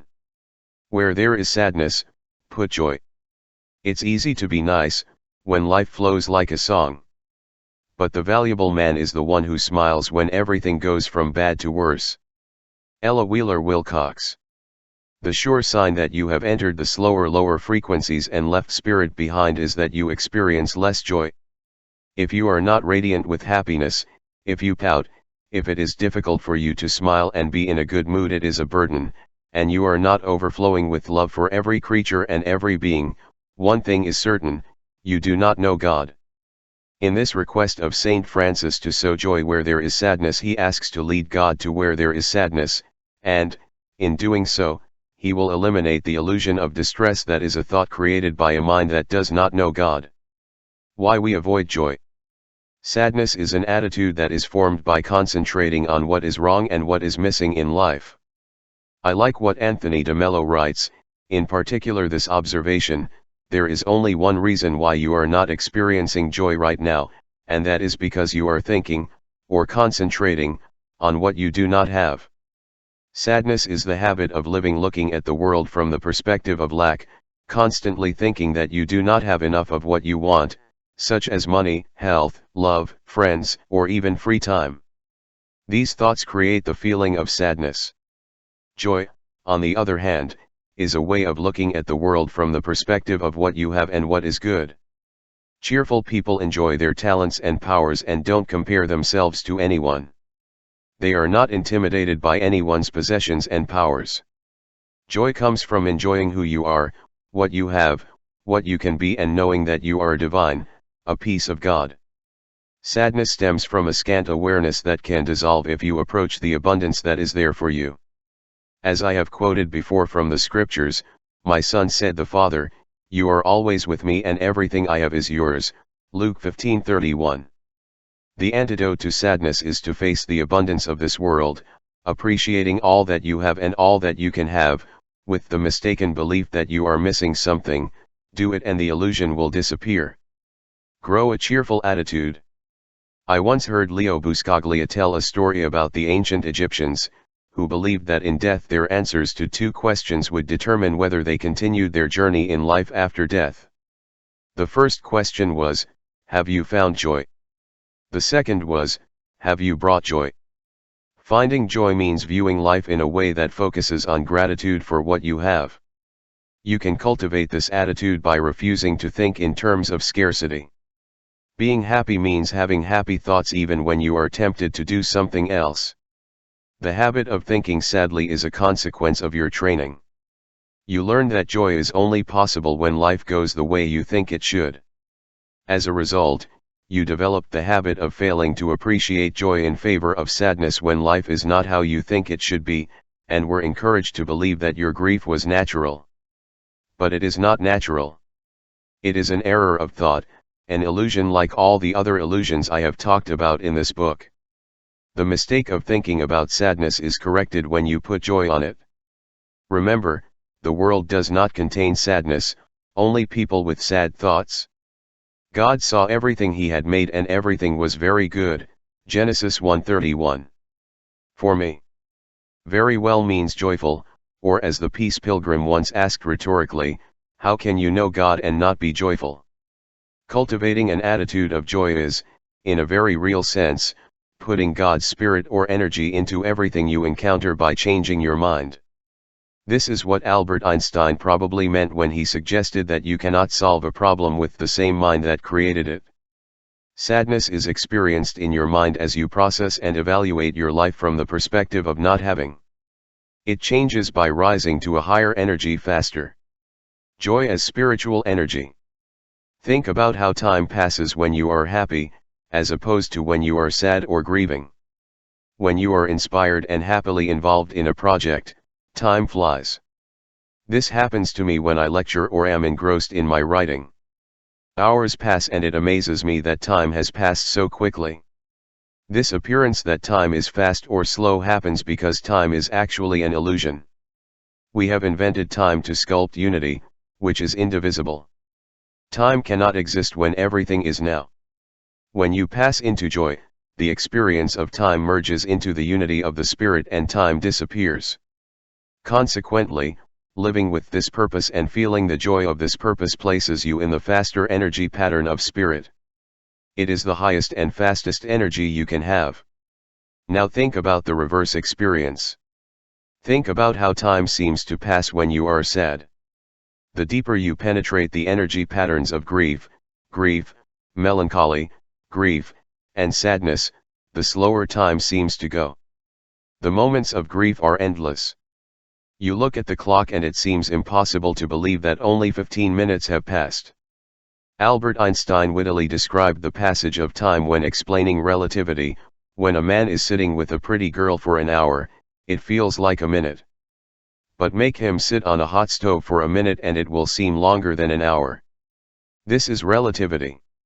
Joy accelerates the illusion of time while sadness seems to slow it down. The fastest energy is spirit. Joy is spirit, and this quick spiritual energy is what will override the slower energy of sadness. Most of us tend to be attracted to those who have a positive and cheerful aspect. You acquire that attitude by being aware of the many blessings that life has given you. Be a person with a joyful attitude and you will become someone who radiates this positive joyful energy faster that dispels sadness wherever you are. Before you can send joy where there is sadness, you must work on your own personal energy patterns. Decide to live with yourself in the fastest energy of joy. Have this intention in everything you do. Have a purpose. Having a purpose in life is like bathing yourself in joy. It is an easy way to elevate yourself to the faster frequencies of the spirit. Abraham Maslow described the ladder of self-realization as the ascent from basic needs for food, drink, and shelter to a sense of belonging and appreciation of beauty. At the top of the pyramid of self-realization is a deep sense of the purpose and meaning of your life. That is where spiritual joy is experienced. Time disappears and you are in communion with the highest aspect of yourself, or what I call God consciousness. Here, at the top of the pyramid, joy is your constant companion. This state of bliss depends exclusively on the quality of your thoughts. It means stopping worrying about how those around you perceive you. It means distancing yourself from the results you produce, and instead giving yourself fully to the activities of your life. It means refusing to pursue happiness and instead putting happiness in everything you do. In short, you find the perfect joy when you are not looking for it, by understanding that it is within you. Having a purpose has nothing to do with what you do or getting your ideal vacation. It is not something that depends on anything or anyone external to you. Purpose is found when you are willing to stop thinking about your ego, knowing that you are eternally connected to God and moving from the small mind to the big mind. The true joy of living is allowing the higher energies of spirit to guide your life. In this state of consciousness you never have to ask what your purpose is or how to find it. You feel there is purpose in everything you do and you bring that joy to everything you find. It will not matter if you are pulling weeds from the garden, reading a novel, shoveling snow, creating a symphony, driving your car or meditating in the silence of your room.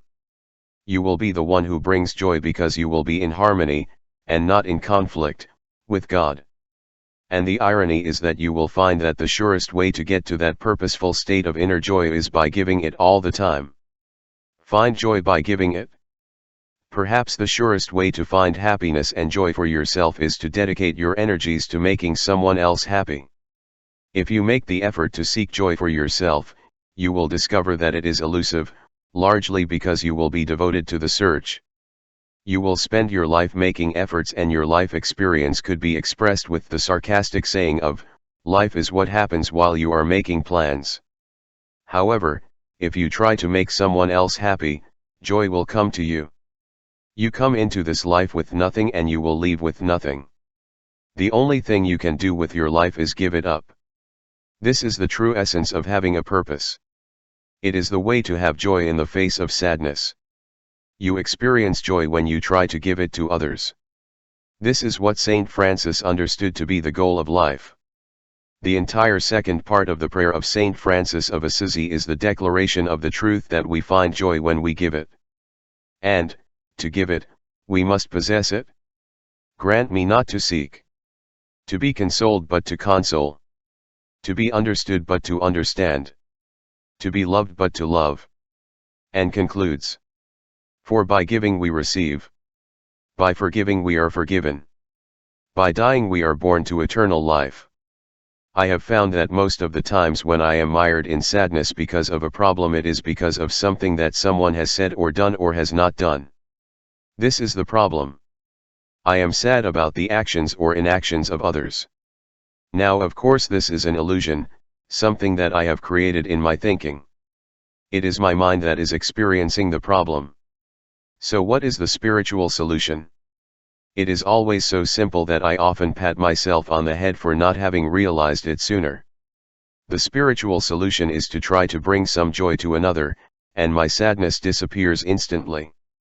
And then it reappears in my thoughts when I mentally torture myself for someone else's behavior, and I again provide joy to another, and the cycle repeats itself until, at last, I find the answer: send a little joy to the people you think are the origin of your sadness.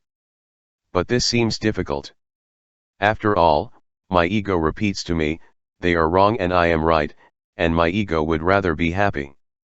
But I tame my ego and change the thought that someone has hurt me to thoughts of joy towards that person. Instantly, and permanently, my sadness dissolves as if by magic. By sending loving and joyful thoughts to others, particularly those that I believe are the source of my sadness, I put an end to the problem, which only existed in my mind. As you learn to find joy by giving it to others, you will discover that another change takes place. At first you worked only with your thoughts, which is where you experience sadness. As you transform those sad thoughts into joy, your emotions will change as well. You will experience a change in your sense of physical well-being and you will begin to feel better. You will feel lighter, more comfortable, and healthier. Your feelings of despair, anger, and depression will begin to dissolve and your behavior will change to follow the path of joy. You will reach out to those who have misbehaved you, forgive them, and help those you once considered your enemies. By moving from thoughts to feelings to behaviors, your entire life is turned away from problems when you have the purpose of bringing joy to others. You may be wondering at this point if I am suggesting that you never feel sad, which would be a form of denial. Of course, you will experience sadness, and I do not advise you to pretend to be happy and be cheerful when you are not. So how to solve this paradox? How to deal with your sadness and that of others? In A Course in Miracles there is a quote on the subject of sadness or negative emotions such as despair, darkness, hatred, hurt and doubt, which has been the subject of this book. Nothing real can be threatened. Nothing unreal exists.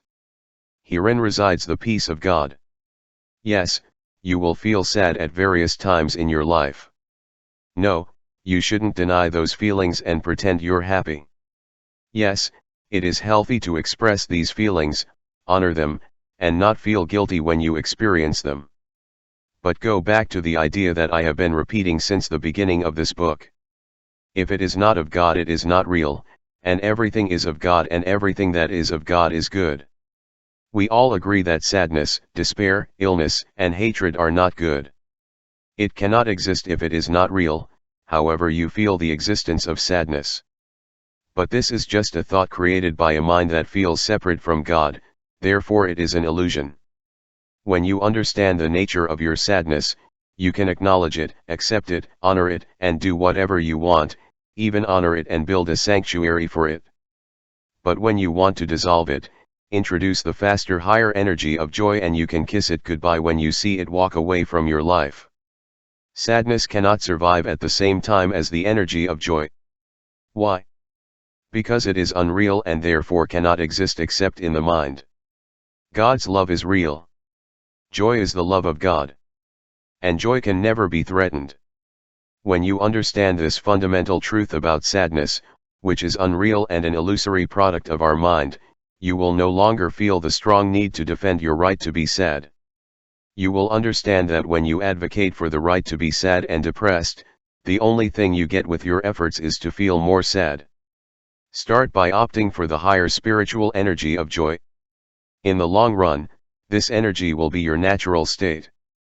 When you study the lives of sages and saints, you discover that they were joyful, free, and had a deep love for all living things.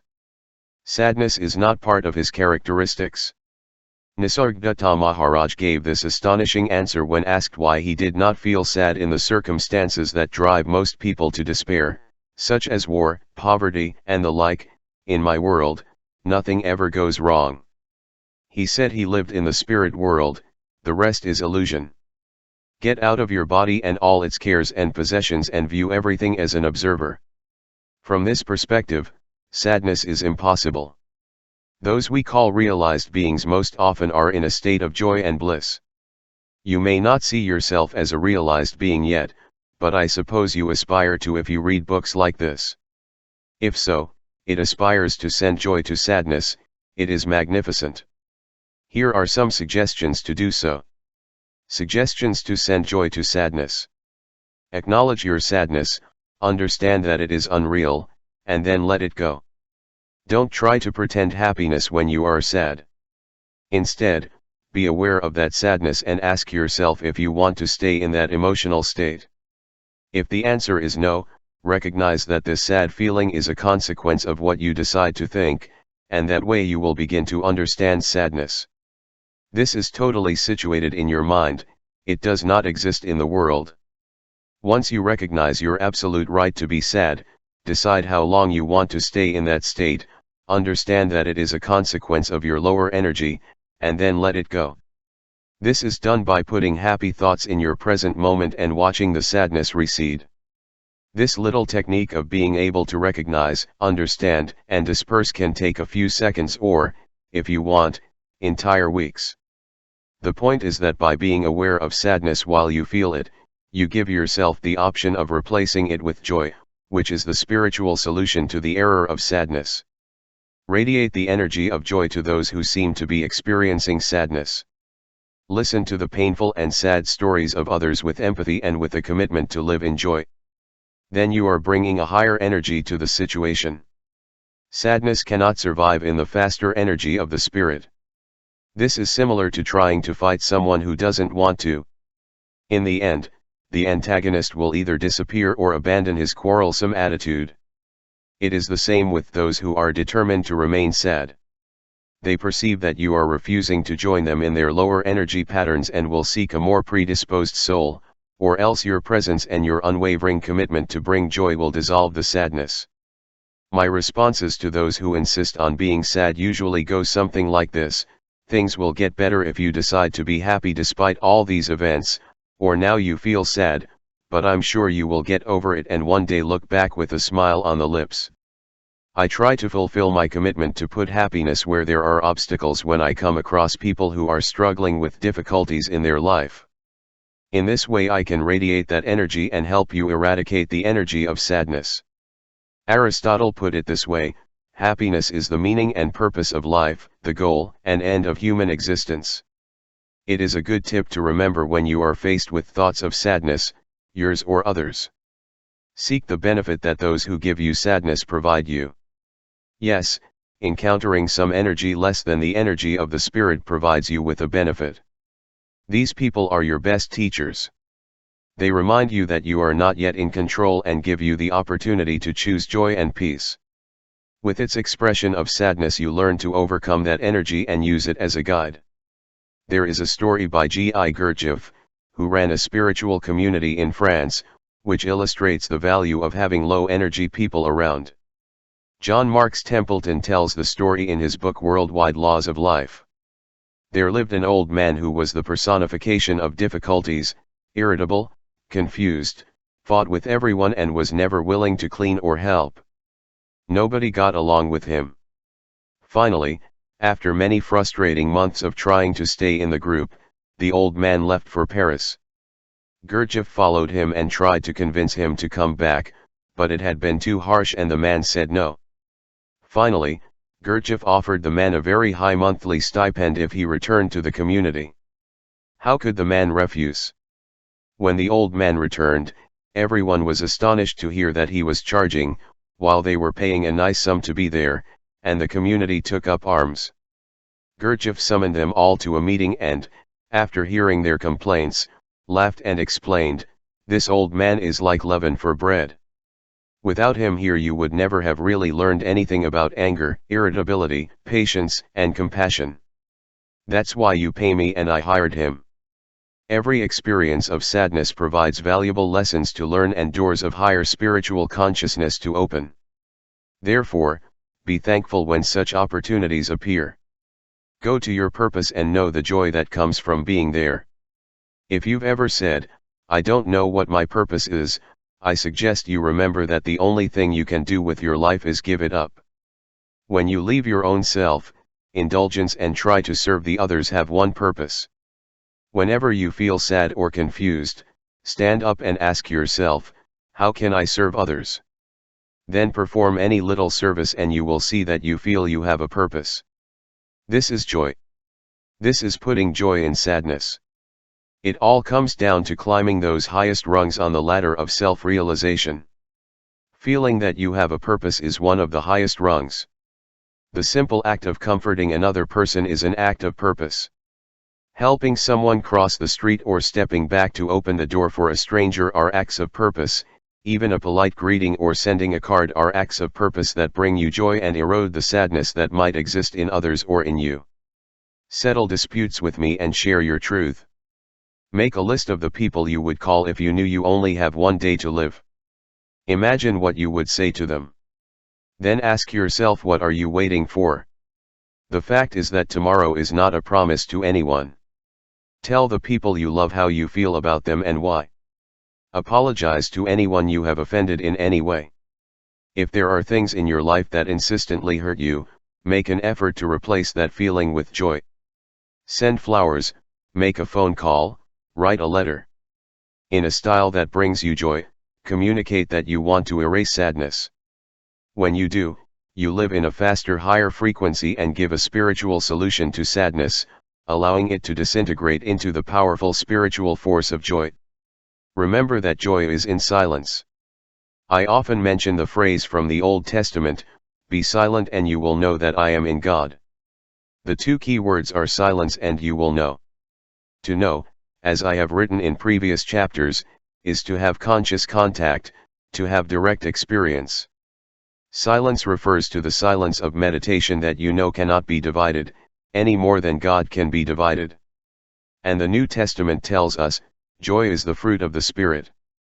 By being silent you know God, and joy is the fruit of God. I recommend the practice of staying quiet, particularly when you seem to be surrounded by sadness. Recently, my wife passed a severe test with one of our 4 children. He hardly slept and had a lot of difficulties to overcome. When I told him, "Honey, you must be sad and exhausted, with everything you've been through," he replied without hesitation, "No, meditation keeps me centered and happy even though everything around is a whirlwind." Your antidote to sadness is meditation. Study the lives of saints and sages. It is always a great way to bring the higher spiritual energies to the lower energies of the senses and the material world. Those we admire are not depressed. They are purposeful, filled with determination and passion, fired with a burning desire to live out their strong sense of purpose, and filled with joy. I have found that I have the feeling that I never have enough time to do everything I want, and consequently I have no time to waste being melancholic or feeling self-pity. There is no doubt that sometimes I feel hurt and sad. However, my sense of awe of everything around me, coupled with my burning desire to fulfill my destiny, leaves me little time to be sad. As Rumi reminded us, sell your skill and buy perplexity. Do your best to imitate all the great spiritual teachers who you admire and who are familiar to you. They live jubilant, laugh and find joy in the seemingly most insignificant things. A grasshopper, a shell, the shape and silhouette of a tree silhouetted against a dark sky, even a candy can make them overflow with joy. Read about these divine souls. Go to their places of worship, talk to their devotees, immerse yourself in their energy and you will discover that they are people who always know how to put joy in sadness because they themselves are joy personified. Feel supremely happy. This is what John Templeton suggests in his wonderful book Worldwide Laws of Life. There are 3 simple words that almost seem to have magical properties for developing a positive attitude in life. Feel supremely happy. When you allow yourself to feel supremely happy regardless of external appearances, your whole body changes. Your thoughts, your facial expressions, your health, your attitudes, in reality, everything in you changes for the better. I have tried this technique many times since I read John Templeton's book. I say to myself, at this moment, regardless of everything that happens around me, I am going to feel supremely happy. And, almost by magic, I feel transported to the most mystical divine energy of joy. I use this phrase and also the metaphor of unplugging myself from the physical world and plugging myself into God. When I have that thought and that image in my head, I say to myself, I feel supremely happy. Try it. It will satisfy you to see how quickly you can go from sadness to joy. This ends the 7 requests that Saint Francis of Assisi made in his prayer. They symbolize the spiritual solution to every problem. If you learn to sow, 1. Peace, 2. Love, 3. Forgiveness, 4. Faith, 5. Hope, 6. Light and 7. Joy, you will eradicate practically every problem you encounter. These 7 elements of the spiritual solution to problems will erase the illusion of 1. Agitation, 2. Hatred, 3. Hurt, 4. Doubt, 5. Despair, 6. Darkness and 7. Sadness. When you begin to search your mind for limits and material substance, you will eventually discover the truth. There is no place called your mind. Then the illusion is permanently dissolved for the good that is God, who knows no iniquity. I am going to end this book with a paragraph from a quote taken from the holy book known as the Bhagavad Gita. In this ancient classic tale, the warrior Arjuna talks to Krishna, God, and asks who the enlightened man is. I offer you my comments on God's answers and I encourage you to savor the ideas that Arjuna receives. It is a beautiful summary of the messages in this book. Arjuna, tell me about those who always live in wisdom, always aware of the I. Oh, Krishna, how do they speak, how do they sit, how do they move? Sri Krishna, they live in wisdom who see themselves in everything and see everything in them, whose love for the Lord of love has consumed all selfish desire and the cravings of the senses that torment the heart. The enlightened person understands the unique power and knows that he is always connected to that spiritual essence. It is never questioned whether it is separate from God. The love of the Spirit is so strong that it has become a knowledge. You can apply that knowledge to put an end to the problems that Krishna says are the cravings of the senses of a tormented heart. Love for the Lord of love is a wonderful description of spiritual energy. Sri Krishna, they live free from lust, fear, and anger, not agitated by grief or sighing for pleasure. The enlightened person does not identify happiness or success with the events of the material world that are called good and bad. She is not attached to these things and her detachment is what gives her a life free of problems. Sri Krishna, just as a tortoise picks up its legs, the sage can pick up his senses at will. The enlightened person lives with the higher spiritual faculties of love, creativity, intuition, kindness, forgiveness, surrender, and joy and is not a slave to his senses. You can ignore the cravings of your senses and thus avoid the problems that accompany those sensory demands. Sri Krishna, although aspirants abstain from sense pleasures, they will still crave them. These cravings will disappear when they see the Lord of love. The enlightened person comes to know that all problems are due to feeling separated from God and disappear when he has conscious contact with God. Therefore, know the truth that there is a spiritual solution to every problem. Sri Krishna, even those who are on the path of the stormy senses can have their minds taken away. But they live in the wisdom that dominates them and they keep their minds always absorbed in me. By taming the ego and moving into the higher energy of spirit, the storms created by our attachments and identifications from the material world dissolve. Sri Krishna, when you don't stop thinking about sense objects, attachment occurs. Attachment fuels desire, the lust for possession that, when cooled, turns to anger. Anger clouds the judgment, you can no longer learn from past mistakes. You lose the power to choose between the sensible and the foolish and your life is a complete waste. But when you move between the world of the senses freed from attachment and aversion, peace comes in which all afflictions end and you live in the wisdom of the self. An attachment is something that leads to a world of problems. If we let go of attachments, we can put peace and love to bear all that we were attached to. This ends the possibility of anger, despair, doubt, darkness, and hatred.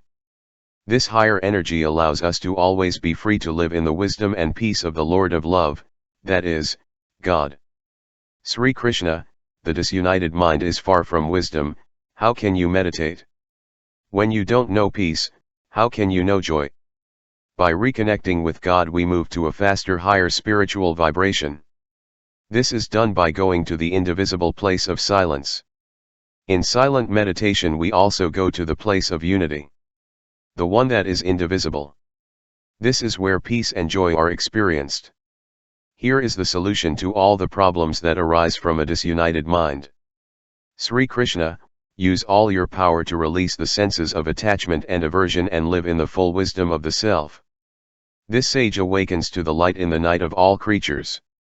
What the world calls day is the night of ignorance for the wise. The darkness disappears when you know the light that always shines. The light of the sun and the light of God never go out, despite what your senses and attachments tell you. Sri Krishna, just as rivers flow into the ocean but do not overflow it, so the magical currents of the world of the senses flow into the sea of peace that is the sage. God's abundance is limitless. You can drink from the inexhaustible fountain of love, light, joy, and harmony at will, and when you do, you will know perfect peace. Sri Krishna, those who escape from the cage of the ego of me, and mine, to unite with the Lord of Love are forever free. This is the supreme state. If you achieve this, you will pass from death to immortality. This says it all. When you enter God's energy field, you will never doubt that there is truly a spiritual solution to every problem. And the force of the Spirit. There is a spiritual solution to every problem. Wayne Dyer.